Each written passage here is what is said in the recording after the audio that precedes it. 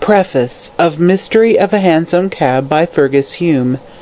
In its original form, The Mystery of a Hansom Cab has reached the sale of 375,000 copies in this country, and some few editions in the United States of America. Notwithstanding this, the present publishers have the best of reasons for believing that there are thousands of persons whom the book has never reached. The causes of this have doubtless been many, but chief among them was the form of the publication itself. It is for this section of the public chiefly that the present edition is issued.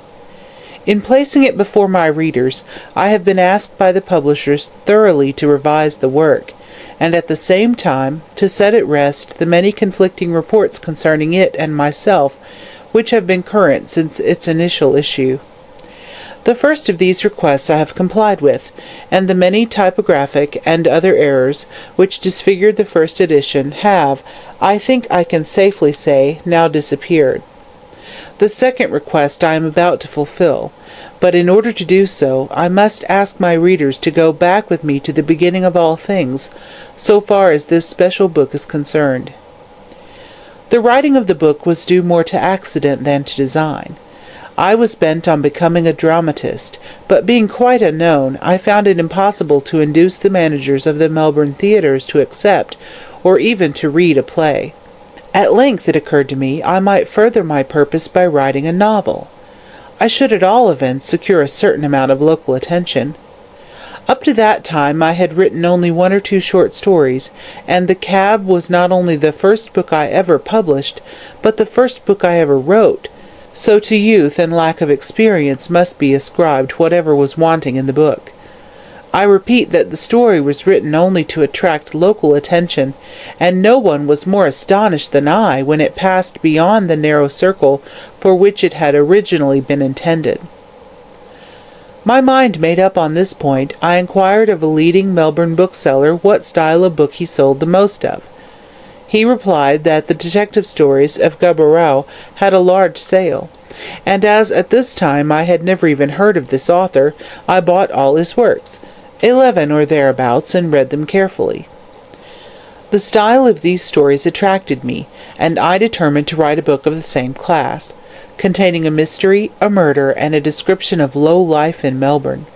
This was the origin of The Cab.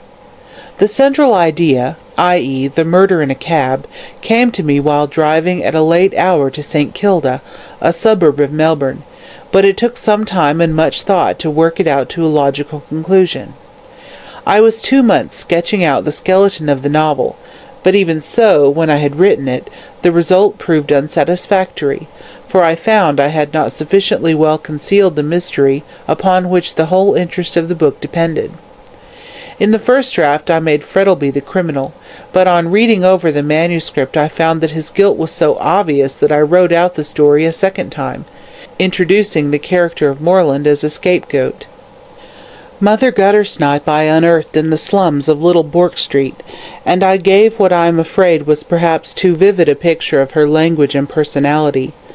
These I have toned down in the present edition. Calton and the 2 lodging-house keepers were actual personages whom I knew very well, and I do not think I have exaggerated their idiosyncrasies, although many have, I believe, doubted the existence of such oddities.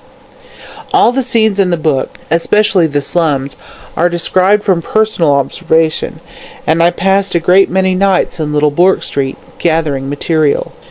Having completed the book, I tried to get it published, but every one to whom I offered it refused even to look at the manuscript on the ground that no colonial could write anything worth reading.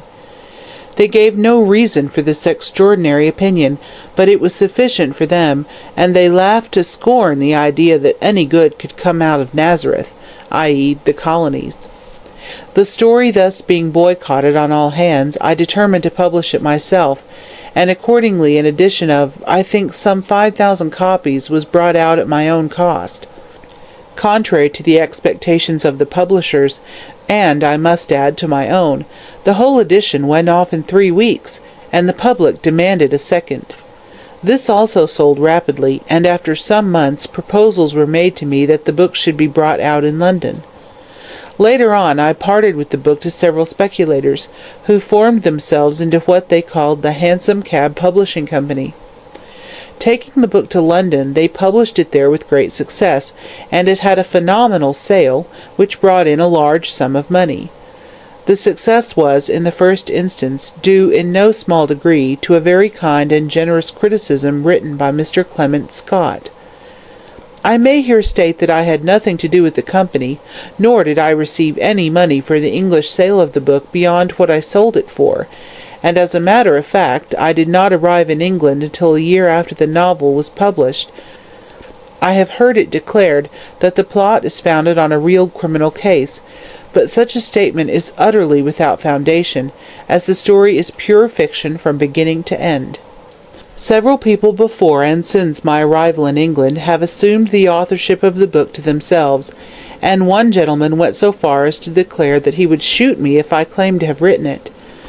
I am glad to say that up to the present he has not carried out his intention. Another individual had his cards printed, Fergus Hume, author of The Mystery of a Hansom Cab, and also added the price for which he was prepared to write a similar book. Many of the papers put this last piece of eccentricity down to my account. I may state in conclusion that I belong to New Zealand and not to Australia, that I am a barrister and not a retired policeman, that I am yet 2 decades off 50 years of age, that Fergus Hume is my real name and not a nom de plume, and finally, that far from making a fortune out of the book, all I received for the English and American rights, previous to the issue of this revised edition by my present publishers, was the sum of £50. With this I take my leave, and I trust that the present edition may prove as successful as did the first. What the Argus said. The following report appeared in the Argus newspaper of Saturday, the 28th July, 18... Truth is said to be stranger than fiction, and certainly the extraordinary murder which took place in Melbourne on Thursday night, or rather Friday morning, goes a long way towards verifying this saying. A crime has been committed by an unknown assassin within a short distance of the principal streets of this great city, and is surrounded by an impenetrable mystery. Indeed, from the nature of the crime itself, the place where it was committed, and the fact that the assassin has escaped without leaving a trace behind him, it would seem as though the case itself had been taken bodily from one of Gaboriau's novels, and that his famous detective Lecoq alone would be able to unravel it. The facts of the case are simply these. On the 27th day of July, at the hour of 20 minutes to 2 o'clock in the morning, a hansom cab drove up to the police station in Grey Street, St. Kilda, and the driver made the startling statement that his cab contained the body of a man who he had reason to believe had been murdered. Being taken into the presence of the inspector, the cabman, who gave his name as Malcolm Royston, related the following strange story. At the hour of 1 o'clock in the morning, he was driving down Collins Street East, when, as he was passing the Burke and Wills monument, he was hailed by a gentleman standing at the corner by the Scotch church. He immediately drove up, and saw that the gentleman who hailed him was supporting the deceased, who appeared to be intoxicated.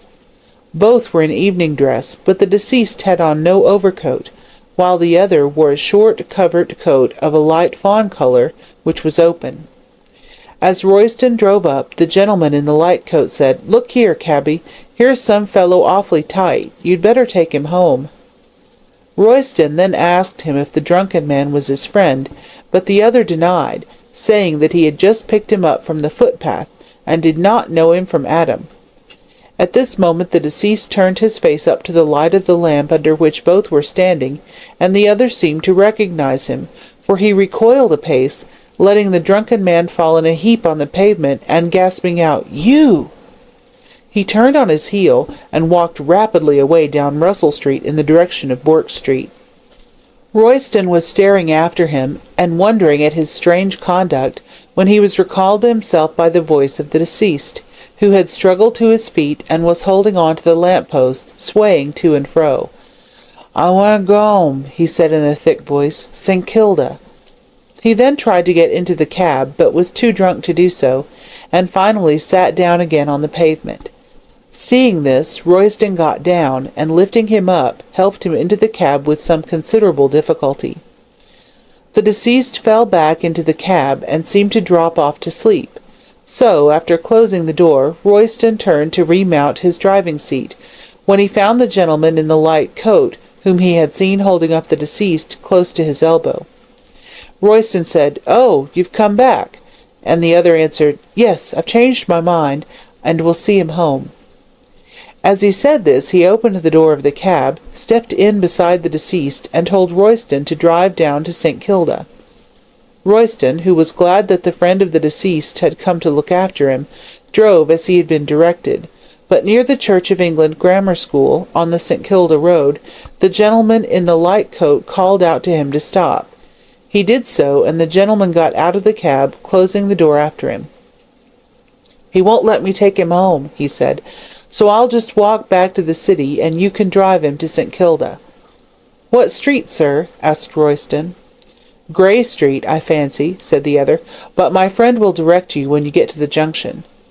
"Ain't he too much on, sir?" said Royston, dubiously. "Oh, no, I think he'll be able to tell you where he lives. It's Grey Street or Ackland Street, I fancy. I don't know which." He then opened the door of the cab and looked in. "Good night, old man," he said. The other apparently did not answer, for the gentleman in the light coat, shrugging his shoulders and muttering, "Sulky brute," closed the door again. He then gave Royston half a sovereign, lit a cigarette, and after making a few remarks about the beauty of the night, walked off quickly in the direction of Melbourne. Royston drove down to the junction, and having stopped there according to his instructions, he asked his fare several times where he was to drive him to. Receiving no response, and thinking that the deceased was too drunk to answer, he got down from his seat, opened the door of the cab, and found the deceased lying back in the corner with a handkerchief across his mouth. He put out his hand with the intention of rousing him, thinking that he had gone to sleep. But on touching him, the deceased fell forward, and on examination, to his horror, he found that he was quite dead. Alarmed at what had taken place, and suspecting the gentleman in the light coat, he drove to the police station at St. Kilda, and there made the above report. The body of the deceased was taken out of the cab and brought into the station, a doctor being sent for at once. On his arrival, however, he found that life was quite extinct, and also discovered that the handkerchief, which was tied lightly over the mouth, was saturated with chloroform. He had no hesitation in stating that from the way in which the handkerchief was placed, and the presence of chloroform, that a murder had been committed, and from all appearances the deceased died easily and without a struggle. The deceased is a slender man, of medium height, with a dark complexion, and is dressed in evening dress, which will render identification difficult, as it is a costume which has no distinctive mark to render it noticeable. There were no papers or cards found on the deceased from which his name could be discovered, and the clothing was not marked in any way. The handkerchief, however, which was tied across his mouth, was of white silk, and marked in one of the corners with the letters O.W. in red silk. The assassin, of course, may have used his own handkerchief to commit the crime, so that if the initials are those of his name, they may ultimately lead to his detection. There will be an inquest held on the body of the deceased this morning, when, no doubt, some evidence may be elicited which will solve the mystery. In Monday morning's issue of the Argus, the following article appeared with reference to the matter. The following additional evidence which has been obtained may throw some light on the mysterious murder in a hansom cab of which we gave a full description in Saturday's issue. Another hansom cabman called at the police office and gave a clue which will, no doubt, prove of value to the detectives in their search for the murderer. He states that he was driving up the St. Kilda road on Friday morning about 1:30, when he was hailed by a gentleman in a light coat, who stepped into the cab and told him to drive to Powlett Street in East Melbourne. He did so, and after paying him, the gentleman got out at the corner of Wellington Parade and Powlett Street and walked slowly up Powlett Street, while the cab drove back to town. Here all clue ends, but there can be no doubt in the minds of our readers as to the identity of the man in the light coat, who got out of Royston's cab on the St. Kilda road, with the one who entered the other cab and alighted therefrom at Powlett Street. There could have been no struggle, as had any taken place the cabman, Royston, surely would have heard the noise. The supposition is, therefore, that the deceased was too drunk to make any resistance, and that the other, watching his opportunity, placed the handkerchief saturated with chloroform over the mouth of his victim. Then, after perhaps a few ineffectual struggles, the latter would succumb to the effects of his inhalation. The man in the light coat, judging from his conduct before getting into the cab, appears to have known the deceased, though the circumstances of his walking away on recognition and returning again shows that his attitude towards the deceased was not altogether a friendly one. The difficulty is where to start from in the search after the author of what appears to be a deliberate murder, as the deceased seems to be unknown, and his presumed murderer has escaped. But it is impossible that the body can remain long without being identified by someone, as though Melbourne is a large city, yet it is neither Paris nor London, where a man can disappear in a crowd and never be heard of again. The first thing to be done is to establish the identity of the deceased, and then, no doubt, a clue will be obtained leading to the detection of the man in the light coat, who appears to have been the perpetrator of the crime. It is of the utmost importance that the mystery in which the crime is shrouded should be cleared up, not only in the interests of justice, but also in those of the public, taking place as it did in a public conveyance and in the public street. To think that the author of such a crime is at present at large, walking in our midst, and perhaps preparing for the committal of another, is enough to shake the strongest nerves. In one of Du Bois-Gobey's stories, entitled An Omnibus Mystery, a murder closely resembling this tragedy takes place in an omnibus, but we question if even that author would have been daring enough to write about a crime being committed in such an unlikely place as a hansom cab. Here is a great chance for some of our detectives to render themselves famous, and we feel sure that they will do their utmost to trace the author of this cowardly and dastardly murder. Evidence at the inquest. At the inquest held on the body found in the hansom cab, the following articles taken from the deceased were placed on the table: £2 10 in gold and silver, the white silk handkerchief which was saturated with chloroform, and was found tied across the mouth of the deceased, marked with the letters O.W. in red silk, a cigarette case of Russian leather, half filled with old Judge cigarettes. 4. A left-hand white glove of kid, rather soiled, with black seams down the back. Samuel Gorby, of the detective office, was present in order to see if anything might be said by the witnesses likely to point to the cause or to the author of the crime. The first witness called was Malcolm Royston, in whose cab the crime had been committed. He told the same story as had already appeared in the Argus, and the following facts were elicited by the coroner. "Can you give a description of the gentleman in the light coat, who was holding the deceased when you drove up?" "I did not observe him very closely, as my attention was taken up by the deceased, and besides, the gentleman in the light coat was in the shadow." "Describe him from what you saw of him." "He was fair, I think, because I could see his moustache, rather tall, in an evening dress, with a light coat over it. I could not see his face very plainly, as he wore a soft felt hat, which was pulled down over his eyes." "What kind of hat was it he wore? A wide-awake?" "Yes, the brim was turned down, and I could see only his mouth and moustache." "What did he say when you asked him if he knew the deceased?" "He said he didn't, that he had just picked him up." "And afterwards he seemed to recognize him?" "Yes. When the deceased looked up he said, 'You!' and let him fall to the ground. Then he walked away towards Bourke Street." "Did he look back?" "Not that I saw." "How long were you looking after him?" "About a minute." "And when did you see him again?" "After I put the deceased into the cab I turned round and found him at my elbow." "And what did he say?" "I said, 'Oh, you've come back,' and he said, 'Yes, I've changed my mind and will see him home.' And then he got into the cab and told me to drive to St. Kilda." "He spoke then as if he knew the deceased?" "Yes, I thought that he recognized him only when he looked up, and perhaps having had a row with him walked away, but thought he'd come back." "Did you see him coming back?" No, the first I saw of him was at my elbow when I turned. And when did he get out? Just as I was turning down by the grammar school on the St. Kilda Road. Did you hear any signs of fighting or struggling in the cab during the drive?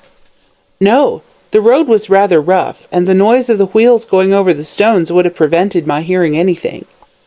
When the gentleman in the light coat got out, did he appear disturbed? No, he was perfectly calm. How could you tell that? Because the moon had risen and I could see plainly. Did you see his face then? No, his hat was pulled down over it. I only saw as much as I did when he entered the cab in Collins Street. Were his clothes torn or disarrayed in any way? No, the only difference I remarked in him was that his coat was buttoned. And was it open when he got in? No, but it was when he was holding up the deceased. Then he buttoned it before he came back and got into the cab? Yes, I suppose so. What did he say when he got out of the cab in the St. Kilda Road? He said that the deceased would not let him take him home, and that he would walk back to Melbourne. And you asked him where you were to drive the deceased to? Yes, and he said that the deceased lived either in Grey Street or Ackland Street, St. Kilda, but that the deceased would direct me at the junction. Did you not think that the deceased was too drunk to direct you? Yes, I did, but his friend said that the sleep and the shaking of the cab would sober him a bit by the time I got to the junction. The gentleman in the light coat apparently did not know where the deceased lived? No, he said it was either in Ackland Street or Grey Street. Did you not think that curious? No, I thought he might be a club friend of the deceased. For how long did the man in the light coat talk to you? About 5 minutes. And during that time you heard no noise in the cab? No, I thought the deceased had gone to sleep. And after the man in the light coat said good night to the deceased, what happened? He lit a cigarette, gave me half a sovereign, and walked off towards Melbourne. Did you observe if the gentleman in the light coat had his handkerchief with him? Oh, yes, because he dusted his boots with it. The road was very dusty. Did you notice any striking peculiarity about him? Well, no, except that he wore a diamond ring. What was there peculiar about that? He wore it on the forefinger of the right hand, and I never saw it that way before. When did you notice this? When he was lighting his cigarette. How often did you call to the deceased when you got to the junction? 3 or 4 times.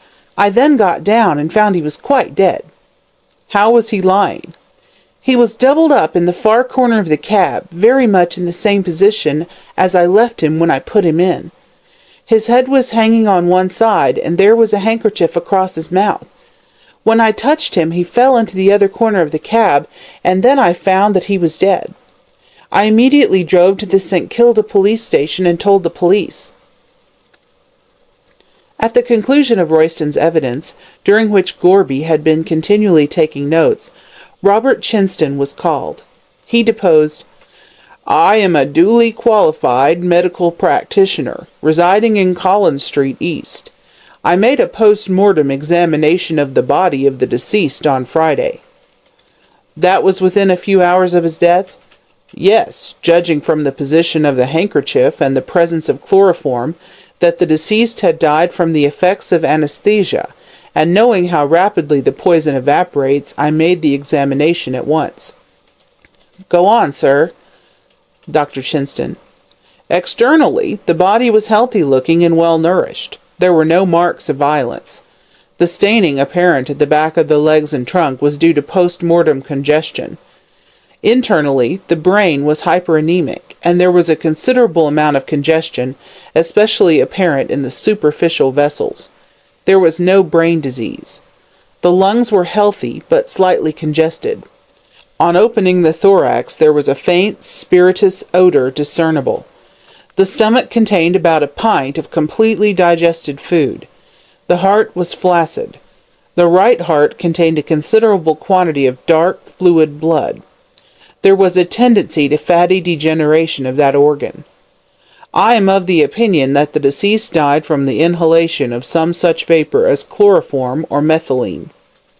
You say there was a tendency to fatty degeneration of the heart? Would that have anything to do with the death of the deceased? Not of itself.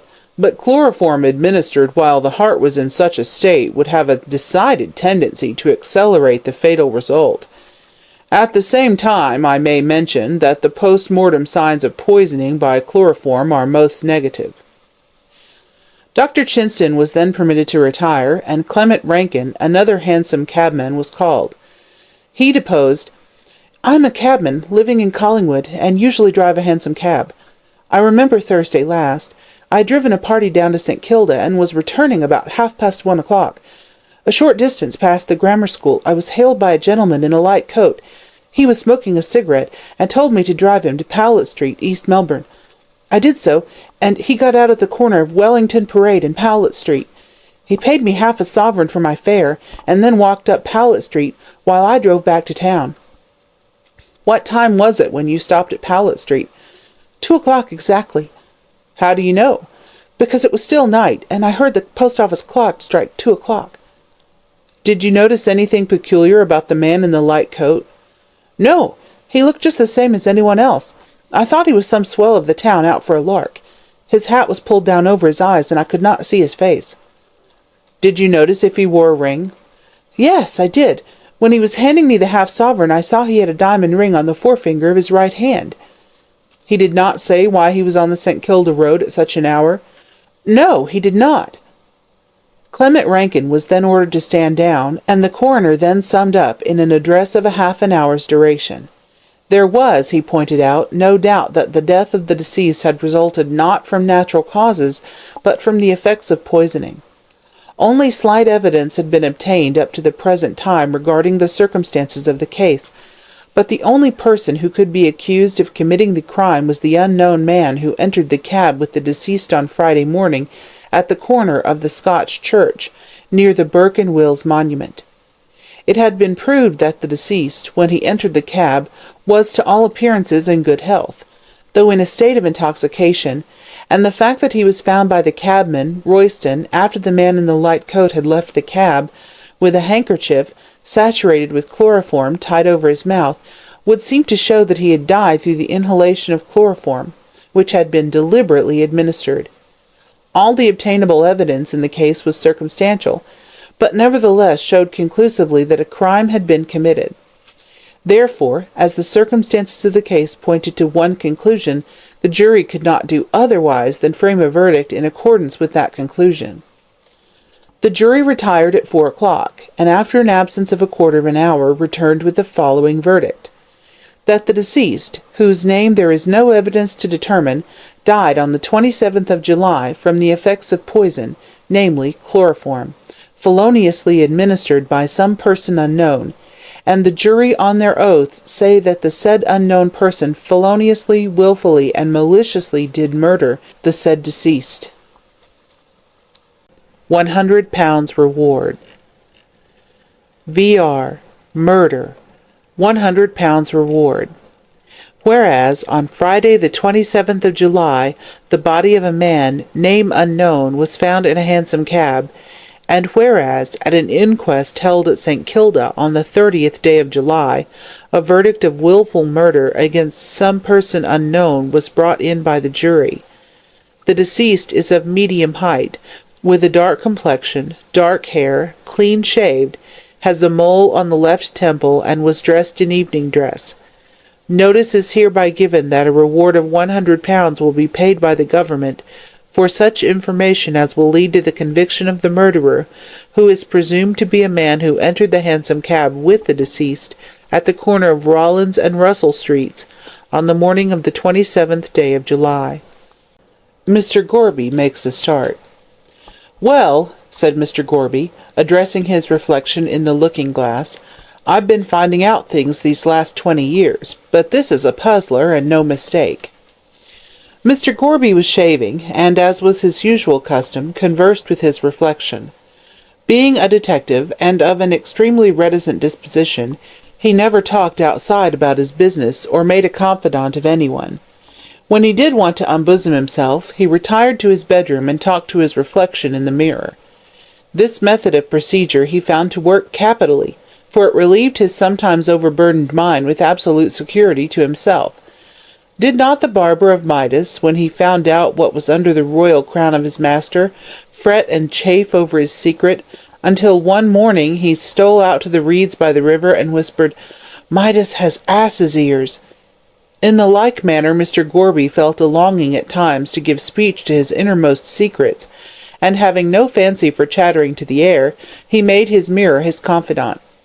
So far it had never betrayed him, while for the rest it joyed him to see his own jolly red face nodding gravely at him from out of the shining surface, like a mandarin.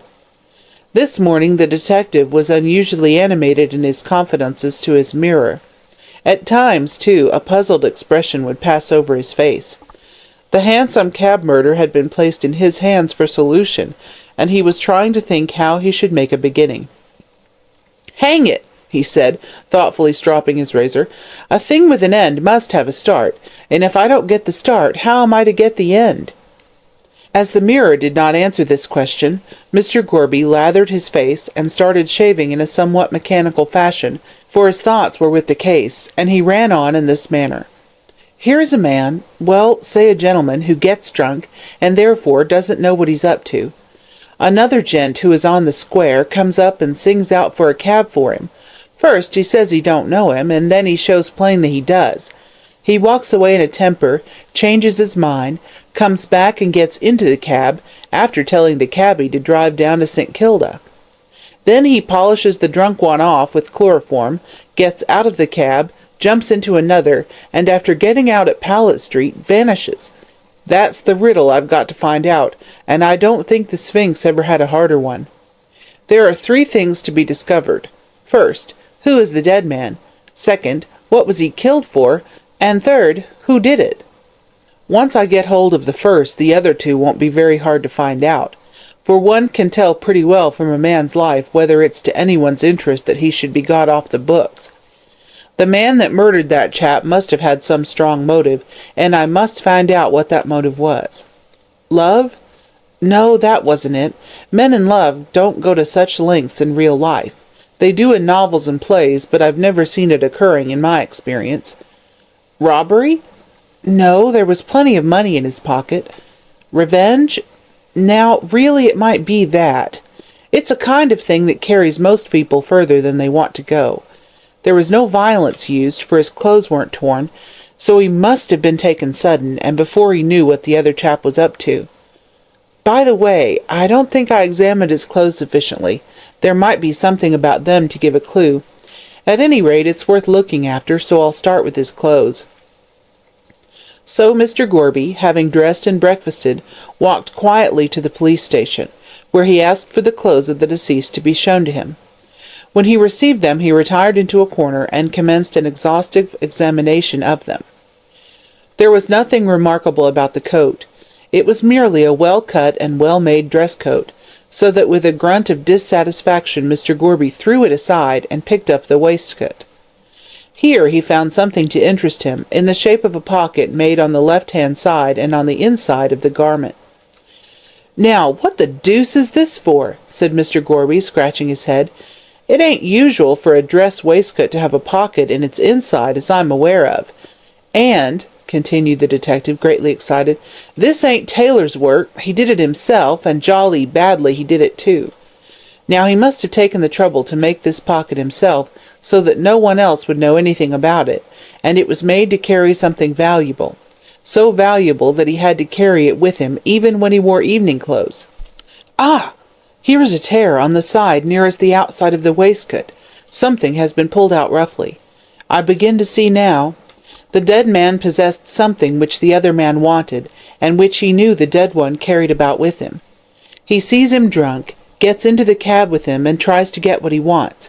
The dead man resists, upon which the other kills him by means of the chloroform which he had with him, and being afraid that the cab will stop, and he will be found out, snatches what he wants out of the pocket so quickly that he tears the waistcoat, and then makes off.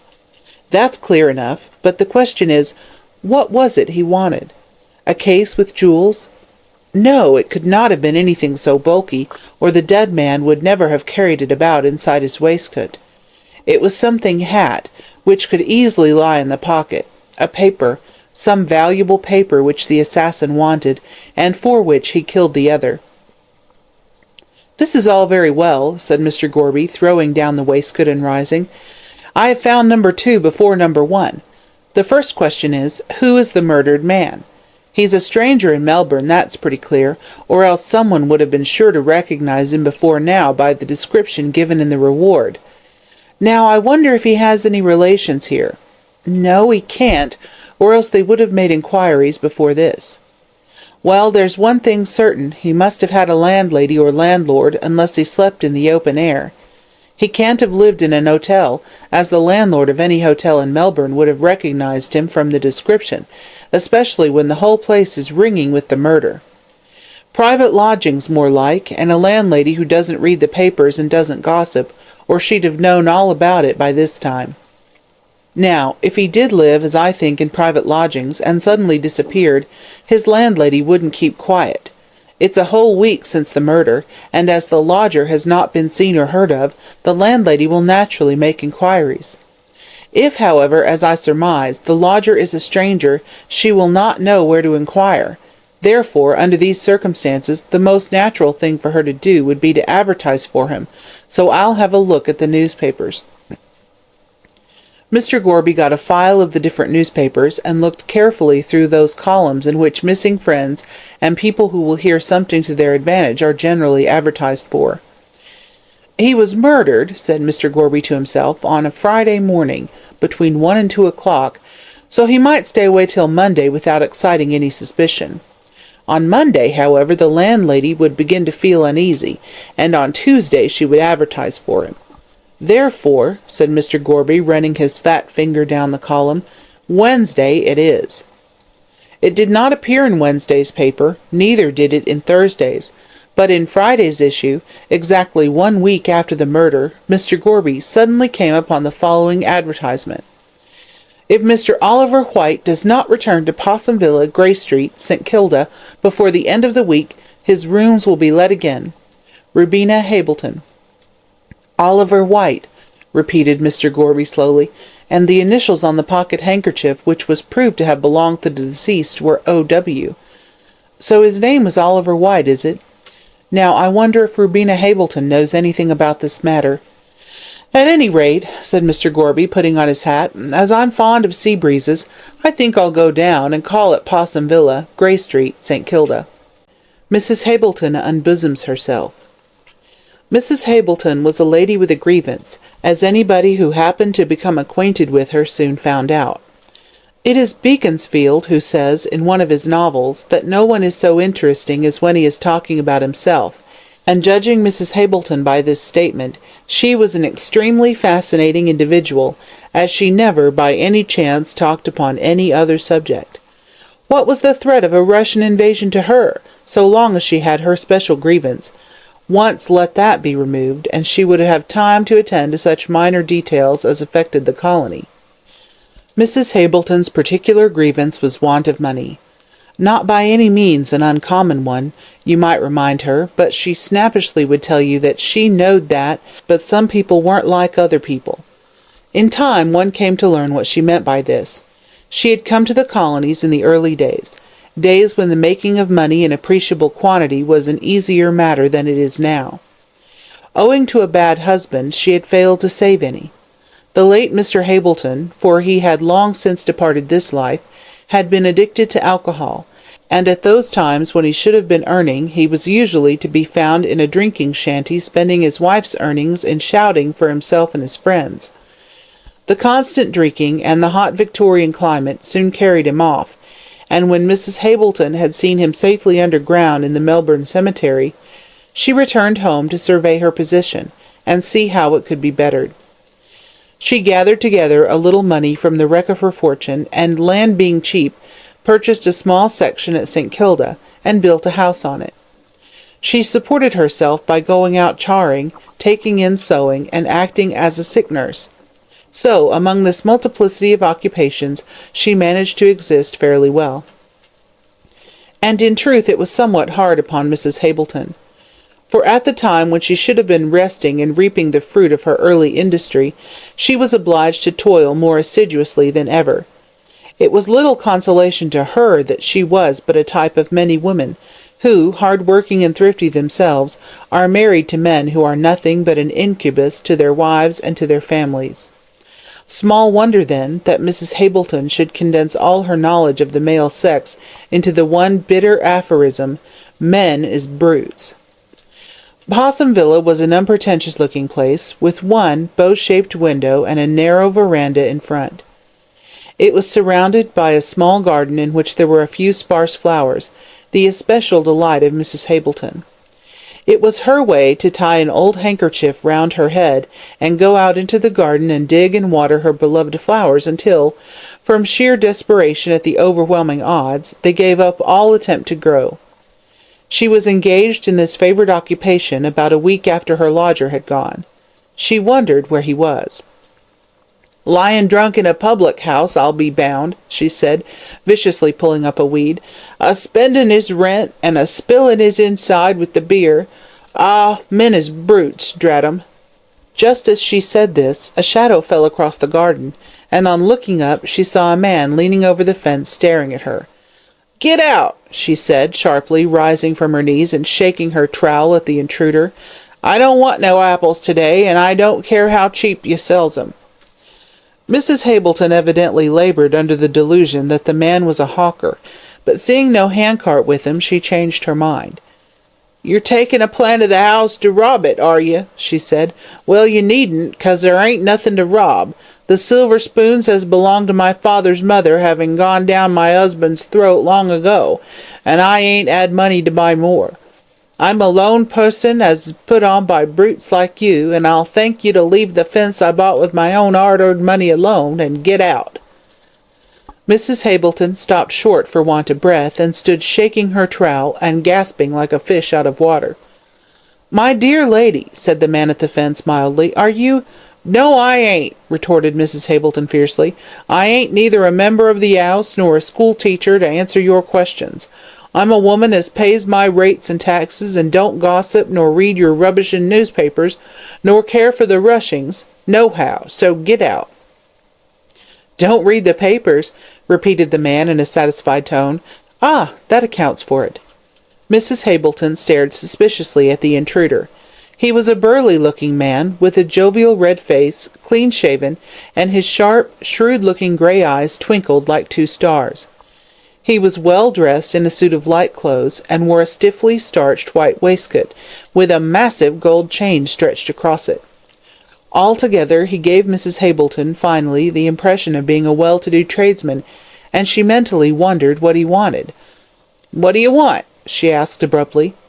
"Does Mr. Oliver White live here?" asked the stranger. "He do, and he don't," answered Mrs. Hableton, epigrammatically. "I ain't seen him for over a week, and I suppose he's gone on the drink like the rest of 'em, but I've put something in the paper as I'll pull him up pretty sharp, and let him know I ain't a carpet to be trod on, and if you're a friend of him, you can tell him from me he's a brute, and it ain't no more but what I've expected of him, he being a male." The stranger waited placidly during the outburst, and Mrs. Hableton, having stopped for want of breath, he interposed quietly, "Can I speak to you for a few moments?" "And who's a-stopping of you?" said Mrs. Hableton defiantly. "Go on with you, not as I expects the truth from a male, but go on." "Well, really," said the other, looking up at the cloudless blue sky, and wiping his face with a gaudy red silk pocket-handkerchief, "it is rather hot, you know, and—" Mrs. Hableton did not give him time to finish, but walking to the gate, opened it with a jerk. "Use your legs and walk in," she said, and the stranger having done so, she led the way into the house, and into a small, neat sitting-room, which seemed to overflow with antimacassars, wool mats, and wax flowers. There were also a row of emu eggs on the mantelpiece, a cutlass on the wall, and a grimy line of hard-looking little books, set in a stiff row on a shelf, presumably for ornament, for their appearance in no way tempted one to read them. The furniture was of horsehair, and everything was hard and shiny, so when the stranger sat down on the slippery-looking armchair that Mrs. Hableton pushed toward him, he could not help thinking it had been stuffed with stones, it felt so cold and hard. The lady herself sat opposite to him in another hard chair, and having taken the handkerchief off her head, folded it carefully, laid it on her lap, and then looked straight at her unexpected visitor. "Now then," she said, letting her mouth fly open so rapidly that it gave one the impression that it was moved by strings like a marionette, "who are you? What are you? And what do you want?" The stranger put his red silk handkerchief into his hat, placed it on the table, and answered deliberately, "My name is Gorby. I am a detective. I want Mr. Oliver White." "He ain't here," said Mrs. Hableton, thinking that White had got into trouble and was in danger of arrest. "I know that," answered Mr. Gorby. "Then where is he?" Mr. Gorby answered abruptly and watched the effect of his words. "He is dead." Mrs. Hableton grew pale and pushed back her chair. "No!" she cried. "He never killed him, did he?" "Who never killed him?" queried Mr. Gorby, sharply. Mrs. Hableton evidently knew more than she intended to say, for, recovering herself with a violent effort, she answered evasively, "He never killed himself." Mr. Gorby looked at her keenly, and she returned his gaze with a defiant stare. "Clever," muttered the detective to himself. "Knows something more than she chooses to tell, but I'll get it out of her." He paused for a moment, and then went on smoothly. "Oh, no, he did not commit suicide. What makes you think so?" Mrs. Hableton did not answer, but rising from her seat went over to a hard and shiny-looking sideboard, from whence she took a bottle of brandy in a small wine-glass. Half filling the glass, she drank it off and returned to her seat. "I don't take much of that stuff," she said, eyeing the detective's eyes fixed curiously on you. "But you have given me such a turn that I must take something to steady my nerves. What do you want me to do?" "Tell me all you know," said Mr. Gorby, keeping his eyes fixed on her face. "Where was Mr. White killed?" she asked. "He was murdered in a hansom cab on the St. Kilda road."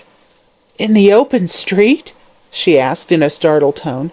"Yes, in the open street." "Ah!" She drew a long breath and closed her lips firmly. Mr. Gorby said nothing. He saw that she was deliberating whether or not to speak, and a word from him might seal her lips, so, like a wise man, he kept silent. He obtained his reward sooner than he had expected. "Mr. Gorby," she said at length, "I've had a hard struggle all my life, which it came along of a bad husband, who was a brute and a drunkard, so God knows I ain't got much inducement to think well of the lot of you. But murder!" She shivered slightly, though the room was quite warm. "I didn't think of that." "In connection with whom?" "Mr. White, of course," she answered hurriedly. "And who else?" "I don't know." "Then there is nobody else?" "Well, I don't know. I'm not sure." The detective was puzzled. "What do you mean?" he asked. "I will tell you all I know," said Mrs. Hableton, "and if he's innocent, God will help him." "If who is innocent?" "I'll tell you everything from the start," said Mrs. Hableton, "and you can judge for yourself." Mr. Gorby assented, and she began. "It's only 2 months ago since I decided to take in lodgers, but charin's hard work, and sewin's trying for the eyes, so being a lone woman, having been badly treated by a brute, who is now dead, which I was always a good wife to him, I thought lodgers would help me a little. So I put a notice in the paper, and Mr. Oliver White took the rooms 2 months ago." "What was he like?" "Not very tall, dark face, no whiskers nor moustache, and quite the gentleman." "Anything peculiar about him?" Mrs. Hableton thought for a moment. "Well," she said at length, "he had a mole on his left temple, but it was covered with his hair, and few people would have seen it." "The very man," said Gorby to himself. "I'm on the right path." "Mr. White said he had just come from England," went on the woman. "Which," thought Gorby, "accounts for the corpse not being recognized by friends. He took the rooms, and said he'd stay with me for 6 months, and paid a week's rent in advance, and he always paid up regular like a respectable man, though I don't believe in 'em myself. He said he'd lots of friends, and used to go out every night." "Who were his friends?" "That I can't tell you, for he were very close, and when he went out of doors I never knowed where he went, which is just like 'em, for they says they're going to work, and you finds 'em in the beer shop. Mr. White told me he was a-going to marry an heiress, he was." "Ah!" interjected Mr. Gorby, sapiently.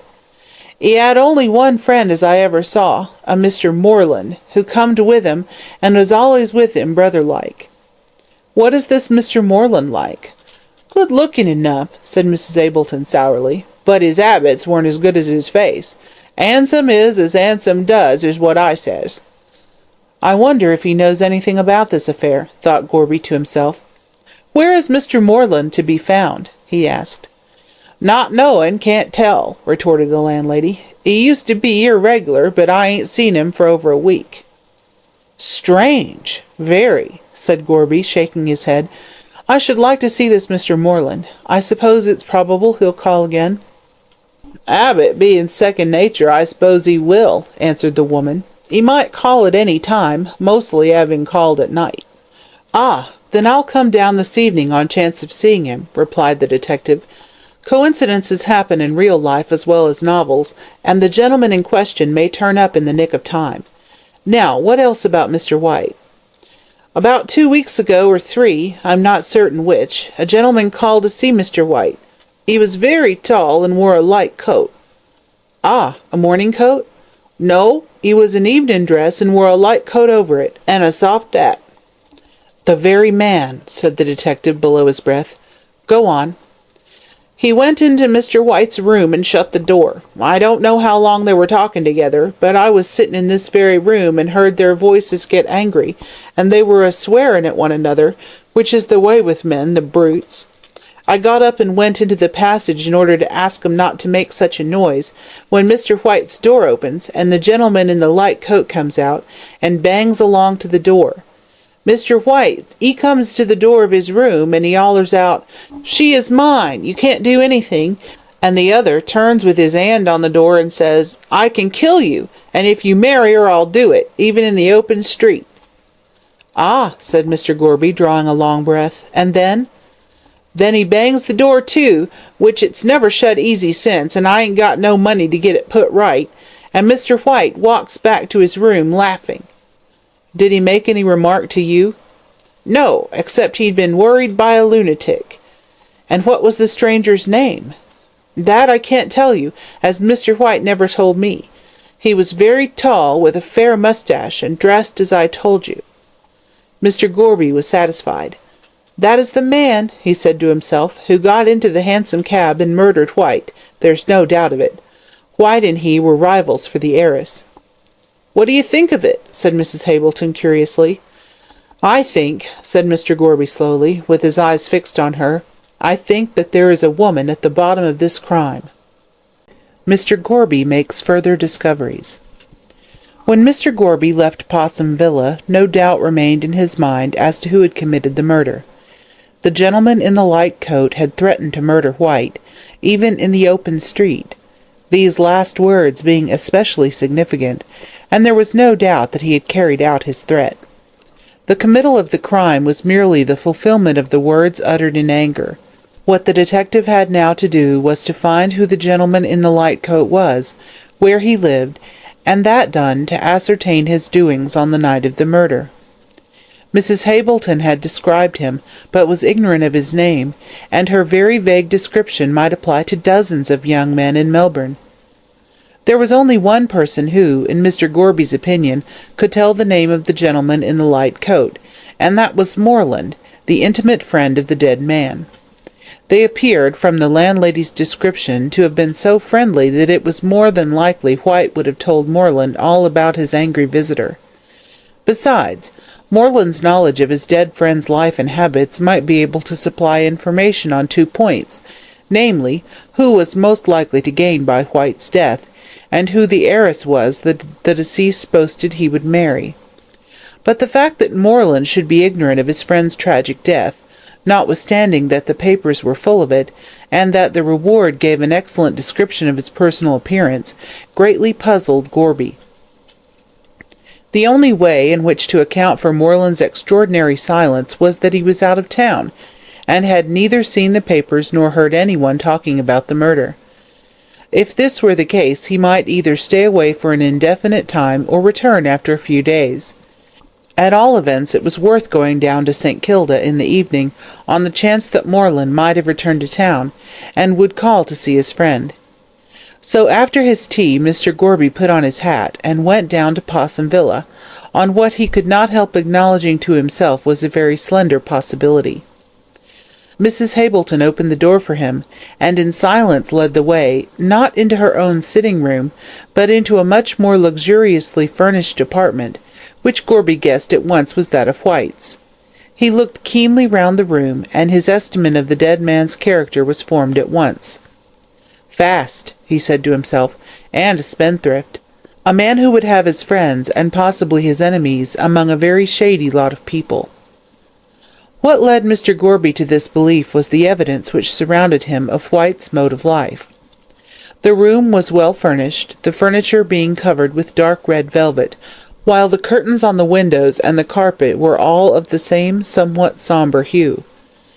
"I did the thing properly," observed Mrs. Hableton, with a satisfactory smile on her hard face.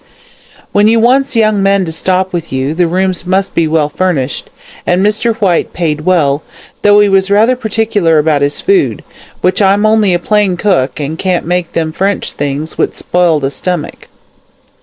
The globes of the gas lamps were of a pale pink colour, and Mrs. Hableton, having lit the gas in expectation of Mr. Gorby's arrival, there was a soft roseate hue throughout the room. Mr. Gorby put his hands in his capacious pockets, and strolled leisurely through the room, examining everything with a curious eye. The walls were covered with pictures of celebrated horses and famous jockeys. Alternating with these were photographs of ladies of the stage, mostly London actresses, Nellie Farren, Kate Vaughan, and other burlesque stars, evidently being the objects of the late Mr. White's adoration. Over the mantelpiece hung a rack of pipes, above which were 2 crossed foils, and under these a number of plush frames of all colours, with pretty faces smiling out of them, a remarkable fact being that all the photographs were of ladies, and not a single male face was to be seen, either on the walls or in the plush frames. "Fond of the ladies, I see," said Mr. Gorby, nodding his head towards the mantelpiece. "A set of hussies," said Mrs. Hableton grimly, closing her lips tightly. "I feel that ashamed when I dusts 'em it never was. I don't believe in gals getting their pictures taken with hardly any clothes on, as if they just got out of bed, but Mr. White seems to like 'em." "Most young men do," answered Mr. Gorby dryly, going over to the bookcase. "Brutes," said the lady of the house.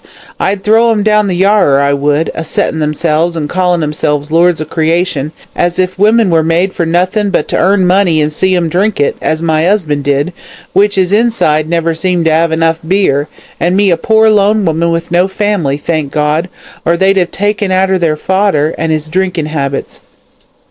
Mr. Gorby took no notice of this tirade against men, but stood looking at Mr. White's library, which seemed to consist mostly of French novels and sporting newspapers. "Zola," said Mr. Gorby, thoughtfully, taking down a flimsy yellow book rather tattered. "I've heard of him. If his novels are as bad as his reputation, I shouldn't care to read them." Here a knock came at the front door, loud and decisive. On hearing it, Mrs. Hableton sprang hastily to her feet. "That may be Mr. Moreland," she said, as the detective quickly replaced Zola in the bookcase.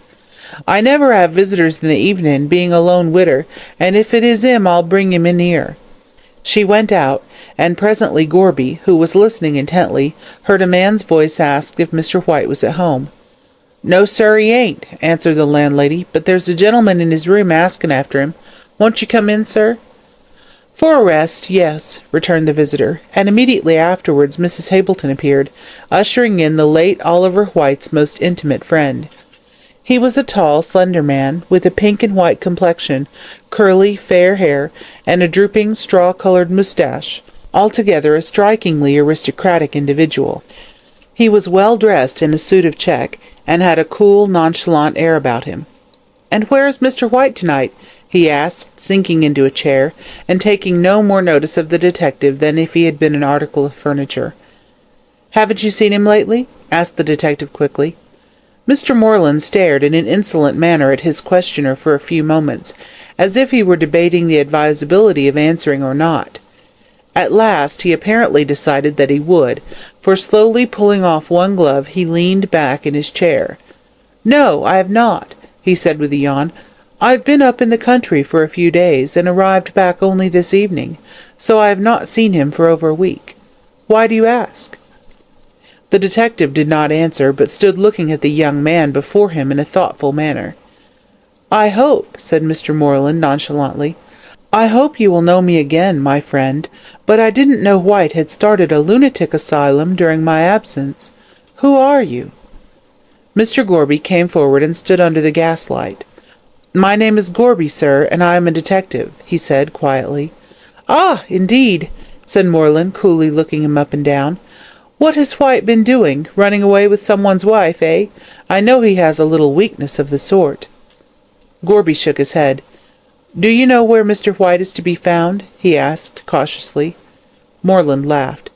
"Not I, my friend," he said lightly. "I presume he is somewhere about here, as these are his headquarters. What has he been doing? Nothing that can surprise me, I assure you. He was always an erratic individual, and—" "He paid regular," interrupted Mrs. Hableton, pursing up her lips. "A most enviable reputation to possess," answered the other with a sneer, "and one I'm afraid I'll never enjoy. But why all this questioning about White? What's the matter with him?" "He's dead," said Gorby abruptly. All Moreland's nonchalance vanished on hearing this, and he started up from his chair. "Dead?" he repeated mechanically. "What do you mean?" "I mean that Mr. Oliver White was murdered in a hansom cab." Moreland stared at the detective in a puzzled sort of way, and passed his hand across his forehead. "Excuse me, my head is in a whirl," he said as he sat down again. "White murdered! He was all right when I left him nearly 2 weeks ago." "Haven't you seen the papers?" asked Gorby.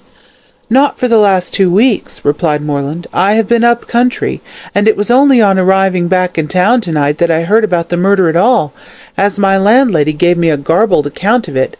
But I never for a moment connected it with White, and I came down here to see him, as I had agreed to do when I left. Poor fellow! Poor fellow! Poor fellow!" And much overcome, he buried his face in his hands. Mr. Gorby was touched by his evident distress, and even Mrs. Hableton permitted a small tear to roll down one hard cheek as a tribute of sorrow and sympathy. Presently Moreland raised his head, and spoke to Gorby in a husky tone. "Tell me all about it," he said, leaning his cheek on his hand. "Everything you know."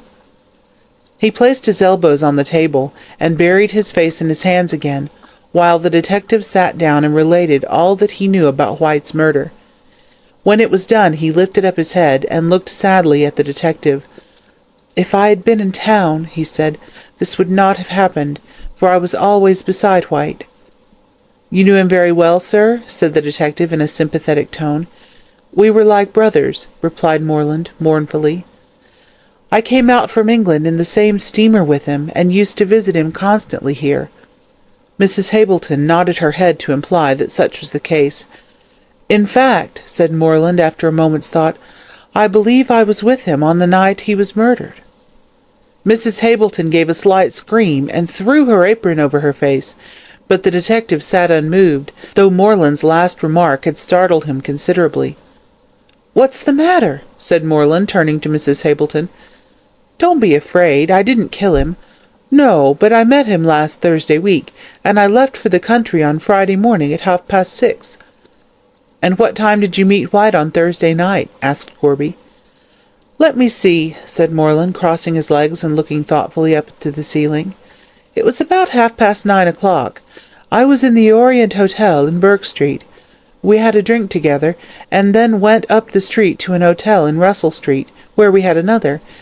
In fact," said Moreland coolly, "we had several other drinks." "Brutes!" muttered Mrs. Hableton below her breath. "Yes," said Gorby placidly. "Go on." "Well, it's hardly the thing to confess it," said Moreland, looking from one to the other with a pleasant smile. "But in a case like this, I feel it my duty to throw all social scruples aside. We both became very drunk." "Ah, White was, as we know, drunk when he got into the cab. And you?" "I was not quite so bad as White," answered the other. "I had my senses about me. I fancy he left the hotel some minutes before 1 o'clock on Friday morning." "And what did you do?" "I remained in the hotel." He left his overcoat behind him, and I picked it up and followed him shortly afterwards to return it. I was too drunk to see in which direction he had gone, and stood leaning against the hotel door in Bourke Street with the coat in my hand. Then someone came up, and snatching the coat from me, made off with it, and the last thing I remember was shouting, 'Stop, thief!' Then I must have fallen down, for the next morning I was in bed with all my clothes on, and they were very muddy. I got up and left town for the country by the 6:30 train, so I knew nothing about the matter until I came back to Melbourne tonight. That's all I know." "And you had no impression that White was watched that night?" "No, I had not," answered Moreland frankly. "He was in pretty good spirits, though he was put out at first." "What was the cause of his being put out?" Moreland arose, and going to a side table, brought White's album, which he laid on the table and opened in silence. The contents were very much the same as the photographs in the room, burlesque actresses and ladies of the ballet predominating, but Mr. Moreland turned over the pages till nearly the end, when he stopped at a large cabinet photograph and pushed the album towards Mr. Gorby. "That was the cause," he said. It was the portrait of a charmingly pretty girl, dressed in white, with a sailor hat on her fair hair, and holding a lawn-tennis racket. She was bending half forward with a winning smile, and in the background bloomed a mass of tropical plants. Mrs. Hableton uttered a cry of surprise at seeing this. "Why, it's Miss Frettlby," she said. "How did he know her?" "Knew her father, letter of introduction, and all that sort of thing," said Mr. Moreland glibly. "Ah, indeed," said Mr. Gorby slowly. "So Mr. White knew Mark Frettlby, the millionaire. But how did he obtain a photograph of the daughter?" "She gave it to him," said Moreland. "The fact is, White was very much in love with Miss Frettlby." "And she—" "Was in love with someone else," finished Moreland. "Exactly. She loved a Mr. Brian Fitzgerald, to whom she is now engaged. He was mad on her, and White and he used to quarrel desperately over the young lady." "Indeed," said Mr. Gorby. "And do you know this Mr. Fitzgerald?" "Oh, dear, no," answered the other coolly. "White's friends were not mine. He was a rich young man who had good introductions. I am only a poor devil on the outskirts of society, trying to push my way in the world." "You are acquainted with his personal appearance, of course," observed Mr. Gorby. "Oh, yes, I can describe that," said Moreland. "In fact, he's not at all unlike me, which I take to be rather a compliment, as he is said to be good-looking. He is tall, rather fair, talks in a bored sort of manner, and is altogether what one would call a heavy swell. But you must have seen him," he went on, turning to Mrs. Hableton. "He was here 3 or 4 weeks ago, White told me." "Oh, that was Mr. Fitzgerald, was it?" said Mrs. Hableton in surprise. "Yes, he is rather like you. The lady they quarrelled over must have been Miss Frettlby." "Very likely," said Moreland, rising. "Well, I'm off. Here's my address," putting a card in Gorby's hand. "I'm glad to be of any use to you in this matter, as White was my dearest friend, and I'll do all in my power to help you find out the murderer." "I don't think that is a very difficult matter," said Mr. Gorby slowly. "Oh, you have your suspicions?" asked Moreland, looking at him. "I have." "Then who do you think murdered White?" Mr. Gorby paused a moment, and then said deliberately, "I have an idea, but I'm not certain. When I'm certain, I'll speak." "You think Fitzgerald killed my friend," said Moreland. "I see it in your face." Mr. Gorby smiled. "Perhaps," he said ambiguously. "Wait till I am certain." The Wool King. The old Greek legend of Midas turning everything he touched into gold is truer than most people imagine. Medieval superstition changed the human being who possessed such a power into the philosopher's stone, the stone which so many alchemists sought in the Dark Ages. But we of the 19th century have given back into human hands this power of transformation. But we do not ascribe it either to a Greek deity or to superstition. We call it luck. And he who possesses luck should be happy notwithstanding the proverb which hints to the contrary. Luck means more than riches. It means happiness in most of those things which the fortunate possessor of it may choose to touch. Should he speculate, he is successful. If he marry, his wife will surely prove everything to be desired. Should he aspire to a position, social or political, he not only attains it, but does so with comparative ease. Worldly wealth, domestic happiness, high position, and complete success, all these things belong to the man who has luck. Mark Frettlby was one of those fortunate individuals, and his luck was proverbial throughout Australia. If there was any speculation for which Mark Frettlby went in, other men would surely follow, and in every case the result turned out as well, and in many cases even better than they expected. He had come out in the early days of the colony with comparatively little money, but his great perseverance and never-failing luck had soon changed his hundreds into thousands, and now at the age of 55 he did not himself know the extent of his income. He had large stations scattered all over the colony of Victoria, which brought him in a splendid income, a charming country house, where at certain seasons of the year he dispensed hospitality to his friends, and a magnificent town-house down in St. Kilda, which would not have been unworthy of Park Lane. Nor were his domestic relations less happy. He had a charming wife, who was one of the best-known and most popular ladies of Melbourne, and an equally charming daughter, who, being both pretty and an heiress, naturally attracted crowds of suitors. But Madge Frettlby was capricious, and refused innumerable offers. Being an extremely independent young person, with a mind of her own, she decided to remain single, as she had not yet seen anyone she could love, and with her mother continued to dispense the hospitality of the mansion at St. Kilda. But the fairy prince comes at length to every woman, and in this instance he came at his appointed time, in the person of one Brian Fitzgerald, a tall, handsome, fair-haired young man hailing from Ireland. He had left behind him in the old country a ruined castle and a few acres of barren land, inhabited by discontented tenants, who refused to pay the rent, and talked darkly about the land league and other agreeable things. Under these circumstances, with no rent coming in, and no prospect of doing anything in the future, Brian had left the castle of his forefathers to the rats and the family at Banshee, and had come out to Australia to make his fortune. He brought letters of introduction to Mark Frettlby, and that gentleman, taking a fancy to him, assisted him by every means in his power. Under Frettlby's advice Brian bought a station, and to his astonishment in a few years he found himself growing rich.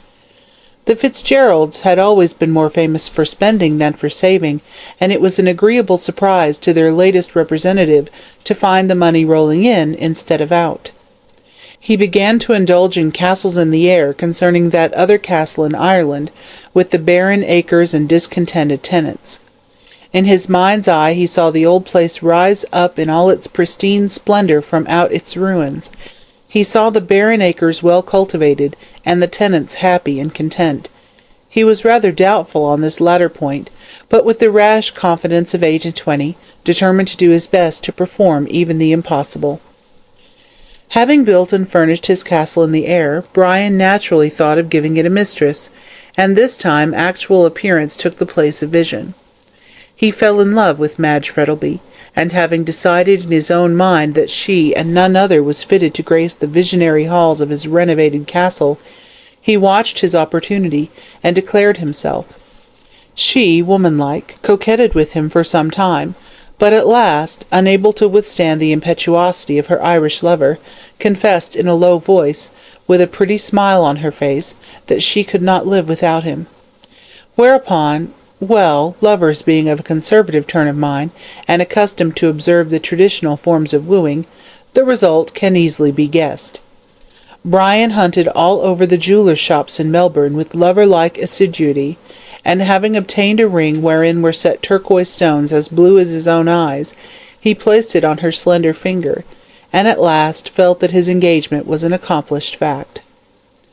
He next proceeded to interview the father, and had just screwed up his courage to the awful ordeal, when something occurred which postponed the interview indefinitely.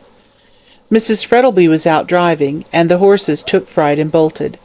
The coach and groom both escaped unhurt, but Mrs. Frettlby was thrown out and killed instantly. This was the first really great trouble which had fallen on Mark Frettlby, and he seemed stunned by it. Shutting himself up in his room, he refused to see anyone, even his daughter, and appeared at the funeral with a white and haggard face, which shocked everyone. When everything was over, and the body of the late Mrs. Frettlby was consigned to the earth, with all the pomp and ceremony which money could give, the bereaved husband rode home, and resumed his old life. But he was never the same again. His face, which had always been so genial and so bright, became stern and sad. He seldom smiled, and when he did, it was a faint, wintry smile, which seemed mechanical. His whole interest in life was centred in his daughter. She became the sole mistress of the St. Kilda mansion, and her father idolized her. She was apparently the one thing left to him which gave him a pleasure in existence. In truth, had it not been for her bright presence, Mark Frettlby would have been lying beside his dead wife in the quiet graveyard. After a time, Brian again resolved to ask Mr. Frettlby for the hand of his daughter, but for the second time fate interposed. A rival suitor made his appearance, and Brian's hot Irish temper rose in anger at him. Mr. Oliver White had come out from England a few months previously, bringing with him a letter of introduction to Mr. Frettlby, who received him hospitably, as was his custom. Taking advantage of this, White lost no time in making himself perfectly at home in the St. Kilda mansion. From the outset, Brian took a dislike to the newcomer. He was a student of Latimer, and prided himself on his perspicuity in reading character. His opinion of White was anything but flattering to that gentleman, while Madge shared his repulsion towards the newcomer. On his part, Mr. White was nothing if not diplomatic. He affected not to notice the coldness of Madge's reception of him. On the contrary, he began to pay her the most marked attentions, much to Brian's disgust. At length he asked her to be his wife, and notwithstanding her prompt refusal, spoke to her father on the subject. Much to the astonishment of his daughter, Mr. Frettlby not only consented to White paying his addresses to Madge, but gave that young lady to understand that he wished her to consider his proposals favourably.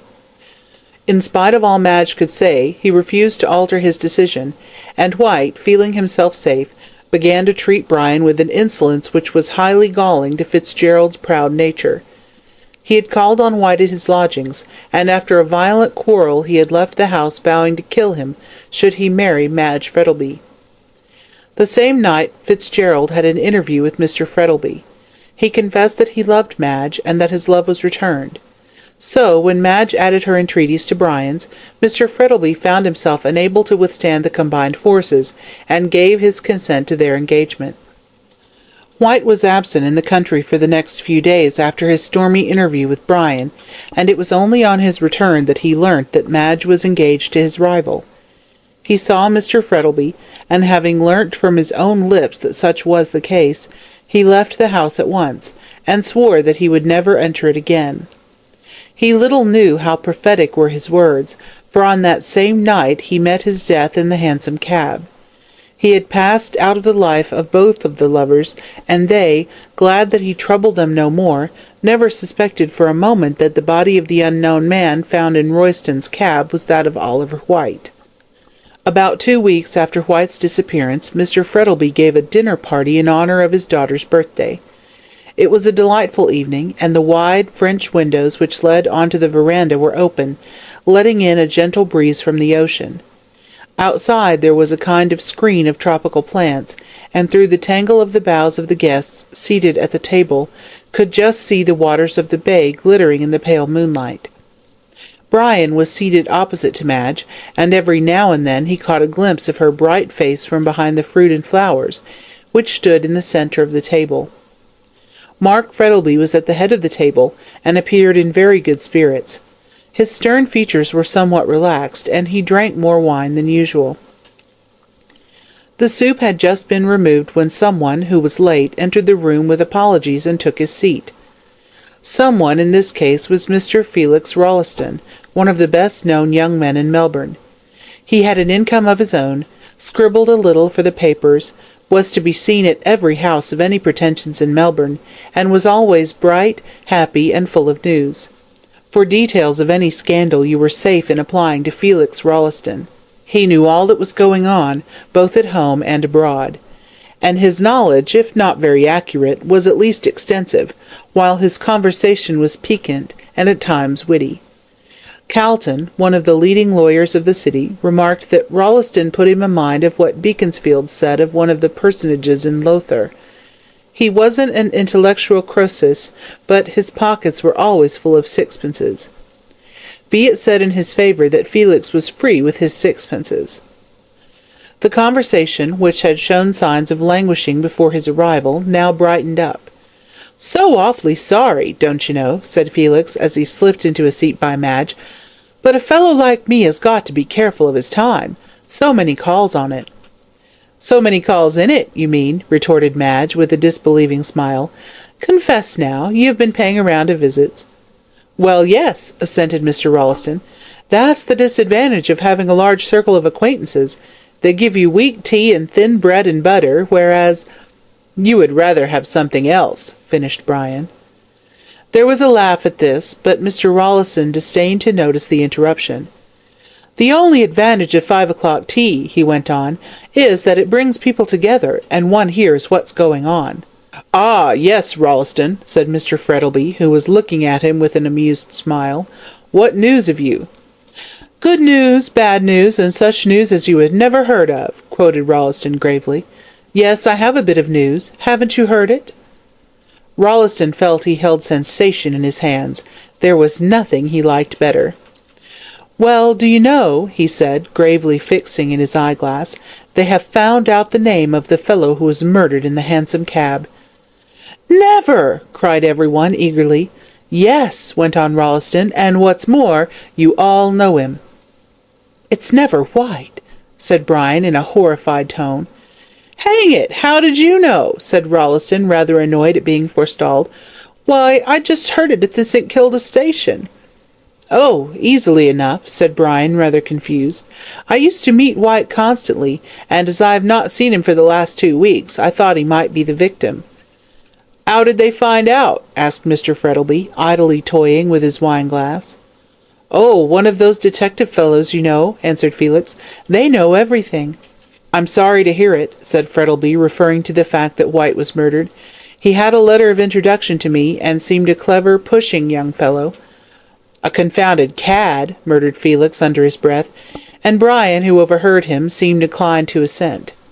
For the rest of the meal nothing was talked about but the murder, and the mystery in which it was shrouded. When the ladies retired, they chatted about it in the drawing-room, but finally dropped it for more agreeable subjects. The men, however, when the cloth was removed, filled their glasses, and continued the discussion with unabated vigour. Brian alone did not take part in the conversation. He sat moodily staring at his untasted wine, wrapped in a brown study. "What I can't make out," observed Rolleston, who was amusing himself with cracking nuts, "is why they did not find out who he was before." "That is not hard to answer," said Frettlby, filling his glass. "He was comparatively little known here, as he had been out from England such a short time, and I fancy that this was the only house at which he visited." "And look here, Rolleston," said Carleton, who was sitting near him, "if you were to find a man dead in a hansom cab, dressed in evening clothes, which 9 men out of 10 are in the habit of wearing in the evening, no cards in his pocket, and no name on his linen, I rather think you would find it hard to discover who he was. I consider it reflects great credit on the police for finding out so quickly." "Puts one in mind of the Leavenworth case, and all that sort of thing," said Felix, whose reading was of the lightest description. "Awfully exciting, like putting a Chinese puzzle together. Gad, I wouldn't mind being a detective myself." "I'm sure, if that was the case," said Mr. Frettlby, with an amused smile, "criminals would be pretty safe." "Oh, I don't know so much about that," answered Felix shrewdly. "Some fellows are like a trifle at a party, froth on top, but something better underneath." "What a greedy smile," said Calton, sipping his wine. "But I'm afraid the police will have a more difficult task in discovering the man who committed the crime. In my opinion, he's a deuced clever fellow." "Then you don't think he'll be discovered?" asked Brian, rousing himself out of his brown study. "Well, I don't go so far as that," rejoined Calton, "but he has certainly left no trace behind him, and even the Red Indian, in whom instinct for tracking is so highly developed, needs some sort of a trail to enable him to find out his enemies. Depend upon it," went on Calton, warming to his subject, The man who murdered White is no ordinary criminal. The place he chose for the committal of the crime was such a safe one." "Do you think so?" said Rolleston. "Why, I should think that a hansom cab in a public street would be very unsafe." "It is that fact which makes it safer," replied Mr. Calton epigrammatically. "You read in De Quincey's account of the Marr murders in London, and you will see that the more public the place, the less risk there is of detection.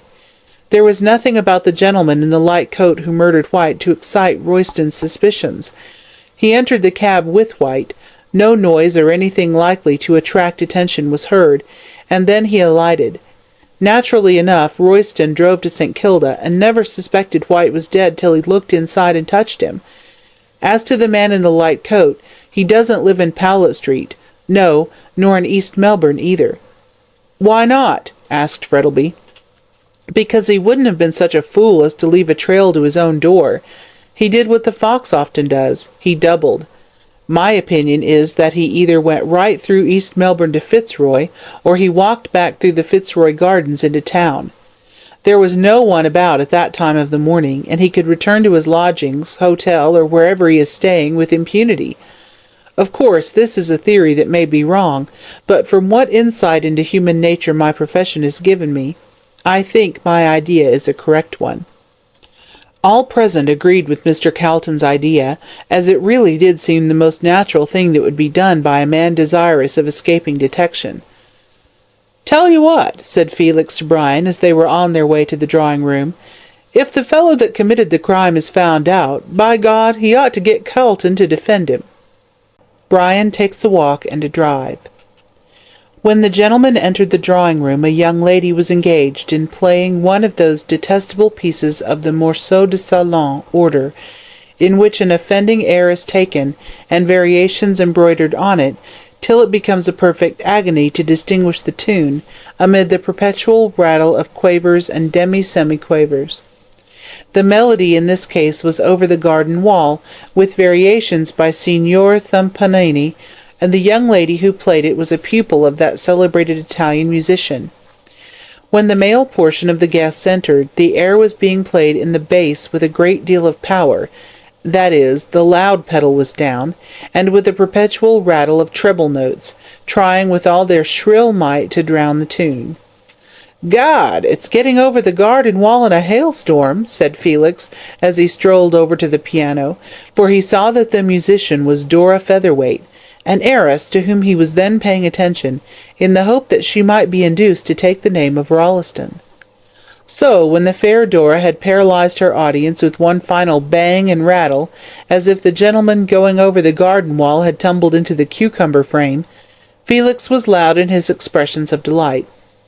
"Such power, you know, Miss Featherweight," he said, sinking into a chair, and mentally wondering if any of the piano strings had given way at that last crash.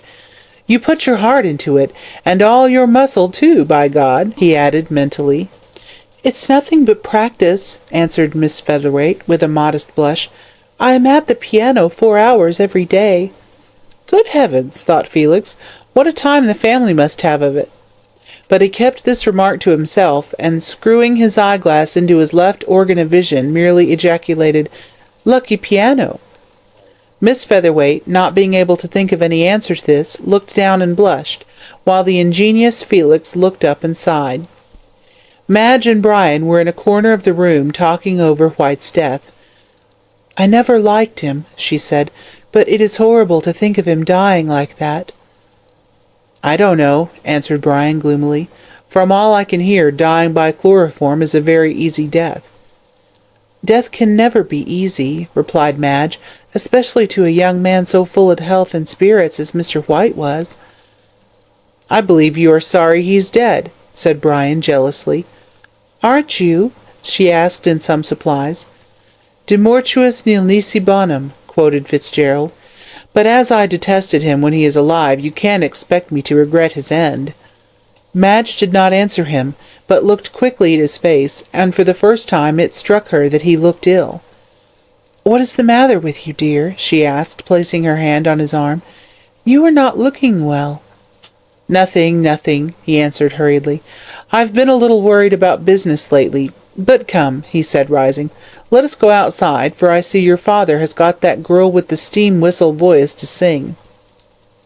The girl with the steam-whistle voice was Julia Featherweight, the sister of Rolleston's Inamorata, and Madge stifled a laugh as she went onto the veranda with Fitzgerald.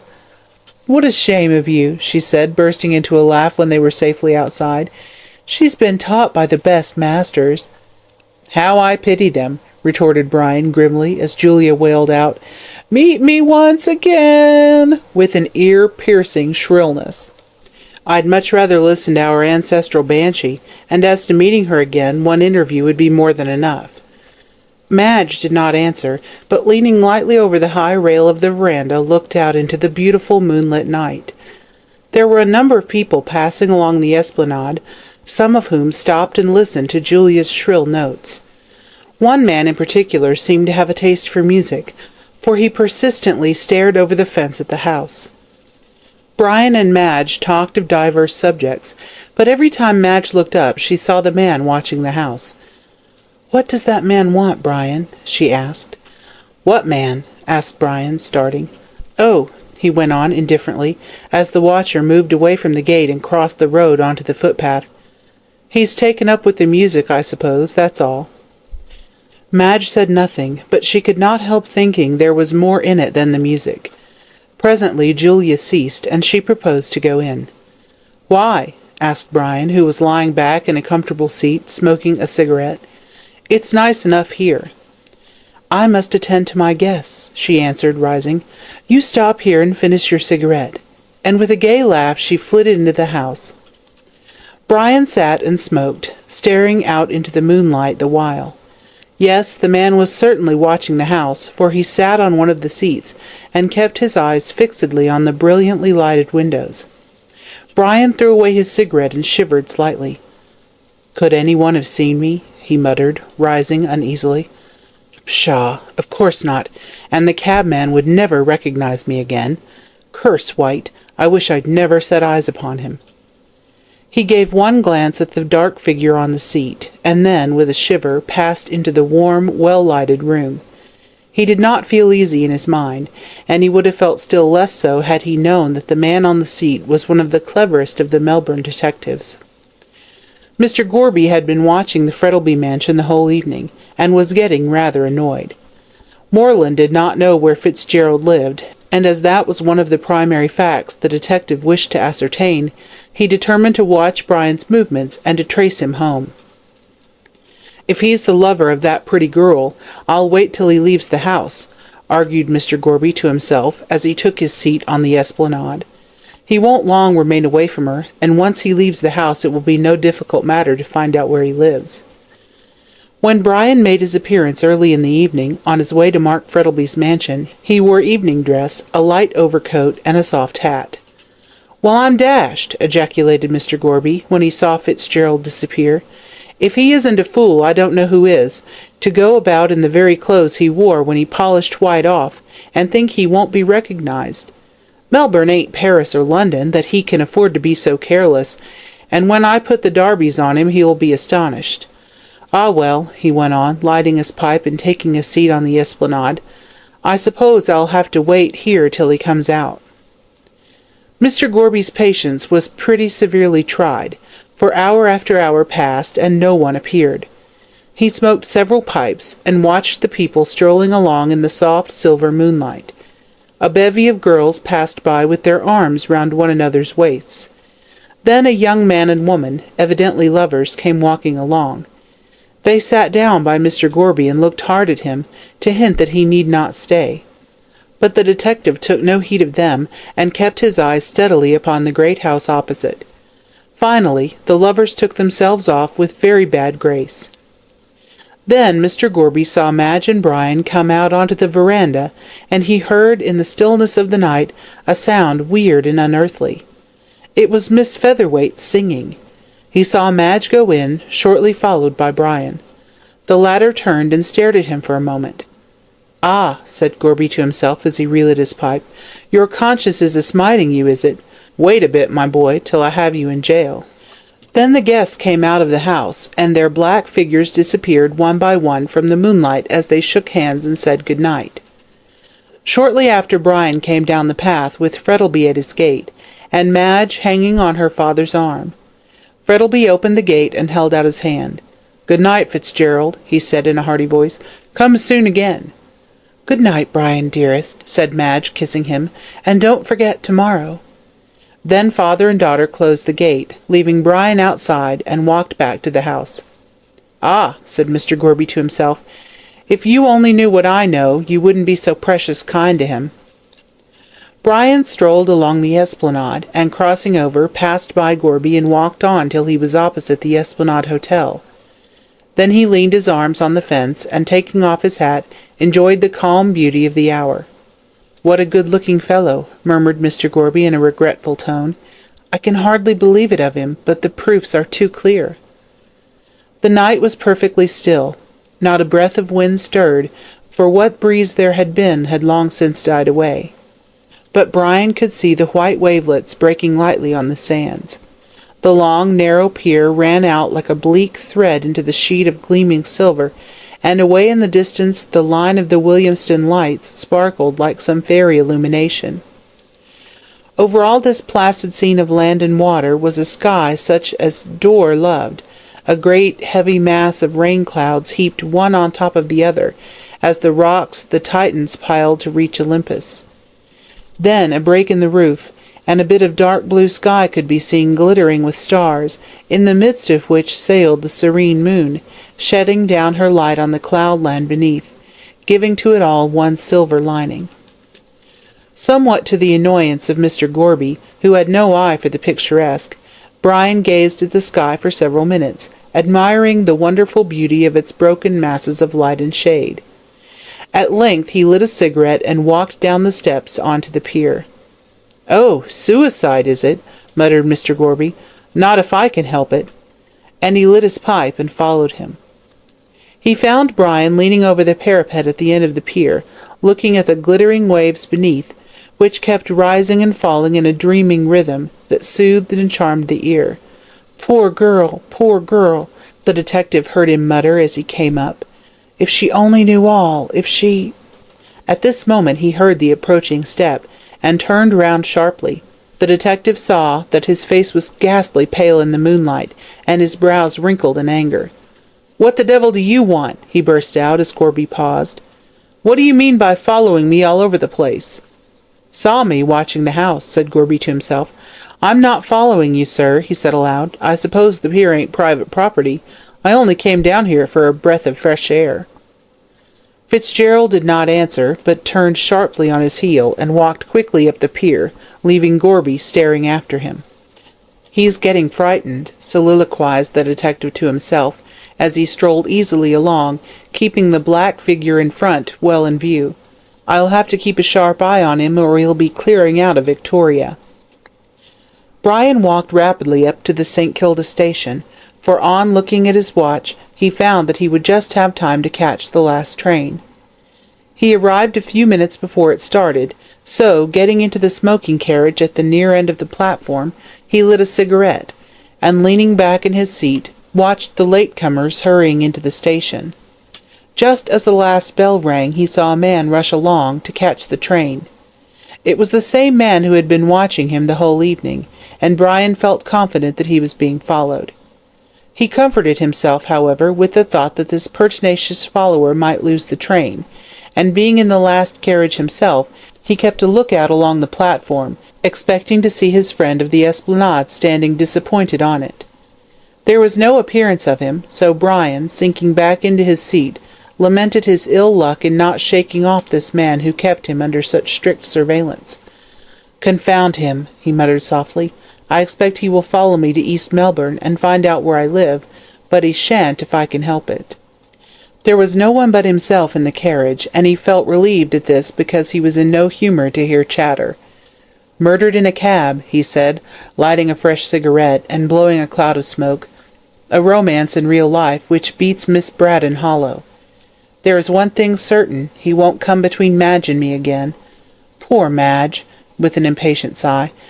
"If she only knew all, there would not be much chance of our marriage, but she can never find out, and I don't suppose anyone else will." Here a thought suddenly struck him, and rising out of his seat, he walked to the other end of the carriage, and threw himself on the cushions, as if desirous to escape from himself.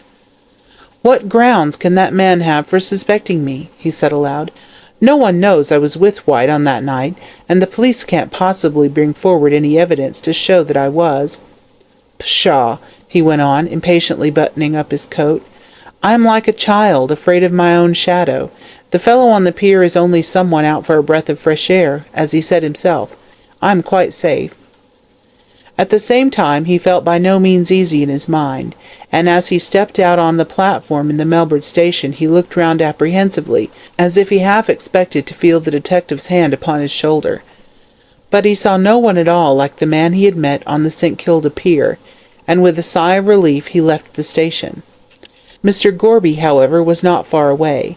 He was following at a safe distance. Brian walked slowly along Flinders Street, apparently deep in thought. He turned up Russell Street, and did not stop until he found himself close to the Burke and Wills monument, the exact spot where the cab had stopped on the night of White's murder. "Ah," said the detective to himself, as he stood in the shadow on the opposite side of the street. "You're going to have a look at it, are you? I wouldn't if I were you. It's dangerous." Fitzgerald stood for a few minutes at the corner, and then he walked up Collins Street. When he got to the cab stand opposite the Melbourne Club, still suspecting he was followed, he hailed a hansom, and drove away in the direction of Spring Street. Gorby was rather perplexed at this sudden move, but without delay he hailed another cab, and told the driver to follow the first till it stopped. "Two can play at that game," he said, settling himself back in the cab, "and I'll get the better of you, clever as you are. And you are clever," he went on in a tone of admiration, as he looked round the luxurious hansom, "to choose such a convenient place for a murder. No disturbance, and plenty of time for escape after you had finished. It's a pleasure going after a chap like you, instead of after men who tumble down like ripe fruit, and ain't got any brains to keep their crime quiet." While the detective thus soliloquized, his cab, following on the trail of the other, had turned down Spring Street, and was being driven rapidly along the Wellington Parade, in the direction of East Melbourne. It then turned up Powlett Street, at which Mr. Gorby was glad. "Ain't so clever as I thought," he said to himself. "Shows his nest right off, without any attempt to hide it." The detective, however, had reckoned without his host, for the cab in front kept driving on, through an interminable maze of streets, until it seemed as though Brian were determined to drive the whole night. "Look here, sir," cried Gorby's cabman, looking through his trap-door on the roof of the hansom. "How long's this 'ere game a-going to last? My horse is knocked up, he is, and his blessed old legs is a-giving way under him." Go on," answered the detective impatiently. "I'll pay you well." The cabman's spirits were raised by this, and by dint of coaxing and a liberal use of the whip, he managed to get his jaded horse up to a pretty good pace. They were in Fitzroy by this time, and both cabs turned out of Gertrude Street into Nicholson Street, thence passed to Evelyn Street and along Spring Street, until Brian's cab stopped at the corner of Collins Street, and Gorby saw him alight and dismiss his cabman. He then walked down the street and disappeared into the Treasury Gardens. "Confound it," said the detective as he got out and paid his fare, which was by no means a light one, but over which he had no time to argue. "We've come in a circle, and I do believe he lives in Powlett Street after all." He went into the gardens, and saw Brian some distance ahead of him, walking rapidly. It was bright moonlight, and he could easily distinguish Fitzgerald by his light coat. As he went along that noble avenue with its elms in their winter dress, the moon shining through their branches wrought a fantastic tracery on the smooth asphalt. And on either side Gorby could see the dim white forms of the old Greek gods and goddesses, Venus Victrix with the apple in her hand, which Mr. Gorby, in his happy ignorance of heathen mythology, took for Eve offering Adam the forbidden fruit, Diana with the hound at her feet, and Bacchus and Ariadne, which the detective imagined were the babes in the wood. He knew that each of the statues had queer names, but thought they were merely allegorical. Passing over the bridge, with the water rippling quietly underneath, Brian went up the smooth yellow path to where the statue of Hebe, holding the cup, seems instinct with life, and turning down the path to the right, he left the gardens by the end gate, near which stands the statue of the dancing faun, with the great bush of scarlet geranium burning like an altar before it. Then he went along the Wellington Parade, and turned up Powlett Street, where he stopped at a house near Cairns Memorial Church, much to Mr. Gorby's relief, who, being like Hamlet, fat and scant of breath, found himself rather exhausted. He kept well in the shadow, however, and saw Fitzgerald give one final look round before he disappeared into the house. Then Mr. Gorby, like the robber captain in Ali Baba, took careful stock of the house, and fixed its locality and appearance well in his mind, as he intended to call at it on the morrow. "What I'm going to do," he said as he walked slowly back to Melbourne, "is to see his landlady when he's out, and find out what time he came in on the night of the murder. If it fits into the time he got out of Rankin's cab, I'll get a warrant and arrest him straight off." Mr. Gorby is satisfied at last. In spite of his long walk, and still longer drive, Brian did not sleep well that night. He kept tossing and turning, or lying on his back, wide awake, looking into the darkness and thinking of White. Towards dawn, when the first faint glimmer of morning came through the Venetian blinds, he fell into a sort of uneasy doze, haunted by horrible dreams. He thought he was driving in a hansom, when suddenly he found White by his side, clad in white cerements, grinning and gibbering at him with ghastly merriment. Then the cab went over a precipice, and he fell from a great height, down, down, with the mocking laughter still sounding in his ears, until he woke with a loud cry, and found it was broad daylight, and that drops of perspiration were standing on his brow. It was no use trying to sleep any longer, so with a weary sigh he arose and went to his tub, feeling jaded and worn out by worry and want of sleep. His bath did him some good. The cold water brightened him up and pulled him together. Still, he could not help giving a start of surprise when he saw his face reflected in the mirror, old and haggard-looking, with dark circles round the eyes. "A pleasant life I'll have of it if this sort of thing goes on," he said bitterly. "I wish I had never seen or heard of White." He dressed himself carefully. He was not a man to neglect his toilette, however worried and out of sorts he might feel. Yet, notwithstanding all his efforts, the change in his appearance did not escape the eye of his landlady. She was a small, dried-up little woman, with a wrinkled, yellowish face. She seemed parched and brittle. Whenever she moved, she crackled, and one went in constant dread of seeing a wizened-looking limb break off short like a branch of some dead tree. When she spoke, it was in a voice hard and shrill, not unlike the chirp of a cricket. When, as was frequently the case, she clothed her attenuated form in faded brown silk gown, her resemblance to that lively insect was remarkable.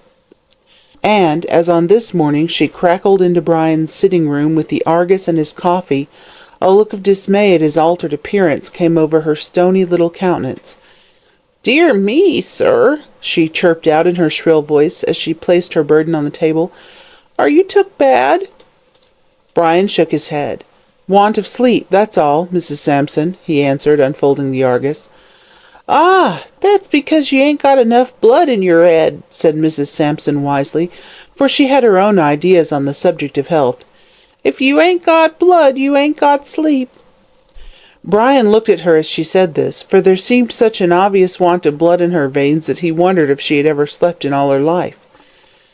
"There was my father's brother, which of course makes him my uncle," went on the landlady, pouring out a cup of coffee for Brian, "and the blood he had was something astounding, which it made him sleep that as long as they had to draw pints from him afore he'd awake in the morning."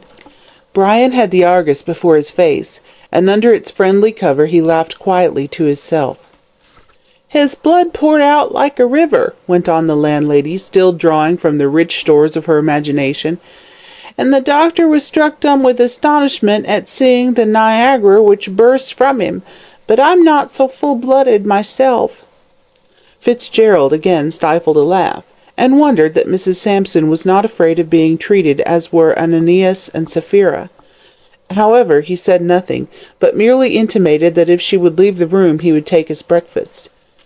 "And if you wants anything else, Mr. Fitzgerald," she said, going to the door, "you knows your way to the bell as easy as I do to the kitchen," and with a final chirrup she crackled out of the room. As soon as the door was closed, Brian put down his paper and roared, in spite of his worries. He had that extraordinary vivacious Irish temperament which enables a man to put all trouble behind his back and thoroughly enjoy the present. His landlady, with her Arabian Night-like romances, was a source of great amusement to him, and he felt considerably cheered by the odd turn her humour had taken this morning. After a time, however, his laughter ceased, and his troubles came crowding on him again. He drank his coffee, but pushed away the food which was before him, and looked through the Argus for the latest report about the murder case. What he read made his cheek turn a shade paler than before. He could feel his heart thumping wildly. "They found a clue, have they?" he muttered, rising and pacing restlessly up and down. "I wonder what it can be. I threw that man off the scent last night, but if he suspects me, there will be no difficulty in his finding out where I live. Bah! What nonsense I am talking! I am the victim of my own morbid imagination. There is nothing to connect me with the crime, so I need not be afraid of my shadow. I've a good mind to leave town for a time, but if I am suspected, that would excite suspicion. Oh, Madge, darling!" he cried passionately, "if you only knew what I suffer, I know that you would pity me, but you must never know the truth. Never, never!" And sinking into a chair by the window, he covered his face with his hands. After remaining in this position for some minutes, occupied with his own gloomy thoughts, he arose and rang the bell. A faint crackle in the distance announced that Mrs. Sampson had heard it, and she soon came into the room, looking more like a cricket than ever. Brian had gone into his bedroom and called out to her from there. "I'm going down to St. Kilda, Mrs. Sampson," she said, "and probably I shall not be back all day." "Which I hopes it'll do you good," she answered, "for you've eaten nothing, and the sea breezes is miraculous for making you take to your victuals. My mother's brother being a sailor and wonderful for his stomach, which, when he had done a meal, the table looked as if a locust had gone over it." "A what?" asked Fitzgerald, buttoning his gloves. "A locust," replied the landlady, in surprise at his ignorance. "As I've read in 'Oly Writ as how John the Baptist was partial to 'em.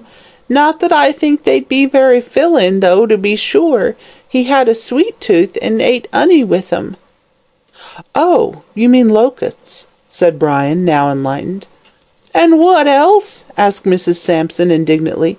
"Which, though not being a scholar, I speaks English, I hopes, my mother's second cousin having had a prize at his spelling bee, though he died early through brain fever, having crowded his head overmuch with the dictionary." "Dear me," answered Brian mechanically. "How unfortunate." He was not listening to Mrs. Sampson's remarks. He suddenly remembered an arrangement which Madge had made, and which up till now had slipped his memory. "Mrs. Sampson," he said, turning round at the door, "I am going to bring Mr. Frettleby and his daughter to have a cup of tea here, so you might have some ready." "You have only to ask and to have," answered Mrs. Sampson hospitably, with a gratified crackle of all her joints. "I'll make the tea, sir, and also some of my own particular cakes, being a special kind I have, which my mother showed me how to make, having been taught by a lady as she nussed through the scarlet fever, though being of a weak constitution, she died soon after, being in the habit of contracting any disease she might chance on." Brian hurried off, lest in her Poe-like appreciation of them, Mrs. Sampson should give vent to more charnel house horrors. At one point of her life the little woman had been a nurse, and it was told of her that she had frightened one of her patients into convulsions during the night by narrating to her the history of all the corpses she had laid out. This ghoul-like tendency in the end proved fatal to her professional advancement. As soon as Fitzgerald had gone, she went over to the window and watched him as he walked slowly down the street, a tall, handsome man of whom any woman would be proud. "What an awful thing it are to think you'll be a corpse some day," she chirped cheerily to herself. "Though of course being a great swell in his own place, you'll have a nice airy vault, which 'ud be far more comfortable than a close stuffy grave, even though it has a tombstone and violets over it. Ah! Now, who are you, impertinence?" she broke off, as a stout man in a light suit of clothes crossed the road and rang the bell. "A-pulling at the bell as if it were a pump handle." As the gentleman at the door, who was none other than Mr. Gorby, did not hear her, he of course did not reply, so she hurried down the stairs, crackling with anger at the rough usage her bell had received. Mr. Gorby had seen Brian go out, and deeming it a good opportunity for inquiry, had lost no time in making a start. "You nearly tore the bell down," said Mrs. Sampson as she presented her thin body and wrinkled face to the view of the detective. "I'm very sorry," answered Gorby meekly. "I'll knock next time." "Oh, no, you won't," said the landlady, tossing her head. "Me not having a knocker, and you and your scratching the paint off the door, which it ain't been done over 6 months by my sister-in-law's cousin, which he is a painter with a shop in Fitzroy and a wonderful high to colour." "Does Mr. Fitzgerald live here?" asked Mr. Gorby quietly. "He do," replied Mrs. Sampson, "but he's gone out and won't be back till the afternoon, which any message'll be delivered to him punctual on his arrival." "I'm glad he's not in," said Mr. Gorby. "Would you allow me to have a few moments' conversation?" "What is it?" asked the landlady, her curiosity being roused. "I'll tell you when we get inside," answered Mr. Gorby. She looked at him with her sharp little eyes, and seeing nothing disreputable about him, led the way upstairs, crackling loudly the whole time. This so astonished Mr. Gorby that he cast about in his own mind for an explanation of the phenomenon. "Wants oiling about the joints," was his conclusion, "but I never heard anything like it, and she looks as if she'd snap in two, she's that brittle." Mrs. Sampson took Gorby into Brian's sitting-room, and having closed the door, sat down and prepared to hear what he had to say for himself. "I hope it ain't bills," she said. "Mr. Fitzgerald having money in the bank, and everything respectable like a gentleman he is, though, to be sure, your bill might come down on him unbeknown, he not having kept it in mind, which it ain't everybody as 'ud have such a good memory as my aunt on my mother's side, she having been famous for her dates, like a history, not to speak of her multiplication tables, and the numbers of people's houses." "It's not bills," answered Mr. Gorby, who, having vainly attempted to stem the shrill torrent of words, had given in, and waited mildly until she had finished.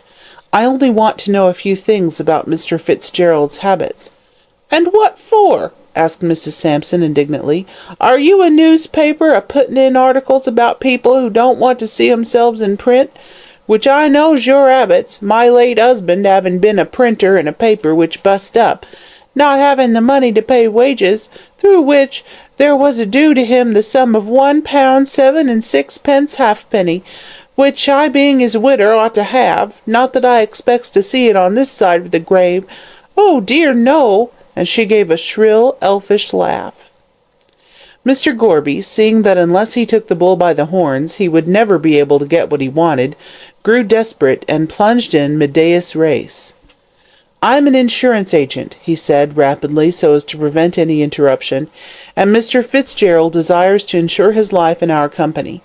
I therefore want to find out if he is a good life to insure. Does he live temperately, keep early hours, and in fact all about him?" "I shall be happy to answer any inquiries which may be of use to you, sir," replied Mrs. Sampson, "knowing as I do how good a insurance is to all family, should the head of it being taken off unexpected, leaving a widder, which as I know Mr. Fitzgerald is a-going to be married soon, and I hopes he'll be happy, though through it I loses a lodger as he always paid regular, and behaved like a gentleman." "So he is a temperate man?" said Mr. Gorby, feeling his way cautiously. "Not being a blue ribbing all the same," answered Mrs. Sampson, "and I never saw him the worse for drink, he being always able to use his latch-key and take his boots off before going to bed, which is no more than a woman ought to expect from a lodger, she having to do her own washing. And he keeps good hours? All is in before the clock strikes 12, answered the landlady, though to be sure I uses it as a figure of speech. None of the clocks in the house striking but one, which is being mended, having broke through over winding. Is he always in before 12? asked Mr. Gorby, keenly disappointed at this answer. Mrs. Sampson eyed him waggishly, and a smile crept over her wrinkled little face. Young men not being old men, she replied cautiously, and sinners not being saints, it's not natural as latchkeys should be made for ornament instead of use, and Mr. Fitzgerald being one of the handsomest men in Melbourne, it ain't to be expected as he should let his latchkey get rusty, though having a good moral character, he uses it with moderation. But I suppose you are seldom awake when he comes in really late, said the detective. Not as a rule, assented Mrs. Sampson, being a heavy sleeper and much disposed for bed, but I have heard him come in arter 12, the last time being Thursday week. Ah, Mr. Gorby drew a long breath, for Thursday week was the night upon which the murder was committed. Being troubled with my head, said Mrs. Sampson, through having been out in the sun all day a-washing, I did not feel so partial to my bed that night as in general. So I went down to the kitchen with the intent of getting a linseed poultice to put at the back of my head, it being calculated to remove pain, as was told to me when a nuss by a doctor in the hospital, he being now in business for hisself at Geelong with a large family, having married early. Just as I was leaving the kitchen, I heard Mr. Fitzgerald a-coming in, and turning round, looked at the clock. That having been my custom when my late husband came in the early morning, I being a-preparing his meal. And the time was? asked Mr. Gorby breathlessly. 5 minutes to 2 o'clock, replied Mrs. Sampson. Mr. Gorby thought for a moment. Cab was hailed at 1 o'clock, started for St. Kilda about 10 minutes past, reached grammar school at, say, 25 minutes past. Fitzgerald walks 5 minutes to cabman, making it half-past. Say, he waited 10 minutes for the other cab to turn up, makes it 20 minutes to 2. It would take another 20 minutes to get to East Melbourne, and 5 minutes to walk up here. That makes it 5 minutes past 2 instead of before. Confound it. Was your clock in the kitchen right? He asked aloud. Well, I think so, answered Mrs. Sampson. It does get a little slow sometimes, not having been cleaned for some time, which my nevy being a watchmaker, I always sends it over to him. Of course it was slow on that night, said Gorby triumphantly. He must have come in at 5 minutes past 2, which makes it all right. Makes what all right? asked the landlady sharply. And how do you know my clock was 10 minutes wrong? Oh, it was it? asked Gorby eagerly. I'm not denying of it, replied Mrs. Sampson. Clocks ain't always to be relied on more than men and women. But it won't be anything again as insurance, will it, as in generally's in before 12? Oh, all that will be quite safe, answered the detective, delighted with the information he had obtained. Is this Mr. Fitzgerald's room? Yes, it is, replied the landlady, but he furnished it himself, being of a luxurious turn of mind. Not but what his taste is good, though far be it for me to deny I helped him to select. But having another room of the same to let, any friends as you might have in search of a home would be well looked after, my references being very high and my cooking tasty. And if— Here a ring at the front door called Mrs. Sampson away, so with a hurried word to Gorby she crackled downstairs. Left to himself, Mr. Gorby arose and looked round the room.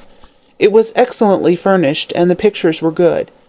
At one end of the room, by the window, there was a writing-table covered with papers. It's no good looking for the papers he took out of White's pocket, I suppose, said the detective to himself, as he turned over some letters, as I don't know what they are, and I couldn't tell them if I saw them. But I'd like to find that missing glove and the bottle that held the chloroform, unless he's done away with them. There doesn't seem any sign of them here, so I'll have a look in his bedroom. There was no time to lose, as Mrs. Sampson might return at any moment, so Mr. Gorby walked quickly into the bedroom, which opened off the sitting-room. The first thing that caught the detective's eye was a large photograph in a plush frame of Madge Frettlby. It stood on the dressing table, and was similar to the one which he had already seen in White's album. He took it up with a laugh. "You're a pretty girl," he said, apostrophising the picture, "but you give your photograph to two young men, both in love with you, and both hot-tempered. The result is that one is dead, and the other won't survive him long. That's what you've done." He put it down again, and looking round the room, caught sight of a light covert coat hanging behind the door, and also a soft hat. "Ah," said the detective, going up to the door, "here is the very coat you wore when you killed that poor fellow. Wonder what you have in the pockets." He plunged his hand into them in turn. There were an old theatre programme and a pair of brown gloves in one, but in the second pocket Mr. Gorby made a discovery, none other than that of the missing glove. There it was, a soiled white glove for the right hand, with black bands down the back, and the detective smiled in a gratified manner as he put it carefully in his pocket.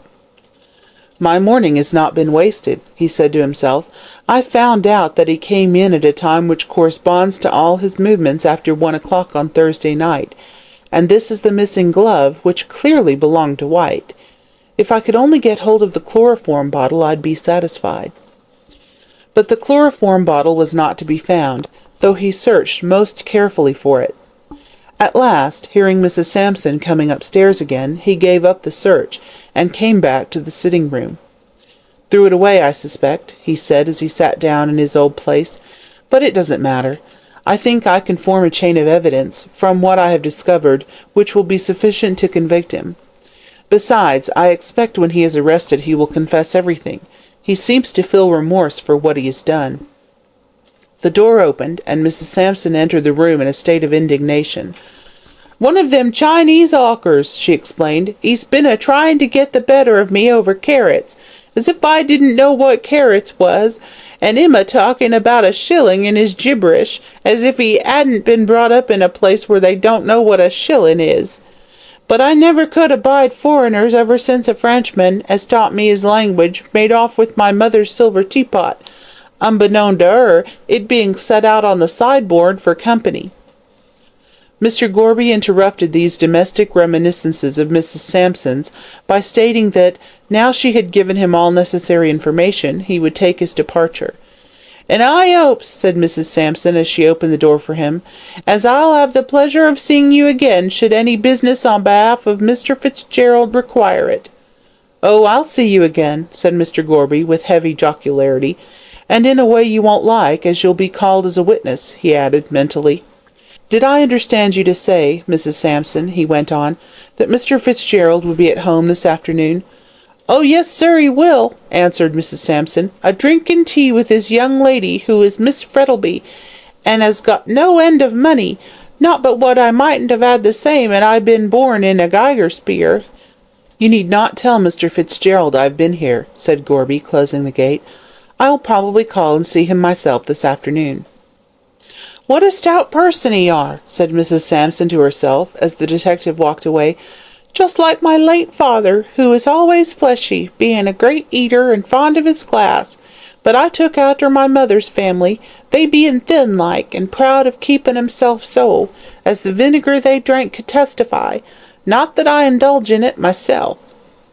She shut the door and went upstairs to take away the breakfast things, while Gorby was being driven along at a good pace to the police office to obtain a warrant for Brian's arrest on a charge of wilful murder.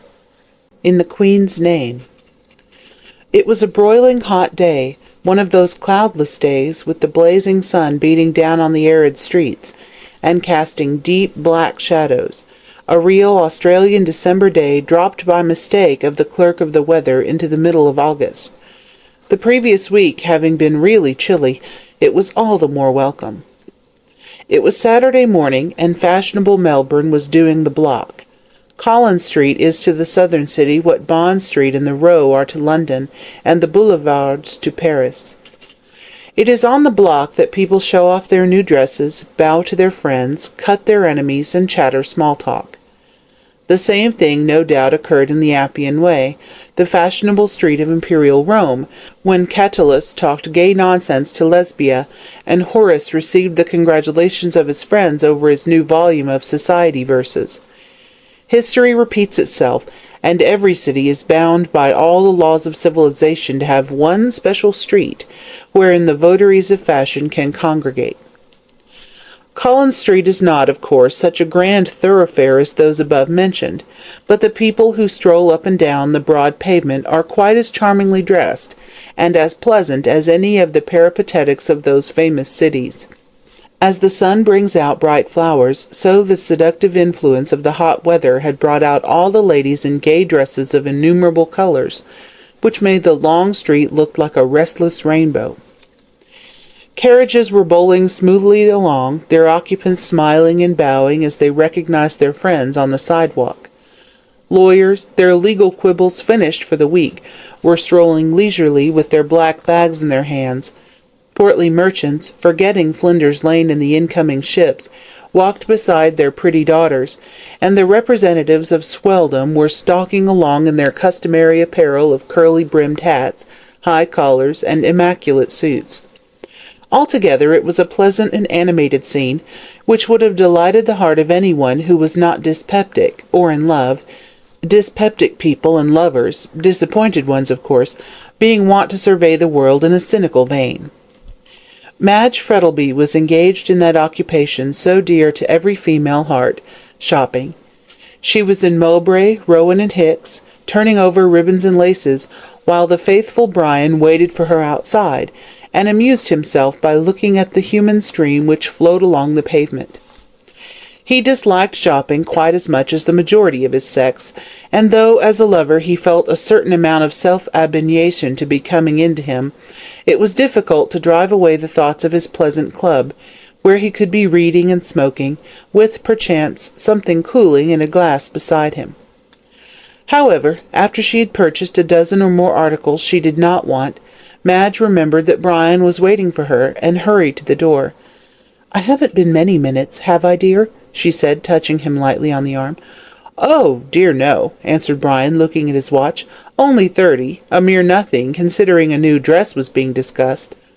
"I thought I had been longer," said Madge, her brow clearing. "But still I am sure you feel a martyr." "Not at all," replied Fitzgerald, handing her into the carriage. "I enjoyed myself very much." "Nonsense," she laughed, opening her sunshade, while Brian took his seat beside her. "That's one of those social stories, which everyone considers themselves bound to tell from a sense of duty. I'm afraid I did keep you waiting, though after all," she went on, with a true feminine idea as to the flight of time, "I was only a few minutes." "And the rest," said Brian, quizzically looking at her pretty face, so charmingly flushed under her great white hat. Madge disdained to notice his interruption. "James," she cried to the coachman, "drive to the Melbourne Club. Papa will be there, you know," she said to Brian, "and we'll take him off to have tea with us." "But it's only 1 o'clock," said Brian, as the town-hall clock came in sight. "Mrs. Sampson won't be ready." "Oh, anything will do," replied Madge. "A cup of tea and some thin bread and butter isn't hard to prepare. I don't feel like lunch, and Papa eats so little in the middle of the day, and you eat a great deal at all times," finished Brian with a laugh. Madge went on chattering in her usual lively manner, and Brian listened to her with delight. Her pleasant talk drove away the evil spirit which had been with him for the last 3 weeks. Suddenly Madge made an observation as they were passing the Burke and Wills monument, which startled him. "Isn't that the place where Mr. White got into the cab?" she asked, looking at the corner near the Scotch church, where a vagrant of musical tendencies was playing. "Just before the battle, mother, on a battered old concertina." "So the papers say," answered Brian listlessly, without turning his head. "I wonder who the gentleman in the light coat could have been," said Madge, as she settled herself again. "No one seems to know," he replied evasively. "Ah, but they have a clue," she said. "Do you know, Brian," she went on, "that he was dressed just like you in a light overcoat and soft hat?" "How remarkable," said Fitzgerald, speaking in a slightly sarcastic tone, and as calmly as he was able. "He was dressed in the same manner as 9 out of every 10 young fellows in Melbourne." Madge looked at him in surprise at the tone in which he spoke, so different from his usual nonchalant way of speaking. She was about to answer when the carriage stopped at the door of the Melbourne Club. Brian, anxious to escape any more remarks about the murder, sprang quickly out, and ran up the steps into the building. He found Mr. Frettlby smoking complacently and reading the AGE. As Fitzgerald entered, he looked up, and putting down the paper, held out his hand, which the other took. "Ah, Fitzgerald," he said, "have you left the attractions of Collins Street for the still greater ones of Clubland?" "Not I," answered Brian. "I've come to carry you off to afternoon tea with Madge and myself." "I don't mind," answered Mr. Frettlby, rising, "but isn't afternoon tea at 1:30 rather an anomaly?" "What's in a name?" said Fitzgerald absently, as they left the room. "What have you been doing all morning?" "I've been in here for the last half-hour reading," answered the other carelessly. "Woolmarket, I suppose?" "No, the Hansom Cab murder." "Oh, damn that thing!" said Brian hastily. Then, seeing his companion looking at him in surprise, he apologized. "But indeed," he went on, "I'm nearly worried to death by people asking about White, as if I knew all about him, whereas I know nothing." "Just as well you don't," answered Mr. Frettlby as they descended the steps together. "He was not a very desirable companion." It was on the tip of Brian's tongue to say, "And yet you wanted him to marry your daughter," but he wisely refrained, and they reached the carriage in silence. "Now then, Papa," said Madge, when they were all settled in the carriage, and it was rolling along smoothly in the direction of East Melbourne, "what have you been doing?" "Enjoying myself," answered her father, "until you and Brian came and dragged me out into this blazing sunshine." "Well, Brian has been so good of late," said Madge, "that I had to reward him, so I knew that nothing would please him better than to play host."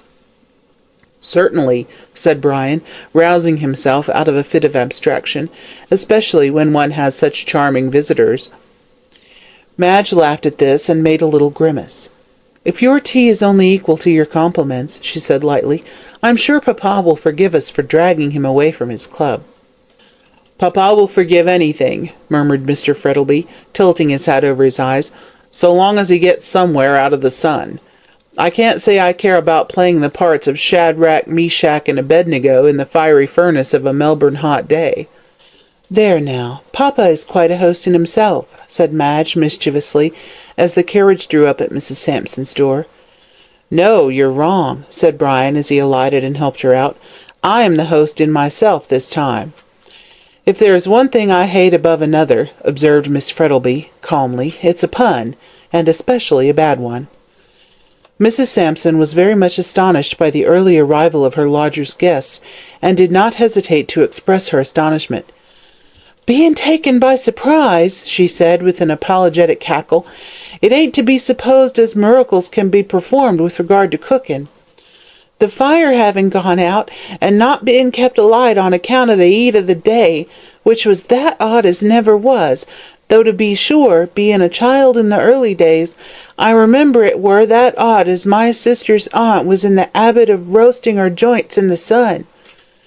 After telling this last romance, and leaving her visitors in doubt as to whether the joints referred to belonged to an animal, or to her sister's aunt, or to herself, Mrs. Sampson crackled away downstairs to get things ready. "What a curious thing that landlady of yours is, Brian," said Madge from the depths of a huge armchair. "I believe she's a grasshopper from Fitzroy Gardens." "Oh, no, she's a woman," said Mr. Frettlby cynically. "You can tell that by the length of her tongue." "A popular error, Papa," retorted Madge sharply. "I know plenty of men who talk far more than any woman."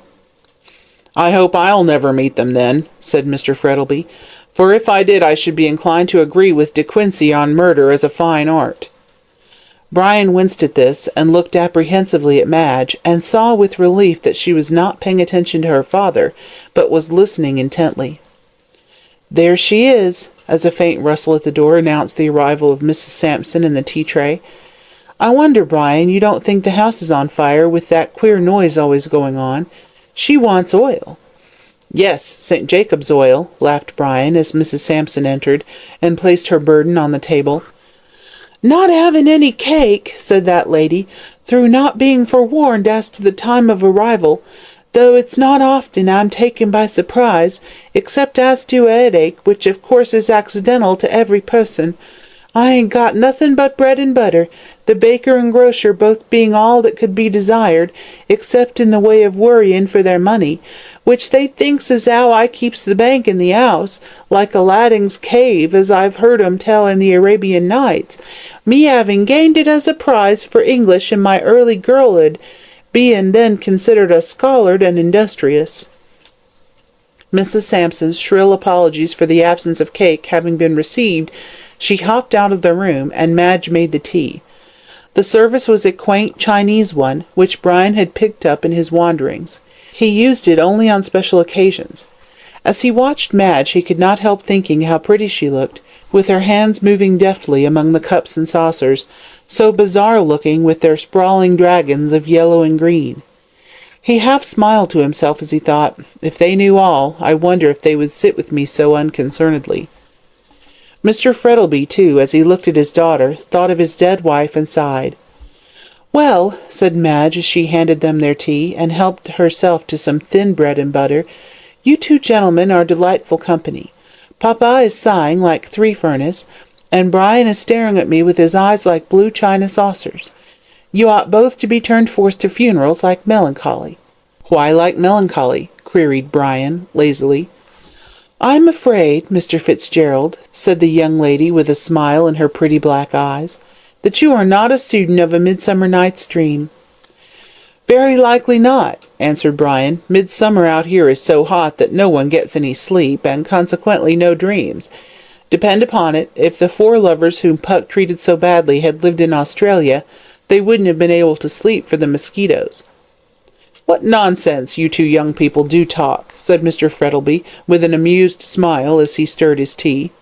"Dulce is despere in loco," observed Brian gravely. "A man who can't carry out that observation is sure not to be up to much." "I don't like Latin," said Miss Frettlby, shaking her pretty head. "I agree with Heine's remark that if the Romans had been forced to learn it they would not have found time to conquer the world." "Which was a more agreeable task," said Brian. "And more profitable," finished Mr. Frettlby. They chattered in this desultory fashion for a considerable time, till at last Madge rose and said they must go. Brian proposed to dine with them at St. Kilda, and they would all go to Brock's fireworks. Madge consented to this, and she was just pulling on her gloves when suddenly they heard a ring at the front door, and presently Mrs. Sampson talking in an excited manner at the pitch of her voice. "You shan't come in, I tell you," they heard her say shrilly, "so it's no good trying, which I've always heard as an Englishman's house is his castle, and you're a-breaking the law, as well as a-spoiling the carpets, which has been newly put down."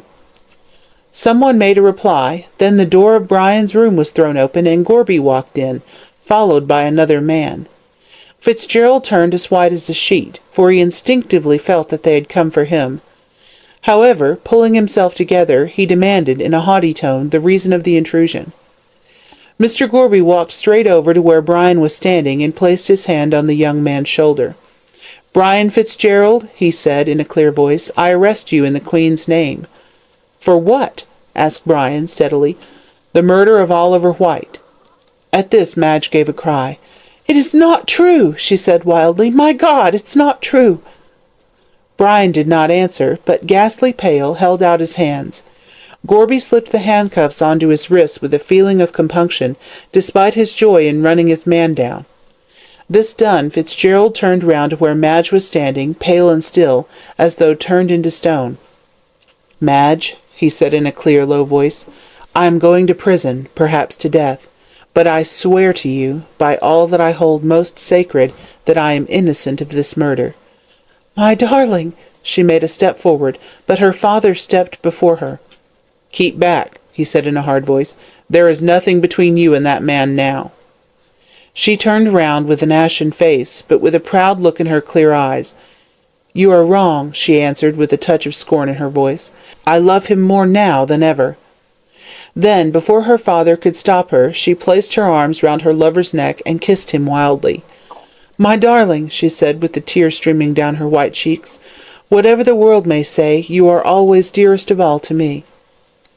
Brian kissed her passionately and moved away. Madge fell down at her father's feet in a dead faint. Counsel for the prisoner. Brian Fitzgerald was arrested at a few minutes past 3 o'clock, and by 5 all Melbourne was ringing with the news that the perpetrator of the now famous Hansom Cab murder had been caught.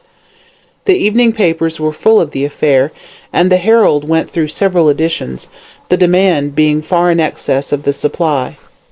Such a crime had not been committed in Melbourne since the Greer shooting case in the Opera House, and the mystery by which it was surrounded made it even more sensational. The committal of the crime in such an extraordinary place as a hansom cab had been startling enough, but the discovery that the assassin was one of the most fashionable young men in Melbourne was still more so. Brian Fitzgerald, being well known in society as a wealthy squatter, and the future husband of one of the richest and prettiest girls in Victoria, it was no wonder that his arrest caused some sensation. The Herald, which was fortunate enough to obtain the earliest information about the arrest, made the best use of it, and published a flaming article in its most sensational type, somewhat after this fashion: "Hansom Cab Tragedy! Arrest of the supposed murderer! Startling revelations in high life!" It is needless to say that some of the reporters had painted the lily pretty freely, but the public were ready to believe anything that came out in the papers. Mr. Frettlby, the day after Brian's arrest, had a long conversation with his daughter, and wanted her to go up to Yabba Yallock station until the public excitement had somewhat subsided. But this Madge flatly refused to do. "I'm not going to desert him when he most needs me," she said, resolutely. "Everybody has turned against him, even before they have heard the facts of the case. He says he is not guilty, and I believe him." "Then let him prove his innocence," said her father, who was pacing slowly up and down the room. "If he did not get into the cab with White, he must have been somewhere else, so we ought to set up the defence of an alibi." "He can easily do that," said Madge, with a ray of hope lighting up her sad face. "He was here till 11 o'clock on Thursday night." "Very probably," returned her father, dryly. "But where was he at 1 o'clock on Friday morning?" "Besides, Mr. White left the house long before Brian did," she went on rapidly. "You must remember, it was when you quarrelled with Mr. White." "My dear Madge," said Frettlby, stopping in front of her with a displeased look, "you are incorrect. White and myself did not quarrel. He asked me if it were true that Fitzgerald was engaged to you, and I answered yes. That was all, and then he left the house." "Yes, and Brian didn't go until 2 hours after," said Madge. "He never saw Mr. White the whole night." "So he says," replied Mr. Frettlby, significantly. "I believe Brian before anyone else in the world," said his daughter hotly, with flushed cheeks and flashing eyes. "Ah, but will a jury?" queried her father. "You have turned against him too," answered Madge, her eyes filling with tears. "You believe him guilty." "I am not prepared either to deny or confirm his guilt," said Mr. Frettlby coldly. "I have done what I could to help him. I have engaged Carleton to defend him, and if eloquence and skill can save him, you may set your mind at rest." "My dear father," said Madge, throwing her arms round his neck, "I knew you would not desert him altogether for my sake." "My darling," replied her father in a faltering voice, as he kissed her, "there is nothing in the world I would not do for your sake." Meanwhile, Brian was sitting in his cell in the Melbourne jail, thinking sadly enough about his position. He saw no hope of escape except one, and that he did not intend to take advantage of. "It would kill her, it would kill her," he said feverishly, as he paced to and fro over the echoing stones. "Better that the last of the Fitzgeralds should perish like a common thief than she should know the bitter truth. If I engage a lawyer to defend me," he went on, "the first question he will ask me will be where I was on that night, and if I tell him all will be discovered, and then— No, no, I cannot do it. It would kill her, my darling." And throwing himself down on the bed, he covered his face with his hands. He was roused by the opening of the door of his cell, and on looking up saw that it was Carleton who entered. He was a great friend of Fitzgerald's, and Brian was deeply touched by his kindness in coming to see him. Duncan Carleton had a kind heart, and was anxious to help Brian, but there was also a touch of self-interest in the matter. He had received a note from Mr. Frettlby asking him to defend Fitzgerald, which he agreed to do with avidity, as he foresaw in this case an opportunity for his name becoming known throughout the Australian colonies. It is true that he was already a celebrated lawyer, but his reputation was purely a local one, and as he foresaw that Fitzgerald's trial for murder would cause a great sensation throughout Australia and New Zealand, he determined to take advantage of it as another step in the ladder which led to fame, wealth, and position. So this tall, keen-eyed man, with the clean-shaven face and expressive mouth, advanced into the cell and took Brian by the hand. "It is very kind of you to come and see me," said Fitzgerald. "It is at a time like this that one appreciates friendship." "Yes, of course," answered the lawyer, fixing his keen eyes on the other's haggard face, as if he would read his innermost thoughts. "I came partly on my own account, and partly because Frettlby asked me to see you as your defence." "Mr. Frettlby?" said Brian in a mechanical way. "He is very kind. I thought he believed me guilty." "No man is considered guilty until he has been proved so," answered Carleton evasively. Brian noticed how guarded the answer was, for he heaved an impatient sigh. "And Miss Frettlby?" he asked in a hesitating manner. This time he got a decided answer. "She declines to believe you guilty, and will not hear a word said against you." "God bless her," said Brian fervently. "She is a true woman. I suppose I am pretty well canvassed?" he added bitterly. "Nothing else talked about," answered Carleton calmly. "Your arrest has for the present suspended all interest in theatres, cricket matches, and balls, and you are at the present moment being discussed threadbare in clubs and drawing-rooms." Fitzgerald writhed. He was a singularly proud man, and there was something inexpressibly galling in this unpleasant publicity. "But this is all idle chatter," said Carleton, taking a seat. "We must get to business. Of course you will accept me as your counsel." "It's no good my doing so," replied Brian gloomily. "The rope is already round my neck." "Nonsense!" replied the lawyer cheerfully. "The rope is round no man's neck till he's on the scaffold. Now, you need not say a word," he went on, holding up his hand as Brian was about to speak. "I intend to defend you, whether you like it or not. I do not know all the facts, except what the papers have stated, and they exaggerate so much that one can place no reliance on them. At all events, I believe from my heart that you are innocent, and you must walk out of the prisoner's dock a free man, if only for the sake of that noble girl who loves you." Brian did not answer, but put out his hand, which the other grasped warmly. "I will not deny," went on Carleton, "that there is a little bit of professional curiosity about me. This case is such an extraordinary one that I feel as if I were unable to let slip an opportunity of doing something with it. I don't care for your humdrum murders with the poker and all that sort of thing, but this is something clever, and therefore interesting. When you are safe, we will look together for the real criminal, and the pleasure of the search will be proportionate to the excitement when we find him out." "I agree with everything you say," said Fitzgerald calmly, "but have no defence to make." "No defence? You are not going to confess you killed him?" "No," with an angry flush, "but there are certain circumstances which prevent me from defending myself." "What nonsense!" retorted Carleton sharply. "As if any circumstances should prevent a man from saving his own life. But never mind, I like these objections. They make the nut harder to crack. But the kernel must be worth getting at. Now, I want you to answer certain questions." "I won't promise." "Well, we shall see," said the lawyer cheerfully, taking out his notebook and resting it on his knee. "First, where were you on the Thursday night preceding the murder?" "I can't tell you." "Oh, yes, you can, my friend. You left St. Kilda and came up to town by the 11 o'clock train." 11:20, corrected Brian. Carleton smiled in a gratified manner as he noted this down. "A little diplomacy is all that's required," he said mentally. "And where did you go then?" he added aloud. "I met Rolleston in the train, and we took a cab from the Flinders Street station up to the club." "What club?" "The Melbourne Club." "Yes?" interrogatively. "Rolleston went home, and I went into the club and played cards for a time." "When did you leave the club?" "A few minutes to 1 o'clock in the morning." "And then I suppose you went home?" "No, I did not." "Then where did you go?" "Down the street."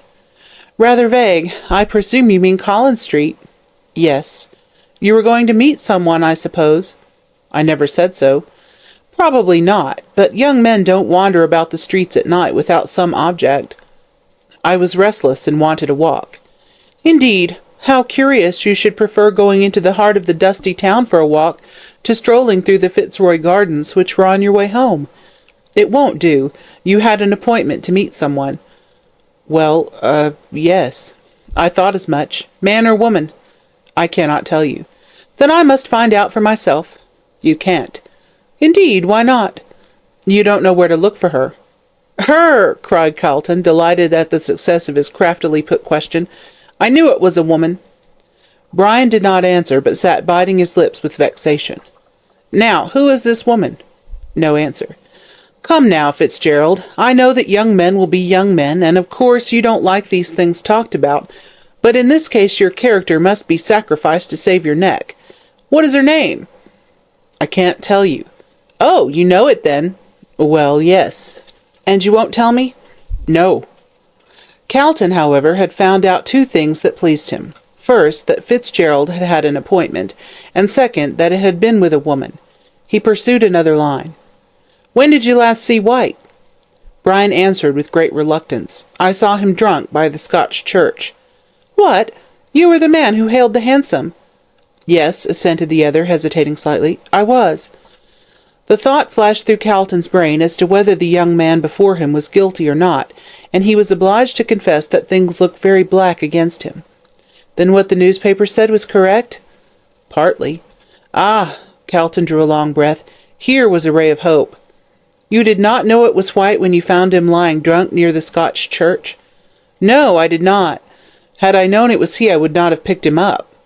Of course you recognized him afterwards? Yes, I did, and as the paper stated, I dropped him and walked away. Why did you leave him so abruptly? Brian looked at his questioner in some surprise. Because I detested him, he said shortly. Why did you detest him? No answer.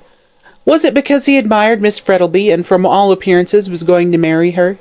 Well, yes, sullenly. And now, said Carlton impressively, this is the whole point upon which the case turns. Why did you get into the cab with him? I did not get into the cab. The cabman declares that you did. He is wrong. I never came back after I recognized White. Then who was the man who got into the cab with White? I don't know. You have no idea? Not the least. You are certain? Yes, perfectly certain. He seems to have been dressed exactly like you. Very probably. I could name at least a dozen of my acquaintances who wear light coats over their evening dress and soft hats. Do you know if White had any enemies? No, I don't. I know nothing about him, beyond that he came from England a short time ago with a letter of introduction to Mr. Frettlby, and had the impertinence to ask Madge to marry him. Where did White live? Down in St. Kilda, at the end of Grey Street. How do you know? It was in the papers, and, hesitatingly, I called on him. Why? To see if he would cease his attentions to Madge, and to tell him that she was engaged to me. And what did he say? Laughed at me, curse him. You had high words, evidently? Brian laughed bitterly. Yes, we had.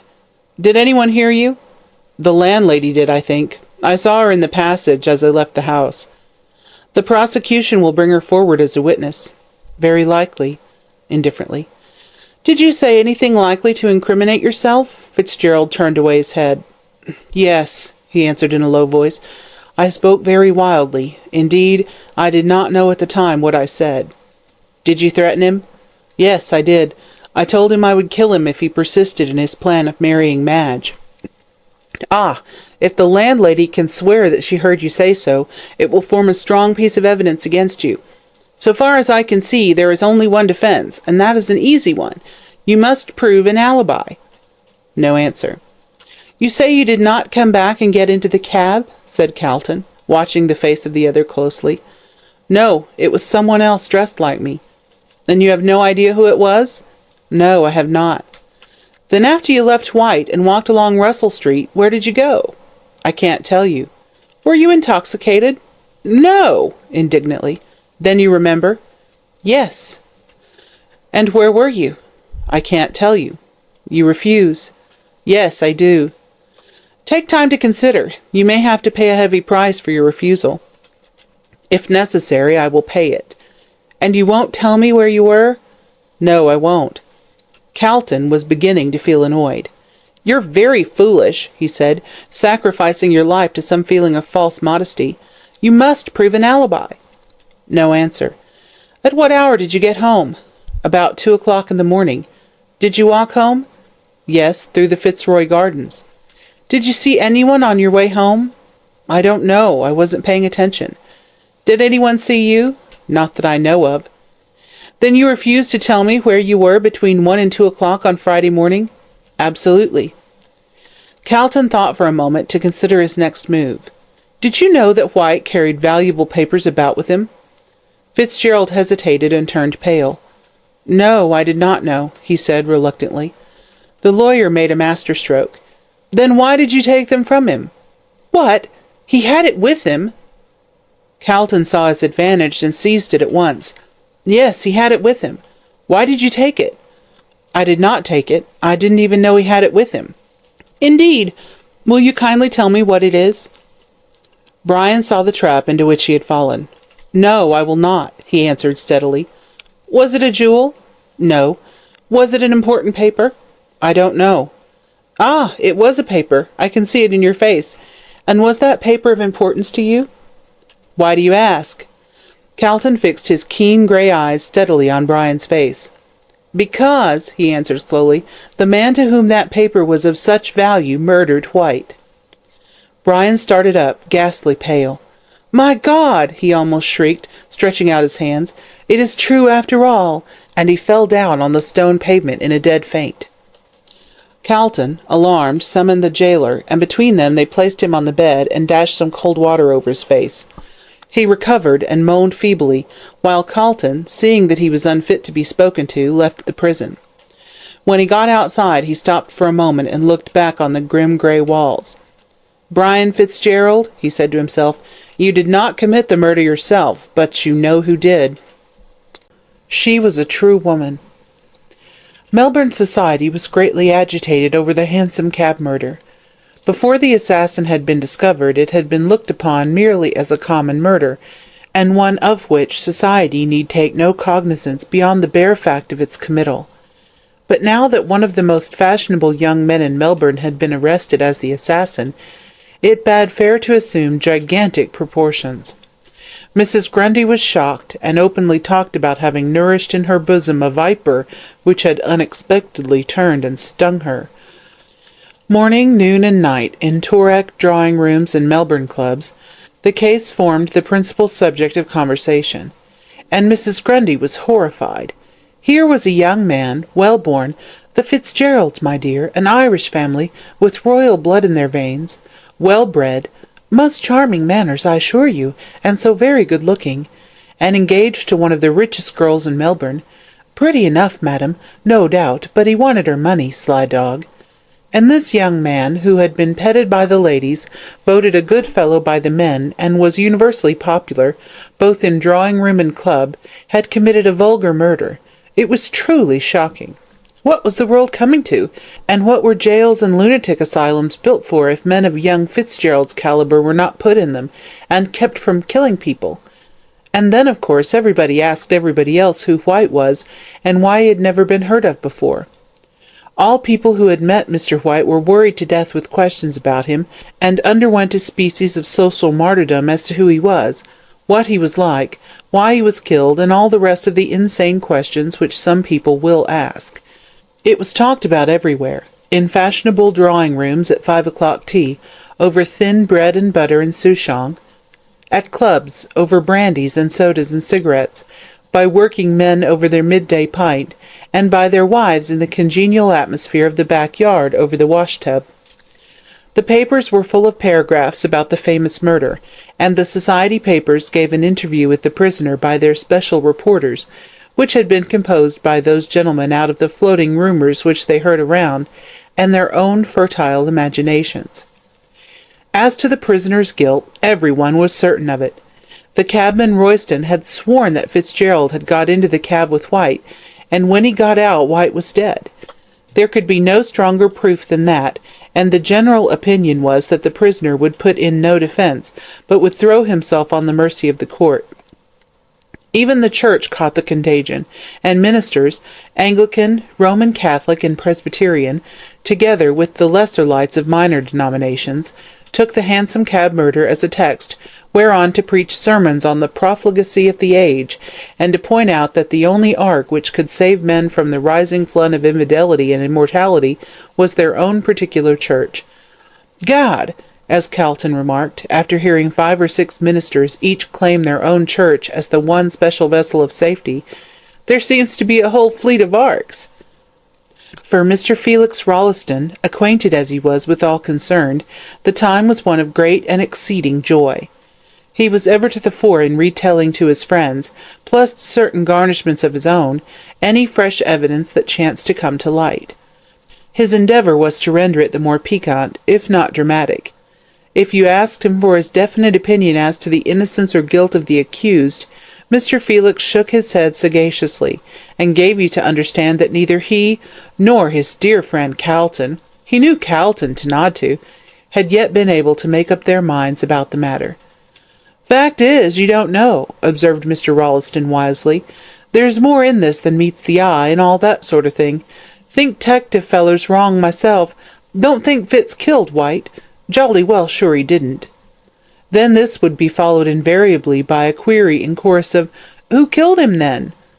"Aha!" Felix would retort, putting his head on one side like a meditative sparrow. "'Tective fellers can't find out, that's the difficulty.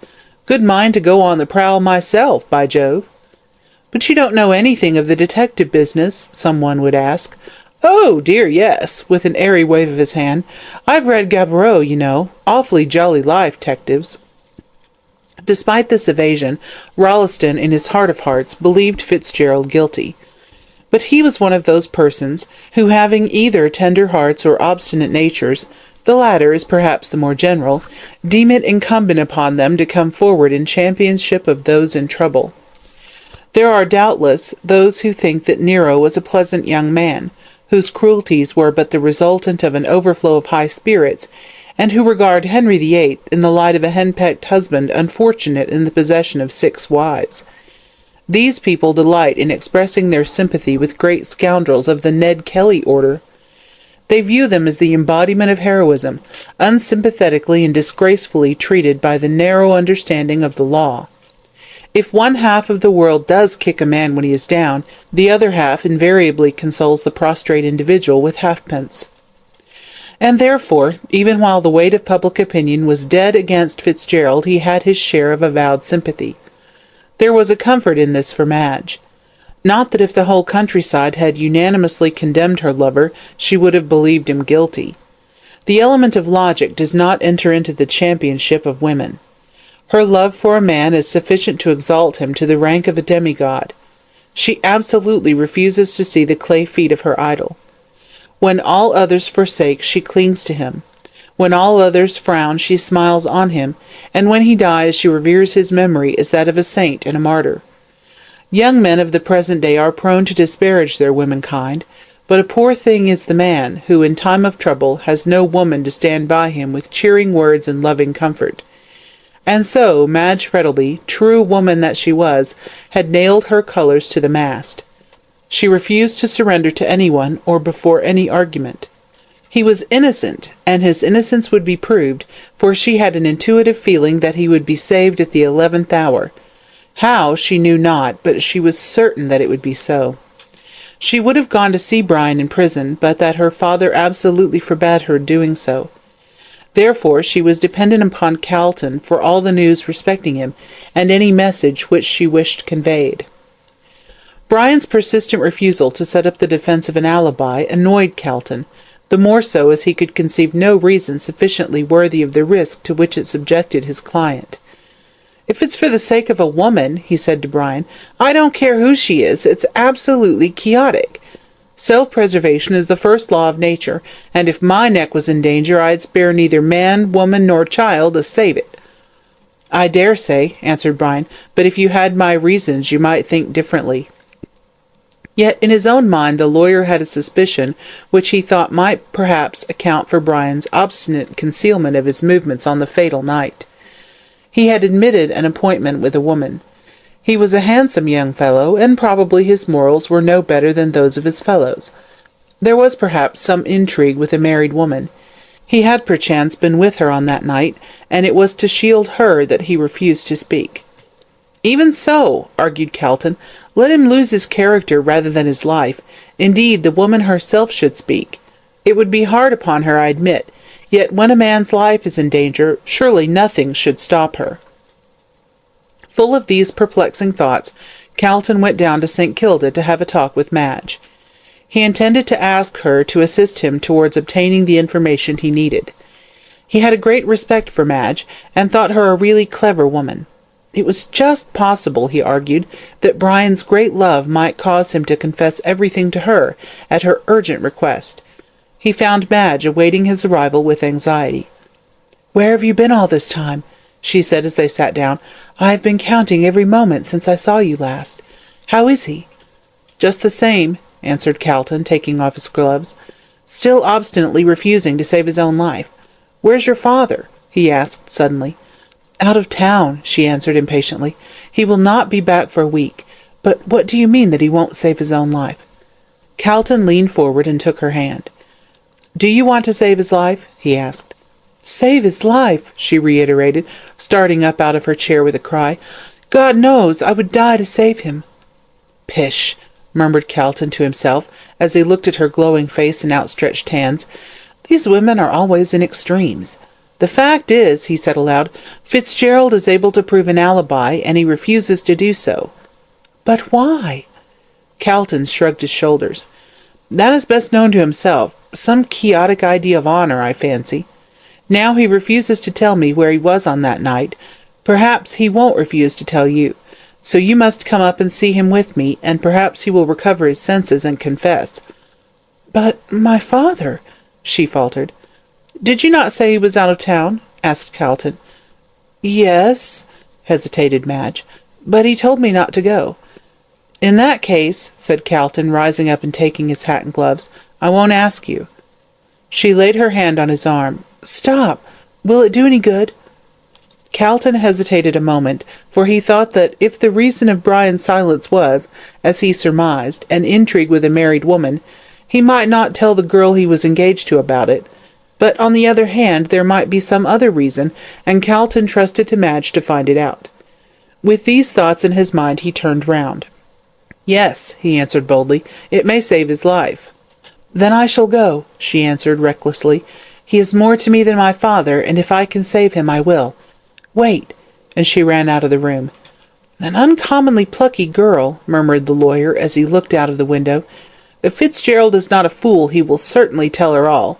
That is, of course, if he is able to. Queer things these women are. I quite agree with Balzac's saying that no wonder man couldn't understand woman, seeing that God who created her failed to do so." Madge came back, dressed to go out, with a heavy veil over her face. "Shall I order the carriage?" she asked, pulling on her gloves with trembling fingers. "Hardly," answered Calton dryly, "unless you want to see a paragraph in the society papers to the effect that Miss Madge Frettlby visited Mr. Fitzgerald in jail. No, no, we'll get a cab. Come, my dear," and taking her arm, he led her away. They reached the station and caught a train just as it started, yet, notwithstanding this, Madge was in a fever of impatience. "How slowly it goes!" she said fretfully. "Hush, my dear," said Calton, laying his hand on her arm. "You will betray yourself. We'll arrive soon, and save him." "Oh, God grant we may!" she said with a low cry, clasping her hands tightly together, while Calton could see the tears falling from under her thick veil. "This is not the way to do so," he said almost roughly. "You'll be in hysterics soon. Control yourself for his sake." "For his sake," she muttered, and with a powerful sort of will, calmed herself. They soon arrived in Melbourne, and, getting a hansom, drove quickly to the jail. After going through the usual formula, they entered the cell where Brian was, and when the warder who accompanied them opened the door, they found the young man seated on his bed. He looked up, and on seeing Madge, rose and held out his hands with a cry of delight. She ran forward and threw herself on his breast with a stifled sob. For a short time no one spoke, Calton being at the other end of the cell, busy with some notes which he had taken from his pocket, and the warder having retired. "My poor darling," said Madge, stroking back the soft fair hair from his flushed forehead. "How ill you look!" "Yes," answered Fitzgerald with a hard laugh. "Prison does not improve a man, does it?" "Don't speak in that tone, Brian," she said. "It is not like you. Let us sit down and talk calmly over the matter." "I don't see what good that will do," he answered wearily, as they sat down hand in hand. "I have talked about it to Calton till my head aches, and it is no good." "Of course not," retorted the lawyer, sharply, as he also sat down. "Nor will it be any good until you come to your senses and tell us where you were on that night." "I tell you I cannot." "Brian, my dear," said Madge softly, taking his hand, "you must tell all, for my sake." Fitzgerald sighed. This was the hardest temptation he had yet been subjected to. He felt half inclined to yield, and chance the result, but one look at Madge's pure face steeled him against doing so. What could his confession bring but sorrow and regret to one whom he loved better than his life?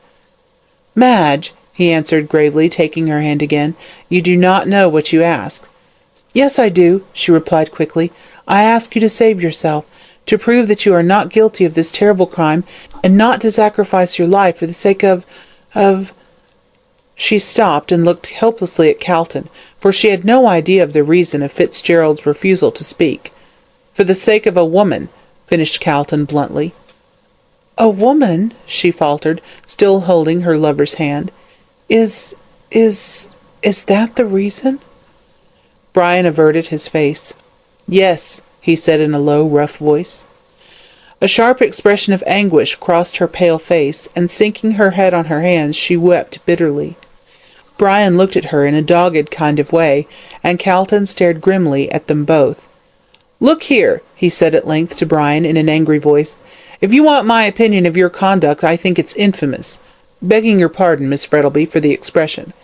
Here is this noble girl, who loves you with her whole heart, and is ready to sacrifice everything for your sake, comes to implore you to save your life, and you coolly turn around and acknowledge another woman." Brian lifted his head haughtily, and his face flushed. "You are wrong," he said, turning round sharply. "There is the woman for whose sake I keep silence." And rising up from the bed, he pointed to Madge, as she sobbed bitterly on it. She lifted up her haggard face with an air of surprise. "For my sake?" she cried in a startled voice. "Oh, he's mad," said Calton, shrugging his shoulders. "I shall put in a defence of insanity."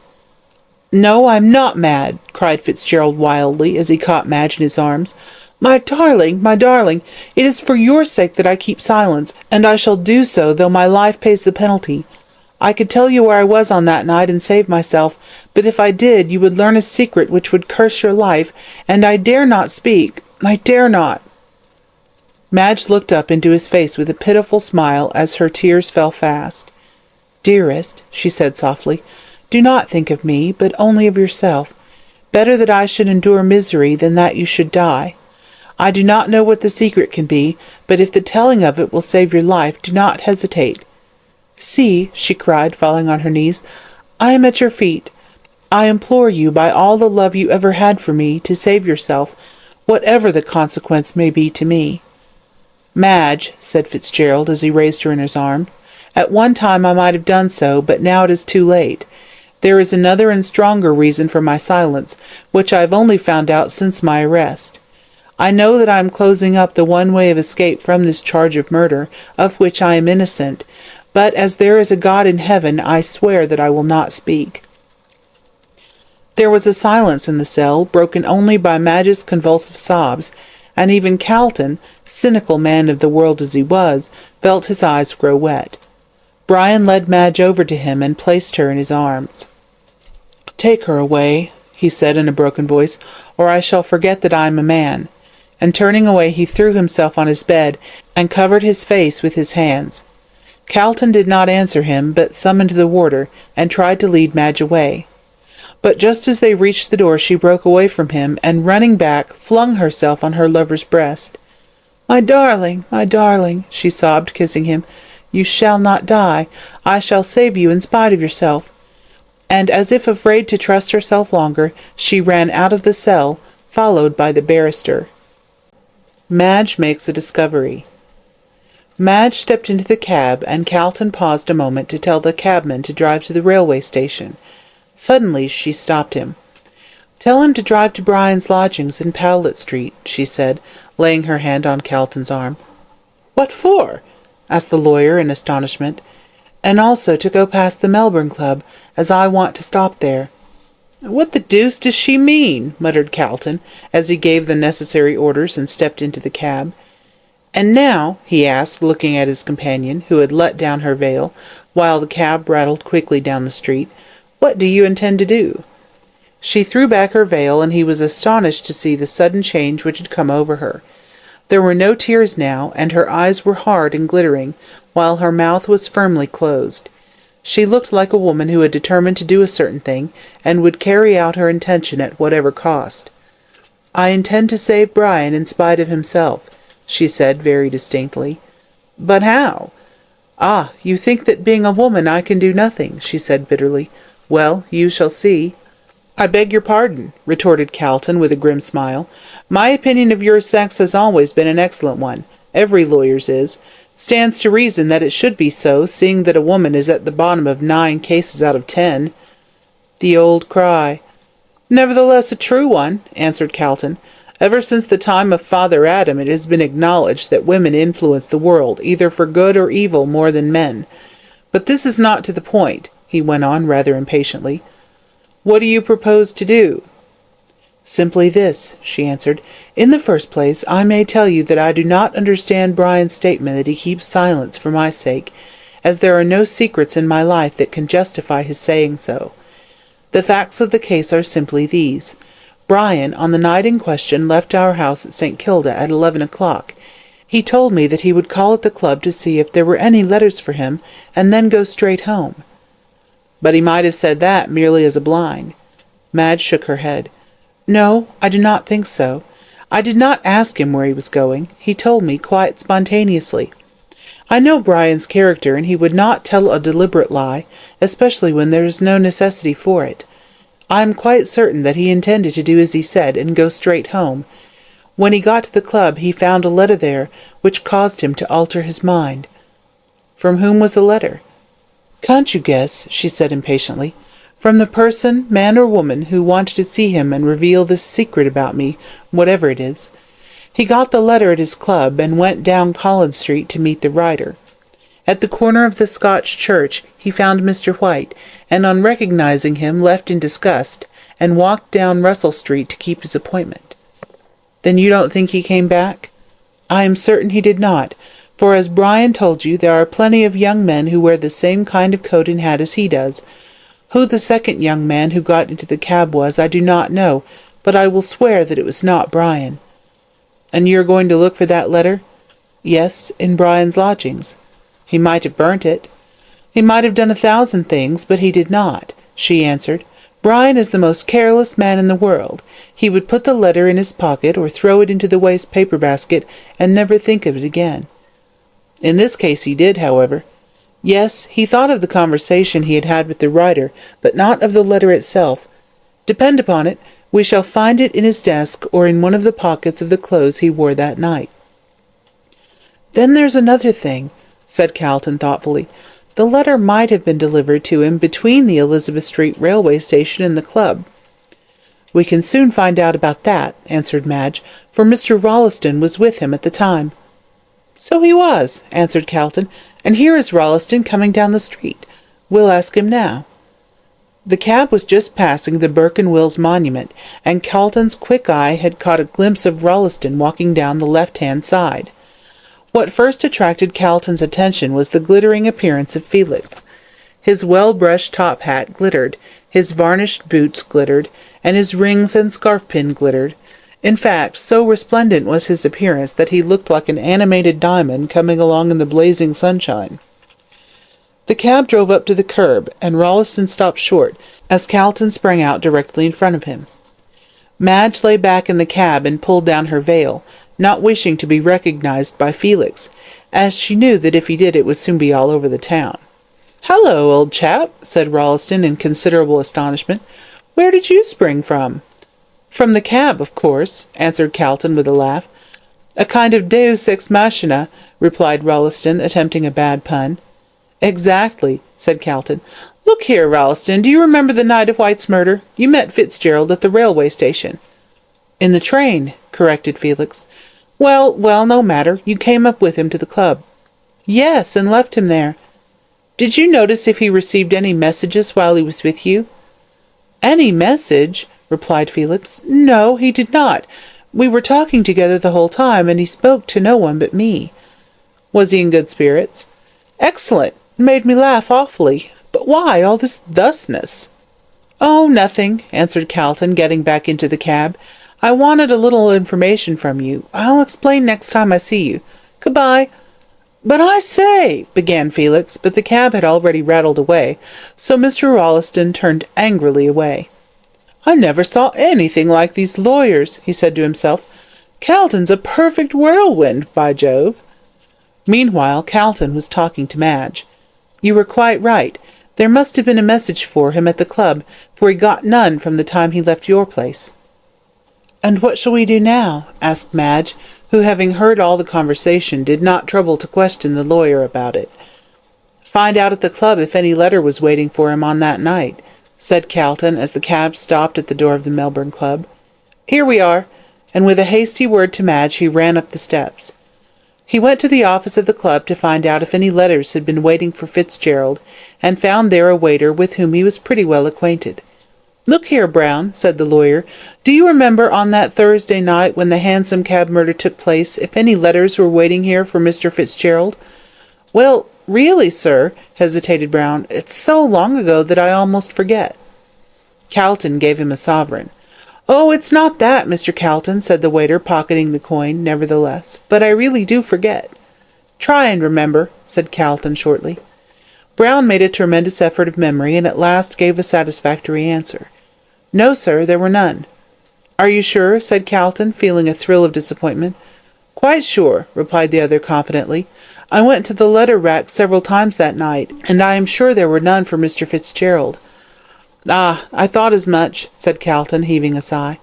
"Stop," said Brown, as though struck by a sudden idea. "Though there was no letter come by post, sir, there was one brought to him on that night." "Ah," said Calton, turning sharply. "At what time?" "Just before 12 o'clock, sir." "Who brought it?"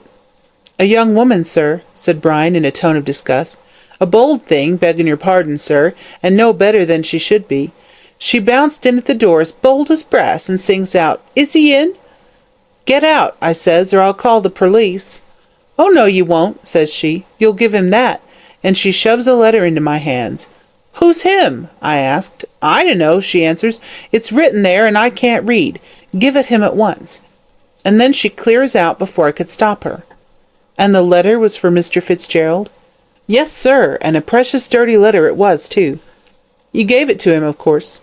"I did, sir. He was playing cards, and he put it in his pocket, after having looked at the outside of it, and went on with his game." "Didn't he open it?" "Not then, sir, but he did later on, about 1:45. I was in the room, and he opens it and reads it. Then he says to himself, 'What damned impertinence!' and puts it in his pocket." "Was he disturbed?" "Well, sir, he looked angry-like, and put his coat and hat on, and walked out about 5 minutes to 1. "Ah, and he met White at 1, muttered Calton. "There's no doubt about it. The letter was an appointment, and he was going to keep it." "What kind of letter was it?" he asked. "Very dirty, sir, in a square envelope, but the paper was good, and so was the writing." "That will do," said Calton. "I am much obliged to you," and he hurried down to where Madge awaited him in the cab. "You were right," he said to her, when the cab was once more in motion. "He got a letter on that night, and went to keep his appointment at the time he met White." "I knew it!" cried Madge with delight. "You see, we will find it in his lodgings." "I hope so," answered Calton, "but we must not be too sanguine. He may have destroyed it." "No, he has not," she replied. "I am convinced it is there." "Well," answered Calton, looking at her, "I don't contradict you, for your feminine instincts have done more to discover the truth than my reasonings, but that is often the case with women. They jump in the dark where a man would hesitate, and 9 cases out of 10 land safely." "Alas for the 10th," said Miss Frettlby. "She has to be the one exception to prove the rule." She had in a great measure recovered her spirits, and seemed confident that she would save her lover. But Mr. Calton saw that her nerves were strung up to the highest pitch, and that it was only her strong will that kept her from breaking down altogether. "By Jove," he muttered in an admiring tone as he watched her, "she's a plucky girl, and Fitzgerald is a lucky man to have the love of such a woman." They soon arrived at Brian's lodgings, and the door was opened by Mrs. Sampson, who looked very disconsolate indeed. The poor cricket had been blaming herself severely for the information she had given to the false insurance agent, and the floods of tears which she had wept had apparently an effect on her physical condition, for she crackled less loudly than usual, though her voice was as shrill as ever. "That sich a thing could have happened to him," she wailed in her thin, high voice, "and me that proud of not having any family of my own, except one as died and went up to heaven arter his father, which I hopes as they are both angels and friendly, as his nature had not developed in this valley of the shadow to determine his feelings toward his father when he died, being carried off by a chill, caused by the change from hot to cold, the weather being that contrary." They had arrived in Brian's sitting-room by this time, and Madge sank into a chair, while Calton, anxious to begin the search, hinted to Mrs. Sampson that she could go. "I'm departin', sir," piped the cricket, with a sad shake of her head as she opened the door, "knowing as I do, as he's innocent as an unborn babe, and to think of me having told that horrid person who had no regard for the truth of all about him, is now in a cold cell, not as what the weather ain't warm, and he won't want a fire as long as they allows him blankets." "What did you tell them?" asked Calton sharply. "Ah, you may well say that," lamented Mrs. Sampson, rolling her dingy handkerchief into a ball and dabbing at her red-rimmed eyes, which presented quite a bacchanalian appearance, due, be it said in justice, to grief, not to liquor. "Having been beguiled by that serpent in light clothes, as wanted to know if he always came home before 12, which I said as he was in the habit of doing, though, to be sure, he did sometimes use his latchkey." "The night of the murder, for instance." "Oh, don't say that, sir," said Mrs. Sampson, with a terrified crackle. "Me being weak and ailing, though coming of a strong family, as always lived to a good age, through being in the habit of wearing flannels, which my mother's father thought better nor a spiling the inside with chemistry." "Clever man, that detective," murmured Calton to himself. "He got out of her by strategy what he never would have done by force. It's a strong piece of evidence against Fitzgerald, but it does not matter much if he can prove an alibi. You're likely to be called as a witness for the prosecution," he said aloud. "Me, sir?" squeaked Mrs. Sampson, trembling violently, and thereby producing a subdued rustle, as of wind in the trees. "As I've never been in the court, 'cept the time his father took me for a treat, to 'ear a murder, which there's no denying is as good as a play, he being 'ung, having 'it his wife over the 'ead with a poker when she weren't looking, and a burying her corpse in a back garden, without even a stone to mark the place, let alone a line from the Psalms and a remuneration of her virtues." "Well, well," said Calton rather impatiently as he opened the door for her. "Leave us for a short time, there's a good soul. Miss Frettlby and I want to rest, and we will ring for you when we are going." "Thank you, sir," said the lachrymose landlady, "and I hopes they won't hang him, which is such a choky way of dying. But in life we are in death," she went on, rather incoherently, "as is well known to 'em as diseases, and may be corpsed at any minute, and as—" Here Calton, unable to restrain his impatience any longer, shut the door, and they heard Mrs. Sampson's shrill voice and subdued cracklings die away in the distance. "Now then," he said, "now that we have got rid of that woman and her tongue, where are we to begin?" "The desk," replied Madge, going over to it. "It's the most likely place."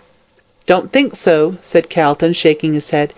"If, as you say, Fitzgerald is a careless man, he would not have troubled to put it there. However, perhaps we'd better look." The desk was very untidy, just like Brian, as Madge remarked, full of paid and unpaid bills, old letters, playbills, ball programs, and withered flowers. "Reminiscences of former flirtations," said Calton with a laugh, pointing to those. "I should not wonder," retorted Miss Frettlby coolly. "Brian always was in love with some one or other, but you know what Lytton says, there are many counterfeits, but only one Eros, so I can afford to forget these things." The letter, however, was not to be found in the desk, nor was it in the sitting-room.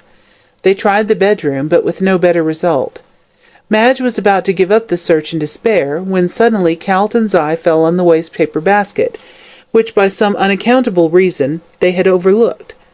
The basket was half full, in fact more than half, and on looking at it, a sudden thought struck the lawyer. He rang the bell, and presently Mrs. Sampson made her opinion. "How long has that waste-paper basket been standing like that?" he asked, pointing to it. "It being the only fault I had to find with him," said Mrs. Sampson, "he being that untidy that he never let me clean it out till he told me personally.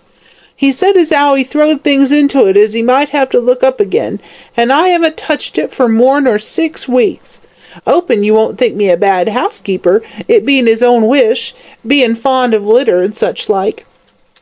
6 weeks, repeated Calton with a look at Madge. "Ah, and he got the letter 4 weeks ago. Depend upon it, we shall find it there."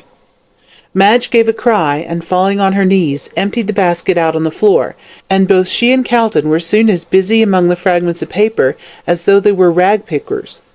"Hoping they aren't off their heads," murmured Mrs. Sampson as she went to the door, "but it looks like it, they bein—" Suddenly a cry broke from Madge as she drew out of the mass of paper a half-burnt letter, written on thick and creamy-looking paper. "At last!" she cried, rising off her knees and smoothing it out. "I knew he had not destroyed it." "Pretty nearly, however," said Calton, as his eyes glanced rapidly over it. "It's almost useless as it is. There's no name to it." He took it over to the window and spread it out upon the table. It was dirty and half-burnt, but still it was a clue. There was not much left of it. "There is not much to be gained from that, I'm afraid," said Madge sadly. "It shows that he had an appointment, but where?" Calton did not answer, but leaning his head on his hands, stared hard at the paper. At last he jumped up with a cry. "I have it!" he said in an excited tone. "Look at that paper. See how creamy and white it is, and above all, look at the printing on the corner. Aut Villa, Toorak." "Then he went down to Toorak? In an hour, and back again? Hardly." "Then it was not written from Toorak?" "No, it was written in one of the Melbourne back slums." "How do you know?" "Look at the girl who brought it," said Calton quickly. "A disreputable-looking woman, one far more likely to come from the back slums than from Toorak. As to the paper, 3 months ago there was a robbery at Toorak, and this is some of the paper that was stolen by the thieves." Madge said nothing, but her sparkling eyes and the nervous trembling of her hands showed her excitement. "I will see a detective this evening," said Calton exultingly. "Find out where this letter came from and who wrote it. We'll save him yet," he said, placing the precious letter carefully in his pocket-book. "You think you will be able to find the woman who wrote that?" Said the lawyer, looking thoughtful. "She may be dead, as the letter says she is in a dying condition.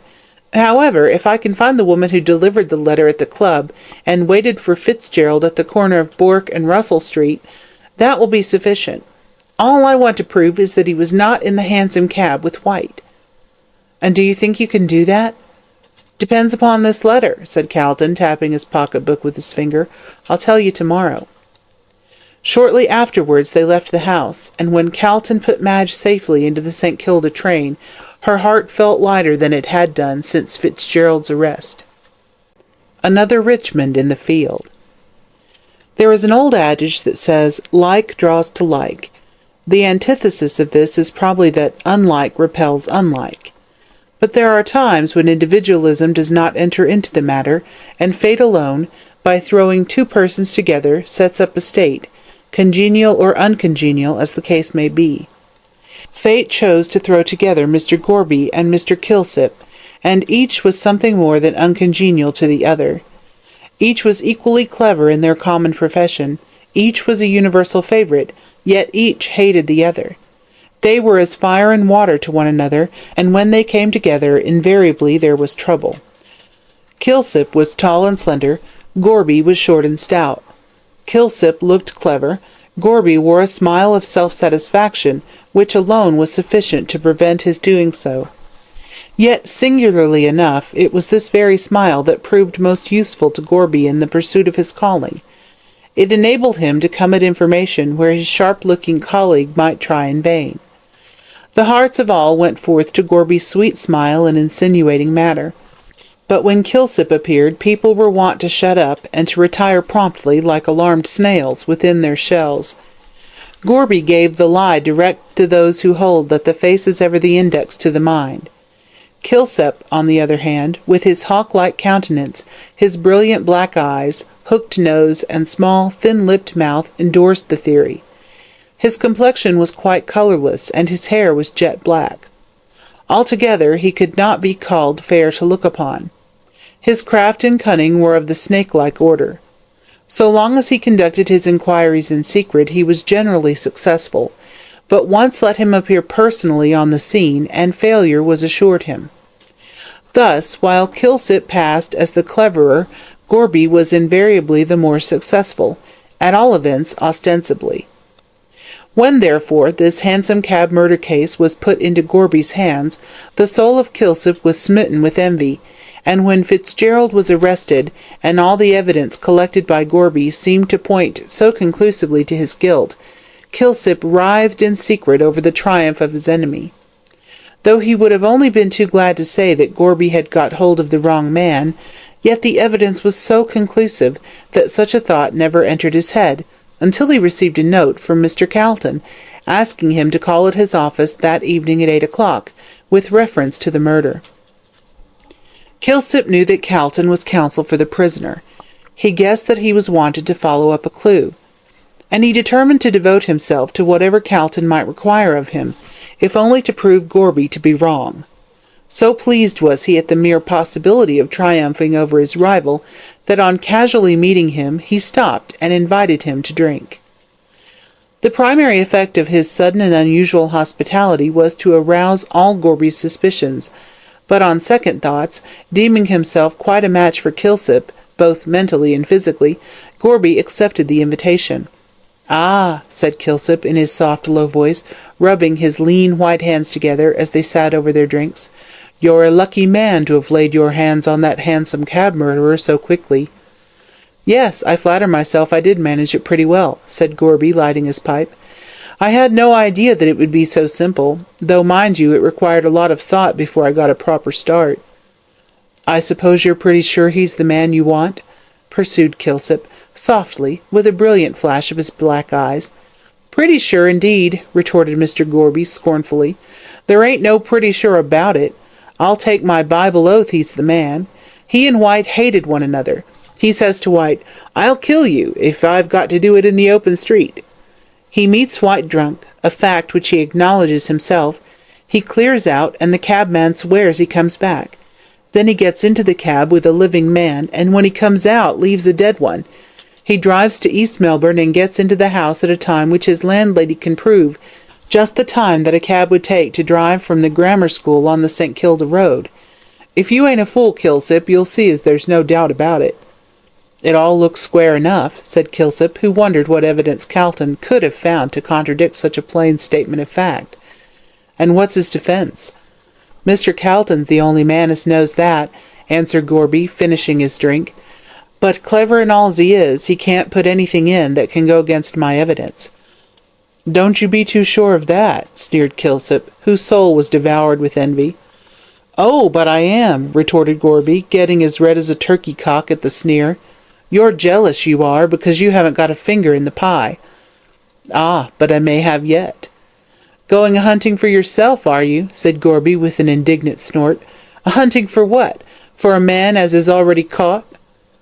"I don't believe you've got the right man," remarked Kilsip deliberately. Mr. Gorby looked upon him with a smile of pity. "No, of course you don't, just because I've caught him. Perhaps, when you see him hanged, you'll believe it then?" "You're a smart man, you are," retorted Kilsip, "but you ain't the Pope to be infallible." "And what grounds have you for saying he's not the right man?" demanded Gorby. Kilsip smiled, and stole softly across the room like a cat. "You don't think I'm such a fool as to tell you, but you ain't so safe nor as clever as you think." And with another irritating smile he went out. "He's a regular snake," said Gorby to himself as the door closed on his brother detective, "but he's bragging now. There isn't a link missing in the chain of evidence against Fitzgerald, so I defy him. He can do his worst." At 8 o'clock on that night, the soft-footed and soft-voiced detective presented himself at Calton's office. He found the lawyer impatiently waiting for him. Kilsip closed the door softly, and then, taking a seat opposite to Calton, waited for him to speak. The lawyer, however, first handed him a cigar. Then, producing a bottle of whisky and 2 glasses from some mysterious recess, he filled one and pushed it towards the detective. Kilsip accepted these little attentions with the utmost gravity, yet they were not without their effect on him, as the keen-eyed lawyer saw. Calton was a great believer in diplomacy, and never lost an opportunity of inculcating it into young men starting in life.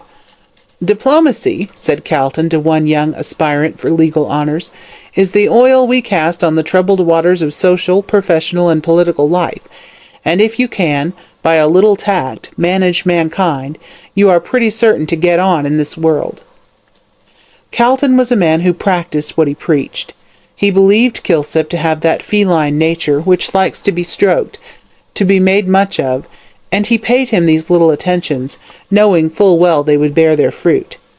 He also knew that Kilsip entertained no friendly feeling for Gorby, that in fact he bore him hatred, and he determined that this feeling which existed between the two men should serve him to the end he had in view. "I suppose," he said, leaning back in his chair and watching the wreaths of blue smoke curling from his cigar, "I suppose you know the ins and the outs of the Hansom Cab murder?" "I should rather think so," said Kilsip, with a curious light in his queer eyes. "Why, Gorby does nothing but brag about it, and his smartness in catching the supposed murderer." "Aha!" said Calton, leaning forward and putting his arms on the table. "Supposed murderer. Eh! Does that mean he hasn't been convicted by a jury, or that you think that Fitzgerald is innocent?" Kilsip stared hard at the lawyer, in a vague kind of way, slowly rubbing his hands together. "Well," he said at length, in a deliberate manner, "before I got your note, I was convinced that Gorby had got hold of the right man. But when I heard that you wanted to see me, and knowing you are defending the prisoner, I guess that you must have found out something in his favour which you wanted me to look after." "Right," said Calton laconically. "As Mr. Fitzgerald said he met White at the corner and hailed the cab," went on the detective. "How do you know that?" interrupted Calton sharply. "Gorby told me." "How the devil did he find out?" cried the lawyer with genuine surprise. "Because he is always poking and prying about," said Kilsip, forgetting in his indignation that such poking and prying formed a part of detective business. "But at any rate," he went on quickly, "if Mr. Fitzgerald did leave Mr. White, the only chance he's got of proving his innocence is that he did not come back, as the cabman alleged." "Then I suppose you think that Fitzgerald will prove an alibi," said Calton. "Well, sir," answered Kilsip modestly, "of course you know more about the case than I do, but that is the only defence I can see he can make." "Well, he's not going to put in such a defence." "Then he must be guilty," said Kilsip promptly. "Not necessarily," returned the barrister dryly. "But if he wants to save his neck, he'll have to prove an alibi," persisted the other. "That's just where the point is," answered Calton. "He doesn't want to save his neck." Kilsip, looking rather bewildered, took a sip of whisky, and waited to hear what Mr. Calton had to say. "The fact is," said Calton, lighting a fresh cigar, "he has some extraordinary idea in his head. He refuses absolutely to say where he was on that night." "I understand," said Kilsip, nodding his head. "Woman?" "No, nothing of the kind," retorted Calton hastily. "I thought so at first, but I was wrong. He went to see a dying woman who wished to tell him something." "What about?" "That's just what I can't tell you," answered Calton quickly. "It must have been something important, for she sent for him in great haste, and he was by her bedside between the hours of 1 and 2 on Friday morning." "Then he did not return to the cab?" "No, he did not. He went to keep his appointment, but for some reason or other he won't tell where this appointment was. I went to his rooms today and found this half-burnt letter, asking him to come." Calton handed the letter to Kilsip, who placed it on the table and examined it carefully. "This was written on Thursday," said the detective. "Of course you can see that from the date, and White was murdered on Friday the 27th. "It was written at something Villa, Toorak," pursued Kilsip, still examining the paper. "Oh, I understand. He went down there." "Hardly," retorted Calton in a sarcastic tone. "He couldn't very well go down there, have an interview, and be back in East Melbourne in 1 hour. The cabman Royston can prove that he was at Russell Street at 1 o'clock, and his landlady that he entered his lodging in East Melbourne at 2. No, he wasn't at Toorak." "When was this letter delivered?" "Shortly before 12 o'clock, at the Melbourne Club, by a girl who, from what the waiter saw of her, appears to have been a disreputable individual. You will see it says bearer will wait him at Bourke Street, and as another street is mentioned, and as Fitzgerald, after leaving White, went down Russell Street to keep his appointment, the most logical conclusion is that the bearer of the letter waited for him at the corner of Bourke and Russell Streets. Now," went on the lawyer, "I want to find out who the girl that brought the letter is." "But how?" "God bless my soul, Kilsip, how stupid you are!" cried Calton, his irritation getting the better of him. "Can't you understand? That paper came from one of the back slums. Therefore it must have been stolen." A sudden light flashed into Kilsip's eyes. "Talbot Villa, Toorak," he cried quickly, snatching up the letter again and examining it with great attention, "where that burglary took place." "Exactly," said Calton, smiling complacently. "Now do you understand what I want? You must take me to the crib in the back slums where the articles stolen from the house in Toorak were hidden. This paper," pointing to the letter, "is part of the swag left behind, and must have been used by someone there. Brian Fitzgerald obeyed the directions given in the letter, and he was there at the time of the murder." "I understand," said Kilsip with a gratified purr. "There were 4 men engaged in that burglary, and they hid the swag at Mother Guttersnipe's crib, in a lane off Little Bourke Street. But hang it! A swell like Mr. Fitzgerald, in evening dress, couldn't very well have gone down there unless he had someone with him well known in the locality," finished Calton rapidly. "Exactly. That woman who delivered the letter at the club guided him. Judging from the waiter's description of her appearance, I should think she was pretty well known about the slums." "Well," said Kilsip, rising and looking at his watch, "it is now 9 o'clock, so if you like we will go to the old hag's place at once. Dying woman," he said, as if struck by a sudden thought. "There was a woman who died there about 4 weeks ago." "Who was she?" asked Calton, who was putting on his overcoat. "Some relation of Mother Guttersnipe's, I fancy," answered Kilsip as they left the office. "I don't know exactly what she was. She was called the Queen, and a precious handsome woman she must have been. Came from Sydney about 3 months ago, and from what I can make out, was not long from England. Died of consumption on the Thursday night before the murder." A woman of the people. Bourke Street is a more crowded thoroughfare than Collins Street, especially at night. The theatres that it contains are in themselves sufficient for the gathering of a considerable crowd. It is a grimy crowd for the most part. Round the doors of the hotels a number of ragged and shabby-looking individuals collect, waiting till some kind of friend shall invite them to step inside. Further on, a knot of horsey-looking men are to be seen standing under the Opera House veranda, giving and taking odds about the Melbourne Cup, or some other meeting. Here and there are ragged street Arabs selling matches and newspapers, and against the veranda post, in the full blaze of the electric light, leans a weary, draggled-looking woman, one arm clasping a baby to her breast, and the other holding a pile of newspapers, while she drones out in a hoarse voice, "'Erald, 3rd edition, 1 penny," till the ear wearies of the constant repetition. Cabs rattle incessantly along the street. Here a fast-looking hansom, with a rakish horse, bearing some gilded youth to his club. There a dingy-looking vehicle, drawn by a lank quadruped, which staggers blindly down the street. Alternating with these, carriages dash by with their well-groomed horses, and within, the vision of bright eyes, white dresses, and the sparkle of diamonds. Then, further up, just on the verge of the pavement, 3 violins and a harp are playing a German waltz to an admiring crowd of attentive spectators. If there is one thing which the Melbourne folk love more than another, it is music. Their fondness for it is only equalled by their admiration for horse racing.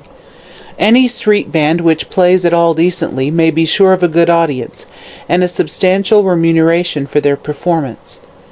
Some writer has described Melbourne as Glasgow with the sky of Alexandria, and certainly the beautiful climate of Australia, so Italian in its brightness, must have a great effect on the nature of such an adaptable race as the Anglo-Saxon. In spite of the dismal prognostications of Marcus Clarke regarding the future Australian, whom he describes as being a tall, coarse, strong-jawed, greedy, pushing, talented man, excelling in swimming and horsemanship, it is more likely that he will be a cultured, indolent individual, with an intense appreciation of the arts and sciences, and a dislike to hard work and utilitarian principles.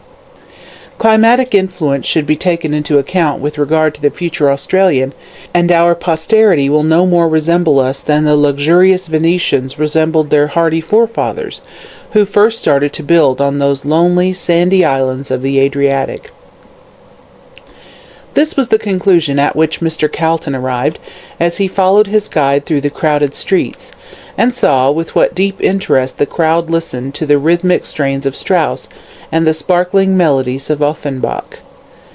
The brilliantly lit street, with the never-ceasing stream of people pouring along, the shrill cries of the street Arabs, the rattle of vehicles, and the fitful strains of music, all made up a scene which fascinated him, and he could have gone on wandering all night, watching the myriad phases of human character constantly passing before his eyes. But his guide, with whom familiarity with the proletarians had, in great measure, bred indifference, hurried him away to Little Bourke Street, where the narrowness of the thoroughfare, with the high buildings on each side, the dim light of the sparsely scattered gas lamps, and the few ragged-looking figures slouching along, formed a strong contrast to the brilliant and crowded scene they had just left. Turning off Little Bourke Street, the detective led the way down a dark lane. It was as hot as a furnace from the accumulated heat of the day.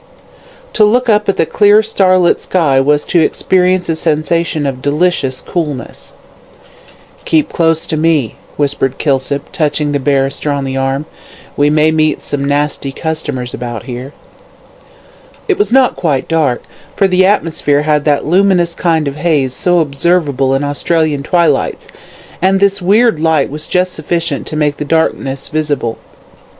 Kilsip and the barrister kept for safety in the middle of the alley, so that no one could spring upon them unaware, and they could see sometimes on the one side a man cowering back into the black shadow, or on the other a woman with disordered hair and bare bosom, leaning out of a window trying to get a breath of fresh air. There were also some children playing in the dried-up gutter, and their shrill young voices came echoing strangely through the gloom, mingling with a bacchanalian sort of song sung by a man, as he slouched along unsteadily over the rough stones. Now and then a mild-looking string of Chinamen strolled along, clad in their dull-hued blue blouses, either chattering shrilly, like a lot of parrots, or moving silently down the alley with a stolid oriental apathy on their yellow faces. Here and there came a stream of warm light through an open door, and within, the Mongolians were gathered around the gambling tables, playing fan-tan, or leaving the seductions of their favourite pastime to glide soft-footed to the many cook-shops, where enticing-looking fowls and turkeys already cooked were awaiting purchasers.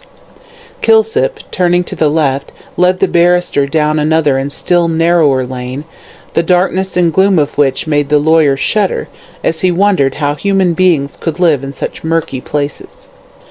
At last, to Calton's relief, for he felt somewhat bewildered by the darkness and narrowness of the lanes through which he had been taken, the detective stopped before a door, which he opened, and stepping inside beckoned to the barrister to follow. Calton did so, and found himself in a low, dark, ill-smelling passage. At the end a faint light glimmered. Kilsip caught his companion by the arm and guided him carefully along the passage. There was much need of this caution, for Calton could feel that the rotten boards were full of holes, into which one or the other of his feet kept slipping from time to time, while he could hear the rats squeaking and scampering away on all sides. Just as they got to the end of this tunnel, for it could be called nothing else, the light suddenly went out, and they were left in complete darkness. "Light that!" cried the detective in a peremptory tone of voice. "What do you mean by dousing the glim?" Thieves' argot was, evidently, well understood here, for there was a shuffle in the dark, a muttered voice, and someone lit a candle. Calton saw that the light was held by an elfish-looking child. Tangled masses of black hair hung over her scowling white face. As she crouched down on the floor against the damp wall, she looked up defiantly, yet fearfully, at the detective. "Where's Mother Guttersnipe?" asked Kilsip, touching her with his foot. She seemed to resent the indignity, and rose quickly to her feet. "Upstairs," she replied, jerking her head in the direction of the right wall. Following her direction, Calton, his eyes now somewhat accustomed to the gloom, could discern a gaping black chasm, which he presumed was the stair alluded to. "You won't get much out of her tonight. She's a-going to start her booze, she is." "Never mind what she's going or about to do," said Kilsip sharply. "Take me to her at once." The girl looked him sullenly up and down, and then she led the way into the black chasm and up the stairs. They were so shaky as to make Calton fear they might give way. As they toiled slowly up the broken steps, he held tightly to his companion's arm. At last they stopped at a door, through the cracks of which a faint glimmer of light was to be seen. Here the girl gave a shrill whistle, and the door opened. Still preceded by their elfish guide, Calton and the detective stepped through the doorway. A curious scene was before them. A small, square room, with a low roof, from which the paper, mildewed and torn, hung in shreds. On the left hand, at the far end, was a kind of low stretcher, upon which a woman, almost naked, lay amid a heap of greasy clothes. She appeared to be ill, for she kept tossing her head from side to side restlessly, and every now and then sang snatches of song in a cracked voice. In the centre of her room was a rough deal table, upon which stood a guttering tallow candle, which but faintly illuminated the scene, and a half-empty rectangular bottle of schnapps, with a broken cup beside it.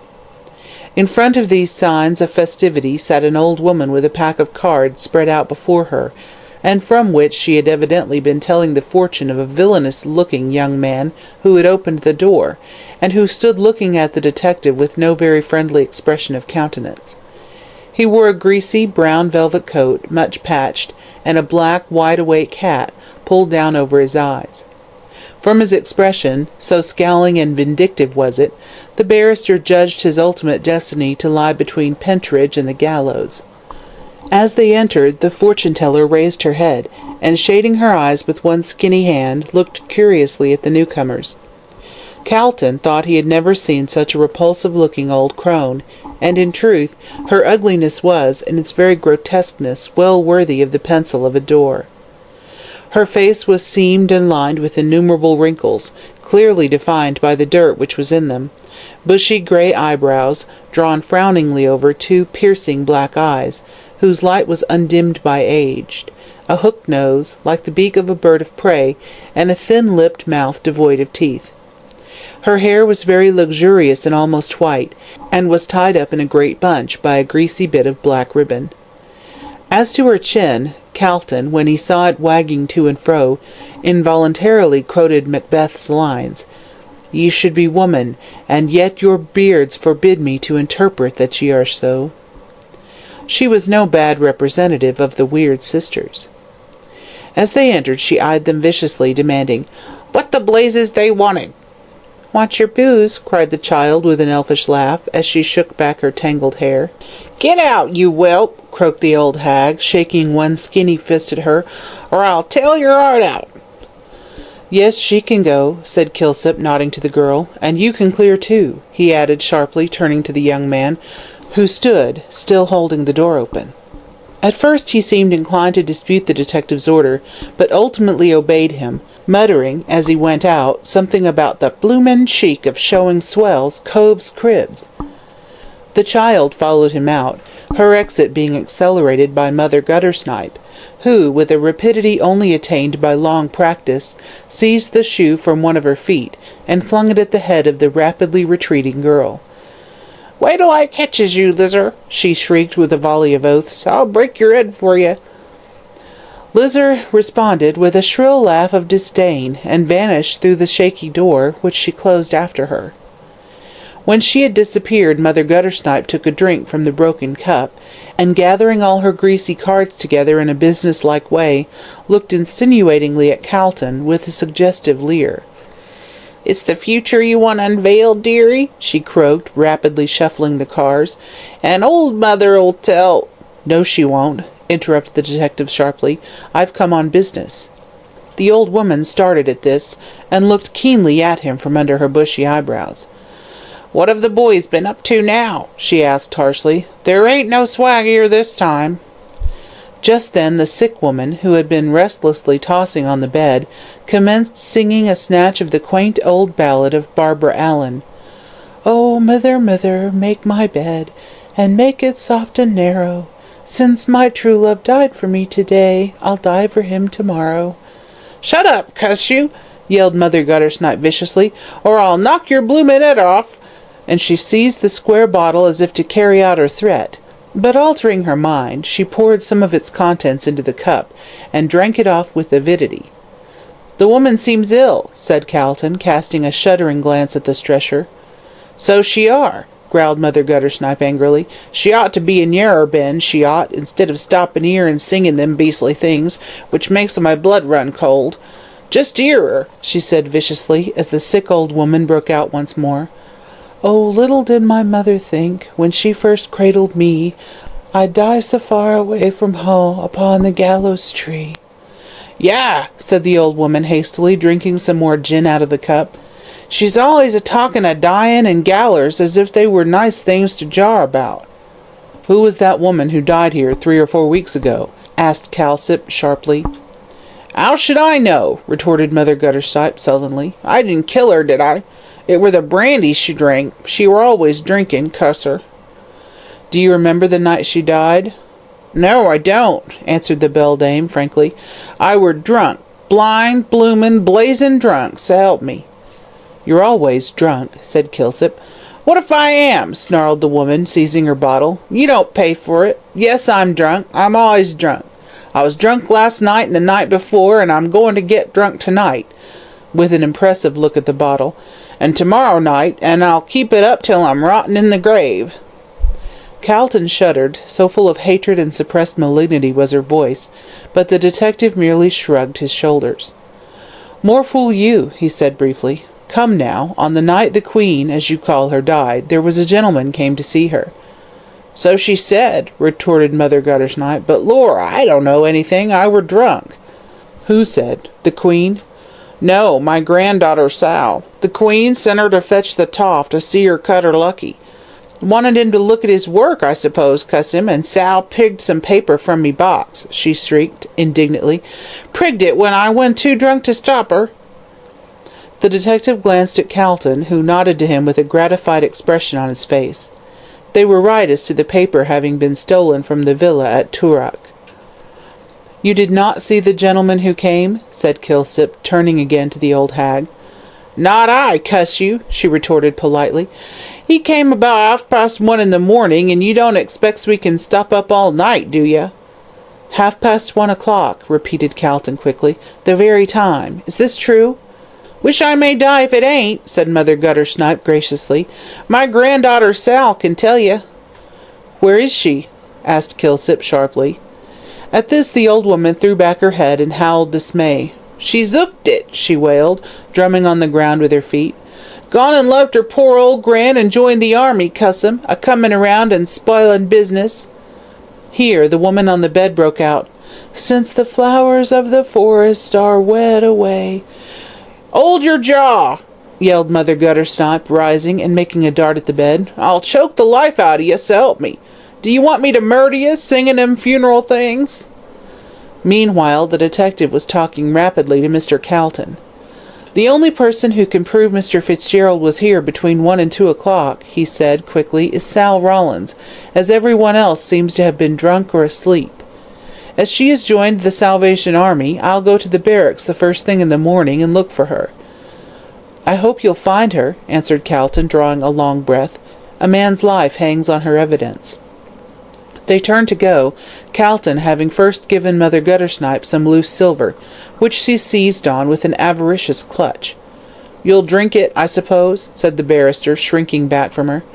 "Wery likely," retorted the hag with a repulsive grin, tying the money up in a piece of her dress, which she tore off for the purpose. I'm forting to the public house, I am. It's the only pleasure I have in my life, cuss it." The sight of money had a genial effect on her nature, for she held a candle at the head of the stairs, as they went down, so that they should not break their heads. As they arrived safely, they saw the light vanish, and heard the sick woman singing "The Last Rose of Summer." The street door was open, and after groping their way along the dark passage with its pitfalls, they found themselves in the open street. "Thank heaven," said Calton, taking off his hat and drawing a long breath. "Thank heaven we are safely out of that den." "At all events, our journey has not been wasted," said the detective as they walked along. "We found out where Mr. Fitzgerald was on the night of the murder, so he will be safe."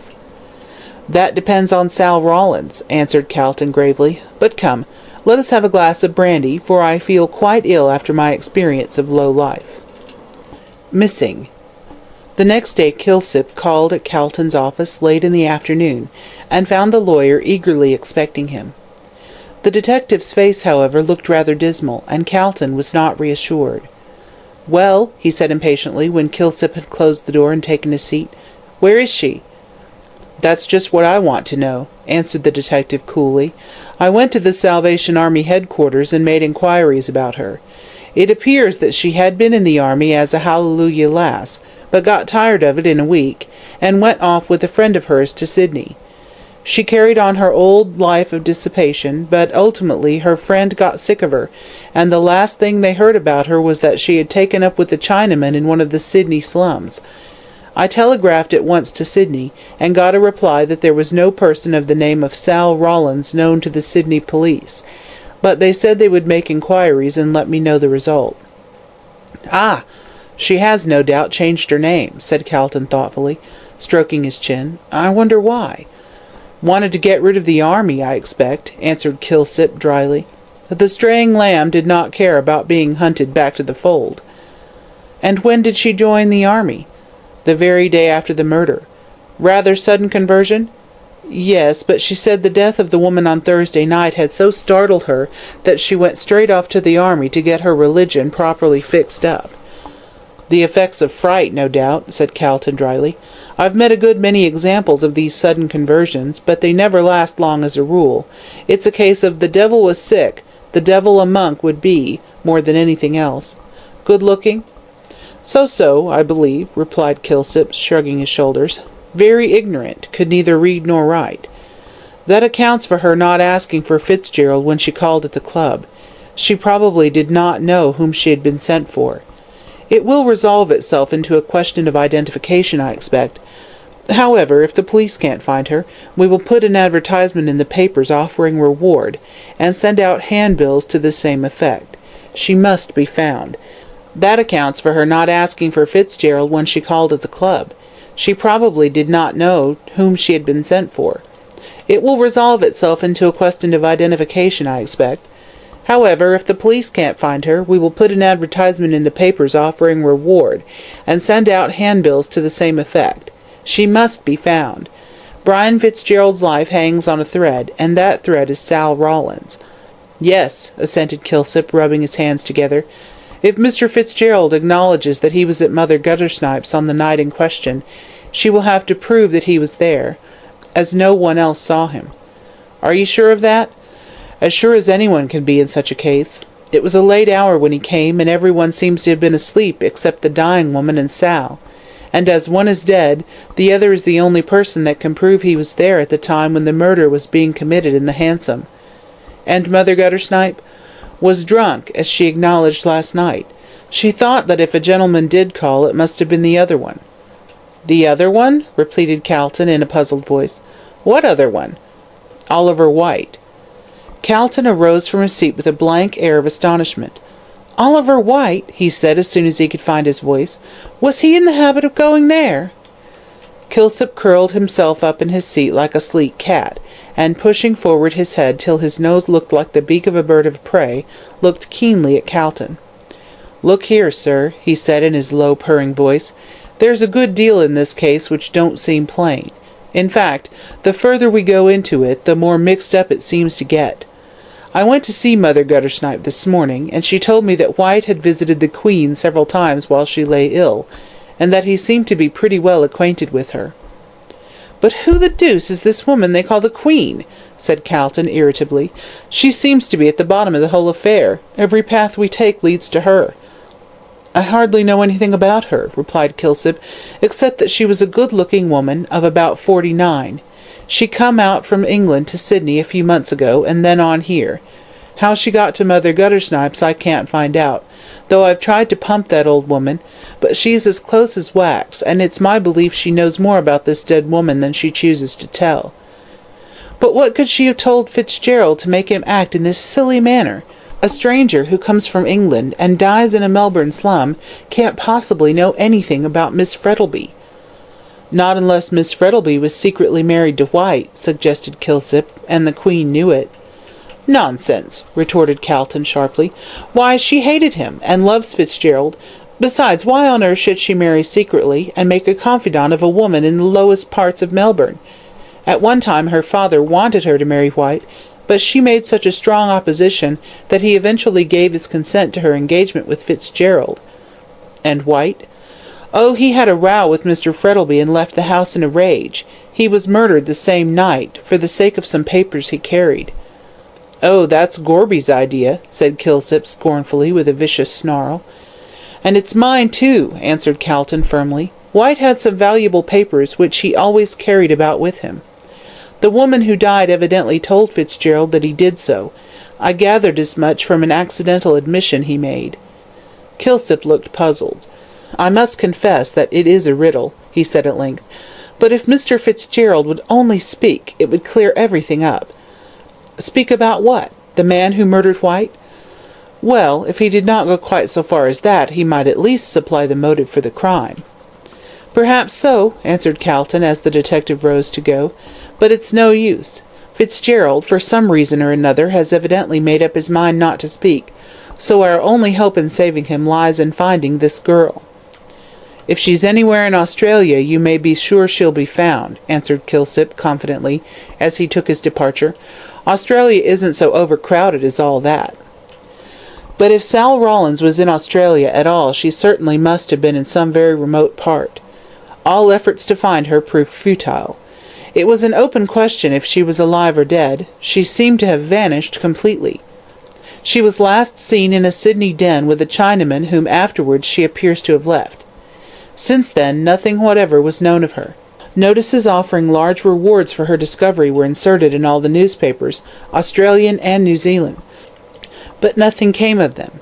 As she was herself unable to read, there seemed little chance of her knowing of them, and if, as Calton surmised, she had changed her name, no one would be likely to tell her of them.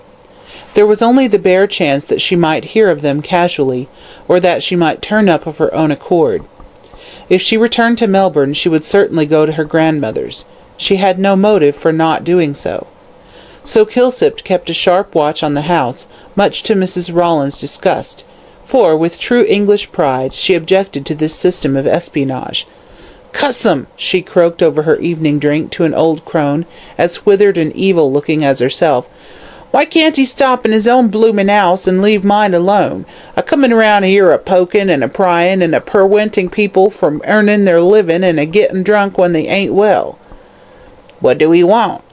asked her friend, rubbing her weak old knees. "Wants? He wants his throat cut," said Mother Guttersnipe, viciously, "and s'help me I'll do it for him some night when he's a-watchin' round here as if it were Pentridge. He can get what he want out of that whelp as ran away, but I knows something he don't know, cuss him." She ended with a senile laugh, and her companion, having taken advantage of the long speech to drink some gin out of the broken cup, Mother Guttersnipe seized the unfortunate old creature by the hair, and, in spite of her feeble cries, banged her head against the wall. "I'll have the perlice in at you," whimpered the assaulted one, as she tottered away quickly as her old rheumatics would allow her. "See if I don't." "Get out," retorted Mother Guttersnipe indifferently, as she filled herself a fresh cup. "You come a-falutin' round here again priggin' my drinks, cuss you, and I'll cut your throat and wring your wicked old head off." The other gave a howl of dismay at hearing this pleasant proposal, and tottered out as quickly as possible, leaving Mother Guttersnipe in undisputed possession of the field. Meanwhile, Calton had seen Brian several times, and used every argument in his power to get him to tell everything, but he either maintained an obstinate silence, or merely answered, "It would only break her heart." He admitted to Calton, after a good deal of questioning, that he had been at Mother Guttersnipe's on the night of the murder. After he had left White by the corner of the Scotch church, as the cabman, Royston, had stated, he had gone along Russell Street and met Sal Rawlins near the Unicorn Hotel. She had taken him to Mother Guttersnipe's, where he had seen the dying woman, who had told him something he could not reveal. "Well," said Mr. Calton, after hearing the admission, "you might have saved us all this trouble by admitting this before, and yet kept your secret, whatever it might be. Had you done so, we might have got hold of Sal Rawlins before she left Melbourne, but now it's a mere chance whether she turns up or not." Brian did not answer this. In fact, he seemed hardly to be thinking of what the lawyer was saying, but just as Calton was leaving, he asked, "How is Madge?" "How can you expect her to be?" said Calton, turning angrily on him. "She is very ill, owing to the worry she has had over this affair." "My darling," cried Brian in agony, clasping his hands above his head. "I did it only to save you." Calton approached him and laid his hand lightly on his shoulder. "My dear fellow," he said gravely, "the confidences between lawyer and client are as sacred as those between priest and penitent. You must tell me this secret which concerns Miss Frettlby so deeply." "No," said Brian firmly, "I will never repeat what that wretched woman told me. When I would not tell you before in order to save my life, it is not likely I am going to do so now, when I have nothing to gain and everything to lose by telling it." "I will never ask you again," said Calton, rather annoyed, as he walked to the door. "And as to this accusation of murder, if I can find this girl, you are safe." When the lawyer left the jail, he went to the detective office to see Kilsip, and ascertain if there was any news of Sal Rawlins, but as usual there was none. "It is fighting against fate," he said sadly as he went away. "His life hangs on a mere chance." The trial was fixed to come off in September, and of course there was great excitement in Melbourne as the time drew near. Great, therefore, was the disappointment when it was discovered that the prisoner's counsel had applied for an adjournment of the trial till October, on the ground that an important witness for the defence could not be found. The trial. In spite of the utmost vigilance on the part of the police, and the offer of a large reward, both by Calton, on behalf of the accused, and by Mr. Frettlby, the much-desired Sal Rawlins still remained hidden. The millionaire had maintained a most friendly attitude towards Brian throughout the whole affair.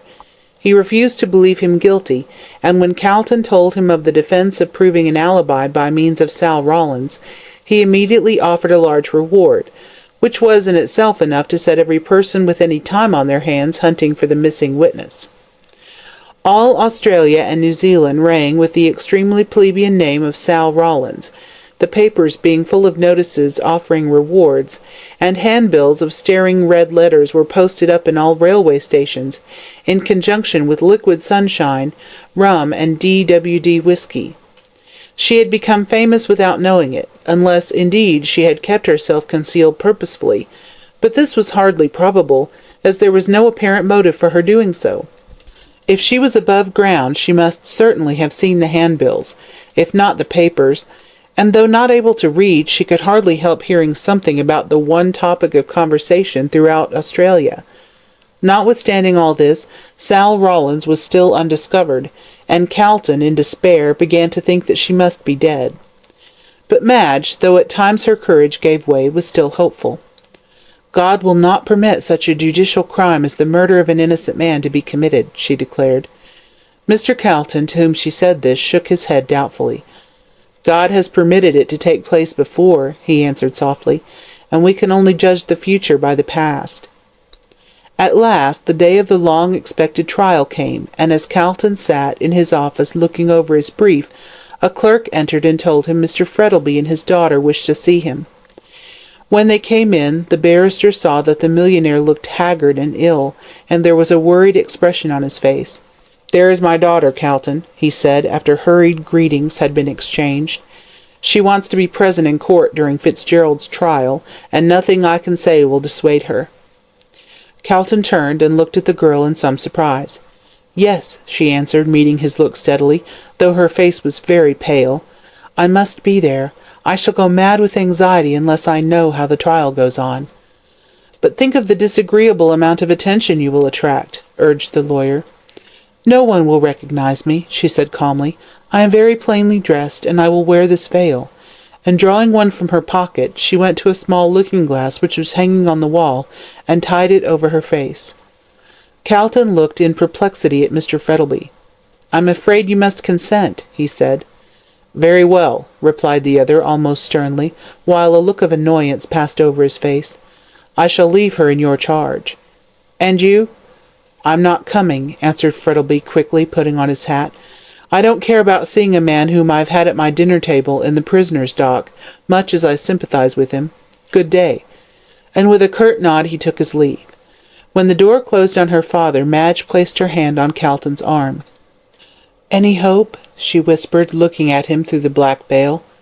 "The merest chance," answered Calton, putting his brief into his bag. "We have done everything in our power to discover this girl, but without result. If she does not come at the 11th hour, I'm afraid Brian Fitzgerald is a doomed man." Madge fell on her knees with a stifled cry. "Oh, God of mercy!" she cried, raising her hands as if in prayer. "Save him! Save my darling, and let him not die for the crime of another. God!" She dropped her face in her hands and wept convulsively as the lawyer touched her lightly on the shoulder. "Come," he said kindly. "Be the brave girl you were, and we may save him yet. The hour is darkest before the dawn, you know." Madge dried her tears and followed the lawyer to the cab, which was waiting for them at the door. They drove quickly up to the court, and Calton put her in a quiet place, where she could see the dock, and yet be unobserved by the people in the body of the court. Just as he was leaving her, she touched his arm. "Tell him," she whispered in a trembling voice, "tell him I'm here." Calton nodded and hurried away to put on his wig and gown, while Madge looked hurriedly round the court from her point of vantage.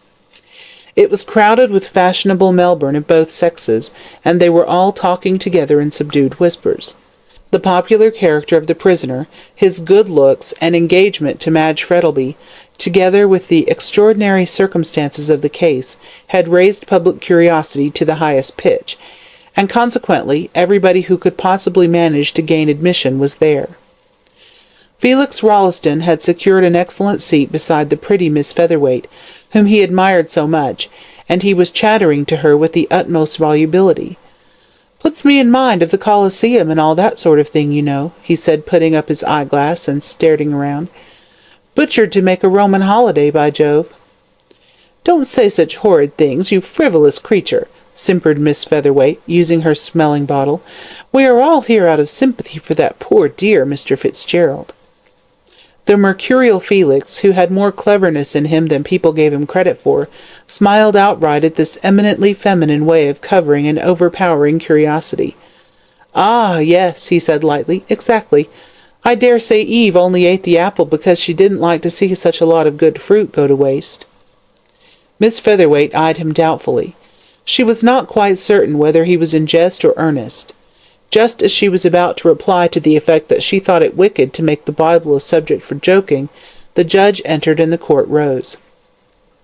When the prisoner was brought in, there was a great flutter among the ladies, and some of them even had the bad taste to produce opera glasses. Brian noticed this, and he flushed up to the roots of his fair hair, for he felt his degradation acutely. He was an intensely proud man, and to be placed in the criminal dock, with a lot of frivolous people, who had called themselves his friends, looking at him as though he were a new actor or a wild animal, was galling in the extreme. He was dressed in black, and looked pale and worn, but all the ladies declared that he was as good-looking as ever, and they were sure he was innocent. The jury were sworn in, and the Crown Prosecutor rose to deliver his opening address. Most of those present knew the facts only through the medium of the newspapers, and such floating rumours as they had been able to gather. They were therefore unaware of the true history of events which had led to Fitzgerald's arrest, and they prepared to listen to the speech with profound attention. The ladies ceased to talk, the men to stare round, and nothing could be seen but row after row of eager and attentive faces, hanging on the words that issued from the lips of the Crown Prosecutor.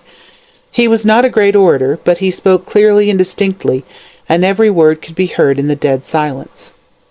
He gave a rapid sketch of the crime, merely a repetition of what had been published in the newspapers, and then proceeded to enumerate the witnesses for the prosecution. He would call the landlady of the deceased to show that ill feeling existed between the prisoner and the murdered man, and that the accused had called on the deceased a week prior to the committal of the crime and threatened his life. There was great excitement at this, and several ladies decided, on the spur of the moment, that the horrid man was guilty, but the majority of them still refused to believe in the guilt of such a good-looking young fellow. He would call a witness who could prove that White was drunk on the night of the murder and went along to Russell Street, in the direction of Collins Street. The cabman Royston would swear to the fact that the prisoner had hailed the cab, and after going away for a short time, returned and entered the cab with the deceased. He would also prove that the prisoner left the cab at the grammar school in the St. Kilda Road, and on the arrival of the cab at the junction he discovered the deceased had been murdered. The cabman Rankin would prove that he drove the prisoner from the St. Kilda Road to Powlett Street in East Melbourne, where he got out, and he would call the prisoner's landlady to prove that the prisoner resided in Powlett Street, and that on the night of the murder he had not reached home till shortly after 2 o'clock. He would also call the detective who had charge of the case to prove the finding of a glove belonging to the deceased in the pocket of the coat which the prisoner wore on the night of the murder, and the doctor who had examined the body of the deceased would give evidence that the death was caused by inhalation of chloroform. As he had now fully shown the chain of evidence which he proposed to prove, he would call the first witness, Malcolm Royston. Royston, on being sworn, gave the same evidence as he had given at the inquest, from the time that the cab was hailed up to his arrival at the St. Kilda police station with the dead body of White. In the cross-examination, Calton asked him if he was prepared to swear that the man who hailed the cab and the man who got in with the deceased were one and the same person. Witness: I am. Calton: You are quite certain? Witness: Yes, quite certain. Do you then recognize the prisoner as the man who hailed the cab? Witness, hesitatingly: I cannot swear to that. The gentleman who hailed the cab had his hat pulled down over his eyes, so that I could not see his face, but the height and general appearance of the prisoner are the same. Then it is only because the man who got into the cab was dressed like the prisoner on that night that you thought they were both the same? Witness: It never struck me for a minute that they were not the same. Besides, he spoke as if he had been there before. I said, "Oh, you've come back," and he said, "Yes, I'm going to take him home," and got into my cab. Calton: Did you notice any difference in his voice? Witness: No, except the first time I saw him he spoke in a loud voice, and the second time he came back very low. Calton: You were sober, I suppose? Witness, indignantly: Yes, quite sober. Calton: Ah, you did not have a drink, say, at the Oriental Hotel, which I believe is near the rank where your cab stands? Witness, hesitatingly: Well, I might have had a glass. Calton: So you might have had several. Witness, sulkily: Well, there's no law against a cove feeling thirsty. Calton: Certainly not, and I suppose you took advantage of the absence of such a law. Witness, defiantly: Yes, I did. Calton: And you were elevated? Witness: Yes, on my cab. Laughter. Calton, severely: You are here to give evidence, sir, not to make jokes, however clever they may be. Were you or were you not slightly the worse for drink? Witness: I might have been.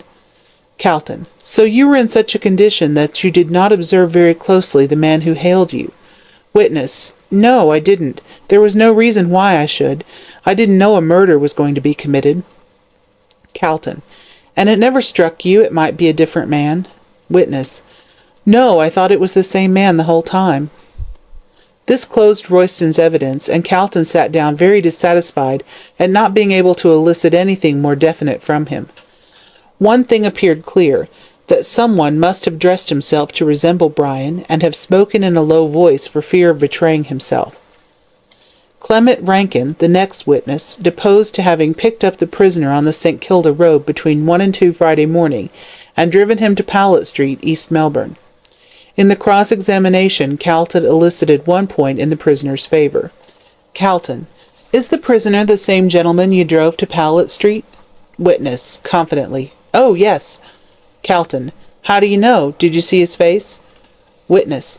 No, his hat was pulled down over his eyes, and I could only see the ends of his mustache and his chin, but he carried himself the same as the prisoner, and his mustache is the same light colour. Calton. When you drove up to him on the St. Kilda road, where was he, and what was he doing? Witness. He was near the grammar school, walking quickly in the direction of Melbourne, and was smoking a cigarette.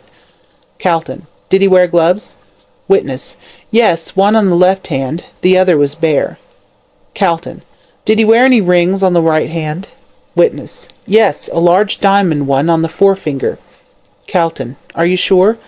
Witness. Yes, because I thought it a curious place for a gentleman to wear a ring, and when he was paying me my fare, I saw the diamond glitter on his finger in the moonlight. Calton. That will do. The counsel for the defence was pleased with this bit of evidence, as Fitzgerald detested rings and never wore any, so he made a note of the matter on his brief. Mrs. Hableton, the landlady of the deceased, was then called, and deposed that Oliver White had lodged with her for nearly 2 months. He seemed a quiet enough young man, but often came home drunk. The only friend she knew he had was a Mr. Morland, who was often with him. On the 14th of July the prisoner had called to see Mr. White, and they had had a quarrel. She heard White say, "She is mine, you can't do anything with her," and the prisoner answered, "I can kill you, and if you marry her I shall do so in the open street." She had no idea at the time of the name of the lady they were talking about. There was a great sensation in the court at these words, and half the people present looked upon such evidence as being sufficient in itself to prove the guilt of the prisoner. In cross-examination, Calton was unable to shake the evidence of the witness, as she merely reiterated the same statements over and over again. The next witness was Mrs. Sampson, who crackled into the witness-box dissolved in tears, and gave her answers in a piercingly shrill tone of anguish. She stated that the prisoner was in the habit of coming home early, but on the night of the murder had come in shortly before 2 o'clock. Crown Prosecutor, referring to his brief. You mean after 2? Witness. "Avin made a mistake once by saying 5 minutes after 2 to the policeman as called himself an insurance agent, which he put the words in my mouth, I ain't going to do so again, it being 5 minutes afore 2, as I can swear to." Crown Prosecutor. "You are sure your clock was right?" Witness. "It hadn't been, but me nevy being a watchmaker called unbeknown to me, and made it right on Thursday night, which it was Friday morning when Mr. Fitzgerald came home." Mrs. Sampson bravely stuck to this statement, and ultimately left the witness-box in triumph, the rest of her evidence being comparatively unimportant as compared with this point of time. The witness Rankin, who drove the prisoner to Powlett Street, as sworn to by him, was recalled, and gave evidence that it was 2 o'clock when the prisoner got down from his cab in Powlett Street. Crown Prosecutor. How do you know that? Witness. Because I heard the post office clock strike. Crown Prosecutor. Could you hear it at East Melbourne? Witness. It was a very still night, and I heard the chimes and then the hour strike quite plainly. This conflicting evidence as to time was a strong point in Brian's favour.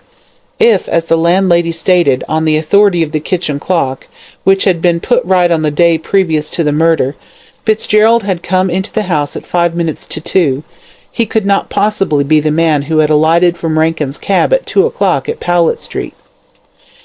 The next witness was Dr. Chinston, who swore to the death of the deceased man by means of chloroform administered in a large quantity, and he was followed by Mr. Gorby, who deposed as to the finding of the glove belonging to the deceased in the pocket of the prisoner's coat. Roger Morland, an intimate friend of the deceased, was called next. He stated that he had known the deceased in London, and had met him in Melbourne. He was with him a great deal. On the night of the murder he was in the Orient Hotel in Bourke Street. White came in, and was greatly excited. He was in evening dress and wore a light coat. They had several drinks together, and then went up to an hotel in Russell Street, and had some more drinks there. Both witness and deceased were intoxicated. White took off his light coat, saying he felt warm, and went out shortly afterwards, leaving witness to sleep at the bar. He was awakened by the barman, who wanted him to leave the hotel. He saw that White had left his coat behind him, and took it up with the intention of giving it to him. As he stood in the street, someone snatched the coat from him and made off with it. He tried to follow the thief, but he could not do so, being too intoxicated. He then went home and to bed, as he had to leave early for the country in the morning. In cross-examination, Calton: when you went into the street after leaving the hotel, did you see the deceased? Witness: no, I did not, but I was very drunk, and unless deceased had spoken to me, I would not have noticed him. Calton: what was the deceased excited about when you met him?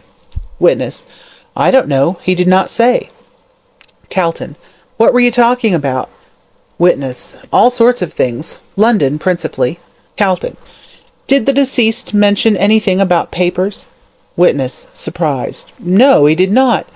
Calton: are you sure? Witness: quite sure. Calton: what time did you get home? Witness: I don't know. I was too drunk to remember. This closed the case for the Crown, and as it was now late, the case was adjourned till the next day. The court was soon emptied of the busy, chattering crowd, and Calton, on looking over his notes, found that the result of the first day's trial was 2 points in favour of Fitzgerald.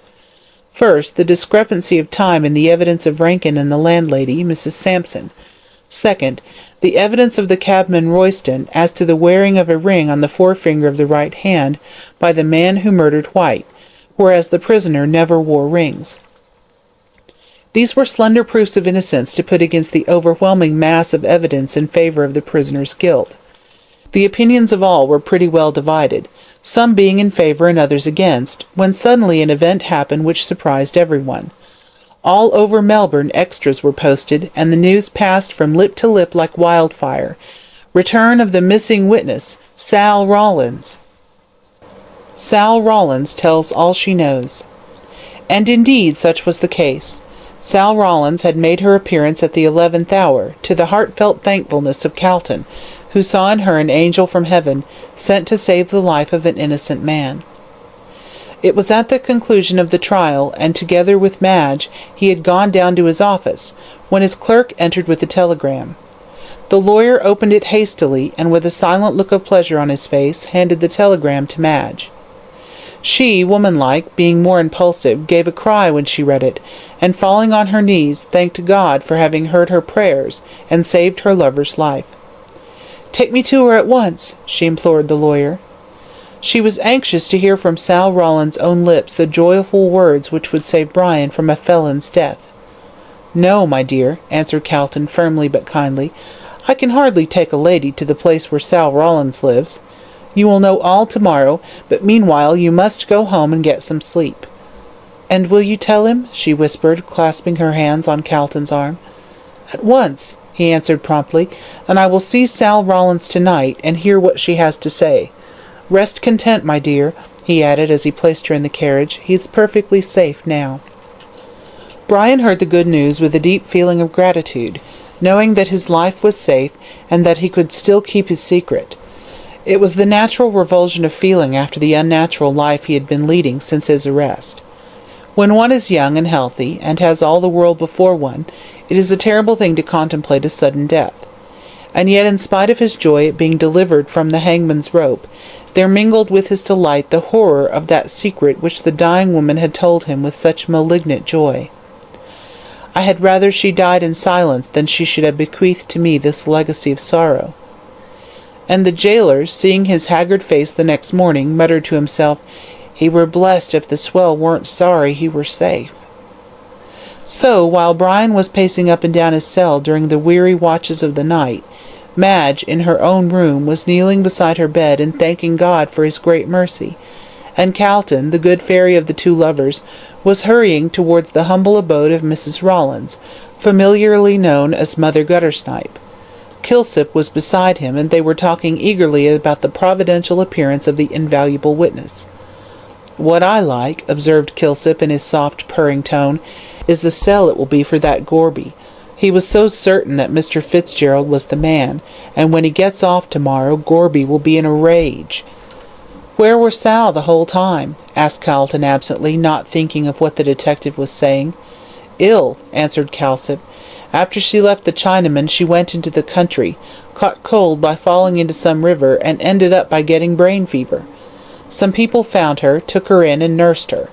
When she got well she came back to her grandmother's." But why didn't the people who nursed her tell her she was wanted? They must have seen the papers. Not they, retorted the detective. They knew nothing. Vegetables, muttered Calton contemptuously. How can people be so ignorant? Why, all Australia has been ringing with the case. At any rate, it's money out of their pocket. Well, there's nothing more to tell, said Kilsip, except that she turned up tonight at 5 o'clock, looking more like a corpse than anything else. When they entered the squalid, dingy passage that led to Mother Guttersnipe's abode, they saw a faint light streaming down the stair.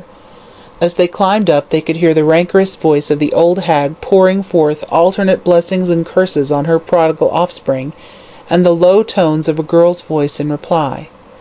On entering the room, Calton saw that the sick woman, who had been lying in the corner on the occasion of his last visit, was gone. Mother Guttersnipe was seated in front of the deal table, with a broken cup and her favourite bottle of spirits before her. She evidently intended to have a night of it, in order to celebrate Sal's return, and had commenced early, so as to lose no time. Sal herself was seated on a broken chair, and leaned wearily against the wall. She stood up as Calton and the detective entered, and they saw that she was a tall, slender woman of about 25, not bad-looking, but with a pallid and haggard appearance from recent illness. She was clothed in a kind of tawdry blue dress, much soiled and torn, and had over her shoulders an old tartan shawl, which she drew tightly across her breast as the strangers entered. Her grandmother, who looked more weird and grotesquely horrible than ever, saluted Calton and the detective on their entrance with a shrill yell and a volley of choice language. "Oh, you've come again, have ye?" she screeched, raising her skinny arms, "to take my gal away from her poor old grandmother, as nursed her, cuss her, when her own mother had gone a gallivanting with swells. I'll have the law of both of you, so help me I will." Kilsip paid no attention to this outbreak of the old fury, but turned to the girl. "This is the gentleman who wants to speak to you," he said gently, making the girl sit on the chair again, for indeed she looked too ill to stand. "Just tell him what you told me." "'Bout the Queen, sir?" said Sal in a low, hoarse voice, fixing her wild eyes on Calton. "If I'd only known you was a-wanting me, I'd a-come afore." "Where were you?" asked Calton in a pitying tone. "New South Wales," answered the girl with a shiver. "The cove as I went with to Sydney left me. Yes, left me to die like a dog in the gutter." "Cuss him," croaked the old woman in a sympathetic manner, as she took a drink from the broken cup. "I tooked up with a Chinaman," went on her granddaughter wearily, "and lived with him for a bit. It's awful, ain't it?" she said with a dreary laugh, as she saw the disgust on the lawyer's face. "But Chinamen ain't bad. They treat a poor girl a dash sight better nor a white cove does. They don't beat the life out of 'em with their fists, nor drag 'em about on the floor by the hair." "Cuss 'em," croaked Mother Guttersnipe drowsily. "I'll tear their hearts out." "I think I must have gone mad, I must," said Sal, pushing her tangled hair off her forehead. "For arter I left the Chiner Cove, I went on walking and walking right into the bush, a-trying to cool my head, for it felt on fire like. I went into a river and got wet, and then I took my 'at and boots off and lay down on the grass, and then the rain comed on, and I walked to a house as was near, where they tooked me in. Oh, such kind people," she sobbed, stretching out her hands, "that didn't badger me about my soul, but gave me good food to eat. I gave 'em a wrong name. I was so afraid of that army of finding me. Then I got ill and knowed nothing for weeks. They said I was off my chump. And then I came back here to see Gran." "Cuss you," said the old woman, but in such tender tones that it sounded like a blessing. "And did the people who took you in never tell you anything about the murder?" Sal shook her head. "No, it were a long way in the country, and they never knowed anything, they didn't." "Ah, that explains it," muttered Calton to himself. "Come now," he said cheerfully, "tell me all that happened on the night you brought Mr. Fitzgerald to see the Queen." "Who's he?" asked Sal, puzzled. "Mr. Fitzgerald, the gentleman you brought the letter for to the Melbourne Club." "Oh, 'im," said Sal, a sudden light breaking over her wan face. "I never knowed his name before." Calton nodded complacently. "I knew you didn't," he said. "That's why you didn't ask for him at the club." "She never told me his name," said Sal, jerking her head in the direction of the bed. "Then whom did she ask you to bring to her?" asked Calton eagerly. "No one," replied the girl. "This was the way of it. On that night she was awful ill, and I sat beside her while Gran was asleep." "I was drunk," broke in Gran fiercely. "None of your lies. I was blazing drunk." "And she says to me, she says," went on the girl, indifferent to her grandmother's interruption, "get me some paper and pencil, and I'll write a note to him, I will." So I goes and gets her what she asks for out of Gran's box. "I stole it, cuss you!" shrieked the old hag, shaking her fist. "Hold your tongue," said Kilsip in a peremptory tone. Mother Guttersnipe burst into a volley of oaths, and having run rapidly through all she knew, subsided into a sulky silence. "She wrote on it," went on Sal, "and then asked me to take it to the Melbourne Club and give it to him. Says I, 'Who's him?' Says she, 'It's on the letter. Don't you ask no questions, and you won't 'ear no lies. But give it to him at the club, and wait for him at the corner of Bourke and Russell Street.' So I goes and gives it to a cove at the club, and then he comes along, and says he, 'Take me to her,' and I tooked him." "And what like was the gentleman?" "Oh, wery good looking," said Sal. "Wery tall, with yeller hair and moustache. He had party clothes on, and a masher coat, and a soft hat." "That's Fitzgerald right enough," murmured Calton. "And what did he do when he came?" "He goes right up to her, and she says, 'Are you he?' And he says, 'I am.' Then says she, 'Do you know what I'm a-going to tell you?' And he says, 'No.' Then says he, 'It's about her.' And says he, looking very white, 'How dare you have her name on your vile lips?' And she gets up and screeches, 'Turn that gal out, and I'll tell you.' And he takes me by the arm, and says he, 'Ere, get out.' And I gets out, and that's all I knows." "And how long was he with her?" asked Calton, who had been listening attentively.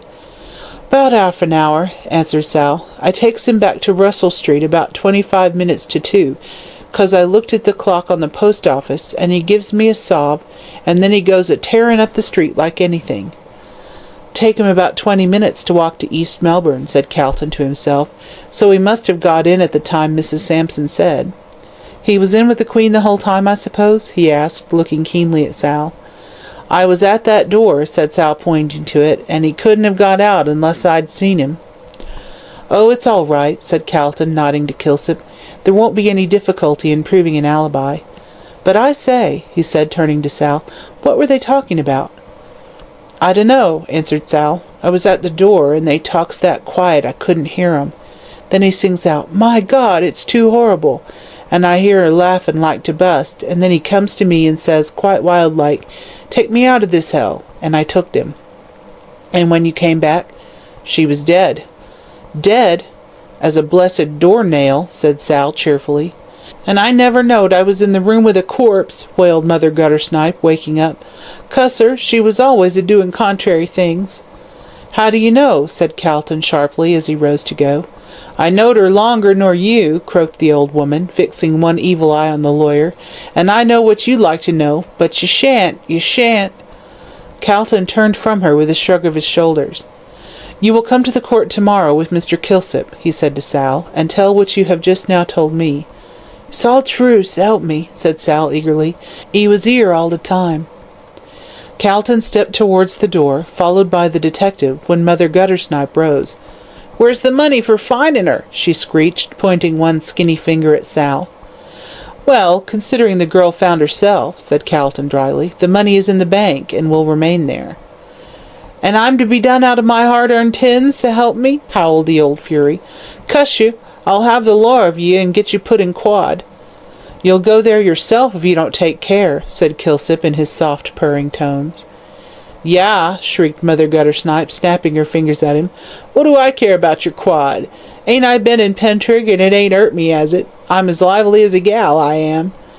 And the old fury, to prove the truth of her words, danced a kind of war dance in front of Mr. Calton, snapping her fingers and yelling out curses as an accompaniment to her ballet. Her luxurious white hair streamed out during her gyrations, and with her grotesque appearance in the faint light of the candle, she presented a gruesome spectacle. Calton remembered the tales he had heard of the women of Paris at the Revolution, and the way they danced la Carmagnole. Mother Guttersnipe would have been in her element in that sea of blood and turbulence, he thought. But he merely shrugged his shoulders and walked out of the room, as with a final curse, delivered in a hoarse voice, Mother Guttersnipe sank exhausted on the floor, and yelled for gin. The verdict of the jury. Next morning the court was crowded, and numbers were unable to gain admission. The news that Sal Rawlins, who alone could prove the innocence of the prisoner, had been found, and would appear in court that morning, had spread like wildfire, and the acquittal of the prisoner was confidently expected by a large number of sympathizing friends, who seemed to have sprung up on all sides like mushrooms in a single night. There were, of course, plenty of cautious people left who waited to hear the verdict of the jury before committing themselves, and who still believed him to be guilty. But the unexpected appearance of Sal Rawlins had turned the great tide of public feeling in favour of the prisoner, and many who had been loudest in their denunciations of Fitzgerald were now more than half convinced of his innocence. Pious clergymen talked in an incoherent way about the finger of God and the innocent not suffering unjustly, which was a case of counting unhatched chickens, as the verdict had yet to be given. Felix Rolleston awoke, and found himself famous in a small way. Out of good-natured sympathy and a spice of contrariness, he had declared his belief in Brian's innocence, and now, to his astonishment, he found that his view of the matter was likely to prove correct. He received so much praise on all sides for his presumed perspicuity, that he soon began to think that he had believed in Fitzgerald's innocence by a calm course of reasoning, and not because of a desire to differ from everyone else in their opinion of the case. After all, Felix Rolleston is not the only man who has been astonished to find greatness thrust upon him, and come to believe himself worthy of it. He was a wise man, however, and while in the full tide of prosperity he seized the flying moment, and proposed to Miss Featherweight, who after some hesitation agreed to endow him with herself and her thousands. She decided that her future husband was a man of no common intellect, seeing that he had long ago arrived at a conclusion which the rest of Melbourne were only beginning to discover now. So she determined that, as soon as she assumed marital authority, Felix, like Strephon in Elath, should go into Parliament, and with her money and his brains she might some day be the wife of a premier.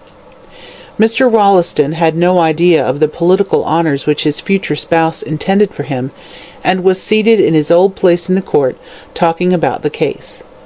"Knew he was innocent, don't you know," he said with a complacent smile. "Fitzgerald's too jolly-looking a fellow, and all that sort of thing, to commit murder."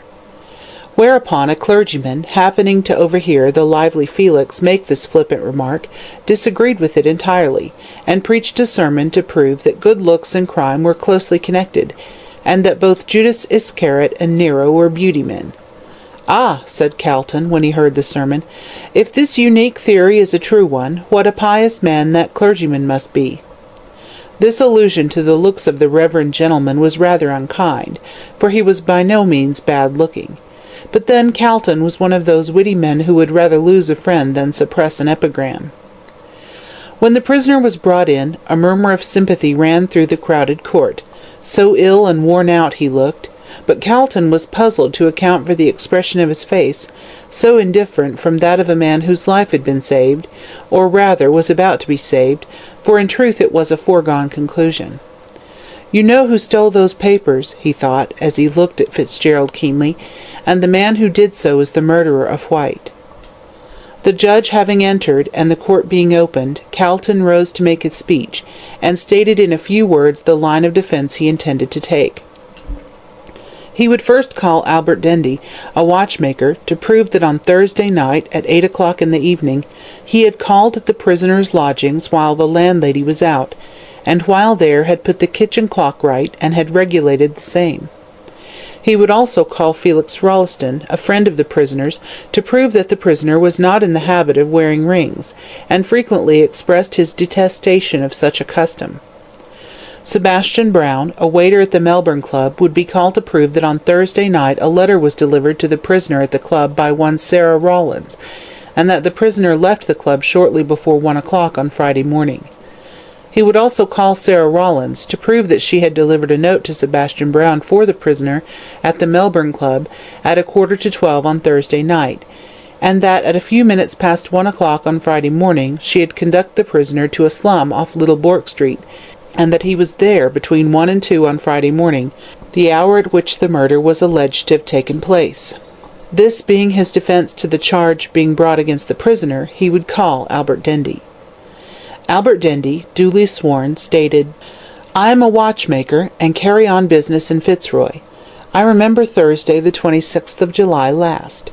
On the evening of that day I called at Powlett Street, East Melbourne, to see my aunt, who was the landlady of the prisoner. She was out at the time I called, and I waited in the kitchen till her return. I looked at the kitchen clock to see if it was too late to wait, and then at my watch. I found that the clock was 10 minutes fast, upon which I put it right, and regulated it properly." Calton. "At what time did you put it right?" Witness. "About 8 o'clock."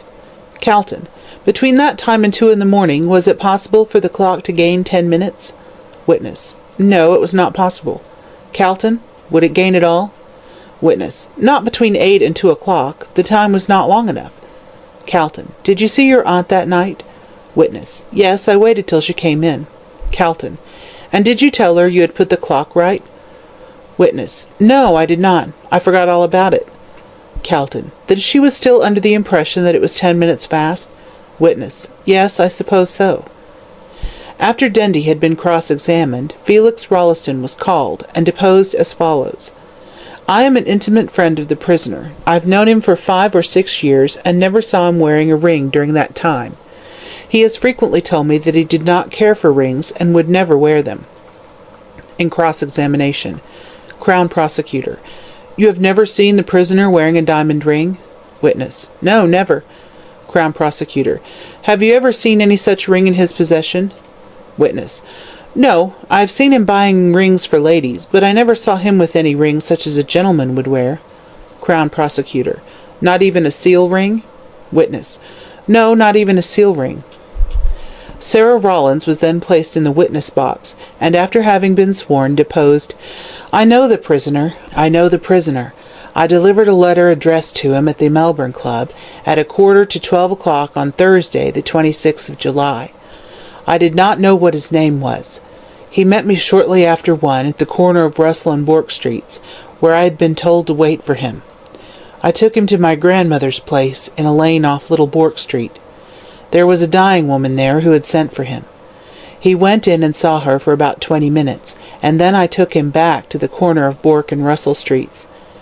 I heard the 3/4 clock strike shortly after I left him." Crown Prosecutor. "You are quite certain that the prisoner was the man you met on that night?" Witness. "Quite certain, so help me God." Crown Prosecutor. "And he met you a few minutes past 1 o'clock?" Witness.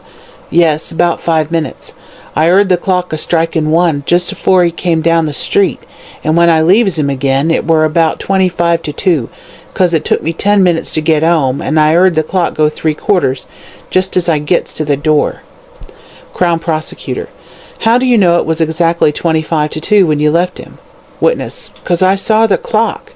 I left him in the corner of Russell Street and comes down Bourke Street, and I could see the post office clock as plain as day, and when I gets into Swanston Street I looks at the town all promiscuous like, and sees the same time there."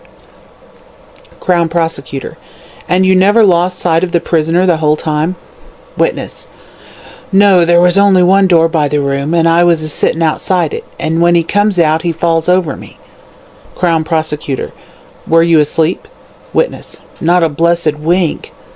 Calton then directed Sebastian Brown to be called. He deposed, "I know the prisoner. He is a member of the Melbourne Club, at which I am a waiter.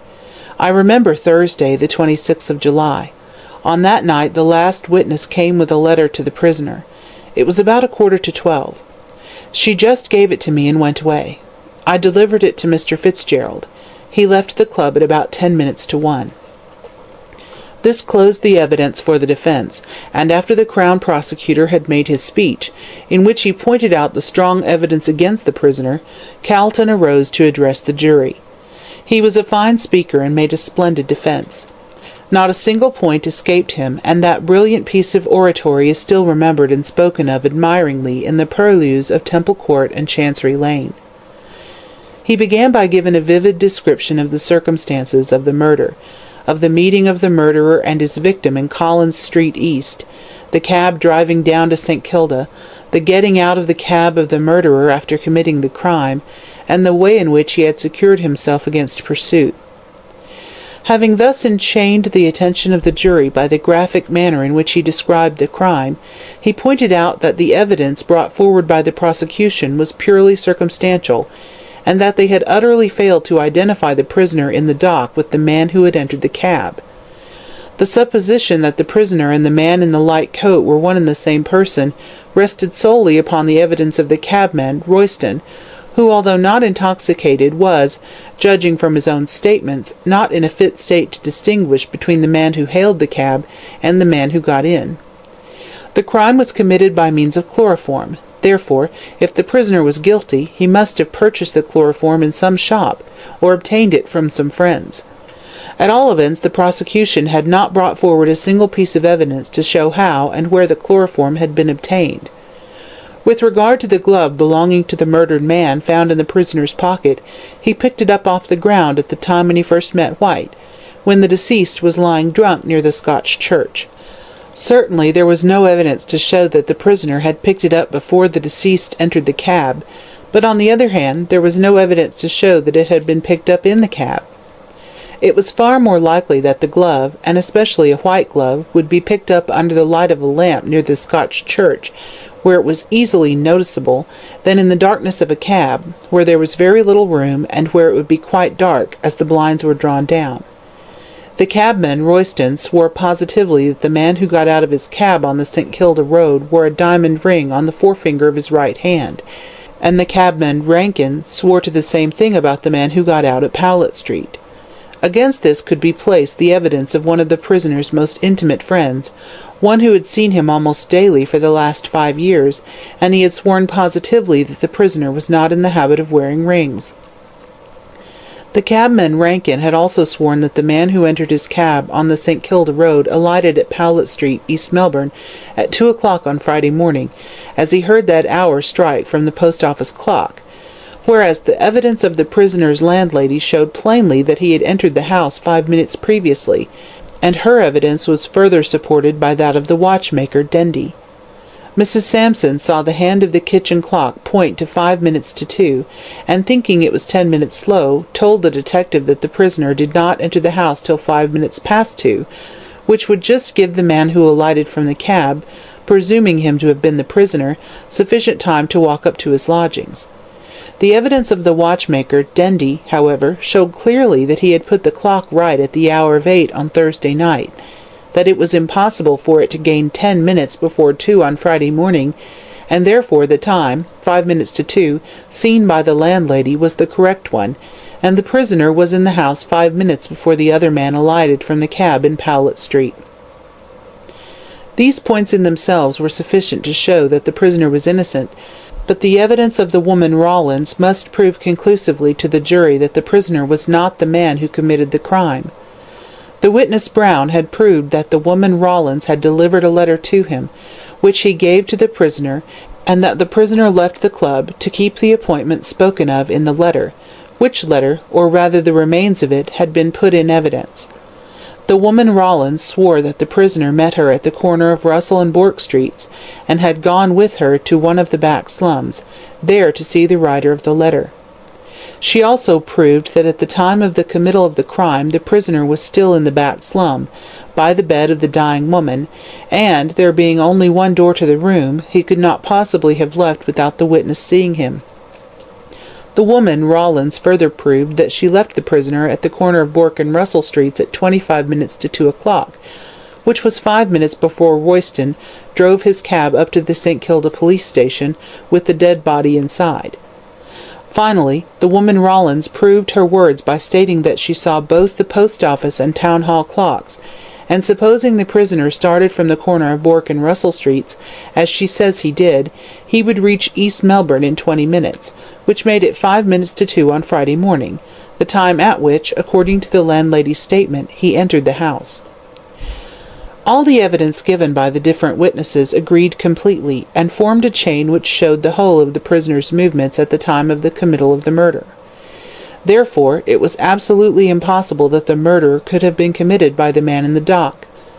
The strongest piece of evidence brought forward by the prosecution was that of the witness, Hableton, who swore that the prisoner used threats against the life of the deceased. But the language used was merely the outcome of a passionate Irish nature, and was not sufficient to prove the crime to have been committed by the prisoner.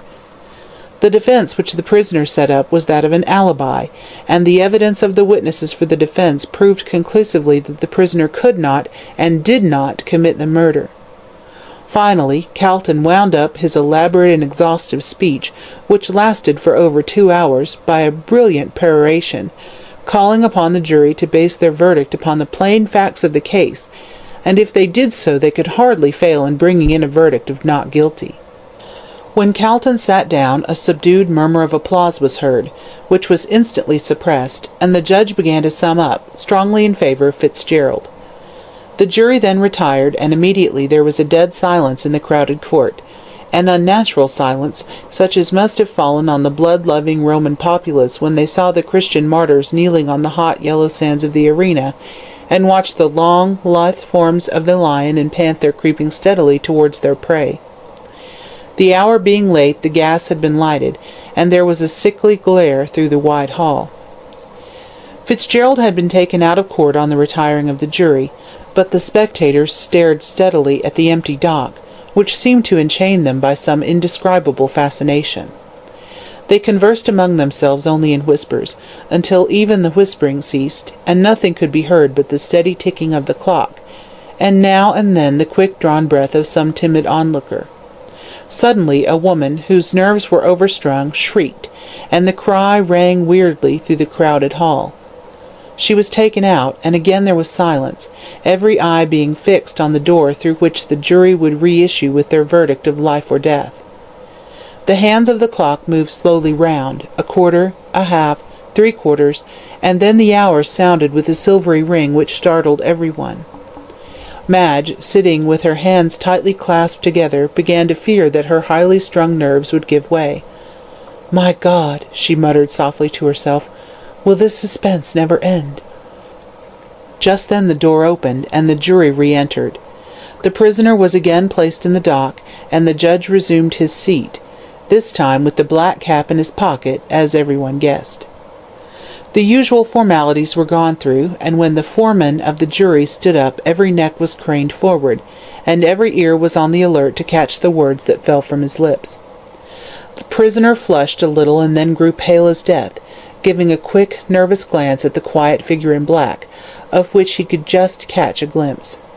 Then came the verdict, sharp and decisive, "Not guilty." On hearing this, a cheer went up from everyone in the court, so strong was the sympathy with Brian.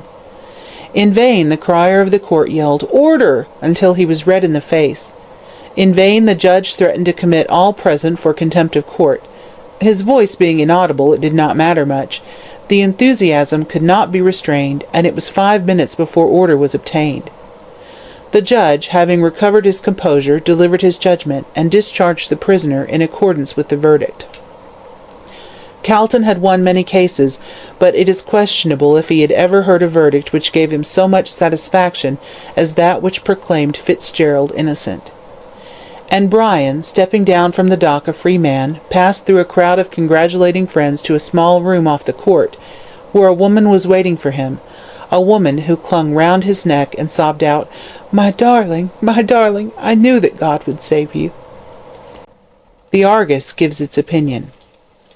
The morning after the trial was concluded, the following article in reference to the matter appeared in the Argus. During the past 3 months we have frequently in our columns commented on the extraordinary case which is now so widely known as the Hansom Cab tragedy. We can safely say that it is the most remarkable case which has ever come under the notice of our criminal court, and the verdict given by the jury yesterday has enveloped the matter in a still deeper mystery. By a train of strange coincidences, Mr. Brian Fitzgerald, a young squatter, was suspected of having murdered White, and had it not been for the timely appearance of the woman Rawlins, who turned up at the 11th hour, we feel sure that a verdict of guilty would have been given, and an innocent man would have suffered punishment for the crime of another. Fortunately for the prisoner, and for the interests of justice, his counsel, Mr. Calton, by unwearied diligence, was able to discover the last witness, and prove an alibi.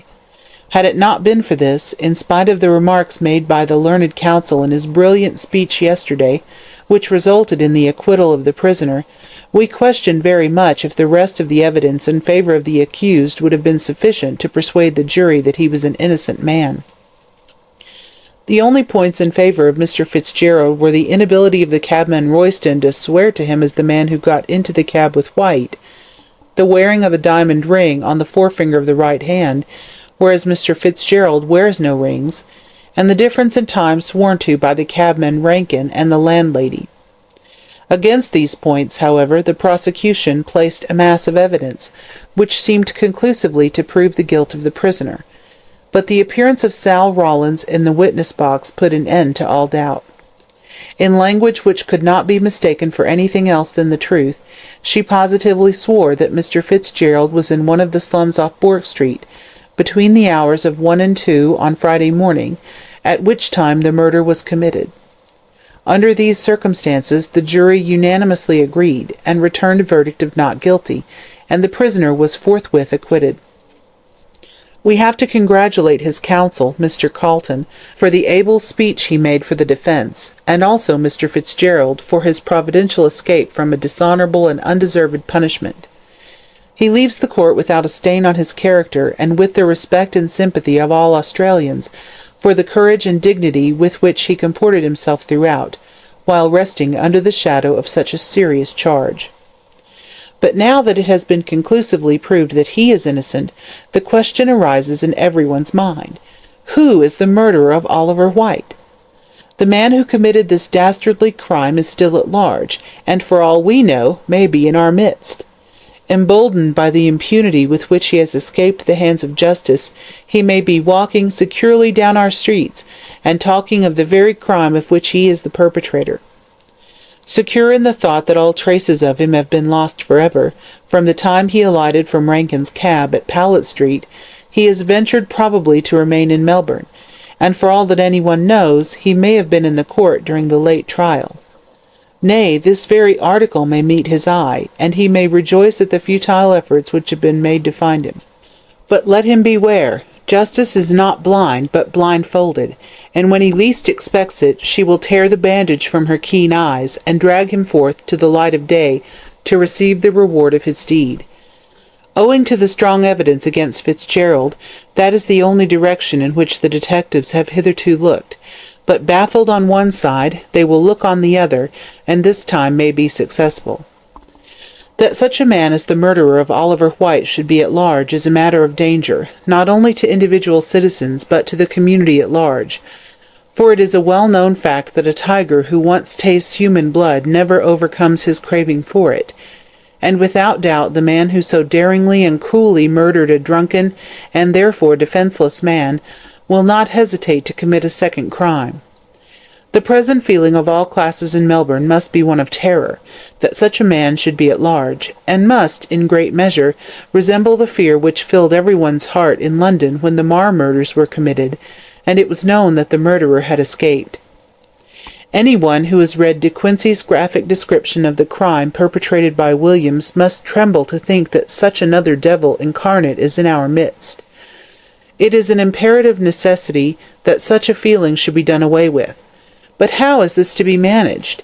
It is one thing to speak and another to act. There seems to be no possible clue discoverable at present which can lead to the discovery of the real murderer. The man in the light coat who got out of Rankin's cab at Powlett Street, East Melbourne, designedly, as it now appears, in order to throw suspicion on Fitzgerald, has vanished completely as the witches in Macbeth, and left no trace behind. It was 2 o'clock in the morning when he left the cab, and in a quiet suburb like East Melbourne no one would be about, so that he could easily escape unseen. There seems to be but one chance of ever tracing him, and that is to be found in the papers which were stolen from the pocket of the dead man. What they were, only 2 persons knew, and one knows now. The first 2 were White and the woman who was called the Queen, and both of them are now dead. The other who knows now is the man who committed the crime. There can be no doubt that these papers were the motive for the crime, as no money was taken from the pockets of the deceased. The fact also that the papers were carried in a pocket made inside the waistcoat of the deceased shows that they were of value. Now, the reason we think that the dead woman knew of the existence of these papers is simply this. It appears that she came out from England with White as his mistress, and after staying some time in Sydney came on to Melbourne. How she came into such a foul and squalid den as that she died in, we are unable to say, unless, seeing that she was given to drink, she was picked up drunk by some Samaritan of the slums, and carried to Mrs. Rawlins's humble abode. White visited her there frequently, but appears to have made no attempt to remove her to a better place, alleging as his reason that the doctor said she would die if taken into the air. Our reporter learned from one of the detectives that the dead woman was in the habit of talking to White about certain papers, and on one occasion was overheard to say to him, "They'll make your fortune if you play your cards well." This was told to the detective by the woman Rawlins, to whose providential appearance Mr. Fitzgerald owes his escape. From this it can be gathered that the papers, whatever they might be, were of value, and sufficient to tempt another to commit a murder in order to obtain them. White, therefore, being dead, and his murderer having escaped, the only way of discovering the secret which lies at the root of this tree of crime is to find out the history of the woman who died in the slum. Traced back for some years, circumstances may be discovered which will reveal what these papers contained, and once that is found, we can confidently say that the murderer will be soon discovered. This is the only chance of finding out the cause, and the author of this mysterious murder, and if it fails, we fear the Hansom Cab tragedy will have to be relegated to the list of undiscovered crimes, and the assassin of White will have no other punishment than that of the remorse of his own conscience. 3 months afterwards. A hot December day, with a cloudless blue sky, and a sun blazing down on the earth, clothed in all the beauty of summer garments. Such a description of snowy December sounds perchance a trifle strange to English ears. It may strike them as being somewhat fantastic, as was the play in A Midsummer Night's Dream to Demetrius when he remarked, "This is hot ice and wondrous cold fire." But here in Australia we are in the realm of contrariety, and many things other than dreams go by contrary. Here black swans are an established fact, and the proverb concerning them, made when they were considered as mythical a bird as the phoenix, has been rendered null and void by the discoveries of Captain Cook. Here ironwood sinks and pumice stone floats, which must strike the curious spectator as a queer freak on the part of Dame Nature. At home the Edinburgh mail bears the hardy traveller to a cold climate, with snowy mountains and a wintry blast, but here the further north one goes the hotter it gets, till one arrives in Queensland, where the heat is so great that a profane traveller of an epigrammatic turn of mind once fittingly called it an amateur hell. But however contrary, as Mrs. Gamp would say, nature be in her dwellings, the English race out in this great continent are much the same as in the old country. John Bull, Paddy, and Sandy, all being of a conservative turn of mind, and with strong opinions as to the keeping up of old customs.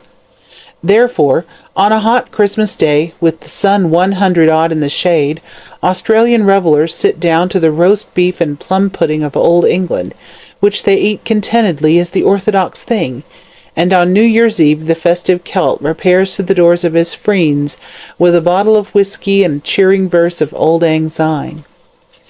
Still, it is these peculiar customs that give an individuality to a nation, and John Bull abroad loses none of his insular obstinacy, but keeps his Christmas in the old fashion, and wears his clothes in the new fashion, without regard to heat or cold. A nation that never surrenders to the fire of an enemy cannot be expected to give in to the fire of the sun, but if some ingenious mortal would only invent some light and airy costume, after the fashion of the Greek dress, and Australians would consent to adopt the same, life in Melbourne and her sister cities would be much cooler than it is at present. Madge was thinking somewhat after this fashion as she sat on the wide veranda, in a state of exhaustion from the heat, and stared out at the wide plains lying parched and arid under the blazing sun. There was a dim kind of haze rising from the excessive heat, ranging midway between heaven and earth, and through its tremulous veil the distant hills looked aerial and unreal. Stretched out before her was the garden with its intensely vivid flowers. To look at them merely was to increase one's caloric condition.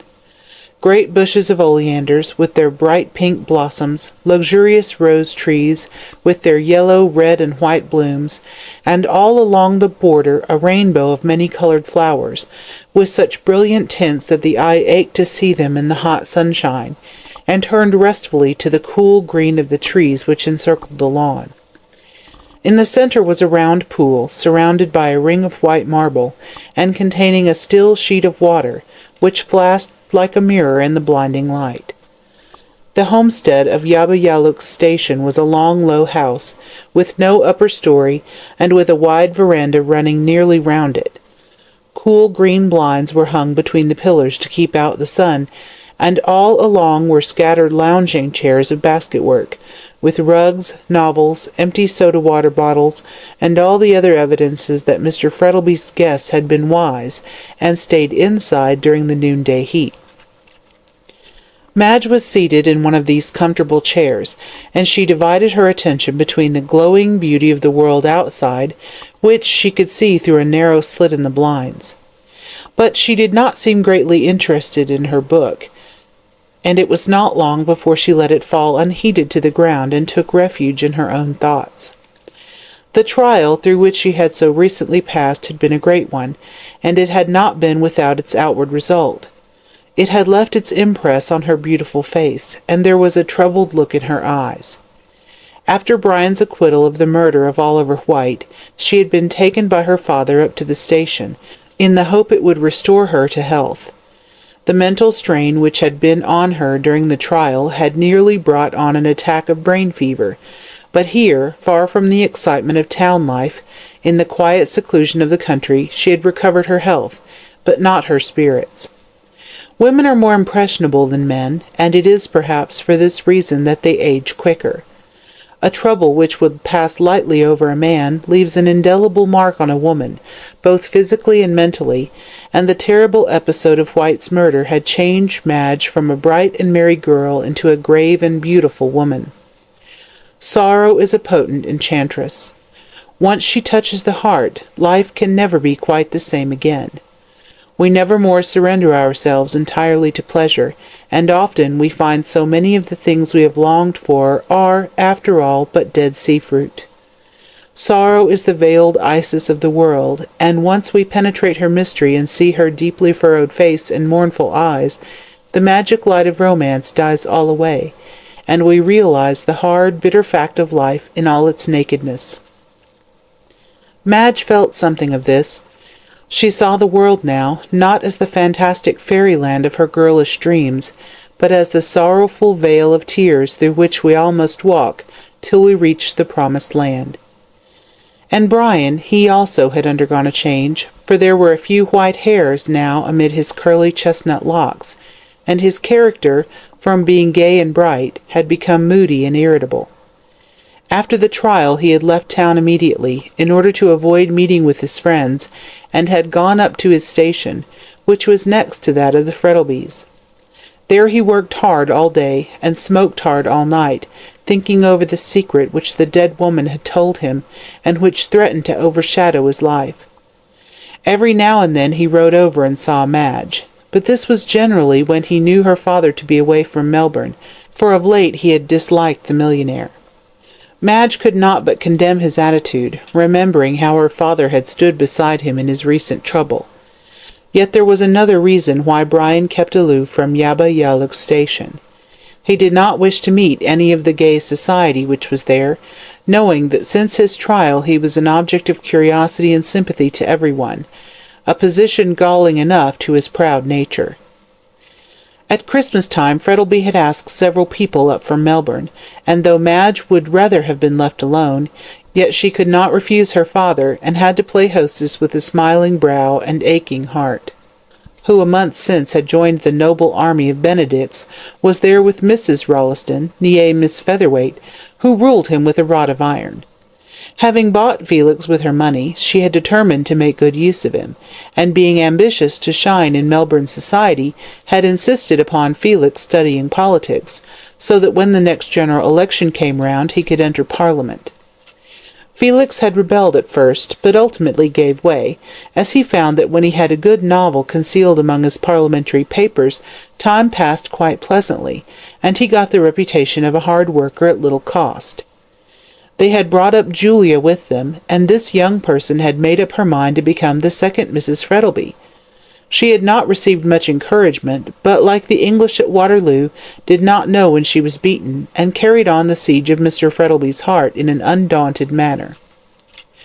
Dr. Chinston had come up for a little relaxation, and gave never a thought to his anxious patients, or the many sick rooms he was in the habit of visiting.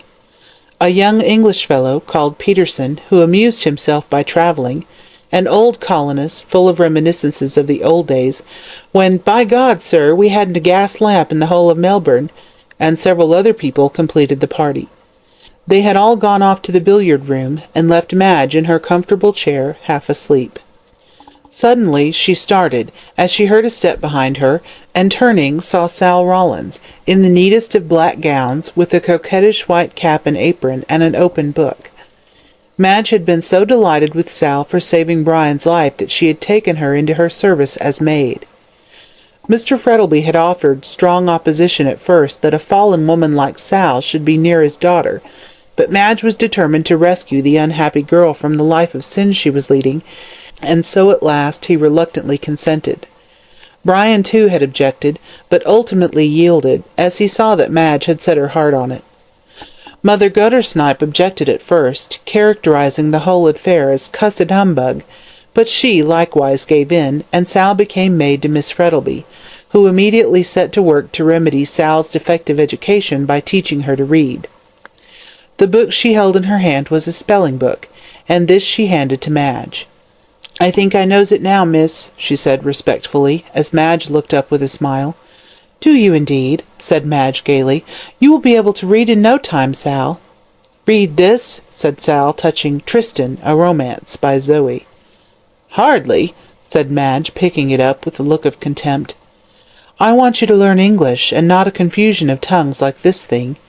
But it's too hot for lessons, Sal," she went on, leaning back in her seat, "so get a chair and talk to me." Sal complied, and Madge looked out at the brilliant flower-beds, and at the black shadow of the tall wych-elm which grew on one side of the lawn. She wanted to ask a certain question of Sal, and did not know how to do it.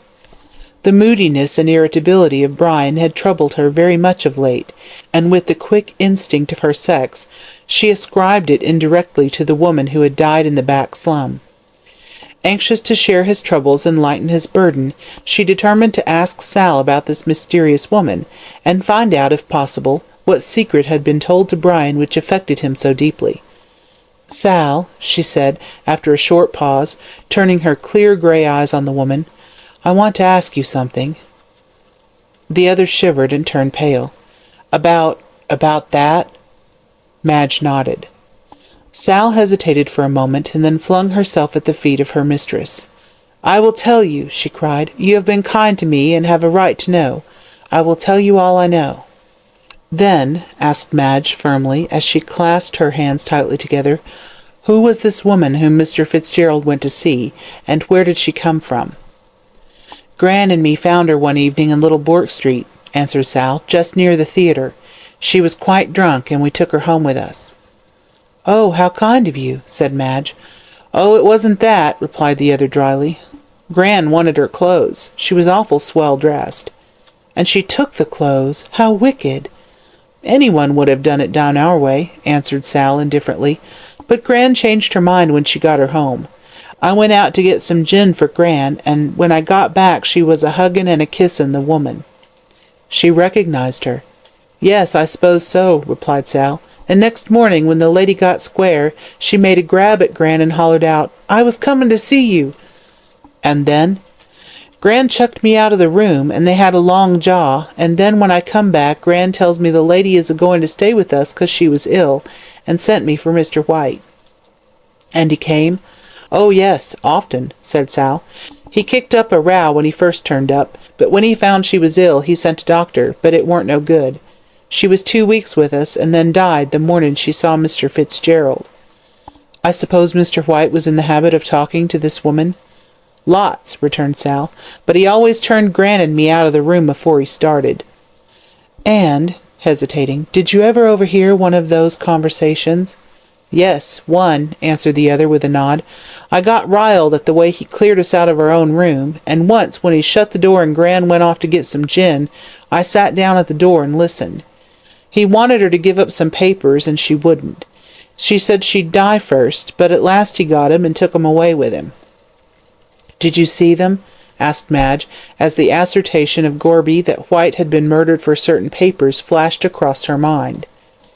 "Rather," said Sal.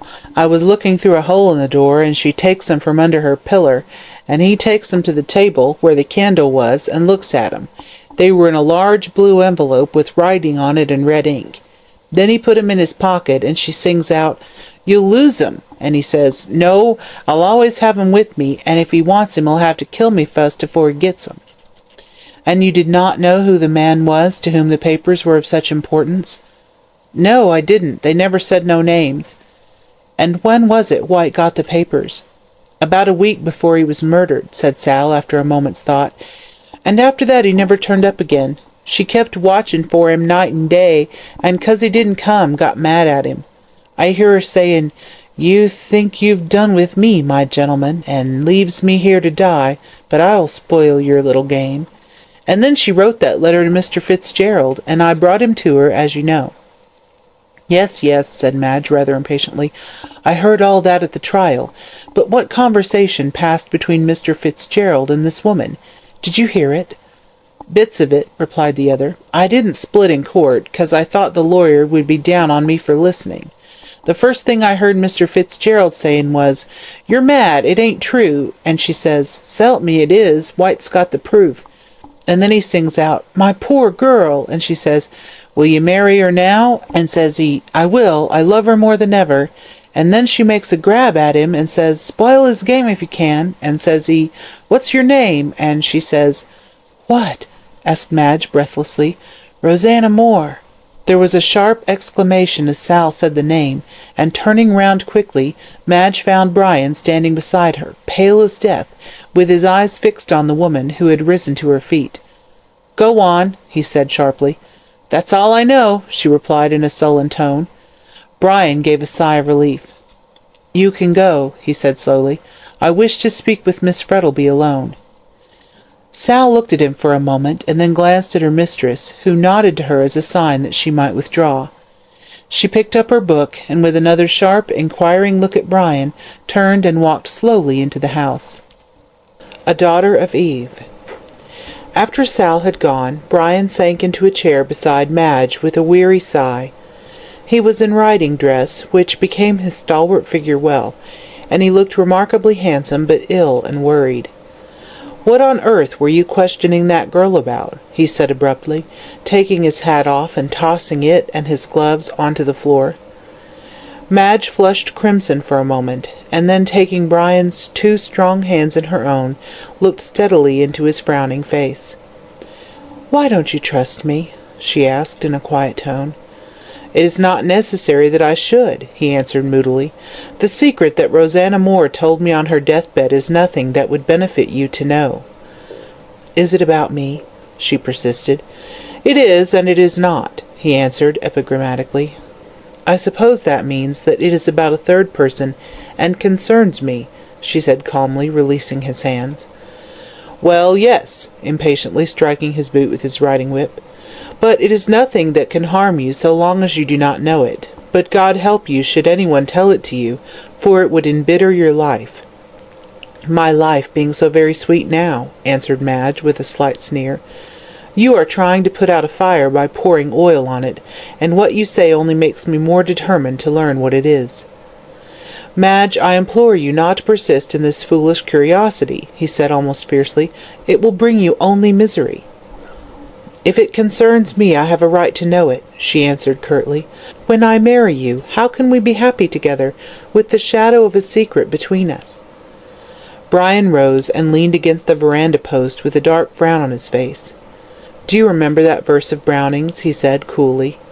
"Where the apple reddens, never pry, lest we lose our Edens, Eve and I." Singularly applicable to our present conversation, I think. "Ah," she said, her pale face flushing with anger, "you want me to live in a fool's paradise, which may end at any moment."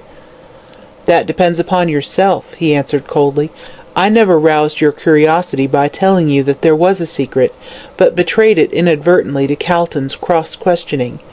I tell you candidly that I did learn something from Rosanna Moore, and it concerns you, though only indirectly through a third person. But it would do no good to reveal it, and would ruin both our lives." She did not answer, but looked straight before her into the glowing sunshine. Brian fell on his knees beside her and stretched out his hands with an entreating gesture. "Oh, my darling," he cried sadly, "cannot you trust me? The love which has stood such a test as yours cannot fail like this. Let me bear the misery of knowing it alone, without blighting your young life with the knowledge of it.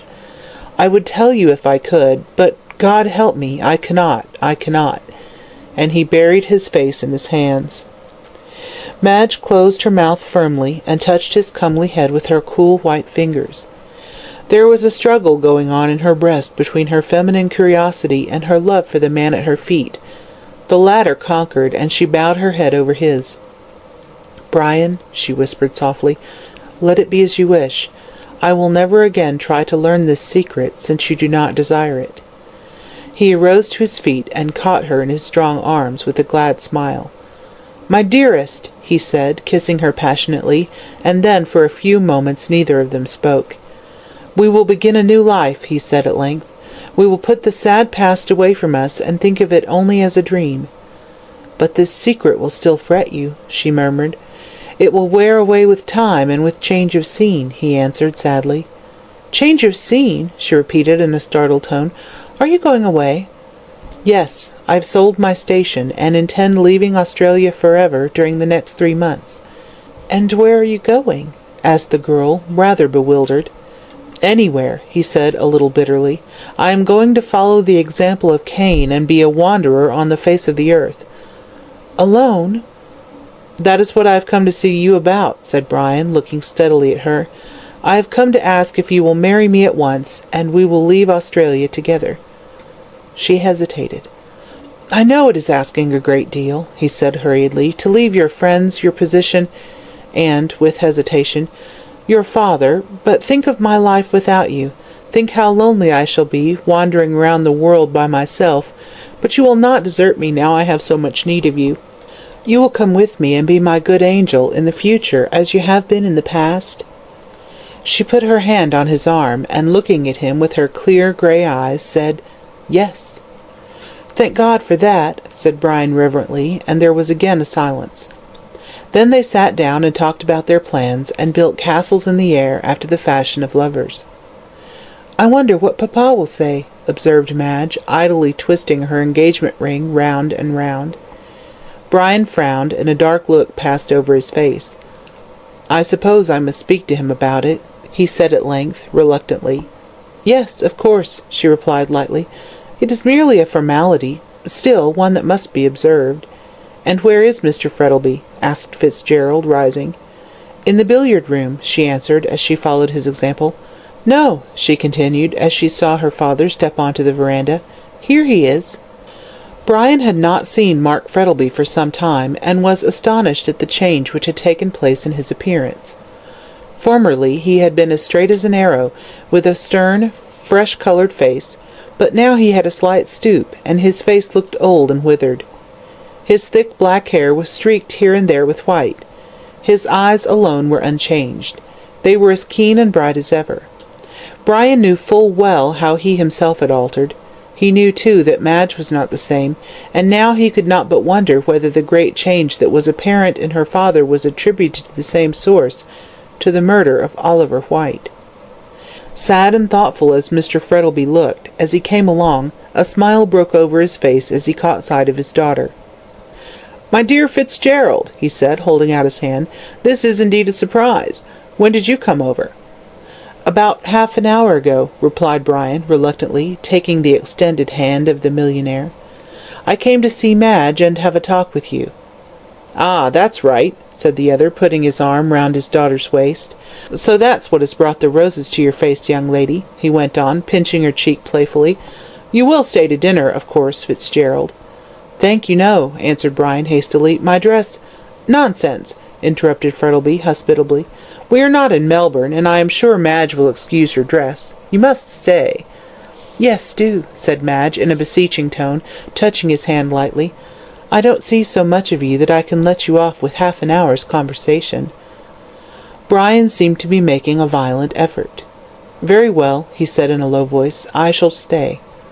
"And now," said Frettlby in a brisk tone as he sat down, "the important question of dinner being settled, what is it you want to see me about? Your station?" "No," answered Brian, leaning against the veranda post, while Madge slipped her hand through his arm. "I've sold it." "Sold it?"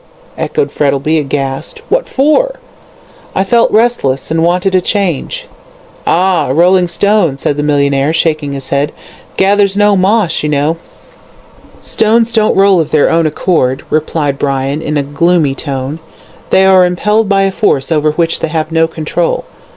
"Oh, indeed!" said the millionaire in a joking tone.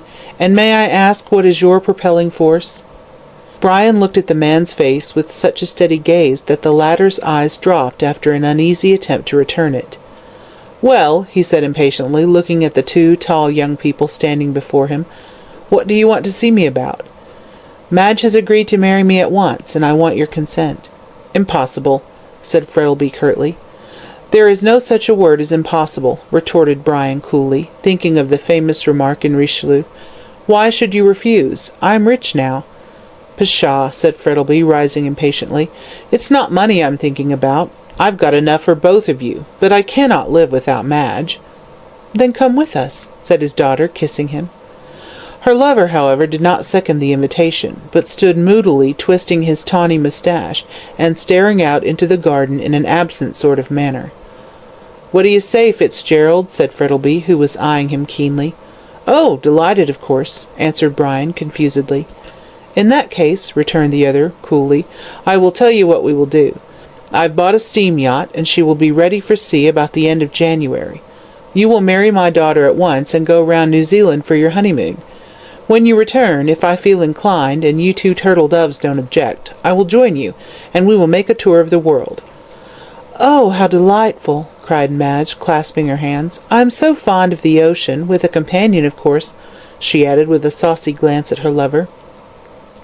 Brian's face had brightened considerably, for he was a born sailor, and a pleasant yachting voyage in the blue waters of the Pacific, with Madge as his companion, was to his mind as near paradise as any mortal could get. "And what is the name of the yacht?" he asked with deep interest. "Her name?" repeated Mr. Frettlby hastily. "Oh, a very ugly name, and one which I intend to change. At present she is called the Rosanna." "Rosanna?" Brian and his betrothed both started at this, and the former stared curiously at the old man, wondering at the coincidence between the name of the yacht and that of the woman who died in the Melbourne slum. Mr. Frettlby flushed a little when he saw Brian's eyes fixed on him with such an inquiring gaze, and rose with an embarrassed laugh. "You are a pair of moon-struck lovers," he said, gaily, taking an arm of each and leading them into the house. "But you forget dinner will be ready soon." Across the walnuts and the wine. Moore, sweetest of bards, sings, "Oh, there's nothing half so sweet in life as love's young dream."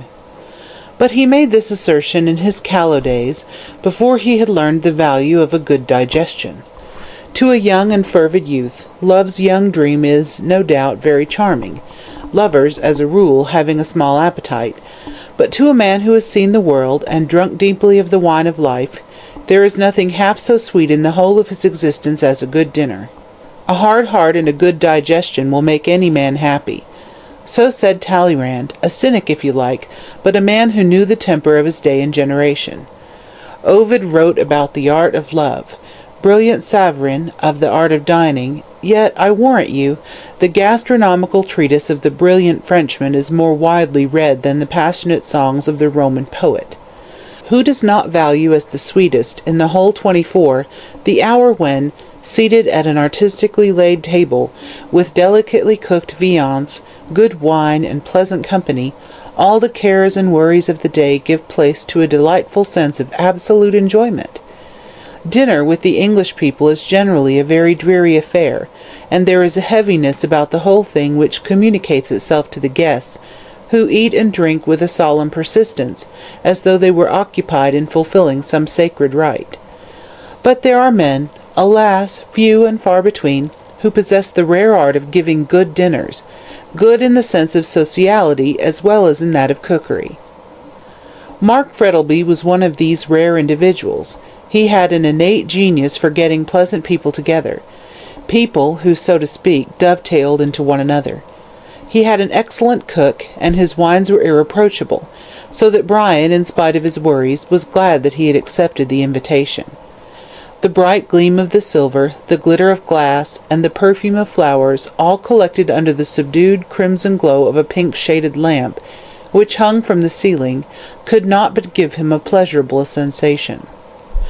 On one side of the dining-room were the French windows opening onto the veranda, and beyond appeared the vivid green of the trees, and the dazzling colours of the flowers, somewhat tempered by the soft, hazy glow of the twilight.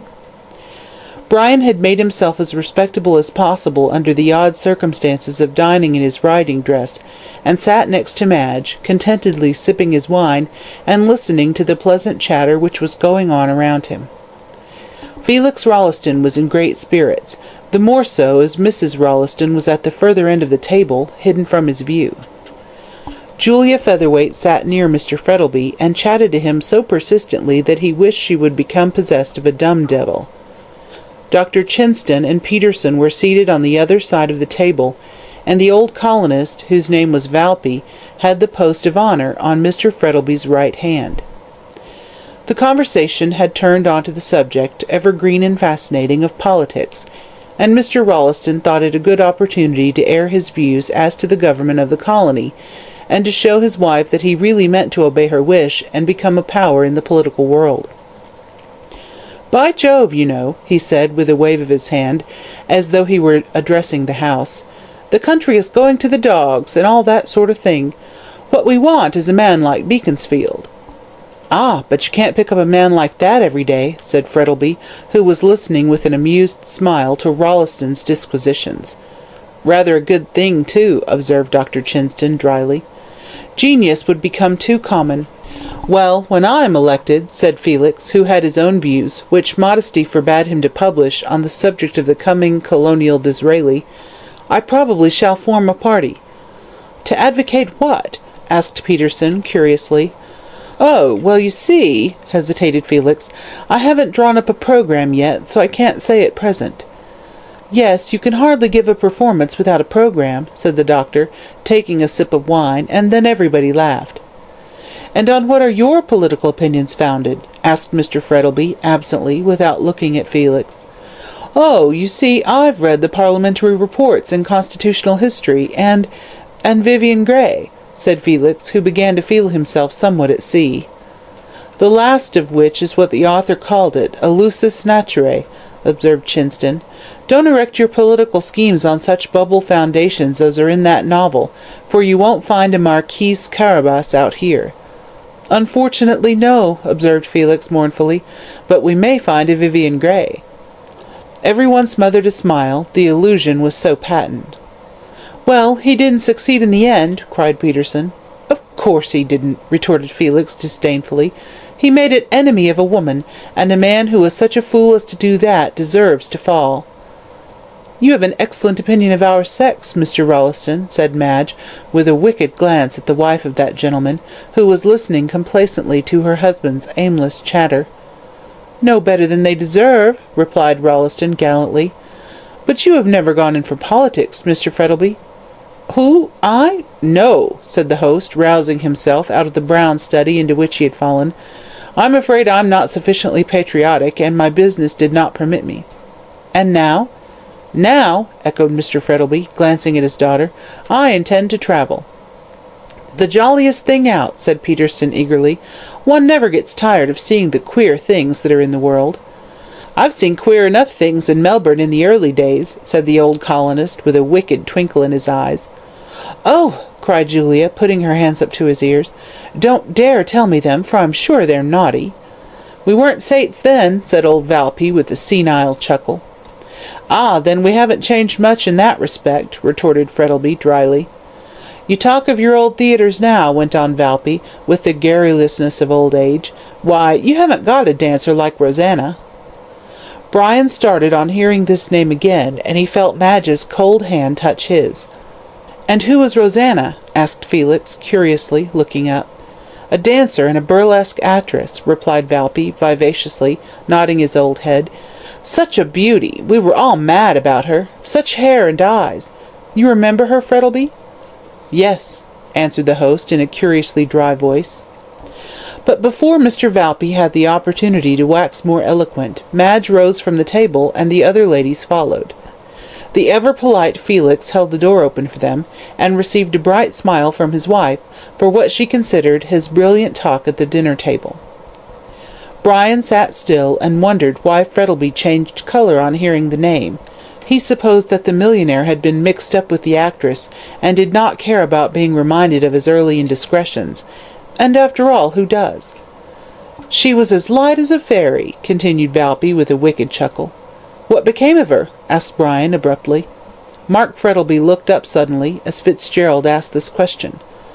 "She went to England in 1858, said the aged one. "I'm not quite sure if it was July or August, but it was 1858.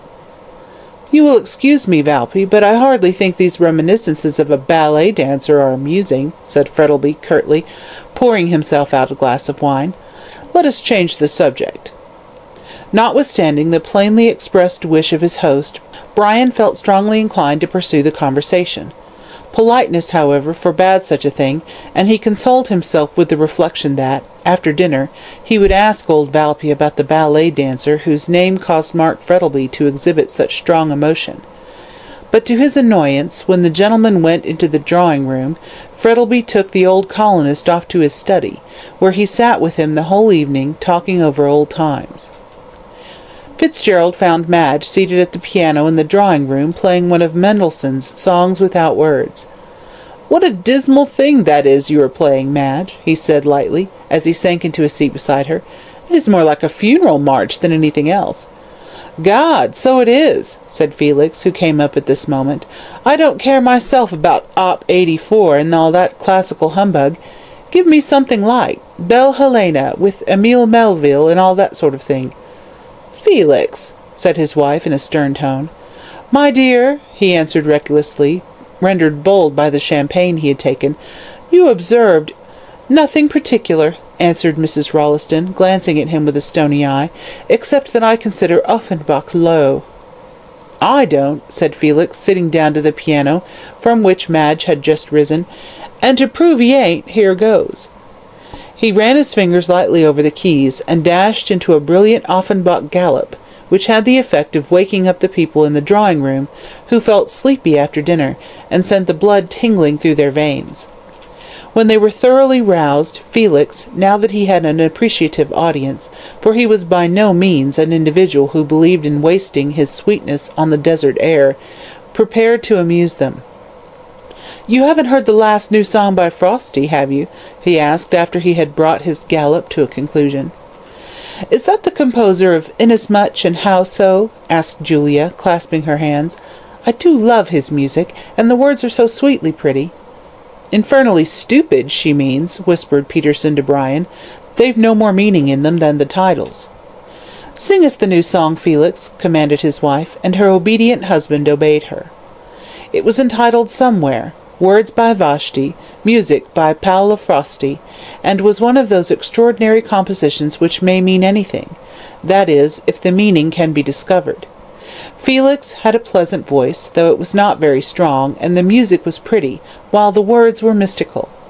The first verse was as follows: "A flying cloud, a breaking wave, a faint light in a moonless sky, a voice from the silent grave, sounds sad in one long, bitter cry. I know not, sweet, where you may stand, with shining eyes and golden hair, yet I know I will touch your hand, and kiss your lips somewhere, somewhere, somewhere, when the summer sun is fair, waiting on me on land or sea, somewhere, love, somewhere."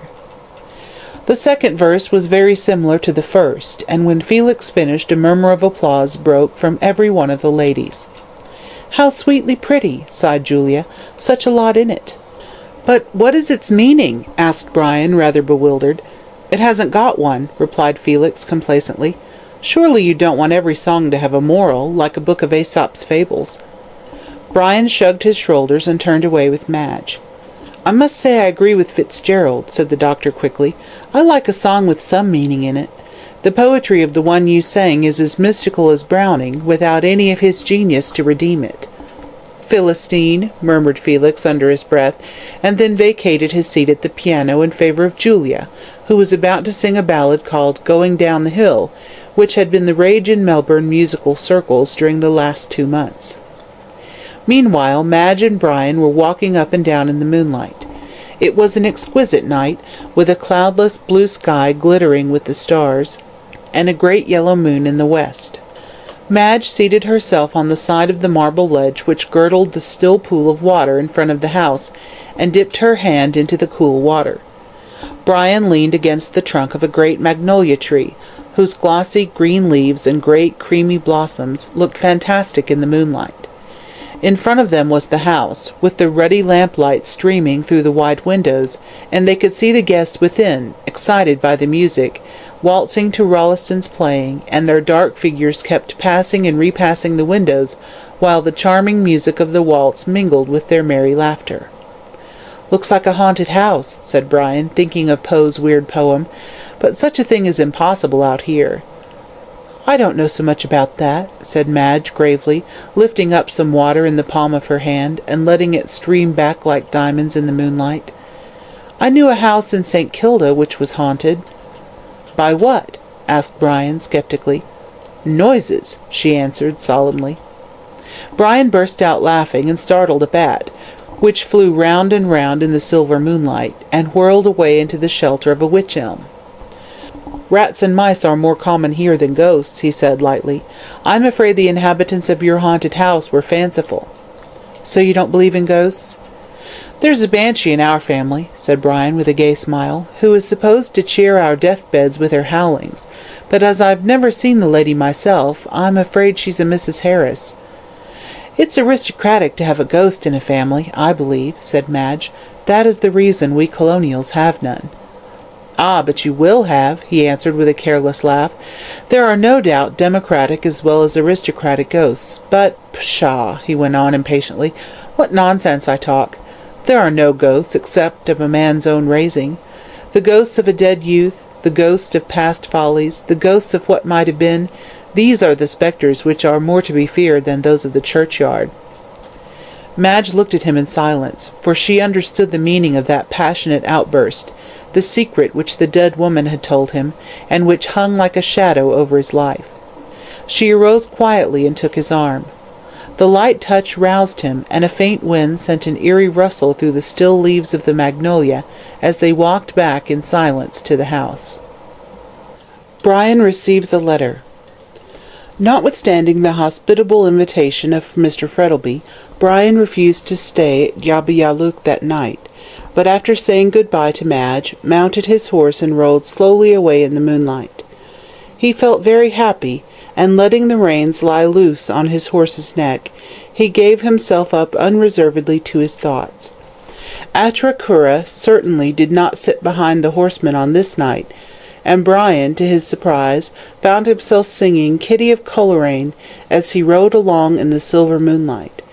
And was he not right to sing when the future seemed so bright and pleasant? Oh, yes, they would live on the ocean, and she would find how much pleasanter it was on the restless waters, with their solemn sense of mystery, than on the crowded land. Was not the sea made for the free, land of courts and slaves alone? Moore was perfectly right. She would learn that when, with a fair wind and all sail set, they were flying over the blue Pacific waters. And then they would go home to Ireland, to the ancestral home of the Fitzgeralds, where he would lead her in under the arch, with Céad Míle Fáilte on it, and every one would bless the fair young bride. Why should he trouble himself about the crime of another? No, he had made a resolve, and intended to keep it. He would put this secret with which he had been entrusted behind his back, and would wander about the world with Madge and her father. He felt a sudden chill come over him as he murmured the last words to himself. Her father. "I'm a fool," he said impatiently as he gathered up the reins and spurred his horse into a canter. "It can make no difference to me so long as Madge remains ignorant, but to sit beside him, to eat with him, to have him always present like a skeleton at a feast, God help me!" He urged his horse into a gallop, and as he rushed over the turf, with the fresh, cool night wind blowing keenly against his face, he felt a sense of relief, as though he were leaving some dark spectre behind. On he galloped, with the blood throbbing in his young veins, over miles of plain, with the dark blue, star-studded sky above, and the pale moon shining down on him. Past a silent shepherd's hut, which stood near a wide creek, splashing through the cool water, which wound through the dark plain like a thread of silver in the moonlight, then again the wide grassy plain, dotted here and there with tall clumps of shadowy trees, and on either side he could see the sheep scurrying away like fantastic spectres.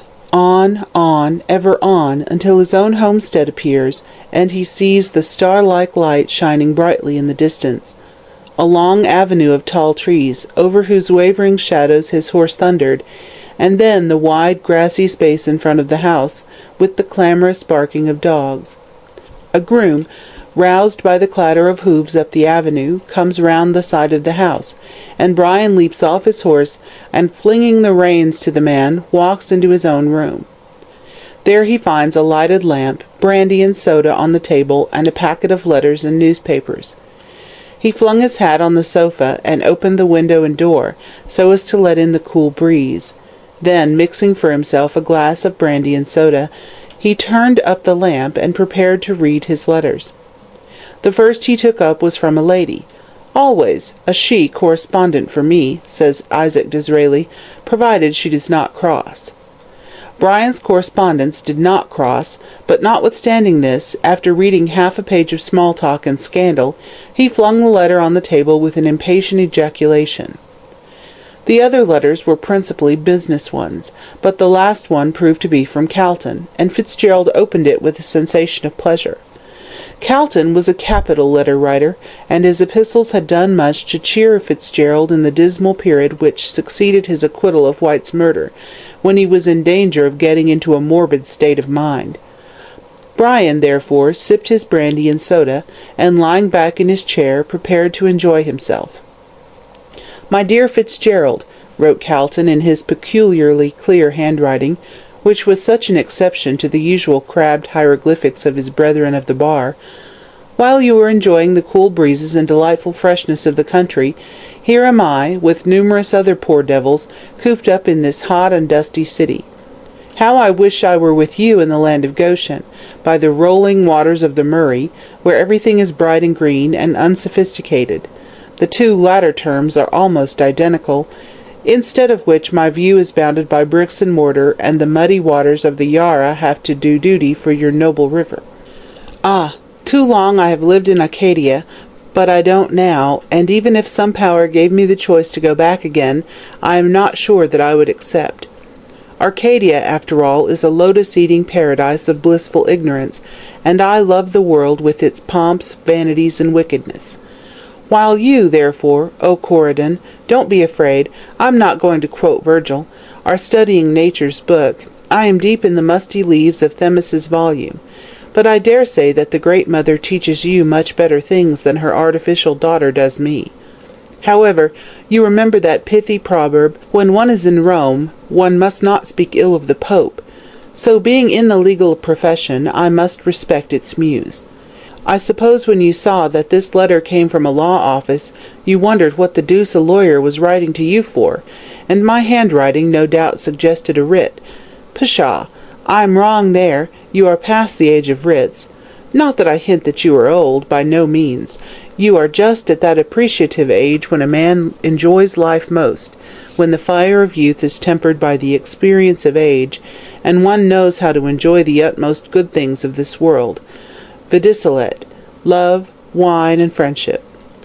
I am afraid I am growing poetical, which is a bad thing for a lawyer, for the flower of poetry cannot flourish in the arid wastes of the law.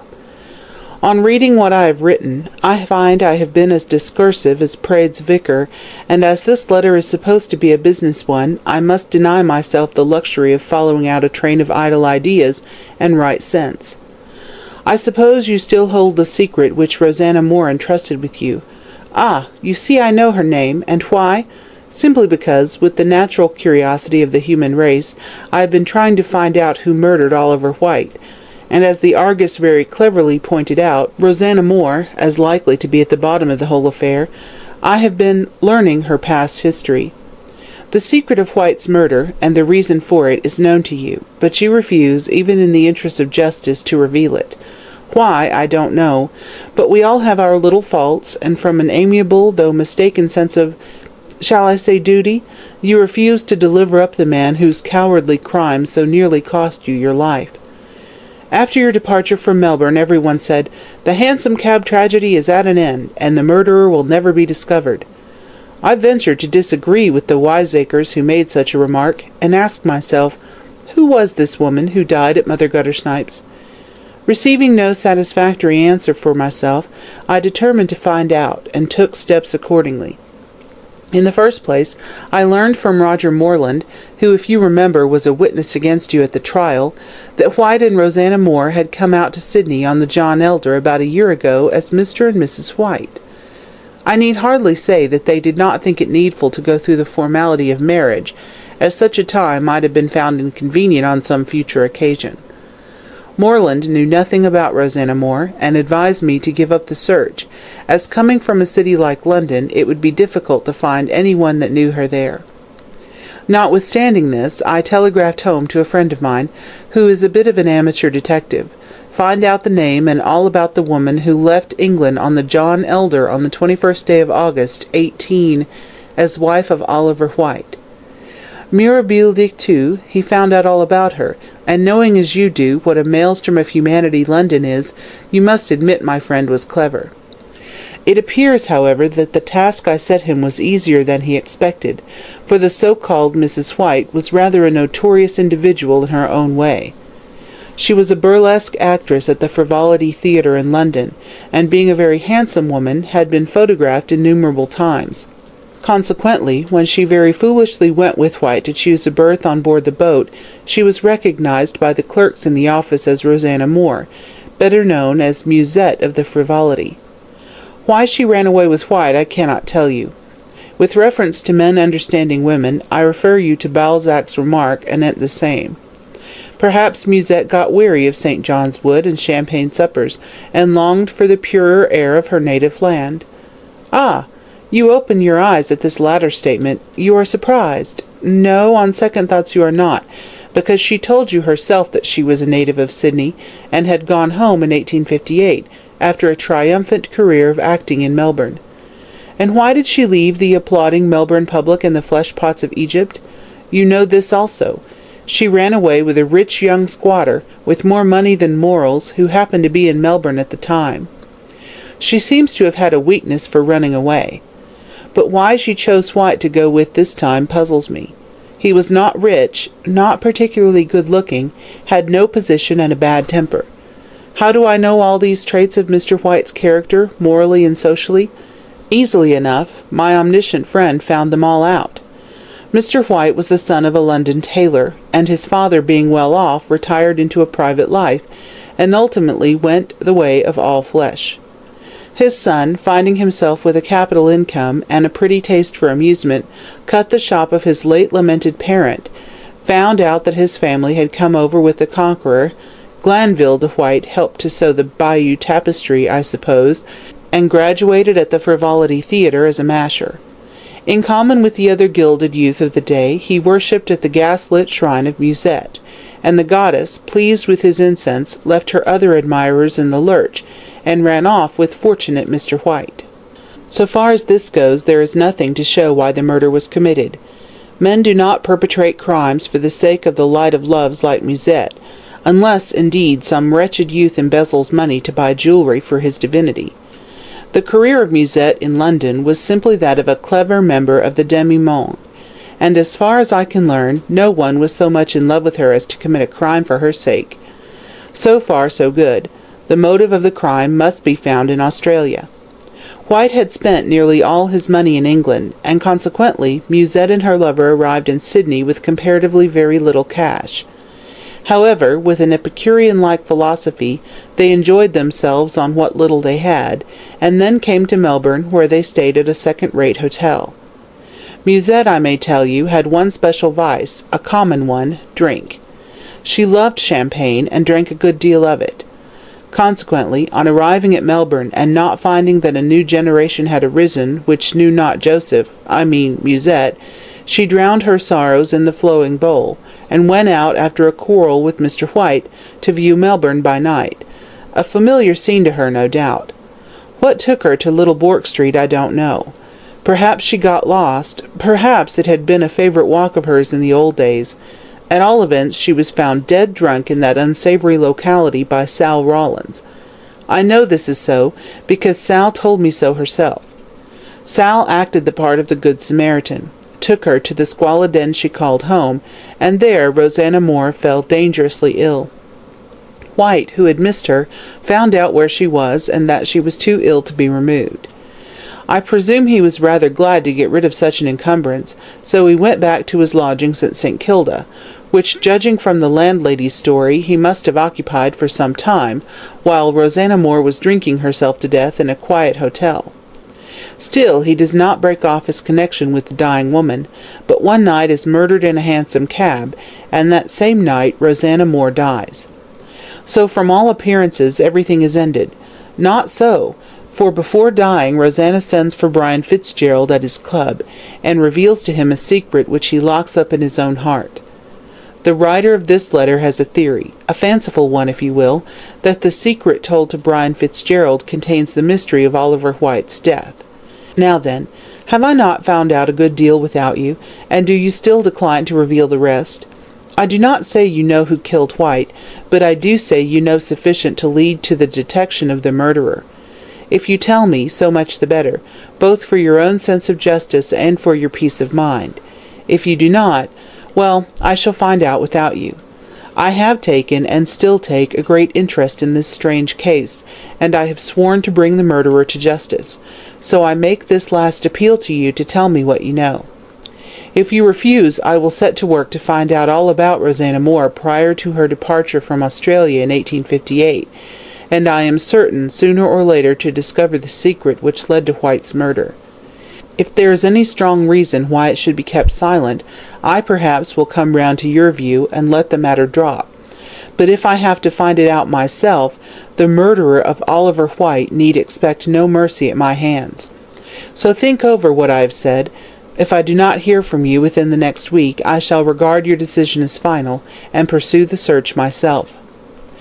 I am sure, my dear Fitzgerald, you will find this letter too long, in spite of the interesting story it contains, so I will have pity on you and draw to a close. Remember me to Miss Frettlby and to her father. With kind regards to yourself, I remain, yours very truly, Duncan Calton. When Fitzgerald had finished the last of the closely written sheets, he let the letter fall from his hands, and leaning back in his chair, stared blankly into the dawning light outside.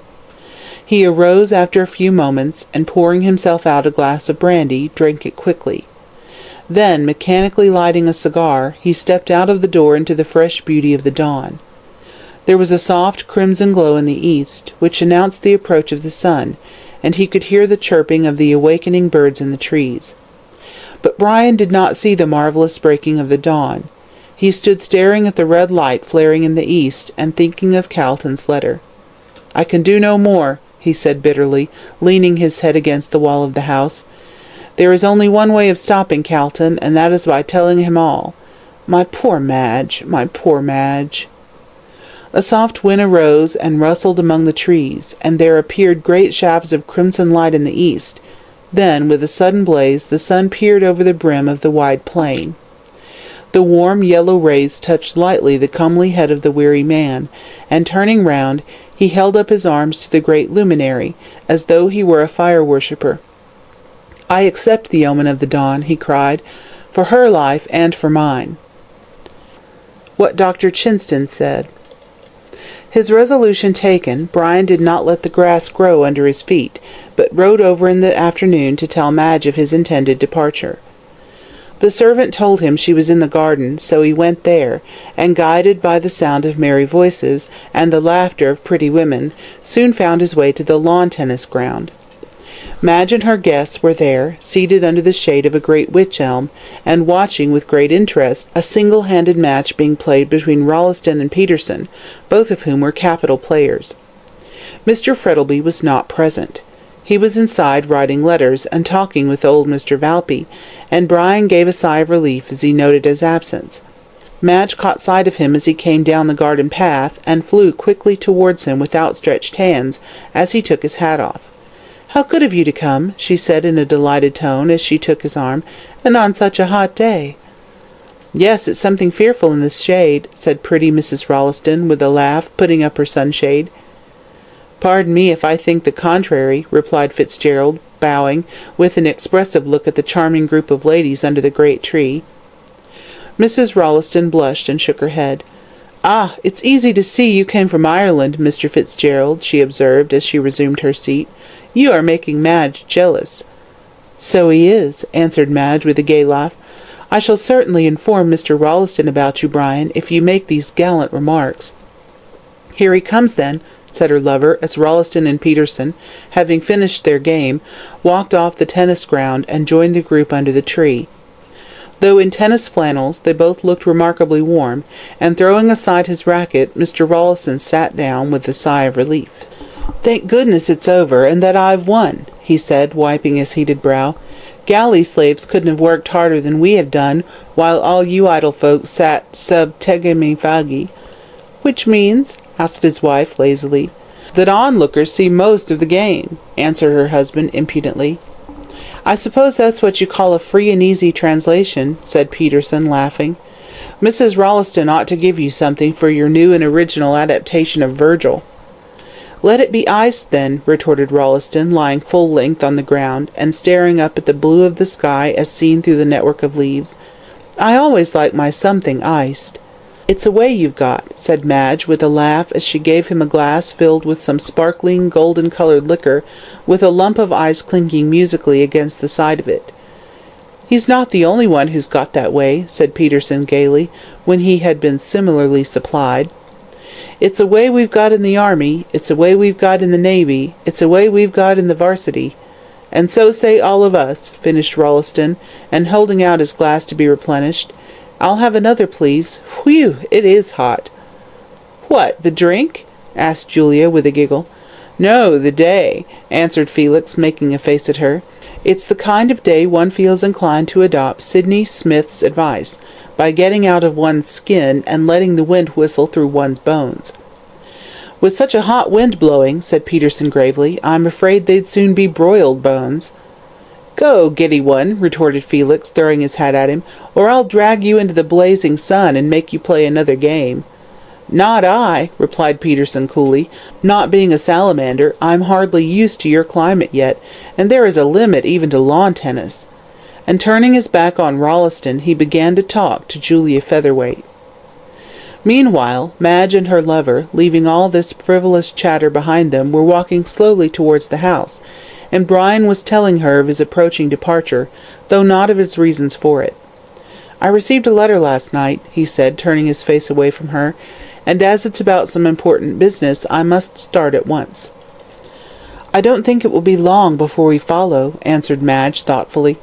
"Papa leaves here at the end of the week." "Why?" "I'm sure I don't know," said Madge petulantly. "He's so restless, and never seems to settle down to anything. He says for the rest of his life he is going to do nothing but wander all over the world." There suddenly flashed across Fitzgerald's mind a line from Genesis, which seemed singularly applicable to Mr. Frettlby. "A fugitive and a vagabond thou shalt be in the earth." "Everyone gets these restless fits sooner or later," he said idly. "In fact," with an uneasy laugh, "I believe I'm in one myself." "That puts me in mind of what I heard Dr. Chinston say yesterday," she said. "This is the age of unrest, as electricity and steam have turned us all into bohemians." "Ah!" "Bohemia is a pleasant place," said Brian absently, unconsciously quoting Thackeray, "but we all lose our way to it late in life." "At that rate we won't lose our way to it for some time," she said, laughing, as they stepped into the drawing-room, so cool and shady after the heat and glare outside. As they entered, Mr. Frettlby rose from a chair near the window. He appeared to have been reading, for he held a book in his hand. "What, Fitzgerald!" he exclaimed in a hearty tone, as he held out his hand. "I am glad to see you." "I let you know I am living, don't I?" replied Brian, his face flushing as he reluctantly took the proffered hand. "But the fact is I have come to say good-bye for a few days." "Ah, going back to town, I suppose," said Mr. Frettlby, lying back in his chair and playing with his watch-chain. "I don't know that you are wise, exchanging the clear air of the country for the dusty atmosphere of Melbourne." "Yet Madge tells me you are going back," said Brian, idly toying with a vase of flowers on the table. "Depends upon circumstances," replied the other carelessly. "I may and I may not. You go on business, I presume?" "Well, the fact is, Calton—" Here Brian stopped suddenly and bit his lip with vexation, for he had not intended to mention the lawyer's name. "Yes," said Mr. Frettlby, interrogatively, sitting up quickly and looking keenly at Brian. "Wants to see me on business," he finished awkwardly. "Connected with the sale of your station, I suppose," said Frettlby, still keeping his eyes on the young man's face. "Can't have a better man. Calton's an excellent man of business." "A little too excellent," replied Fitzgerald ruefully. "He's a man who can't leave well enough alone." "Apropos of what?" "Oh, nothing," answered Fitzgerald hastily, and just then his eyes met those of Frettlby. The two men looked at one another steadily for a moment, but in that short space of time a single name flashed through their brains, the name of Rosanna Moore. Mr. Frettlby was the first to lower his eyes and break the spell. "Ah, well," he said lightly as he rose from his chair and held out his hand, "if you are 2 weeks in town, call at St. Kilda, and it's more than likely you will find us there." Brian shook hands in silence, and watched him pick up his hat and move on to the veranda and then out into the hot sunshine. "He knows," he muttered involuntarily. "Knows what, sir?" said Madge, who came silently behind him and slipped her arm through his. "That you are hungry and want something to eat before you leave us?" "I don't feel hungry," said Brian, as they walked towards the door.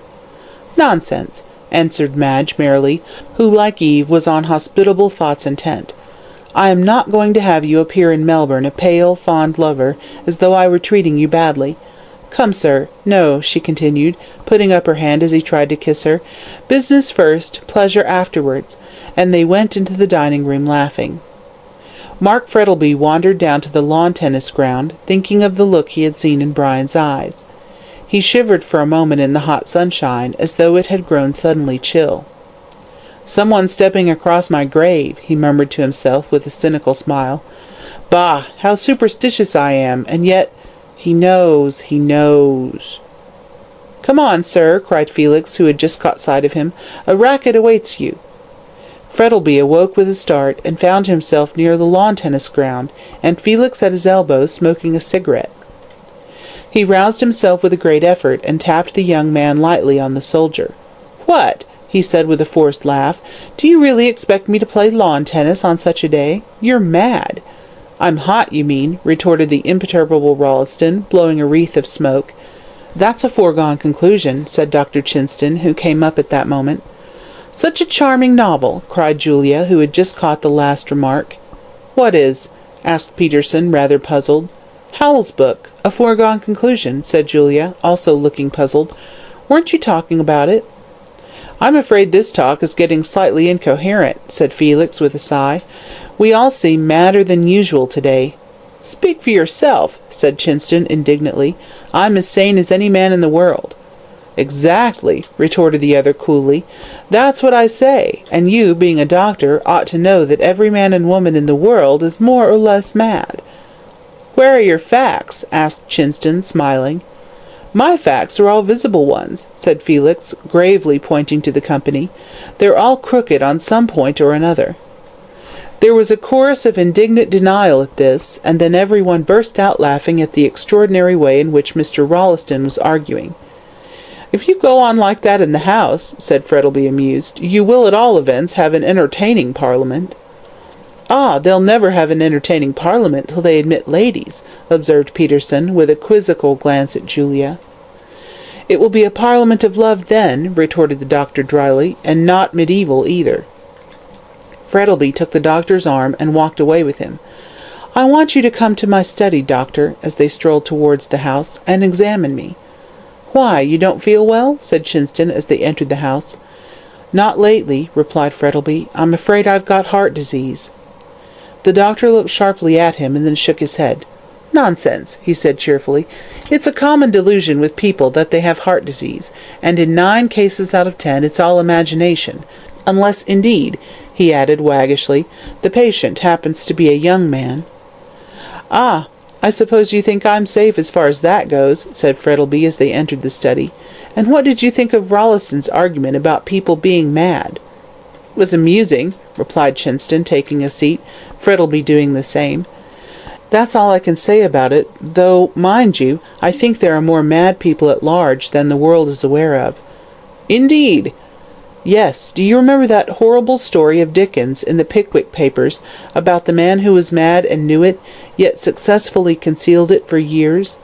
Well, I believe there are many people like that in the world, people whose lives are one long struggle against insanity, and yet who eat, drink, talk, and walk with the rest of their fellow men, apparently as gay and light-hearted as they are." "How extraordinary! Half the murders and suicides are done in temporary fits of insanity," went on Chinston, "and if a person broods over anything, his incipient madness is sure to break out sooner or later. But of course there are cases where a perfectly sane person may commit a murder on the impulse of the moment, but I regard such persons as mad for the time being. But again, a murder may be planned and executed in the most cold-blooded manner." "And in the latter case," said Frettleby, without looking at the doctor, and playing with a paper-knife, "do you regard the murderer as mad?" "Yes, I do," answered the doctor bluntly. "He is mad as a person who kills another because he supposes he has been told by God to do so, only there is method in his madness. For instance, I believe that hansom cab murder in which you were mixed up—" "I wasn't mixed up in it," interrupted Frettleby, pale with anger. "Beg pardon," said Chinston coolly, "a slip of the tongue. I was thinking of Fitzgerald. Well, I believe that crime to have been premeditated, and that the man who committed it was mad.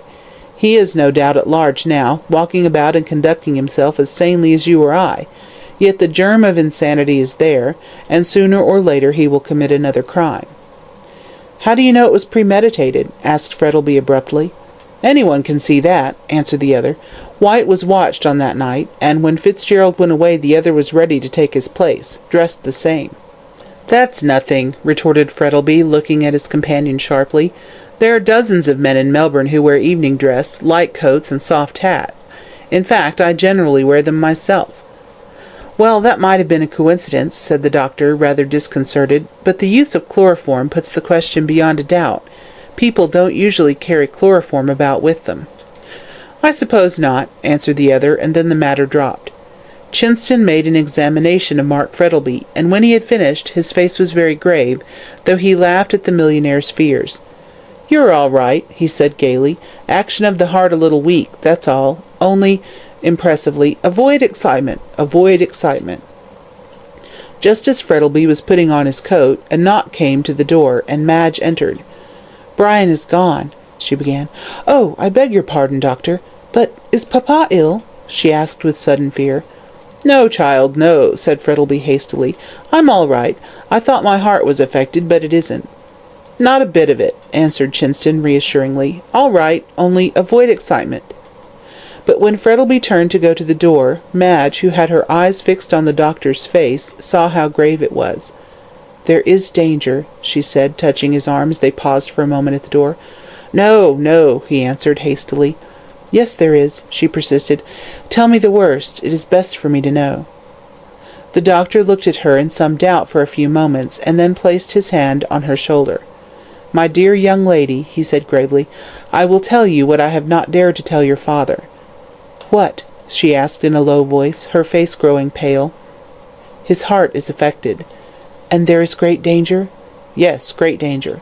In the event of any sudden shock—" he hesitated. "Yes?" "He would probably drop down dead." "My God!" Kilsip has a theory of his own. Mr. Calton sat in his office reading a letter he had just received from Fitzgerald, and judging from the complacent smile upon his face, it seemed to give him the greatest satisfaction.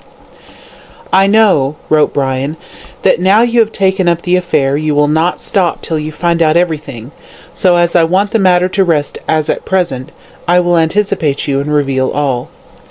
You were right in your conjecture that I knew something likely to lead to the detection of White's murderer, but when I tell you my reasons for keeping such a thing secret, I am sure you will not blame me. Mind you, I do not say that I know who committed the murder, but I have suspicions, very strong suspicions, and I wish to God Rosanna Moore had died before she told me what she did. However, I will tell you all, and leave you to judge as to whether I was justified in concealing what I was told. I will call at your office sometime next week, and then you will learn everything that Rosanna Moore told me, but once you are possessed of the knowledge you will pity me." "Most extraordinary," mused Calton, leaning back in his chair as he laid down the letter. "I wonder if he's about to tell me that he killed White after all, and that Sal Rawlins perjured herself to save him. No, that's nonsense, or she'd have turned up in better time, and wouldn't have risked his neck up to the last moment. Though I make it a rule never to be surprised at anything, I expect what Brian Fitzgerald has to tell me will startle me considerably. I've never met with such an extraordinary case, and from all appearances the end isn't reached yet. After all," said Mr. Calton thoughtfully, "truth is stranger than fiction." Here a knock came to the door, and in answer to an invitation to enter, it opened, and Kilsip glided into the room. "You are not engaged, sir?" he said in his soft, low voice. "Oh, dear no," answered Calton carelessly. "Come in, come in." Kilsip closed the door softly, and glided along in his usual velvet-footed manner, sat down in a chair near Calton's, and placing his hat on the ground, looked keenly at the barrister. "Well, Kilsip," said Calton with a yawn, playing with his watch-chain, "any good news to tell me?" "Well, nothing particularly new," purred the detective, rubbing his hands together. "Nothing new, and nothing true, and no matter," said Calton, quoting Emerson. "And what have you come to see me about?" "The Hansom Cab murder," replied the other quietly. "The deuce!" cried Calton, startled out of his professional dignity. "And have you found out who did it?" "No," answered Kilsip rather dismally, "but I have an idea."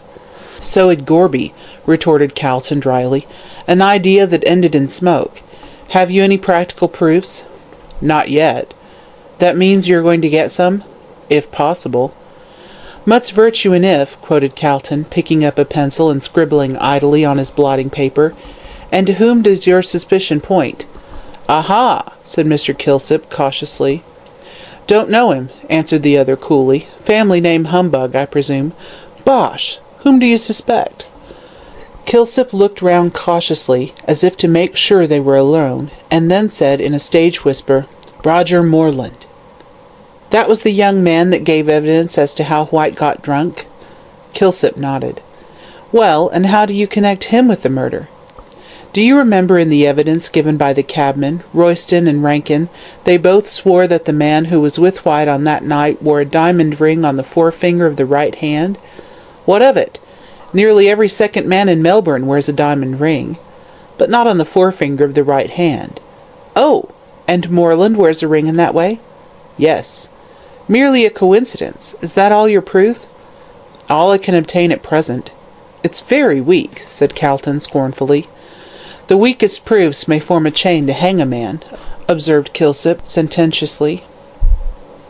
"Moreland gave his evidence clearly enough," said Calton, rising and pacing out of the room. "He met White. They got drunk together.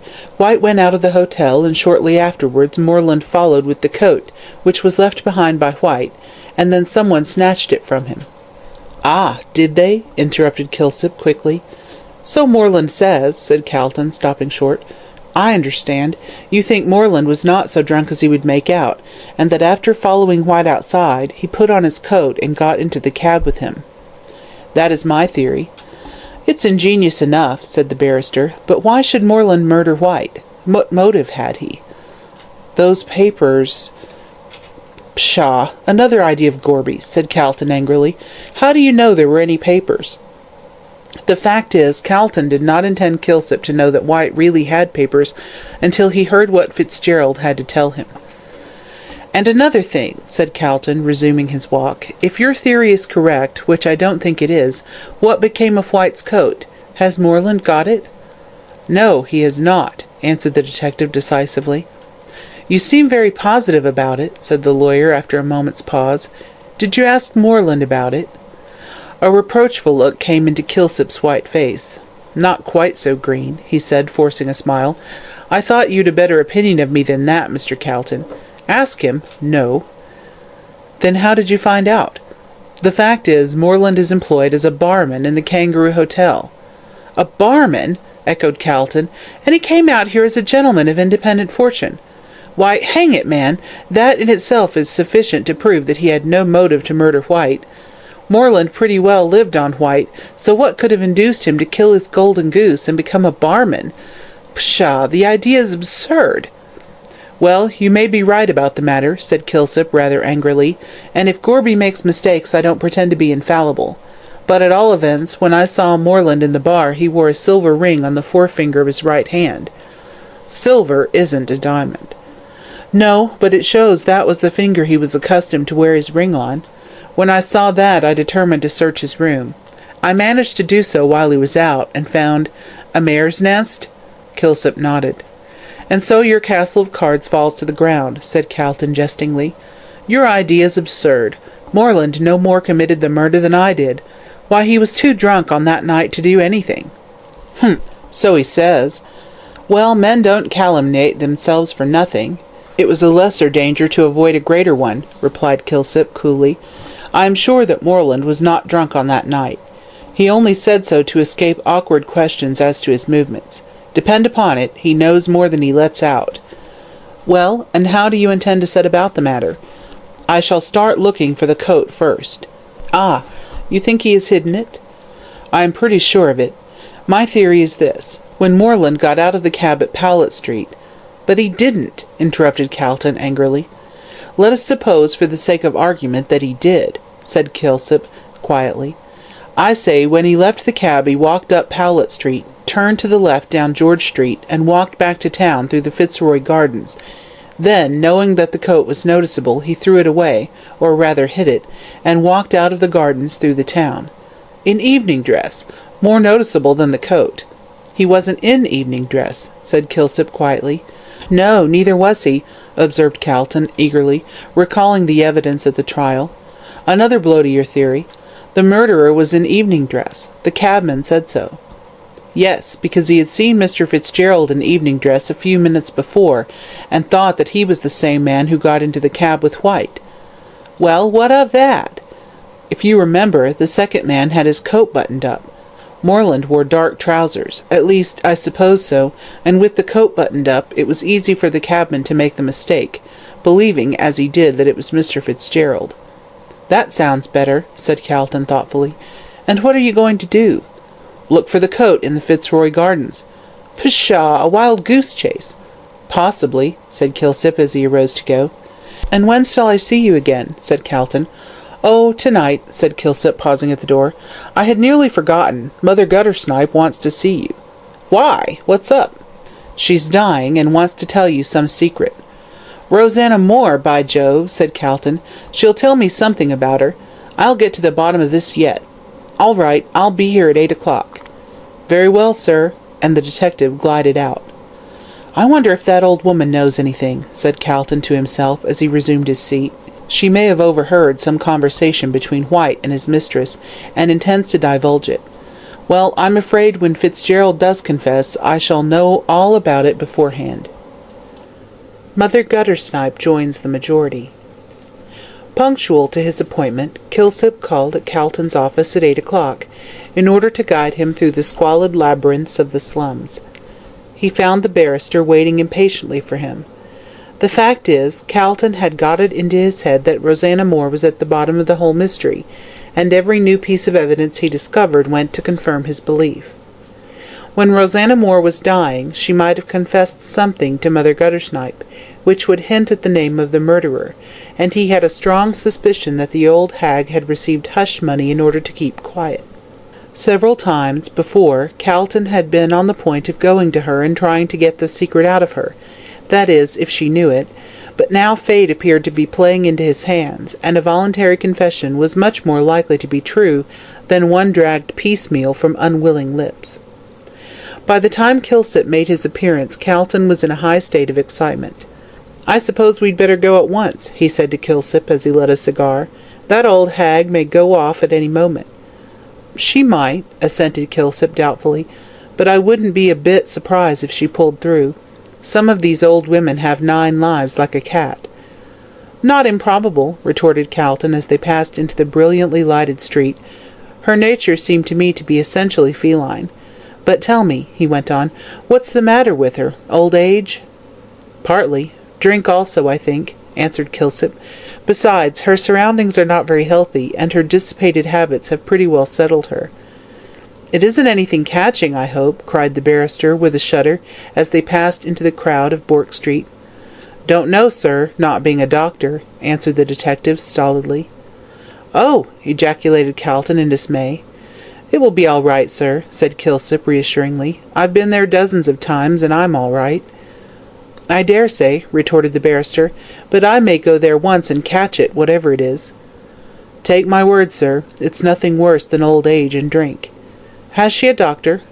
"Won't let one come near her. Prescribes for herself." "Gin, I suppose. Humph! Much more unpleasant than the usual run of medicines." In a short time they found themselves in Little Bourke Street, and after traversing a few dark and narrow lanes, by this time they were more or less familiar to Calton, they found themselves before Mother Guttersnipe's den.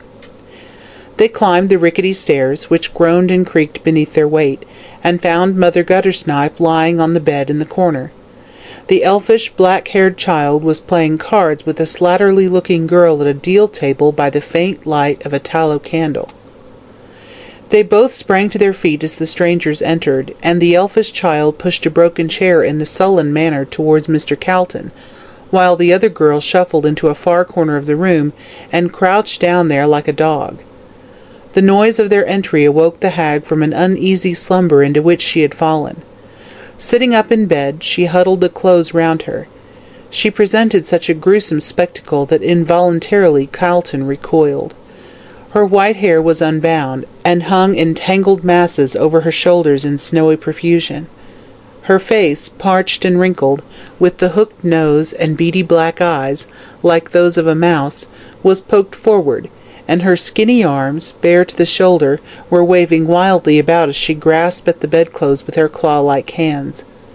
The square bottle and the broken cup lay beside her, and filling herself a dram, she lapped it up greedily. The irritant brought on a paroxysm of coughing, which lasted until the elfish child shook her well, and took the cup from her. "Greedy old beast," muttered this amiable infant, peering into the cup. "You'd drink the yarrer dry, I believe." "Yah," muttered the old woman feebly. "Who's they, Lizer?" she said, shading her eyes with one trembling hand, while she looked at Calton and the detective. "The police cove in the swell," said Lizer suddenly. "Come to see yer turn up your toes." "I ain't dead yet, you whelp," snarled the hag with sudden energy, "and if I gets up I'll turn up your toes, cuss ya." Lizer gave a shrill laugh of disdain, and Kilsip stepped forward. "None of this," he said sharply, taking Lizer by one thin shoulder, and pushing her over to where the other girl was crouching. "Stop there till I tell you to move." Lizer tossed back her tangled black hair, and was about to make some impudent reply, when the other girl, who was older and wiser, put out her hand and pulled her down beside her. Meanwhile, Calton was addressing himself to the old woman in the corner. "You wanted to see me?" he said gently, for notwithstanding his repugnance to her, she was, after all, a woman and dying. "Yes, cuss ya," croaked Mother Guttersnipe, lying down, and pulling the greasy bedclothes up to her neck. "You ain't a parson?" with sudden suspicion. "No, I'm a lawyer." "I ain't a-going to have the cussed parsons a-prowling around here," growled the old woman viciously. "I ain't a-going to die yet, cuss ya. I'm going to get well and strong, and have a good time of it." "I'm afraid you won't recover," said Calton gently. "You had better let me send for a doctor." "No, I shan't," retorted the hag, aiming a blow at him with all her feeble strength. "I ain't a-going to have my insides spoiled with salts and cinnamon. I don't want neither parsons nor doctors, I don't. I wouldn't have a lawyer, only I'm a-thinking of making my will, I am."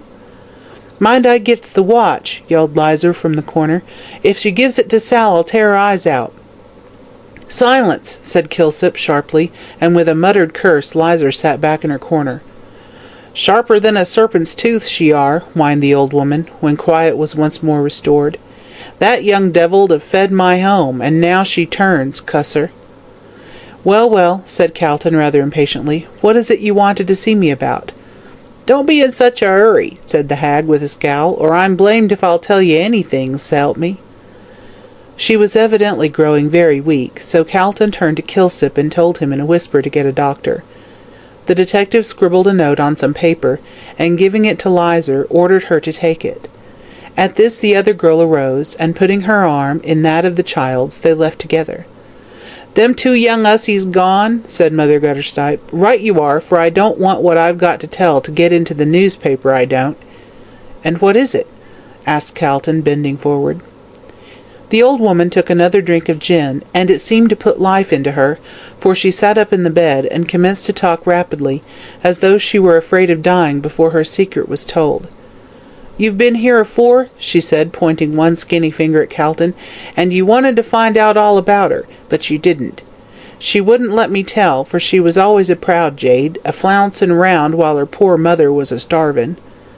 "Her mother? Are you Rosanna Moore's mother?" cried Calton, considerably astonished. "May I die if I ain't," croaked the hag.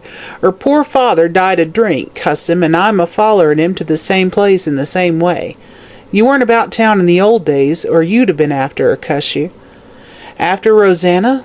The very girl," answered Mother Guttersnipe.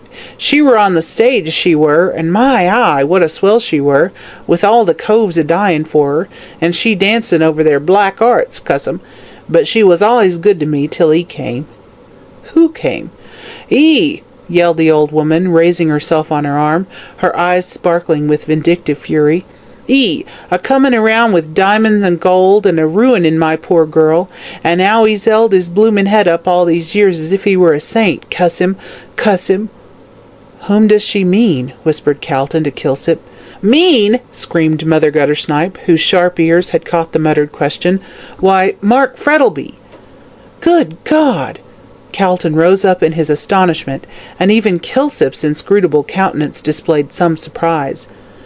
"Aye, he were a swell in them days," pursued Mother Guttersnipe, "and he comes a-philanderin' round my gal, cuss him, and ruins her, and leaves her and the child to starve, like a black-hearted villain as he were."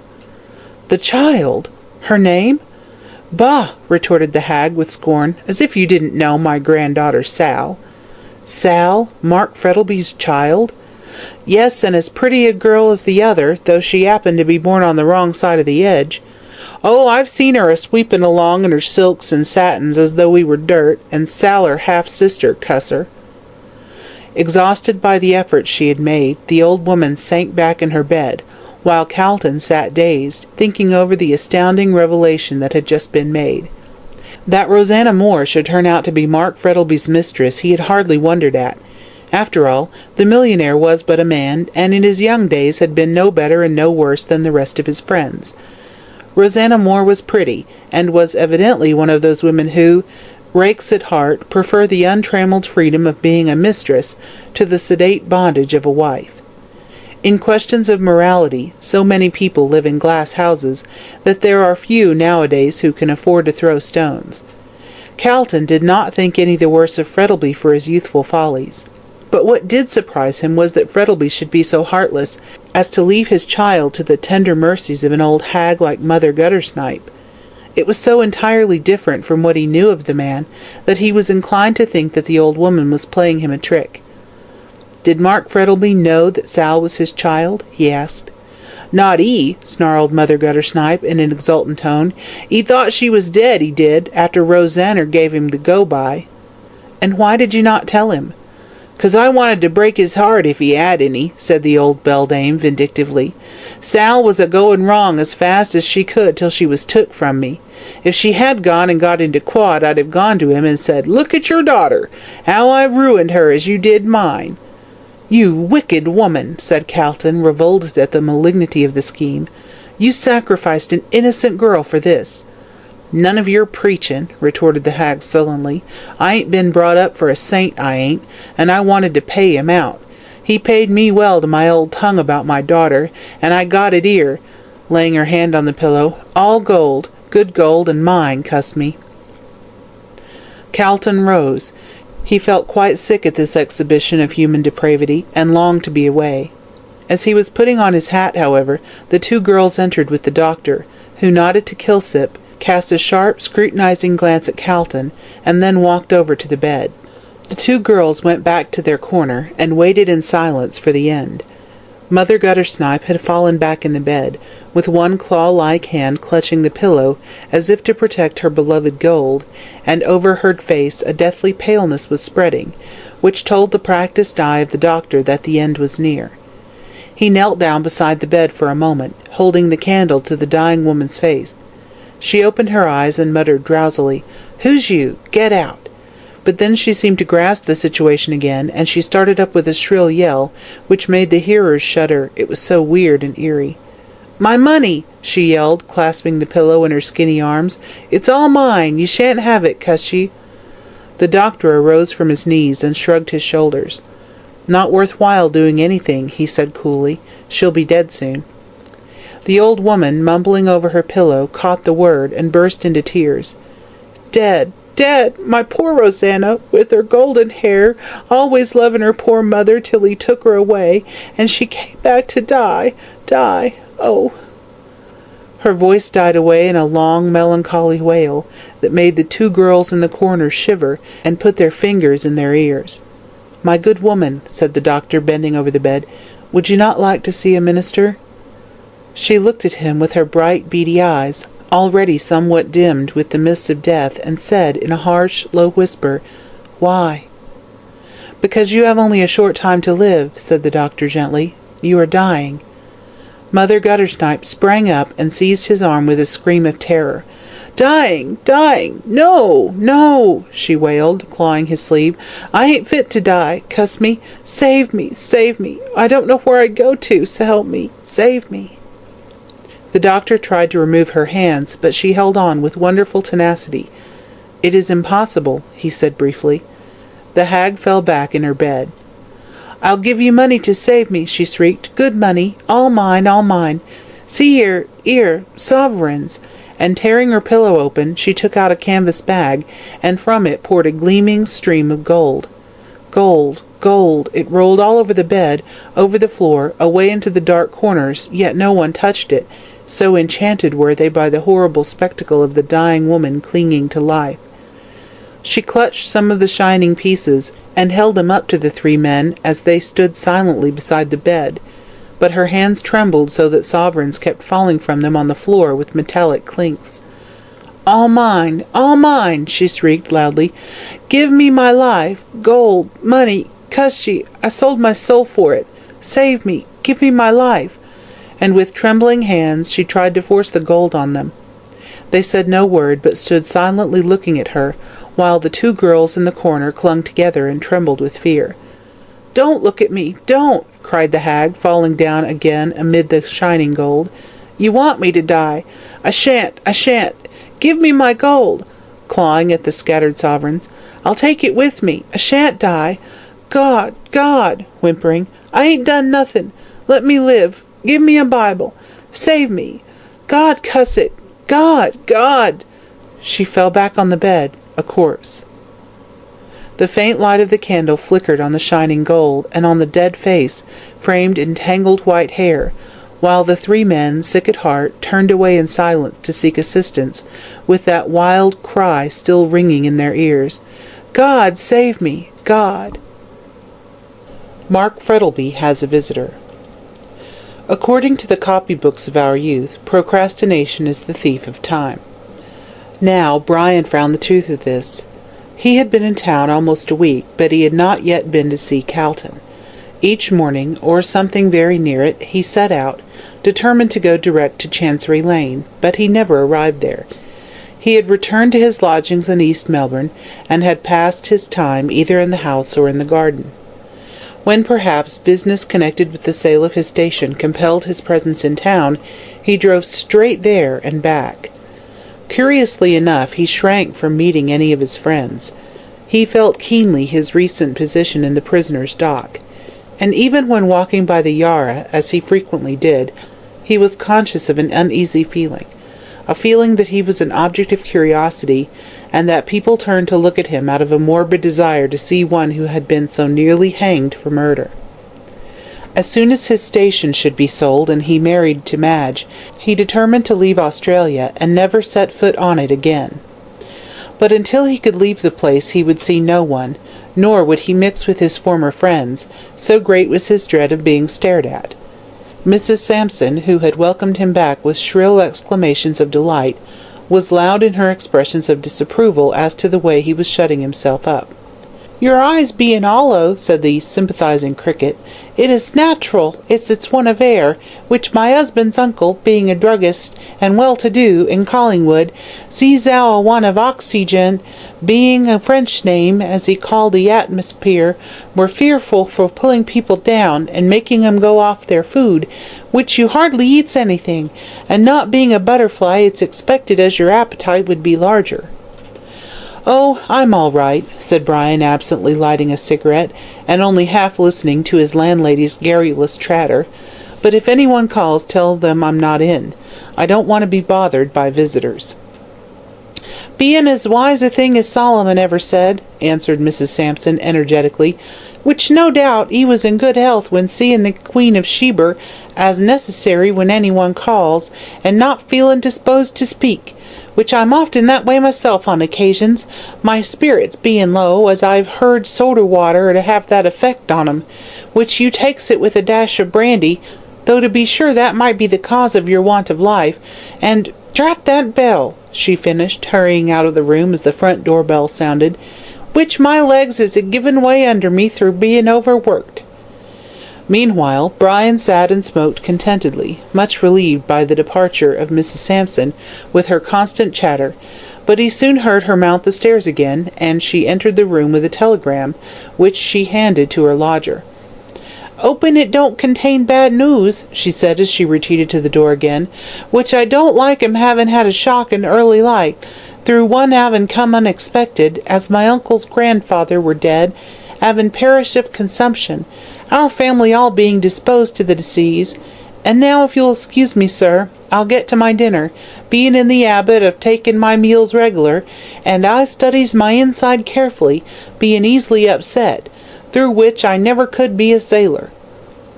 Mrs. Sampson, having at last exhausted herself, went out of the room, and crackled loudly down the stairs, leaving Brian to read his telegram. He tore open the envelope and found the message was from Madge, to say that they had returned, and to ask him to dine with them that evening. Fitzgerald folded up the telegram, then, rising from his seat, he walked moodily up and down the room with his hands in his pockets. "So he is there," said the young man aloud, "and I shall have to meet him and shake hands with him, knowing all the time what he is.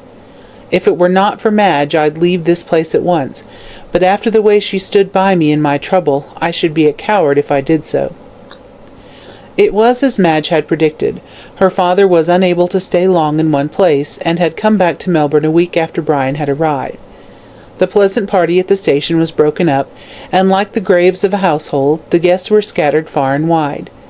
Peterson had left for New Zealand en route for the wonders of the hot lakes, and the old colonist was about to start for England in order to refresh his boyish memories.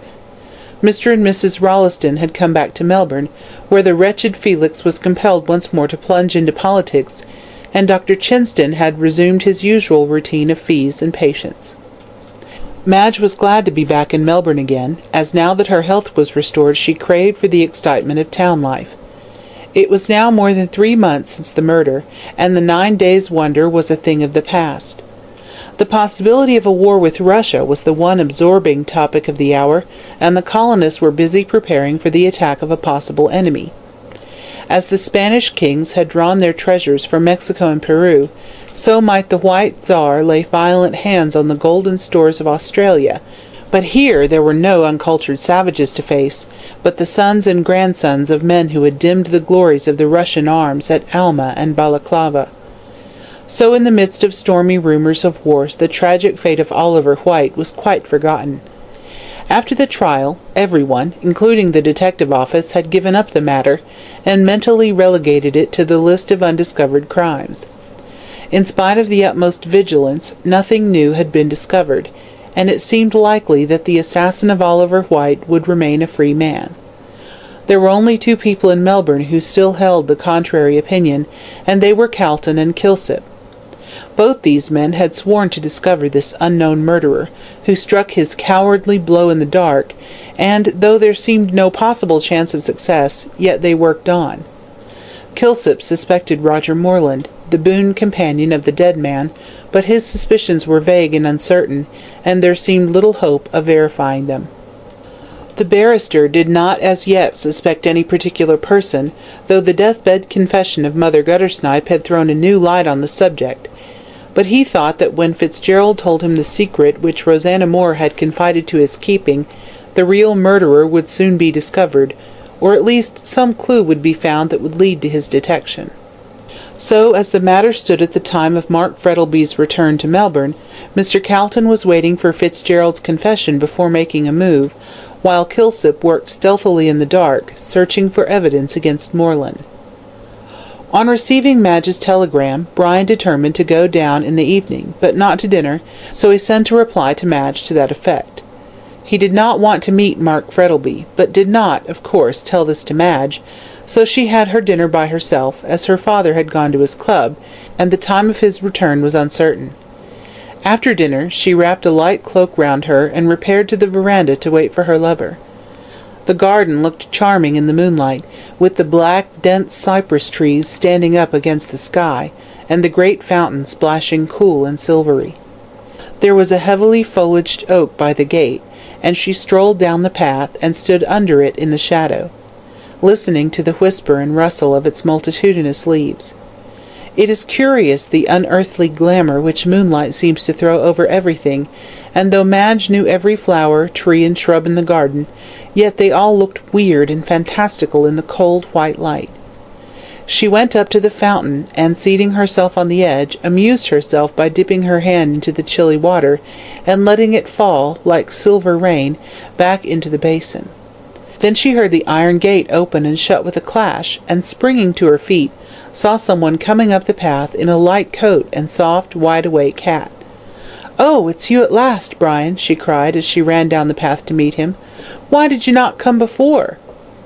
"Not being Brian, I can't say," answered her father's voice.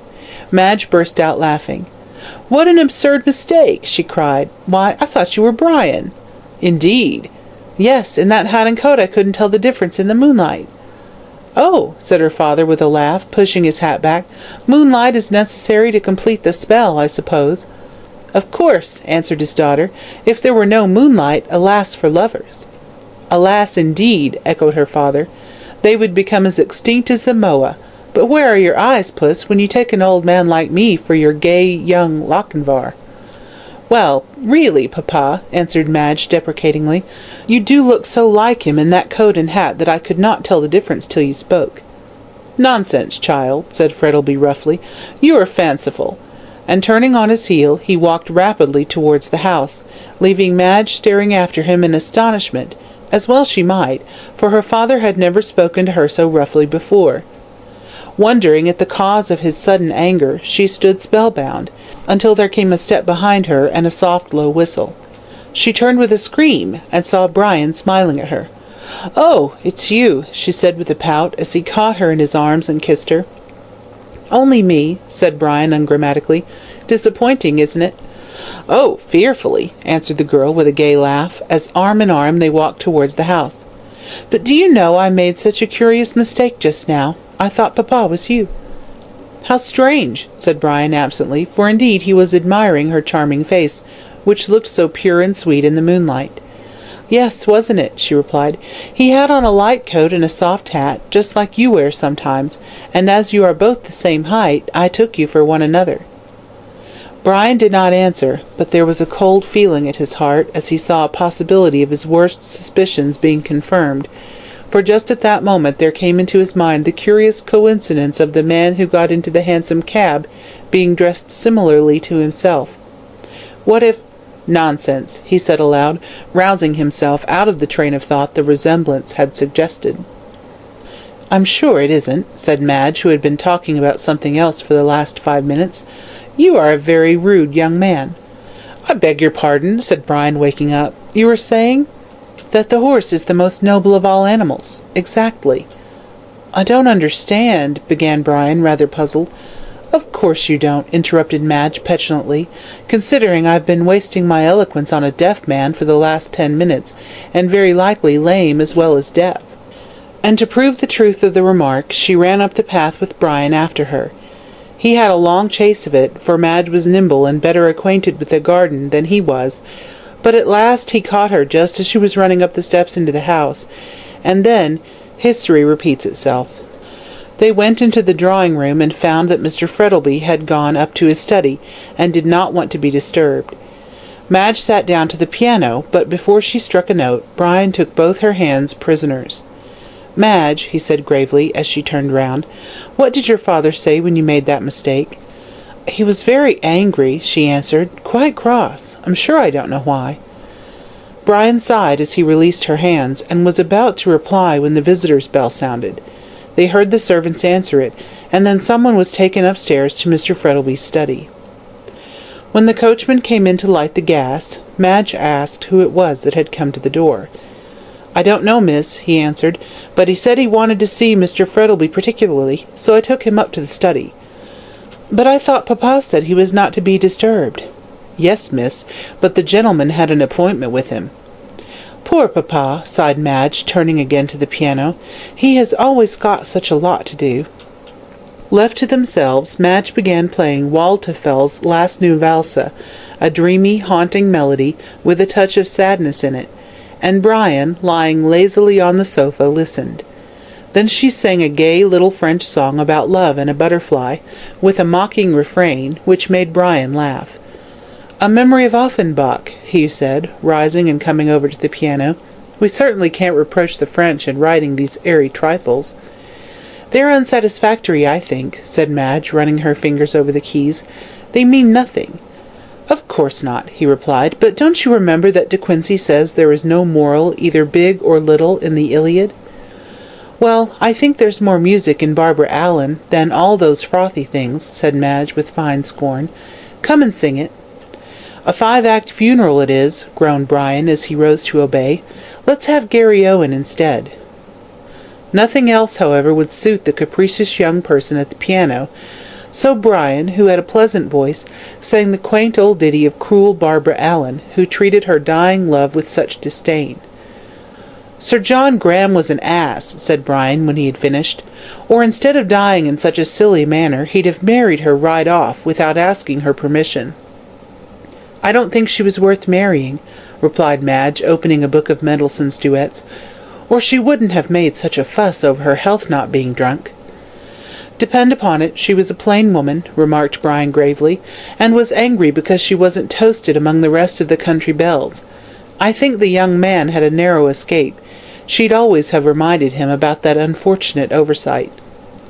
"You seem to have analysed her nature pretty well," said Madge a little dryly. "However, we'll leave the failings of Barbara Allen alone, and sing this." This was Mendelssohn's charming duet, "Would That My Love," which was a great favourite of Brian's. They were in the middle of it when suddenly Madge stopped, as she heard a loud cry, evidently proceeding from her father's study. Recollecting Dr. Chinston's warning, she ran out of the room and upstairs, leaving Brian rather puzzled by her unceremonious departure, for though he had heard the cry, yet he did not attach much importance to it. Madge knocked at the study door, and then she tried to open it, but it was locked. "Who's there?" asked her father sharply from inside. "Only me, papa," she answered. "I thought you were—" "No, no, I'm all right," replied her father quickly. "Go downstairs. I'll join you shortly." Madge went back to the drawing-room only half satisfied with the explanation. She found Brian waiting at the door with rather an anxious face. "What's the matter?" he asked, as she paused a moment at the foot of the stairs. "Papa says nothing," she replied, "but I am sure he must have been startled, or he would not have cried out like that." She told him what Dr. Chinston had said about the state of her father's heart, a recital which shocked Brian greatly. They did not return to the drawing-room, but went out on the veranda, where, after wrapping a cloak around Madge, Fitzgerald lit a cigarette. They sat down at the far end of the veranda, somewhat in the shadow, and could see the hall door wide open, and a warm flood of mellow light pouring therefrom, and beyond the cold, white moonshine. After about a quarter of an hour, Madge's alarm about her father having somewhat subsided, they were chatting on indifferent subjects, when a man came out of the hall door, and paused for a moment on the steps of the veranda. He was dressed in rather a fashionable suit of clothes, but in spite of the heat of the night, he had a thick white silk scarf round his throat.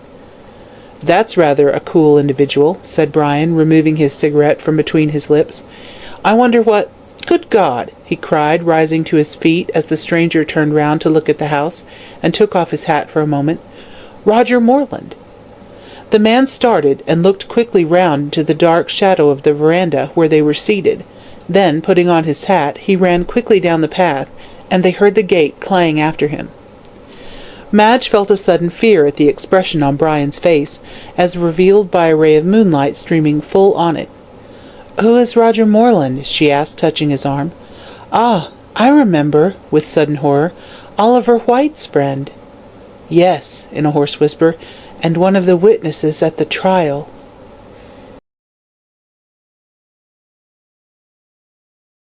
Mr. Calton's curiosity is satisfied. There was not much sleep for Brian that night. He left Madge almost immediately and went home, but he did not go to bed. He felt too anxious and ill at ease to sleep, and passed the greater part of the night walking up and down his room, occupied with his own sad thoughts. He was wondering in his own mind what could be the meaning of Roger Moreland's visit to Mark Frettlby.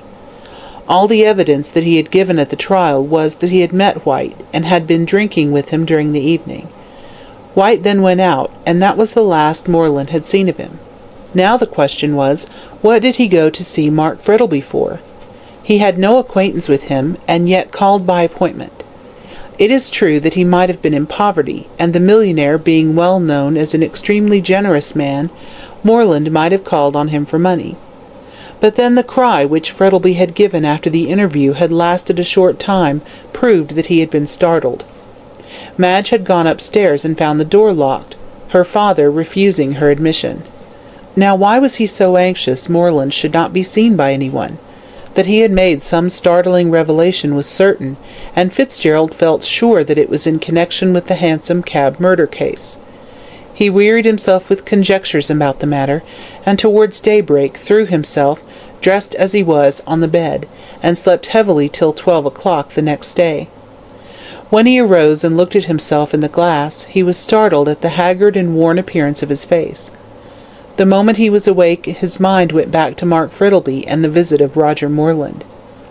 "The net is closing round him," he murmured to himself. "I don't see how he can escape. Oh, Madge, Madge, if only I could spare you the bitterness of knowing what you must know sooner or later, and that other unhappy girl. The sins of the fathers will be visited on the children. God help them." He took his bath, and after dressing himself went into his sitting-room, where he had a cup of tea, which refreshed him considerably. Mrs. Sampson came crackling merrily upstairs with a letter, and gave vent to an exclamation of surprise on seeing his altered appearance. "Lor, sir," she exclaimed, "what have you been a-doing? Me knowing your habits as you'd gone to bed. Not to say as it's very tempting in this hot weather, but with excuses, sir, you looks as if you hadn't slept a blessed wink." "No more have I," said Brian, listlessly holding out his hand for the letter. "I was walking up and down my room all last night. I must have walked miles."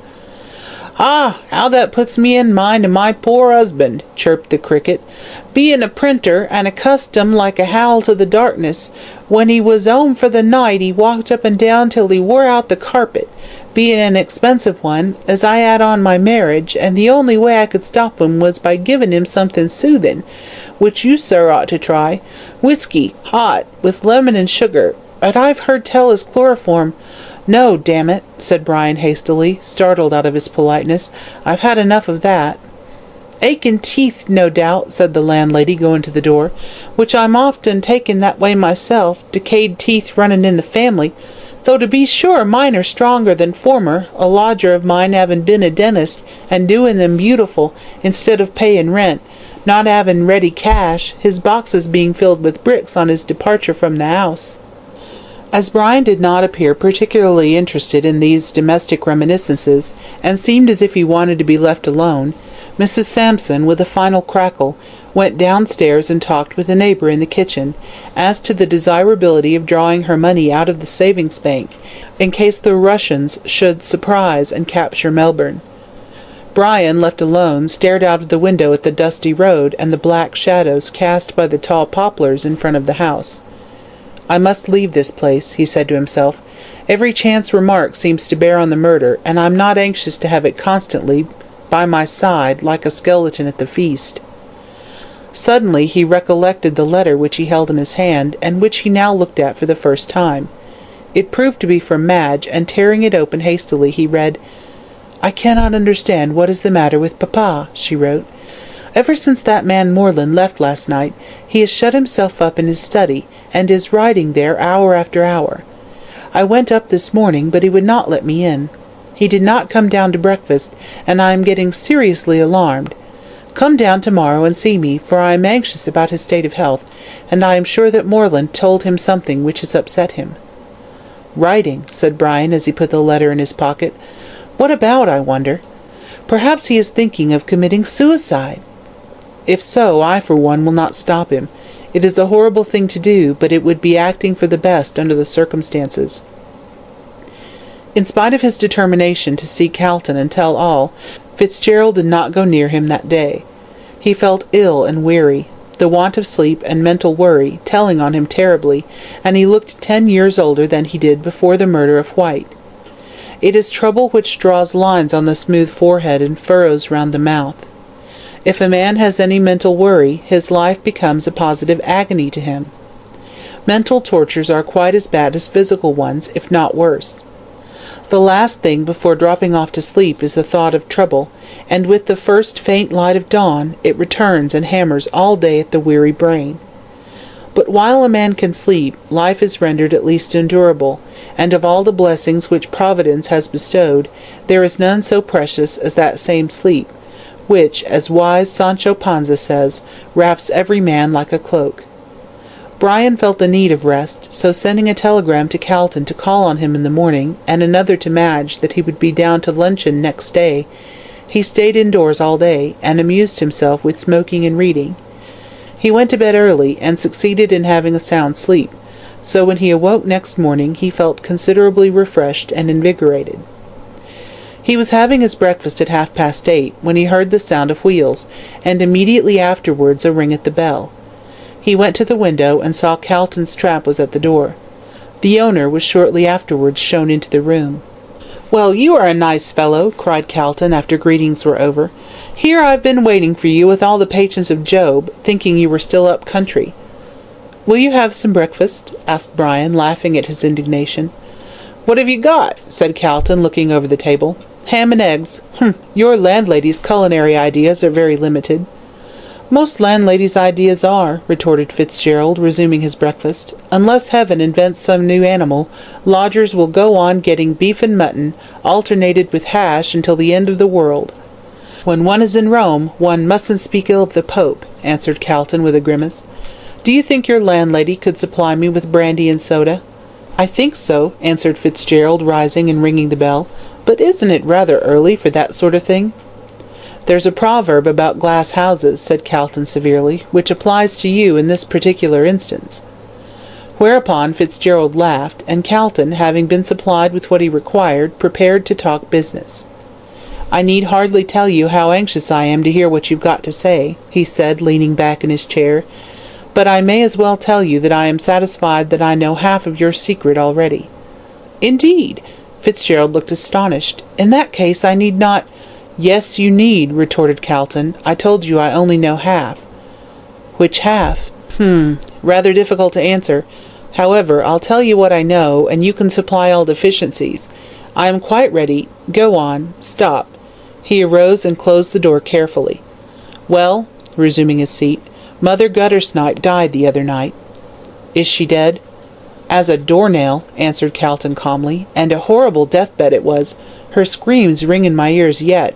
But before she died she sent for me and said—" "What?" "That she was the mother of Rosanna Moore." "Yes?" "And that Sal Rawlins was Rosanna's child. And the father," said Brian in a low voice, "was Mark Frettlby." "Ah. And now what have you to tell me?" "Nothing." "Nothing?" echoed Calton, surprised. "Then this is what Rosanna Moore told you when she died?" "Yes." "Then why have you made such a mystery about it?" "You ask that?" said Fitzgerald, looking up in surprise. "If I had told it, don't you see what a difference it would have made to Madge?" "I'm sure I don't," retorted the barrister, completely mystified. "I suppose you mean Frettlby's connection with Rosanna Moore. Well, of course it was not a very creditable thing for her to have been Frettlby's mistress, but still—" "His mistress?" said Fitzgerald, looking up sharply. "Then you don't know all." "What do you mean? Was she not his mistress?" "No, his wife." Calton sprang to his feet and gave a cry of surprise. "His wife?" Fitzgerald nodded. "Why, Mother Guttersnipe did not know this. She thought Rosanna was his mistress." "He kept his marriage secret," answered Brian, "and as his wife ran away with someone else shortly afterwards, he never revealed it." "I understand now," said the barrister slowly. "For if Mark Frettlby was lawfully married to Rosanna Moore, Madge is illegitimate." "Yes, and she now occupies the place which Sal Rawlins, or rather Sal Frettlby, ought to." "Poor girl," said Calton a little sadly. "But all this does not explain the mystery of White's murder." "I will tell you that," said Fitzgerald quickly. "When Rosanna left her husband she ran away to England with some young fellow, and when he got tired of her she returned to the stage, and became famous as a burlesque actress under the name of Musette. There she met White, as your friend found out, and they came out here for the purpose of extorting money from Frettlby. When they arrived in Melbourne, Rosanna let White do all the business, and kept herself quiet. She gave her marriage certificate to White, and he had it on him the night he was murdered." "Then Gorby was right," interposed Calton eagerly. "The man to whom those papers were valuable did murder White." "Can you doubt it? And that man was—" "Not Mark Frettlby!" burst out Calton. "Surely not Mark Frettlby!" Brian nodded. "Yes, Mark Frettlby." There was a silence for a few moments, Calton being too much startled by the revelation to say anything. "When did you discover this?" he asked after a pause. "At the time you first came to see me in prison," said Brian. "I had no suspicion till then, but when you said that White was murdered for the sake of certain papers, I, knowing full well what they were and to whom they were of value, guessed immediately that Frettlby had killed White in order to obtain them and to keep his secret."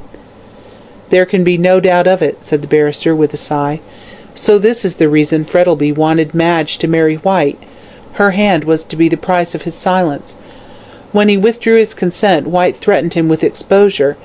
I remember he left the house in a very excited state on the night he was murdered. Frettlby must have followed him up to town, got into the cab with him, and after killing him with chloroform, must have taken the marriage certificate from his secret pocket and escaped." Brian rose to his feet and walked rapidly up and down the room.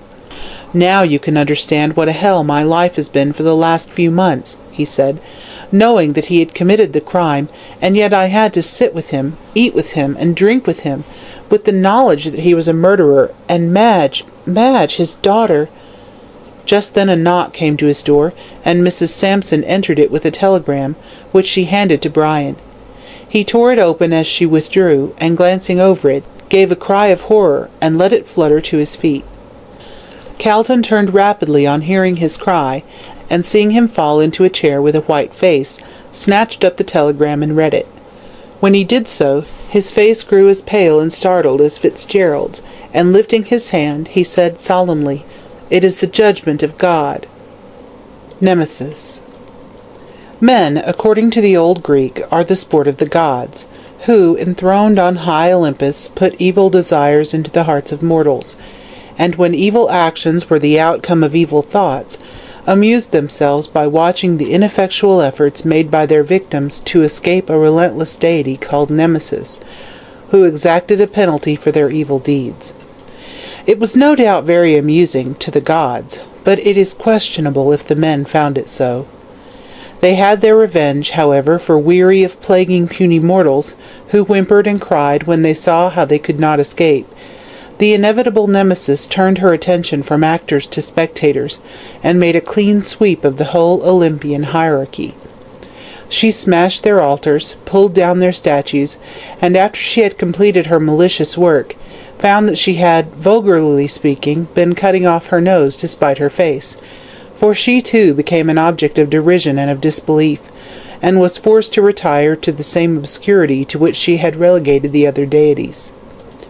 But men found out that she had not been altogether useless as a scapegoat upon which to lay the blame of their own shortcomings, so they created a new deity called Fate, and laid any misfortune which happened to them to her charge. Her worship is still very popular, especially among lazy and unlucky people, who never bestir themselves, on the ground that whether they do so or not, their lives are already settled by fate. After all, the true religion of fate has been preached by George Eliot, when she says that our lives are the outcome of our actions. Set up any idol you please upon which to lay the blame of unhappy lives and baffled ambitions, but the true cause is to be found in men themselves. Every action, good or bad, which we do has its corresponding reward, and Mark Frettlby found it so, for the sins of his youth were now being punished in his old age. No doubt he had sinned gaily enough in that far-off time when life's cup was still brimming with wine, and no asp hid among the roses, but Nemesis had been an unseen spectator of all his thoughtless actions, and now she came to demand her just dues. He felt somewhat as Faust must have felt when Mephistopheles suggested a visit to Hades, in repayment of those years of magic youth and magic power. So long ago it seemed since he had married Rosanna Moore, that he almost persuaded himself that it had only been a dream, a pleasant dream with a disagreeable awakening. When she had left him he had tried to forget her, recognizing how unworthy she was of a good man's love. He heard that she had died in a London hospital, and with a passionate sigh for a perished love, he had dismissed her from his thoughts forever. His second marriage had turned out a happy one, and he regretted the death of his wife deeply. Afterwards, all his love centred in his daughter, and he thought he would be able to spend his declining years in peace. This, however, was not to be, and he was thunderstruck when White arrived from England with the information that his first wife still lived, and that the daughter of his second was illegitimate. Sooner than risk exposure, Frettlby agreed to anything, but White's demands became too exorbitant, and he refused to comply with them. On White's death he again breathed freely, when suddenly a second possessor of his fatal secret started up in the person of Roger Morland. As the murder of Duncan had to be followed by that of Banquo in order to render Macbeth safe, so he foresaw that while Roger Morland lived his life would be one long misery. He knew that the friend of the murdered man would be his master, and would never leave him during his life, while after his death he would probably publish the whole ghastly story, and defame the memory of the widely respected Mark Frettlby. What is it that Shakespeare says? Good name in man or woman is the immediate jewel of their souls. And after all these years of spotless living and generous use of his wealth, was he to be dragged down to the depths of infamy and degradation by a man like Morland? Already in fancy he heard the jeering cries of his fellow men, and saw the finger of scorn point at him. He, the great Mark Frettlby, famous throughout Australia for his honesty, integrity, and generosity. No, it could not be, and yet this would surely happen unless he took means to prevent it.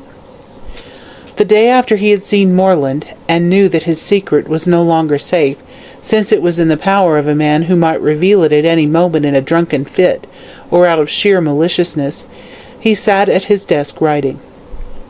After a time he laid down his pen, and taking up a portrait of his dead wife which stood just in front of him, he stared at it long and earnestly. As he did so, his mind went back to the time when he had first met and loved her. Even as Faust had entered into the purity and serenity of Gretchen's chamber, out of the coarseness and profligacy of Auerbach's cellar, so he, leaving behind him the wild life of his youth, had entered into the peace and quiet of a domestic home. The old feverish life with Rosanna Moore seemed to be as unsubstantial and chimerical as no doubt his union with Lilith after he met Eve seemed to Adam in the old rabbinical legend. There seemed to be only one way open to him, by which he could escape the relentless fate which dogged his steps. He would write a confession of everything from the time he had first met Rosanna, and then death. He would cut the Gordian knot of all his difficulties, and then his secret would be safe. Safe? No, it could not be while Moreland lived. When he was dead, Moreland would see Madge and embitter her life with the story of her father's sins. Yes, he must live to protect her, and drag his weary chain of bitter remembrance through life, always with that terrible sword of Damocles hanging over him. But still he would write out his confession, and after his death, whenever it may happen, it might help, if not altogether to exculpate, at least to secure some pity for a man who had been hardly dealt with by fate. His resolution taken, he put it into force at once, and sat all day at his desk filling page after page with the history of his past life, which was so bitter to him. He started at first languidly, and as in the performance of an unpleasant but necessary duty. Soon, however, he became interested in it, and took a peculiar pleasure in putting down every minute circumstance which made the case stronger against himself. He dealt with it not as a criminal, but as prosecutor, and painted his conduct as much blacker than it had really been. Towards the end of the day, however, after reading over the earlier sheets, he experienced a revulsion of feeling, seeing how severe he had been on himself, so he wrote a defence of his conduct, showing that fate had been too strong for him. It was a weak argument to bring forward, but still he felt it was the only one that he could make. It was quite dark when he had finished, and while sitting in the twilight, looking dreamily at the sheets scattered all over his desk, he heard a knock at the door, and his daughter's voice asking if he was coming to dinner. All day long he had closed his door against everyone, but now, his task being ended, he collected all the closely written sheets together, placed them in a drawer of his escritoire, which he locked, and then opened the door. "Dear papa," cried Madge, as she entered rapidly, and threw her arms around his neck, "what have you been doing here all day by yourself?" "Writing," returned her father laconically, as he gently removed her arms. "Why, I thought you were ill," she answered, looking at him apprehensively. "No, dear," he replied quietly, "not ill, but worried." "I knew that dreadful man who came last night had told you something to worry you. Who is he?" "Oh, a friend of mine," answered Frettleby with hesitation. "What, Roger Moreland?" Her father started. "How do you know it was Roger Moreland?" "Oh, Brian recognized him as he went out." Mark Frettleby hesitated for a few moments, then busied himself with the papers on his desk, as he replied in a low voice, "You're right, it was Roger Moreland. He is very hard up, and as he was a friend of poor White's, he asked me to assist him, which I did." He hated to hear himself telling such a deliberate falsehood, but there was no help for it. Madge must never know the truth so long as he could conceal it. "Just like you," said Madge, kissing him lightly with filial pride, "the best and kindest of men." He shivered slightly as he felt her caress, and thought how she would recoil from him did she know all. After all, says some cynical writer, the illusions of youth are mostly due to the want of experience. Madge, ignorant in great measure of the world, cherished her pleasant illusions, though many of them had been destroyed by the trials of the past year, and her father longed to keep her in this frame of mind.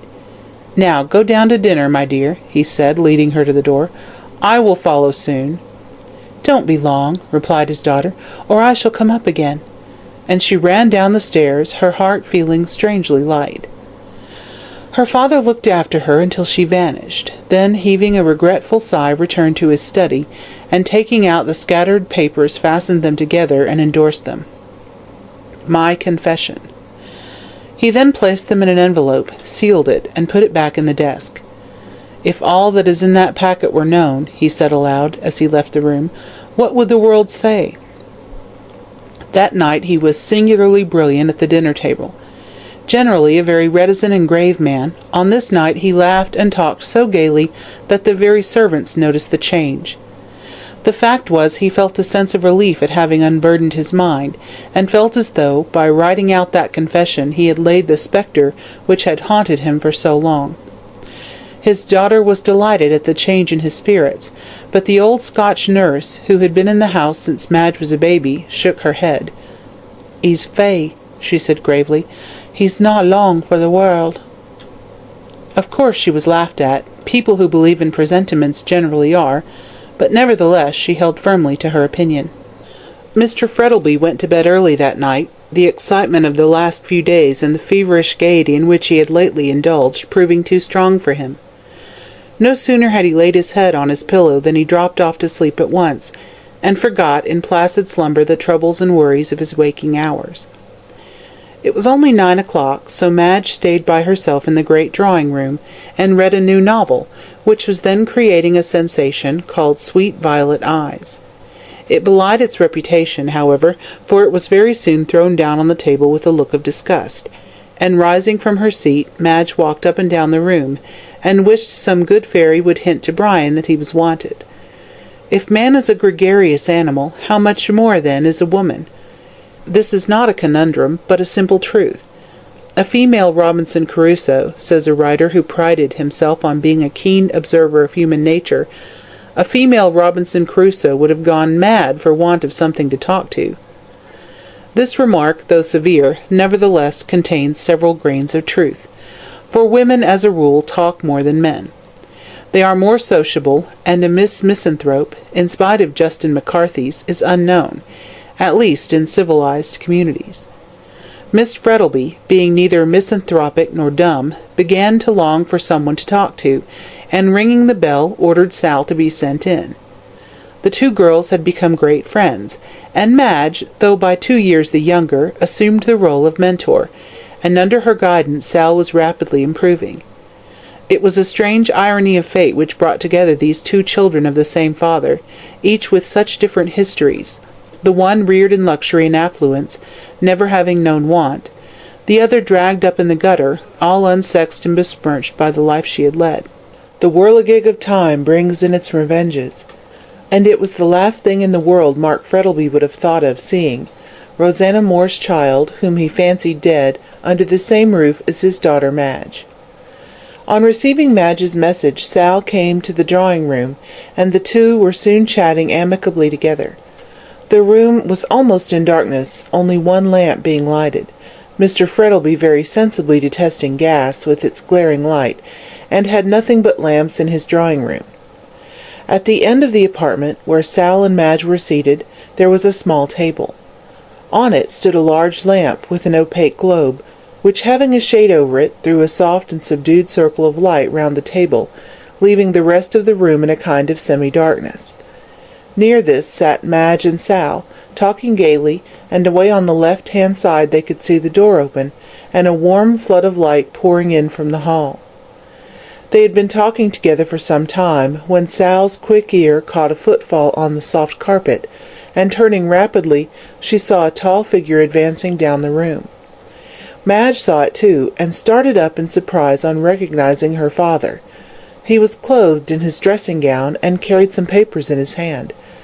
"Why, papa," said Madge in surprise, "Hush," whispered Sal, grasping her arm. "He's asleep." And so he was. In accordance with the dictates of the excited brain, the weary body had risen from the bed and wandered about the house. The two girls, drawing back into the shadow, watched him with bated breath as he came slowly down the room. In a few moments he was within the circle of light, and moving noiselessly along, he laid the papers he carried on the table. They were in a large blue envelope, much worn, with writing in red ink on it. Sal recognized it at once as the one she had seen in the possession of the dead woman, and with an instinctive feeling that there was something wrong, she tried to draw Madge back, as she watched her father's action with an intensity of feeling which held her spellbound. Frettlby opened the envelope, and took therefrom a yellow frayed piece of paper, which he spread out on the table. Madge bent forward to see it, but Sal, with a sudden terror, drew her back. "For God's sake, no!" she cried. But it was too late. Madge had caught sight of the names on the paper: Marriage, Rosanna Moore, Mark Frettlby, and the whole awful truth flashed upon her. These were the papers Rosanna Moore had handed to White. White had been murdered by the man to whom the papers were of value. "Oh, my father!" She staggered blindly forward, and then, with one piercing shriek, fell to the ground. In doing so, she struck against her father, who was still standing beside the table. Awakened suddenly, with that wild cry in his ears, he opened his eyes wide, put out feeble hands as if to keep something back, and with a strangled cry fell dead on the floor beside his daughter. Sal, horror-struck, did not lose her presence of mind, but snatching the papers off the table, she thrust them into her pocket, and then called aloud for the servants. But they, already attracted by Madge's wild cry, came hurrying in, to find Mark Frettlby, the millionaire, lying dead, and his daughter in a faint beside her father's corpse. Hush money. As soon as Brian received the telegram which announced the death of Mark Frettlby, he put on his hat, stepped into Calton's trap, and drove along to the St. Kilda station in Flinders Street with that gentleman. There Calton dismissed his trap, sending a note to his clerk with the groom, and went down to St. Kilda with Fitzgerald. On arrival they found the whole house perfectly quiet and orderly, owing to the excellent management of Sal Rawlins. She had taken the command in everything, and although the servants, knowing her antecedents, were disposed to resent her doing so, yet such were her administrative powers and strong will, that they obeyed her implicitly. Mark Frettlby's body had been taken up to his bedroom, Madge had been put to bed, and Dr. Chinston and Brian sent for. When they arrived they could not help expressing their admiration at the capital way in which Sal Rawlins had managed things. "She's a clever girl, that," whispered Calton to Fitzgerald. "Curious thing she should have taken up her proper position in her father's house. Fate is a deal cleverer than we mortals think her." Brian was about to reply when Dr. Chinston entered the room. His face was very grave, and Fitzgerald looked at him in alarm. "Madge, Miss Frettlby," he faltered. "Is very ill," replied the doctor. "Has an attack of brain fever. I can't answer for the consequences yet." Brian sat down on the sofa and stared at the doctor in a dazed sort of way. Madge dangerously ill, perhaps dying. What if she were to die, and he to lose the true-hearted woman who stood so nobly by him in his trouble? "Cheer up," said Chinston, patting him on the shoulder. "While there's life there's hope, and whatever human aid can do to save her will be done." Brian grasped the doctor's hand in silence, his heart being too full to speak. "How did Frettlby die?" asked Calton. "Heart disease," said Chinston. "His heart was very much affected, as I discovered a week or so ago. It appears he was walking in his sleep, and entering the drawing-room he alarmed Miss Frettlby, who screamed, and must have touched him. He awoke suddenly, and the natural consequences followed. He dropped down dead." "What alarmed Miss Frettlby?" asked Brian in a low voice, covering his face with his hand. "The sight of her father walking in his sleep, I suppose," said Chinston, buttoning his glove, "and the shock of his death, which took place indirectly through her, accounts for the brain fever. Madge Frettlby is not the woman to scream and waken a somnambulist," said Calton decidedly, knowing as she did the danger. "There must be some other reason." "This young woman will tell you all about it," said Chinston, nodding towards Sal, who entered the room at this moment. "She was present, and since then has managed things admirably, and now I must go," he said, shaking hands with Calton and Fitzgerald. "Keep up your heart, my boy. I'll pull her through yet." After the doctor had gone, Calton turned sharply to Sal Rawlins, who stood waiting to be addressed. "Well," he said briskly, "can you tell us what startled Miss Frettlby?" "I can, sir," she answered quietly. "I was in the drawing-room when Mr. Frettlby died, but we had better go up to the study." "Why?" asked Calton in surprise, as he and Fitzgerald followed her upstairs. "Because, sir," she said, when they had entered the study and she had locked the door, "I don't want anyone but yourselves to know what I tell you." "More mystery," muttered Calton as he glanced at Brian, and took his seat at the escritoire. "Mr. Frettlby went to bed early last night," said Sal calmly, "and Miss Madge and I were talking together in the drawing-room when he entered, walking in his sleep, and carrying some papers." Both Calton and Fitzgerald started, and the latter grew pale. "He came down the room, and spread out a paper on the table where the lamp was. Miss Madge bent forward to see what it was. I tried to stop her, but it was too late. She gave a scream and fell on the floor. In doing so, she happened to touch her father. He awoke and fell down dead." "And the papers?" asked Calton uneasily. Sal did not answer, but producing them from her pocket, laid them in his hands. Brian bent forward as Calton opened the envelope in silence, but both gave vent to an exclamation of horror at seeing the certificate of marriage, which they knew Rosanna Moore had given to White. Their worst suspicions were confirmed, and Brian turned away his head, afraid to meet the barrister's eye. The latter folded up the papers thoughtfully and put them in his pocket. "You know what these are?" he asked Sal, eyeing her keenly. "I could hardly help knowing," she answered. "It proves that Rosanna Moore was Mr. Frettlby's wife, and—" She hesitated. "Go on," said Brian in a harsh tone, looking up. "And they were the papers she gave Mr. White." "Well?" Sal was silent for a moment, and then looked up with a flush. "You needn't think I'm going to split," she said indignantly, recurring to her Bourke Street slang in the excitement of the moment. "I know what you know, but I'll be as silent as the grave." "Thank you," said Brian fervently, taking her secret. "I know you love her too well to betray this terrible secret." "I would be a nice un, I would," said Sal with scorn, "after her lifting me out of the gutter to round on her, a poor girl like me, without a friend or relative, now Gran's dead." Calton looked up quickly. It was plain Sal was quite ignorant that Rosanna Moore was her mother. So much the better. They would keep her in ignorance, perhaps not altogether, but it would be folly to undeceive her at present. "I'm going to see Miss Madge now," she said, going to the door, "and I won't see you again. She's getting light-headed, and might let it out, but I'll not let anyone in but myself." And so saying, she left the room. "Cast thy bread upon the waters," said Calton oracularly. "The kindness of Miss Frettlby to that poor waif is already bearing fruit. Gratitude is the rarest of qualities, rarer even than modesty." Fitzgerald made no answer, but stared out of the window, and thought of his darling lying sick unto death, and he unable to do nothing to save her. "Well," said Calton sharply. "Oh, I beg your pardon," said Fitzgerald, turning in confusion. "I suppose the will must be read, and all that sort of thing." "Yes," answered the barrister. "I am one of the executors." "And the others?" "Yourself and Chinston," answered Calton. "So I suppose," turning to the desk, "we can look at his papers and see that all is straight."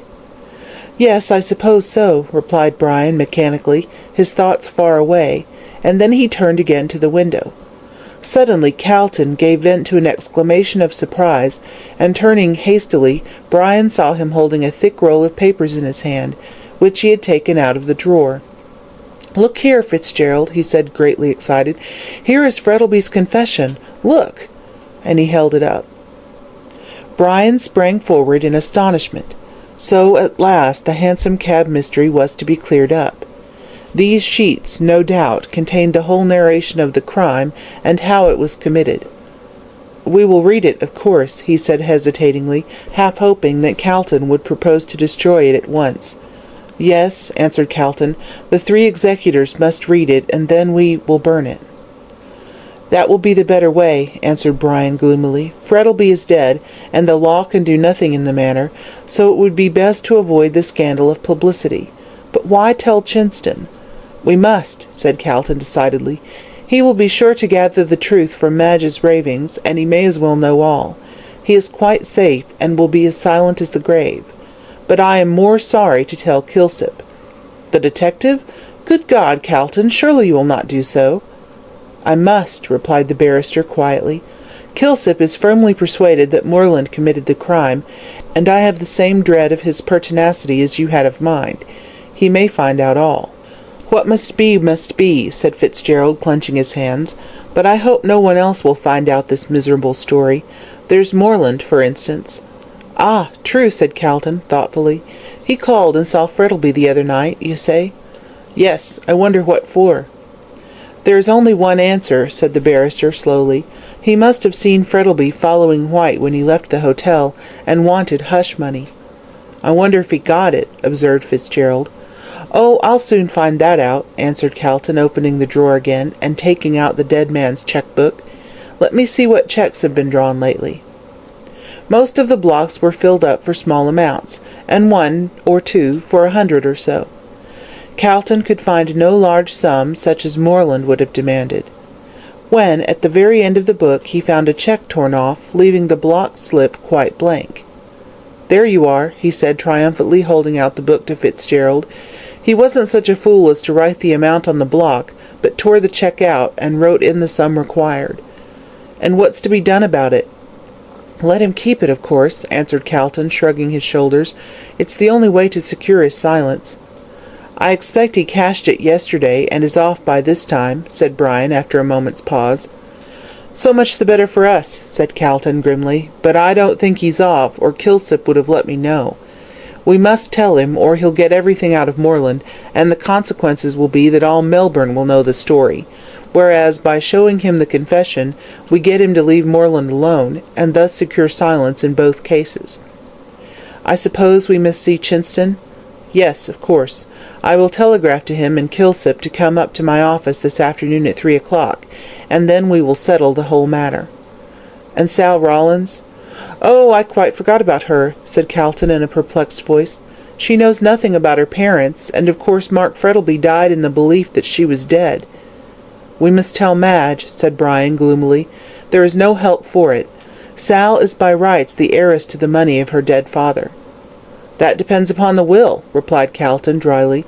"If it specifies that the money is left to my daughter, Margaret Frettlby, Sal Rawlins can have no claim. And if such is the case, it will be no good telling her who she is."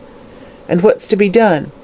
"Sal Rawlins," went on the barrister, without noticing the interruption, "has evidently never given a thought to her father or mother, as the old hag, no doubt, swore they were dead. So I think it will be best to keep silent. That is, if no money is left to her, and as her father thought her dead, I don't think there will be any. In that case it would be best to settle an income on her. You can easily find a pretext and let the matter rest."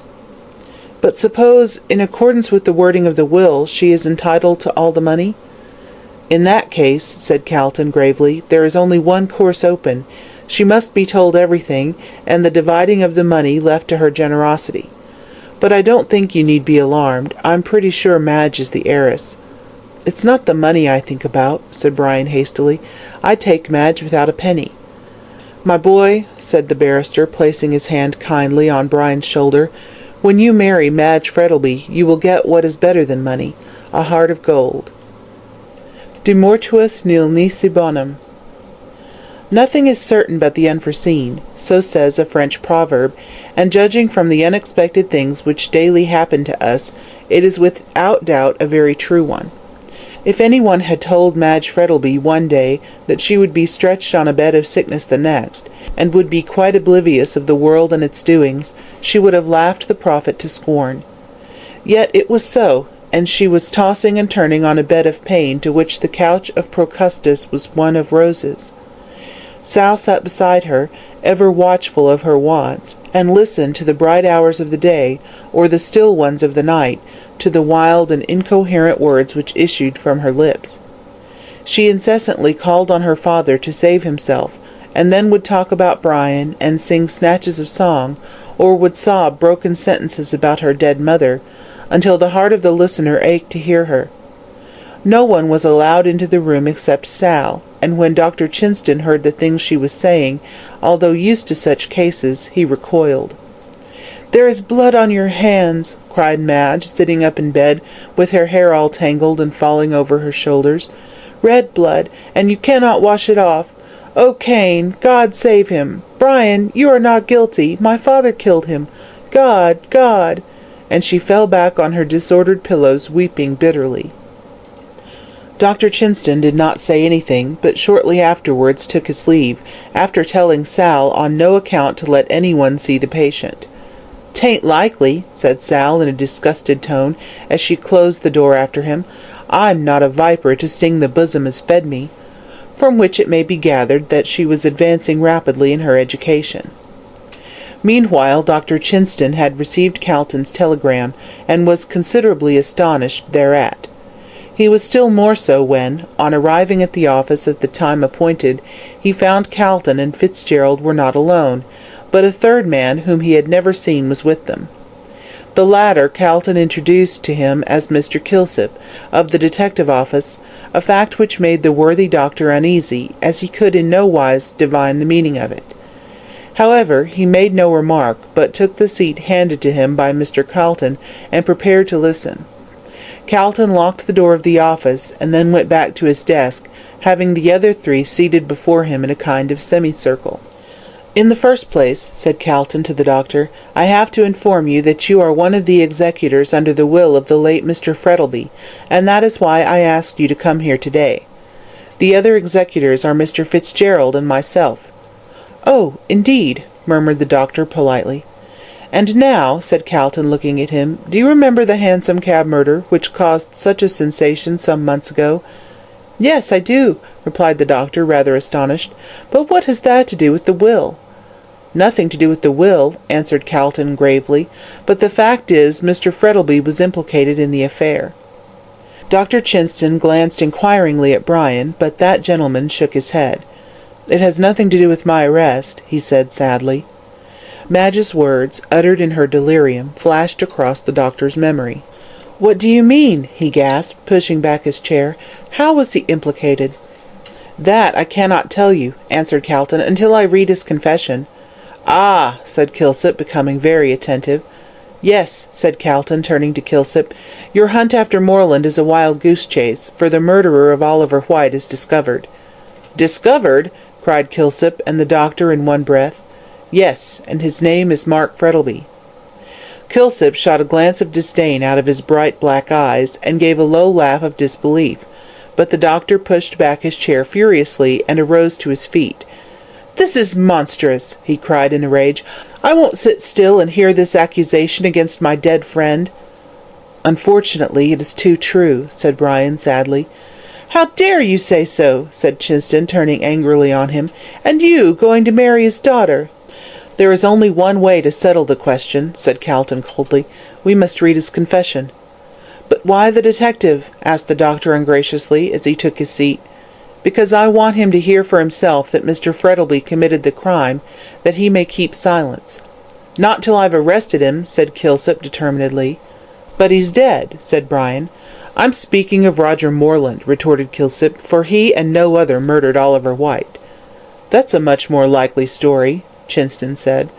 "I tell you," said Calton vehemently, "God knows I would like to preserve Mark Frettlby's good name, and it is with this object I have brought you all together. I will read the confession, and when you know the truth, I want you to keep silent about it, as Mark Frettlby is dead, and the publication of his crime can do no good to anyone."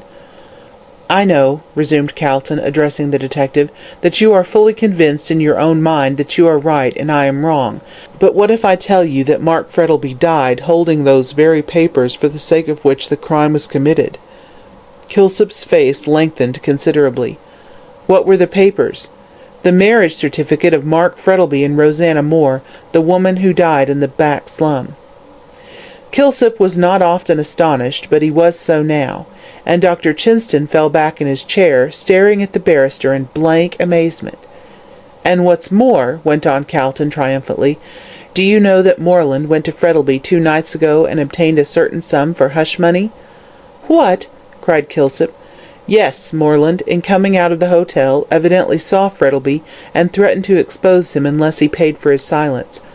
"Very strange," murmured Kilsip to himself, with a disappointed look on his face. "But why did Moreland keep still so long?" "I cannot tell you," replied Calton, "but no doubt the confession will explain all." "Then for heaven's sake read it," broke in Dr. Chinston impatiently. "I'm quite in the dark, and all your talk is Greek to me." "One moment," said Kilsip, dragging a bundle from under his chair and untying it. "If you are right, what about this?" And he held up a light coat, very much soiled and weather-worn. "Whose is that?" asked Calton, startled. "Not White's?" "Yes, White's," repeated Kilsip with great satisfaction. "I found it in the Fitzroy Gardens, near the gate that opens to George Street, East Melbourne. It was up in a fir tree." "Then Mr. Frettlby must have got out at Powlett Street and walked down George Street, and then through the Fitzroy Gardens into town," said Calton. Kilsip took no heed of the remark, but took a small bottle out of the pocket of the coat and held it up. "I also found this," he said. "Chloroform!" cried everyone, guessing at once that it was the missing bottle. "Exactly," said Kilsip, replacing it. "This is what the bottle which contained the poison used well, call him the murderer. The name of the chemist being on the label, I went to him and found out who bought it. Now, who do you think?" with a look of triumph. "Frettlby," said Calton decidedly. "No, Moreland," burst out Chinston, greatly excited. "Neither," retorted the detective calmly. "The man who purchased this was Oliver White himself." "Himself?" echoed Brian, now thoroughly surprised, as indeed were all the others. "Yes, I had no trouble in finding out that, thanks to the Poisons Act. As I knew no one would be so foolish as to carry chloroform about in his pocket for any length of time, I mentioned the day of the murder as the probable date it was bought. The chemist turned up in his book and found that White was the purchaser." "And what did he buy it for?" asked Chinston. "That's more than I can tell you," said Kilsip with a shrug of his shoulders. "It's down in the book as being bought for medicinal usage, which may mean anything." "The law requires a witness," observed Calton cautiously. "Who was the witness?" Again Kilsip smiled triumphantly. "I think I can guess," said Fitzgerald. "Moreland?" Kilsip nodded. "And I suppose," remarked Calton in a slightly sarcastic tone, "that is another of your proofs against Moreland. He knew that White had chloroform on him, therefore he followed him that night and murdered him?" "Well, It's a lot of nonsense," said the barrister impatiently. "There's nothing against Moreland to implicate him. If he killed White, what made him go and see Frettlby?" "But," said Kilsip, nodding sagely in his head, "if, as Moreland says, he had White's coat in his possession before the murder, how is it that I should discover it afterwards up a fir tree in the Fitzroy Gardens, with an empty chloroform bottle in the pocket?" "He may have been an accomplice," suggested Calton. "What's the good of all this conjecturing?" said Chinston impatiently, now thoroughly tired of the discussion. "Read the confession, and we will soon know the truth, without all this talk." Calton assented, and all having settled themselves to listen, he began to read what the dead man had written. The Confession. What I am now about to write is set forth by me so that the true circumstances connected with the Hansom Cab tragedy, which took place in Melbourne in 18 may be known.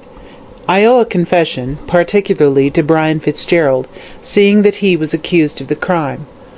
Although I know he was rightfully acquitted of the charge, yet I wish him to know all about the case, though I am convinced, from his altered demeanour towards me, that he is better acquainted with it than he chooses to confess. In order to account for the murder of Oliver White, I must go back to the beginning of my life in this colony, and show how the series of events began which culminated in the committal of the crime. Should it be necessary to make this confession public, in the interest of justice, I can say nothing against such a course being taken, but I would be grateful if it could be suppressed, both on account of my good name and of my dear daughter Margaret, whose love and affection has so soothed and brightened my life. If, however, she should be informed of the contents of these pages, I ask her to deal leniently with the memory of one who was sorely tried and tempted. I came to the colony of Victoria, or rather, as it was called then, New South Wales, in the year 18. I had been in a merchant's office in London, but not finding much opportunity for advancement, I looked about to see if I could better myself. I heard of this new land across the ocean, and though it was not then the El Dorado which it afterwards turned out, and, truth to tell, had rather a shady name, owing to the transportation of convicts, yet I longed to go there and start a new life. Unhappily, however, I had not the means, and saw nothing better before me than the dreary life of a London clerk, as it was impossible that I could save out of the small salary I got. Just at this time, an old maiden aunt of my mother's died, and left £100 to me.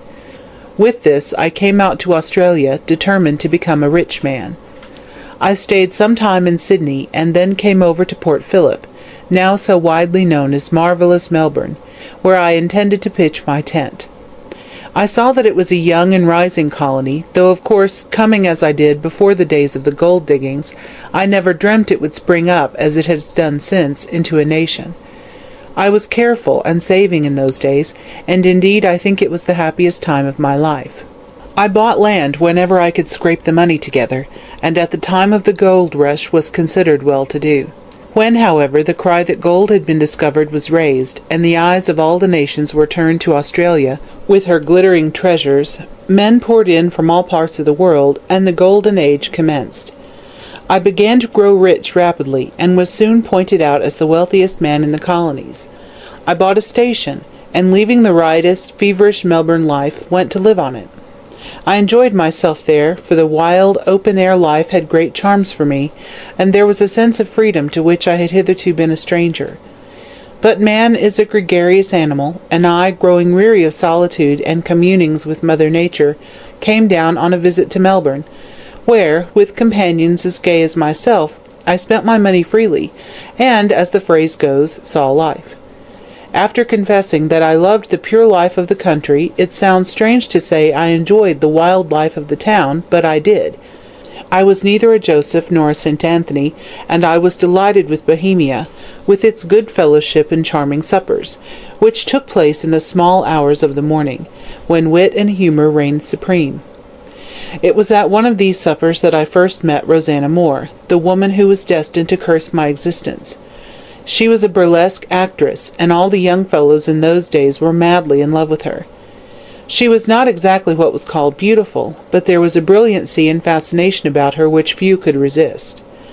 On first seeing her I did not admire her much, but laughed at my companions as they raved about her. On becoming personally acquainted with her, however, I found that her powers of fascination had not been overrated, and I ended by falling desperately in love with her. I made inquiries about her private life, and found that it was irreproachable, as she was guarded by a veritable dragon of a mother, who would let no one approach her daughter. I need not tell you about my courtship, as these phases of a man's life are generally the same, but it will be sufficient to prove the depth of my passion for her when I say I was determined to make her my wife. It was on condition, however, that the marriage should be kept secret until such time as I should choose to reveal it. My reason for such a course was this. My father was still alive, and he, being a rigid Presbyterian, would never have forgiven me for having married a woman of the stage. So, as he was old and feeble, I did not wish him to learn that I had done so, fearing that the shock would be too much for him in his then state of health. I told Rosanna I would marry her, but wanted her to leave her mother, who was a perfect fury and not an agreeable person to live with.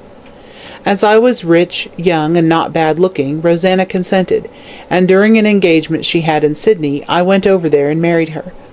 She never told her mother she had married me. Why, I do not know, as I laid no restriction on her doing so. The mother made a great noise over the matter, but I gave Rosanna a large sum of money for her, and this the old harridan accepted, and left for New Zealand. Rosanna went with me to my station, where we lived as man and wife, though in Melbourne she was supposed to be my mistress. At last, feeling degraded in my own eyes at the way in which I was supposed to be living, I wanted to reveal our secret, but this Rosanna would not consent to. I was astonished at this, and never could discover the reason, but in many ways Rosanna was an enigma to me. She then grew weary of the quiet country life, and longed to return to the glittering glare of the footlights. This I refused to let her do, and from that moment she took a dislike to me. A child was born, and for a time she was engrossed with it, but soon wearied of the new plaything, and again pressed me to allow her to return to the stage. I again refused, and we became estranged from one another. I grew gloomy and irritable, and was accustomed to take long rides by myself, frequently being away for days. There was a great friend of mine who owned the next station, a fine, handsome young fellow called Frank Kelly, with a gay, sunny disposition and a wonderful flow of humour. When he found I was so much away, thinking Rosanna was only my mistress, he began to console her, and succeeded so well that one day, on my return from a ride, I found she had fled with him, and had taken the child with her. She left a letter saying that she had never really cared for me, but had married me for my money, She would keep our marriage secret and was going to return to the stage. I followed my false friend and false wife down to Melbourne, but arrived too late, as they had just left for England. Disgusted with the manner in which I had been treated, I plunged into a whirl of dissipation, trying to drown the memory of my married life. My friends, of course, thought my loss amounted to no more than that of a mistress, and I soon began myself to doubt that I had ever been married, so far away and visionary did my life of the previous year seem. I continued my fast life for about 6 months, when suddenly I was arrested upon the brink of destruction by an angel. I say this advisedly, for if ever there was an angel upon earth, it was she who afterwards became my wife. She was the daughter of a doctor, and it was her influence which drew me back from the dreary path of profligacy and dissipation which I was then leading. I paid her great attention, and we were, in fact, looked upon as good as engaged, but I knew that I was still linked to that accursed woman, and could not ask her to be my wife. At this second crisis of my life fate again intervened, for I received a letter from England, which informed me that Rosanna Moore had been run over in the streets of London, and had died in an hospital.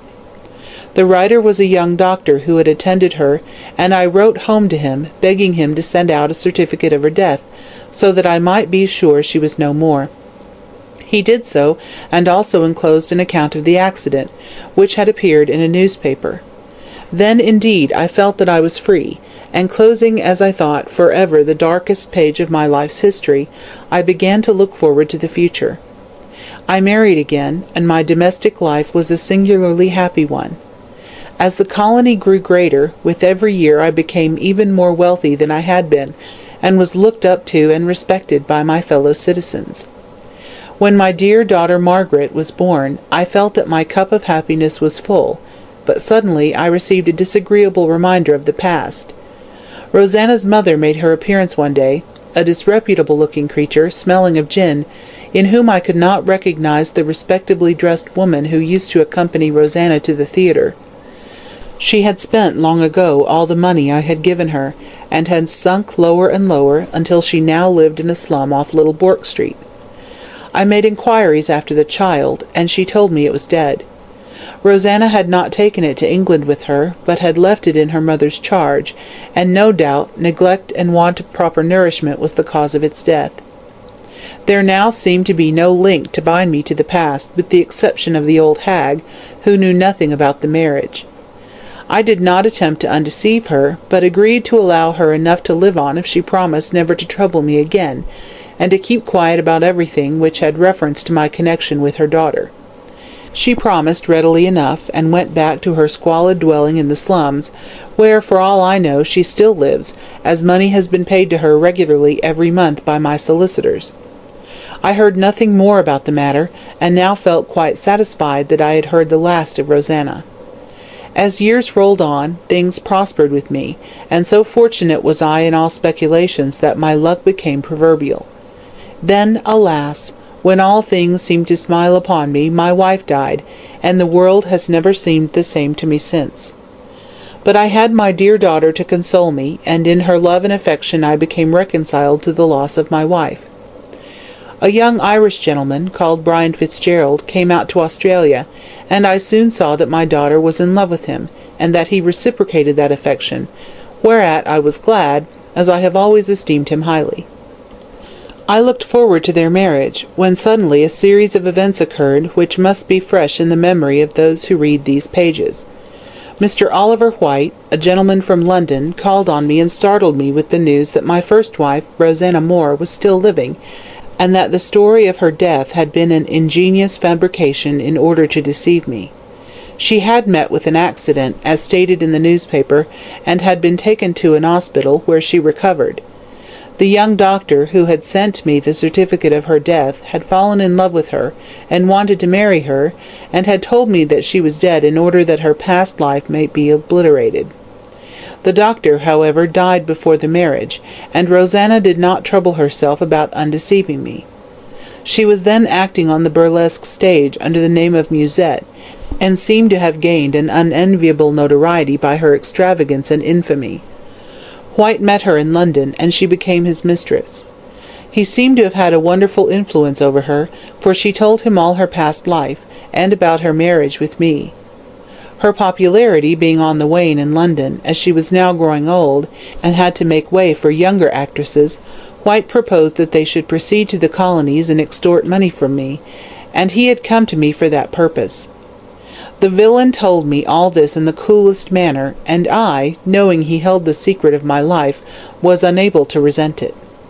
I refused to see Rosanna, but told White I would agree to his terms, which were, first, a large sum of money was to be paid to Rosanna, and secondly, that he should marry my daughter.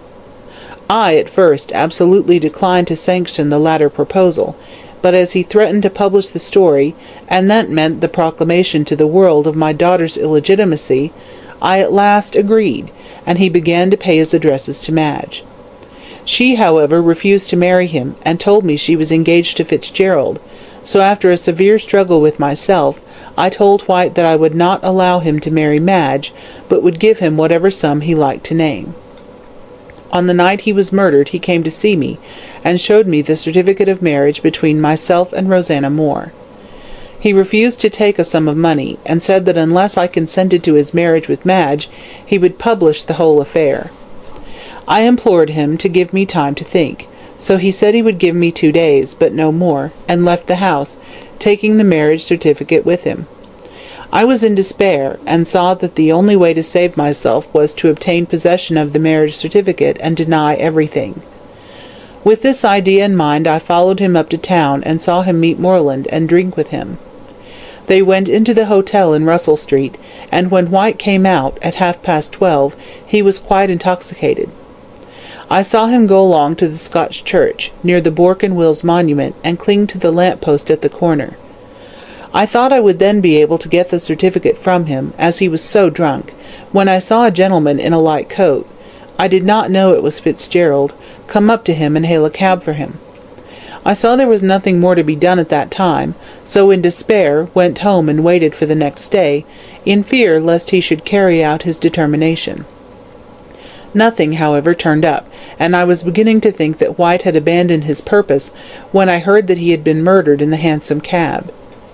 I was in great fear lest the marriage certificate should be found on him, but nothing was said about it. This I could not understand at all. I knew he had it on him, and I could only conclude that the murderer, whoever he was, had taken it from the body, and would sooner or later come to me to extort money, knowing that I dare not denounce him. Fitzgerald was arrested, and afterwards acquitted, so I began to think that the certificate had been lost, and my troubles were at an end. However, I was always haunted by a dread that the sword was hanging over my head, and would fall sooner or later. I was right, for 2 nights ago Roger Moreland, who was an intimate friend of White's, called on me, and produced the marriage certificate, which he offered to sell me for £5,000. In horror I accused him of murdering White, which he denied at first, but afterwards acknowledged, stating that I dare not betray him for my own sake. I was nearly mad with the horror I was placed in, either to denounce my daughter as illegitimate or let a murderer escape the penalty of his crime. At last I agreed to keep silent, and handed him a cheque for £5,000, receiving in return the marriage certificate. I then made Moreland swear to leave the colony, which he readily agreed to do, saying Melbourne was dangerous. When he left I reflected upon the awfulness of my position, and had almost determined to commit suicide, but thank God I was saved from that crime. I write this confession in order that after my death the true story of the murder of White may be known, and that anyone who may hereafter be accused of the murder may not be wrongfully punished. I have no hopes of Moreland ever receiving the penalty of his crime, as when this is opened all trace of him will, no doubt, be lost. I will not destroy the marriage certificate, but place it with these papers, so that the truth of my story can be seen. In conclusion, I would ask the forgiveness of my daughter Margaret for my sins, which have been visited on her, but she can see for herself that circumstances were too strong for me. May she forgive me, as I hope God in his infinite mercy will, and may she come sometimes and pray over my grave, nor think too hardly upon her dead father. The Hands of Justice. Calton's voice faltered a little when he read those last sad words, and he laid the manuscript down on the table, amid a dead silence, which was first broken by Brian. "Thank God," he said reverently, "thank God that he was innocent of the crime." "No," said Calton, a little cynically. "The riddle which has perplexed us so long is read, and the Sphinx is silent for evermore." "I knew he was incapable of such a thing," cried Chinston, whom emotion had hitherto kept silent. Meanwhile Kilsip listened to those eulogistic remarks on the dead man, and purred to himself, in a satisfied sort of way, like a cat who has caught a mouse. "You see, sir," he said, addressing the barrister, "I was right, after all." "Yes," answered Calton frankly, "I acknowledge my defeat, but now—" "I'm going to arrest Moreland right off," said Kilsip. There was a silence for a few moments, and then Calton spoke again. "I suppose it must be so. Poor girl, poor girl." "I'm very sorry for the young lady myself," said the detective in his soft, low voice, "but you see I cannot let a dangerous criminal escape for a mere matter of sentiment." "Of course not," said Fitzgerald sharply. "Moreland must be arrested right off." "But he will confess everything," said Calton angrily, "and then everyone will know about this first marriage." "Let them," retorted Brian bitterly. "As soon as she is well enough we will marry at once and leave Australia forever." "But I know her better than you do," said the young man doggedly, "and I know she would like an end made of this whole miserable business at once. Arrest the murderer and let him suffer for his crime." "Well, I suppose it must be so," said Chinston with a sigh. "But it seems very hard that this slur should be cast on Miss Frettlby." Brian turned a little pale. "The sins of the father are generally visited upon the children by the world," he said bitterly. "But after the first pain is over, in new lands among new faces, she will forget the bitter past." "Now that it is settled Moreland is to be arrested," said Calton, "how is it to be done? Is he still in Melbourne?" "Rather," said Kilsip in a satisfied tone. "I've had my eye on him for the last 2 months, and someone is watching him for me now. Trust me, he can't move 2 steps without my knowing it." "Ah, indeed," said Calton quickly. "Then do you know if he has been to the bank and cashed that cheque for 5,000 which Frettlby gave him?" "Well now," observed Kilsip after a pause, "do you know you rather startled me when you told me he had received a cheque for that amount." "Why?"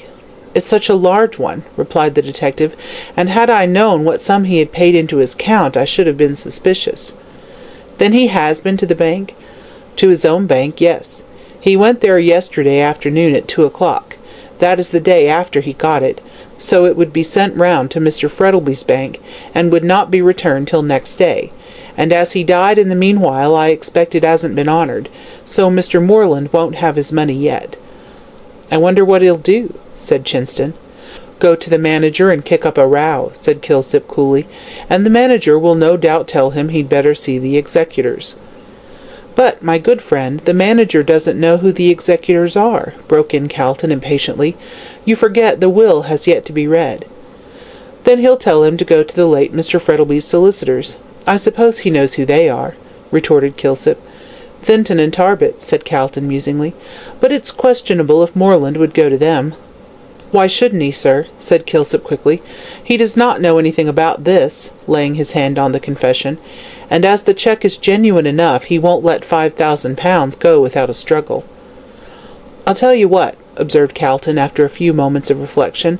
"I'll go across the way and telephone to Thinton and Tarbet, and when he calls on them they can send him up to me." "A very good idea," said Kilsip, rubbing his hands, "and then I can arrest him." "But the warrant?" interposed Brian, as Calton rose and put on his hat. "Is here," said the detective, producing it. "By Jove, you must have been pretty certain of his guilt," remarked Chinston dryly. "Of course I was," retorted Kilsip in a satisfied tone of voice. "When I told the magistrate where I found the coat, and reminded him of Moreland's acknowledgment at the trial that he had it in his possession before the murder, I soon got him to see the necessity of having Moreland arrested." "4:30, said Calton, pausing for a moment at the door and looking at his watch.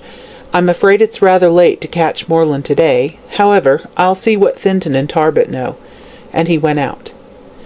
The rest sat waiting his return, and chatted about the curious end of the hansom cab mystery, when in about 10 minutes Calton rushed in hurriedly and closed the door after him. "Fate is playing into our hands," he said, as soon as he recovered his breath.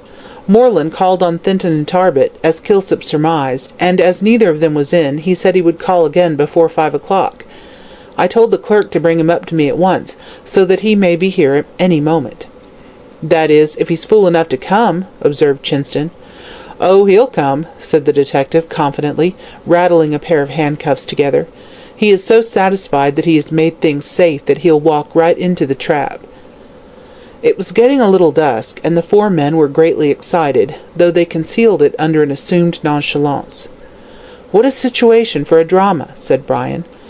"Only," said Chinston, quietly, "it is as realistic as in the old days of the Colosseum, where the actor who played Orpheus was torn to pieces by bears at the end of the play." "His last appearance on any stage, I suppose," said Calton, a little cruelly, it must be confessed. Meanwhile, Kilsip remained seated in his chair, humming an operatic air and chinking the handcuffs together, by way of accompaniment. He felt intensely pleased with himself, the more so as he saw that by this capture he would be ranked far above Gorby. And what would Gorby say? Gorby, who had laughed at all his ideas as foolish, who had been quite wrong from the first, if only— "Hush!" said Calton, holding up his finger, as steps were heard echoing on the flags outside. "Here he is, I believe."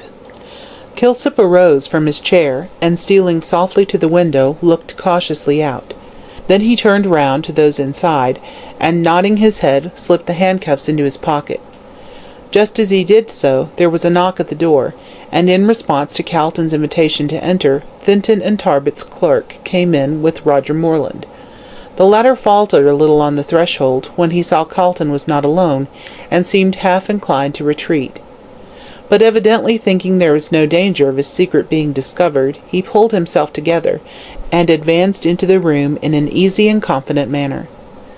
"This is the gentleman who wants to know about the cheque, sir," said Thinton and Tarbet's clerk to Calton. "Oh, indeed," answered Calton, quietly. "I am glad to see him. You can go." The clerk bowed and went out, closing the door after him. Moreland took his seat directly in front of Calton, and with his back to the door. Kilsip, seeing this, strolled across the room in a nonchalant manner, while Calton engaged Moreland in conversation, and quietly turned the key. "You want to see me, sir?" said Calton, resuming his seat. "Yes, that is, alone," replied Moreland, uneasily. "Oh, these gentlemen are my friends," said Calton, quietly. "Anything you may say is quite safe." "That they are your friends and are quite safe is nothing to me," said Moreland, insolently. "I wish to speak to you in private." "Don't you think you would like to know my friends?" said Calton, coolly taking no notice of his remark. "Damn your friends, sir!" cried Moreland, furiously, rising from his seat.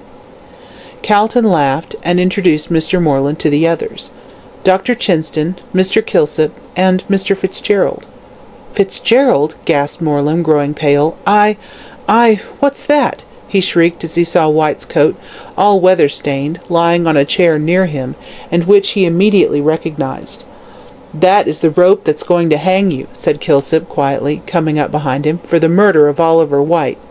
"Trapped, by God!" shouted the wretched man, wheeling round, so as to face Kilsip. He sprang at the detective's throat, and they both rolled together on the floor, but the latter was too strong for him, and after a sharp struggle he succeeded in getting the handcuffs on Moreland's wrists. The others stood around perfectly quiet, knowing that Kilsip required no assistance. Now that there was no possibility of escape, Moreland seemed to become resigned, and rose sullenly off the floor. "I'll make you pay for this," he hissed between his teeth, with a white, despairing face. "You can't prove anything." "Can't we?" said Calton, touching the confession.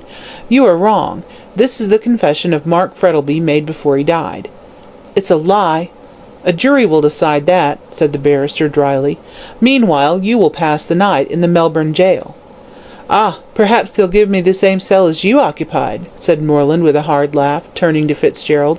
"I should like it for its old associations." Brian did not answer him, but picking up his hat and gloves, prepared to go. "Stop!" cried Moreland fiercely. "I see that it's all up with me, so I'm not going to lie like a coward. I played for a big stake and lost, but if I hadn't been such a fool I'd have cashed that cheque the next morning and been far away by this time." "It certainly would have been wiser," said Calton. "After all," said Moreland, nonchalantly, taking no notice of his remark, "I don't know what I'm sorry about. I've had a hell upon earth since I killed White." "Then you acknowledge your guilt?" said Brian, quietly. Moreland shrugged his shoulders. "I told you I wasn't a coward," he answered, coolly. "Yes, I did it. It was White's own fault. When I met him that night he told me how Frettleby wouldn't let him marry his daughter, but he said he'd make him, and showed me the marriage certificate. I thought if I could only get it, I'd make a nice pile out of Frettleby over it, so when White went on drinking I did not. After he had gone out of the hotel I put on his coat, which he left behind. I saw him standing near the lamp-post, and Fitzgerald come up and then leave him. When you came down the street," he went on, turning to Fitzgerald, "I shrank back into the shadow, and when you passed I ran up to White as the cabman was putting him into the hansom. He took me for you, so I didn't undeceive him, but I swear I had no idea of murdering White when I got into the cab. I tried to get the papers, but he wouldn't let me, and commenced to sing out. Then I thought of the chloroform in the pocket of his coat, which I was wearing. I pulled it out, and found that the cork was loose. Then I took out White's handkerchief, which was also in the coat, and emptied the bottle on it, and put it back in my pocket. I tried again to get the papers, without using the chloroform, but couldn't, so I clapped the handkerchief over his mouth, and he went off after a few minutes, and I got the papers. I thought he was only insensible, and it was only when I saw the newspapers that I knew he was dead. I stopped the cab in St. Kilda Road, got out, and caught another cab, which was going to town. Then I got out at Powlett Street, took off the coat, and carried it over my arm. I went down George Street, towards the Fitzroy Gardens, and having hid the coat up a tree, where I suppose you found it, to Kilsip, I walked home. So I've done you all nicely, but—" "You're caught at last," finished Kilsip, quietly. Moreland fell down in a chair, with an air of utter weariness and lassitude. "No man can be stronger than destiny," he said dreamily. "I have lost and you have won, so life is a chessboard, after all, and we are the puppets of fate."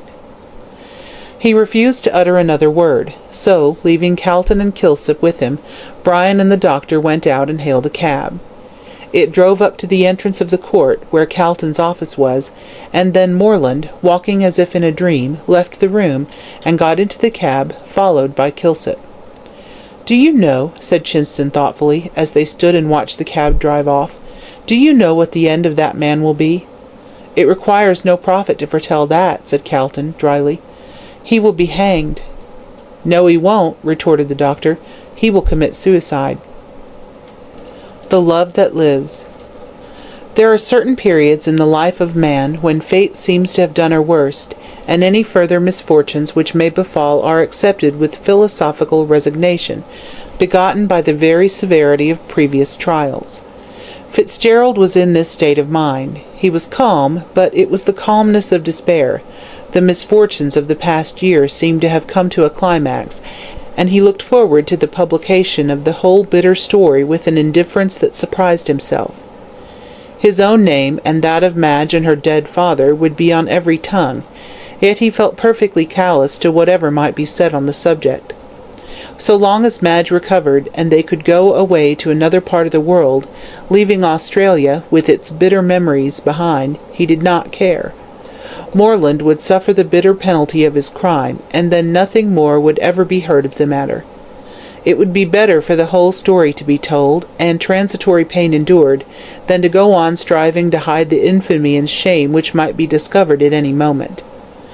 Already the news was all over Melbourne that the murderer of Oliver White had been captured, and that his confession would bring to light certain startling facts concerning the late Mark Frettleby.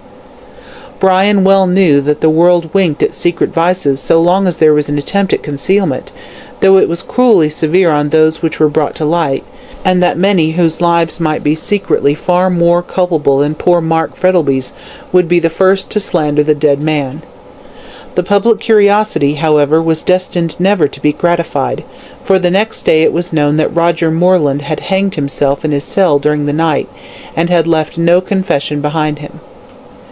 When Brian heard this, he breathed a heartfelt prayer of thanks for his deliverance, and went to see Calton, whom he found at his chambers, in deep conversation with Chinston and Kilsip.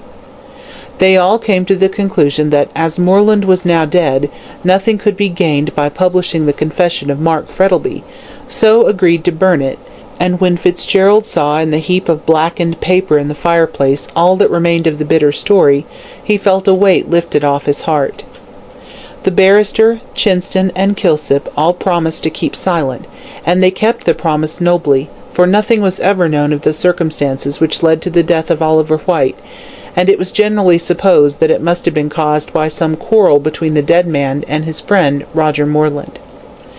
Fitzgerald, however, did not forget the good service that Kilsip had done him, and gave him a sum of money which made him independent for life, though he still followed his old profession of a detective from sheer love of excitement, and was always looked upon with admiration as the man who had solved the mystery of the famous Hansom Cab murder.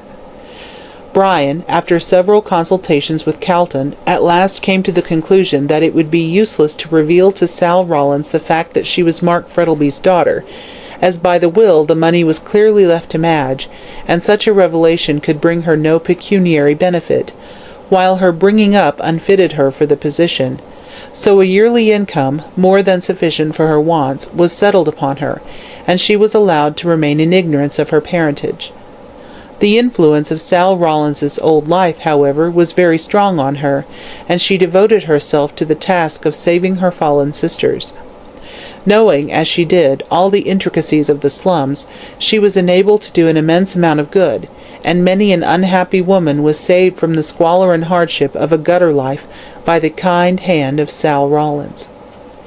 Felix Rolleston became a member of Parliament, where his speeches, if not very deep, were at least amusing, and while in the House he always behaved like a gentleman, which could not be said of all his parliamentary colleagues.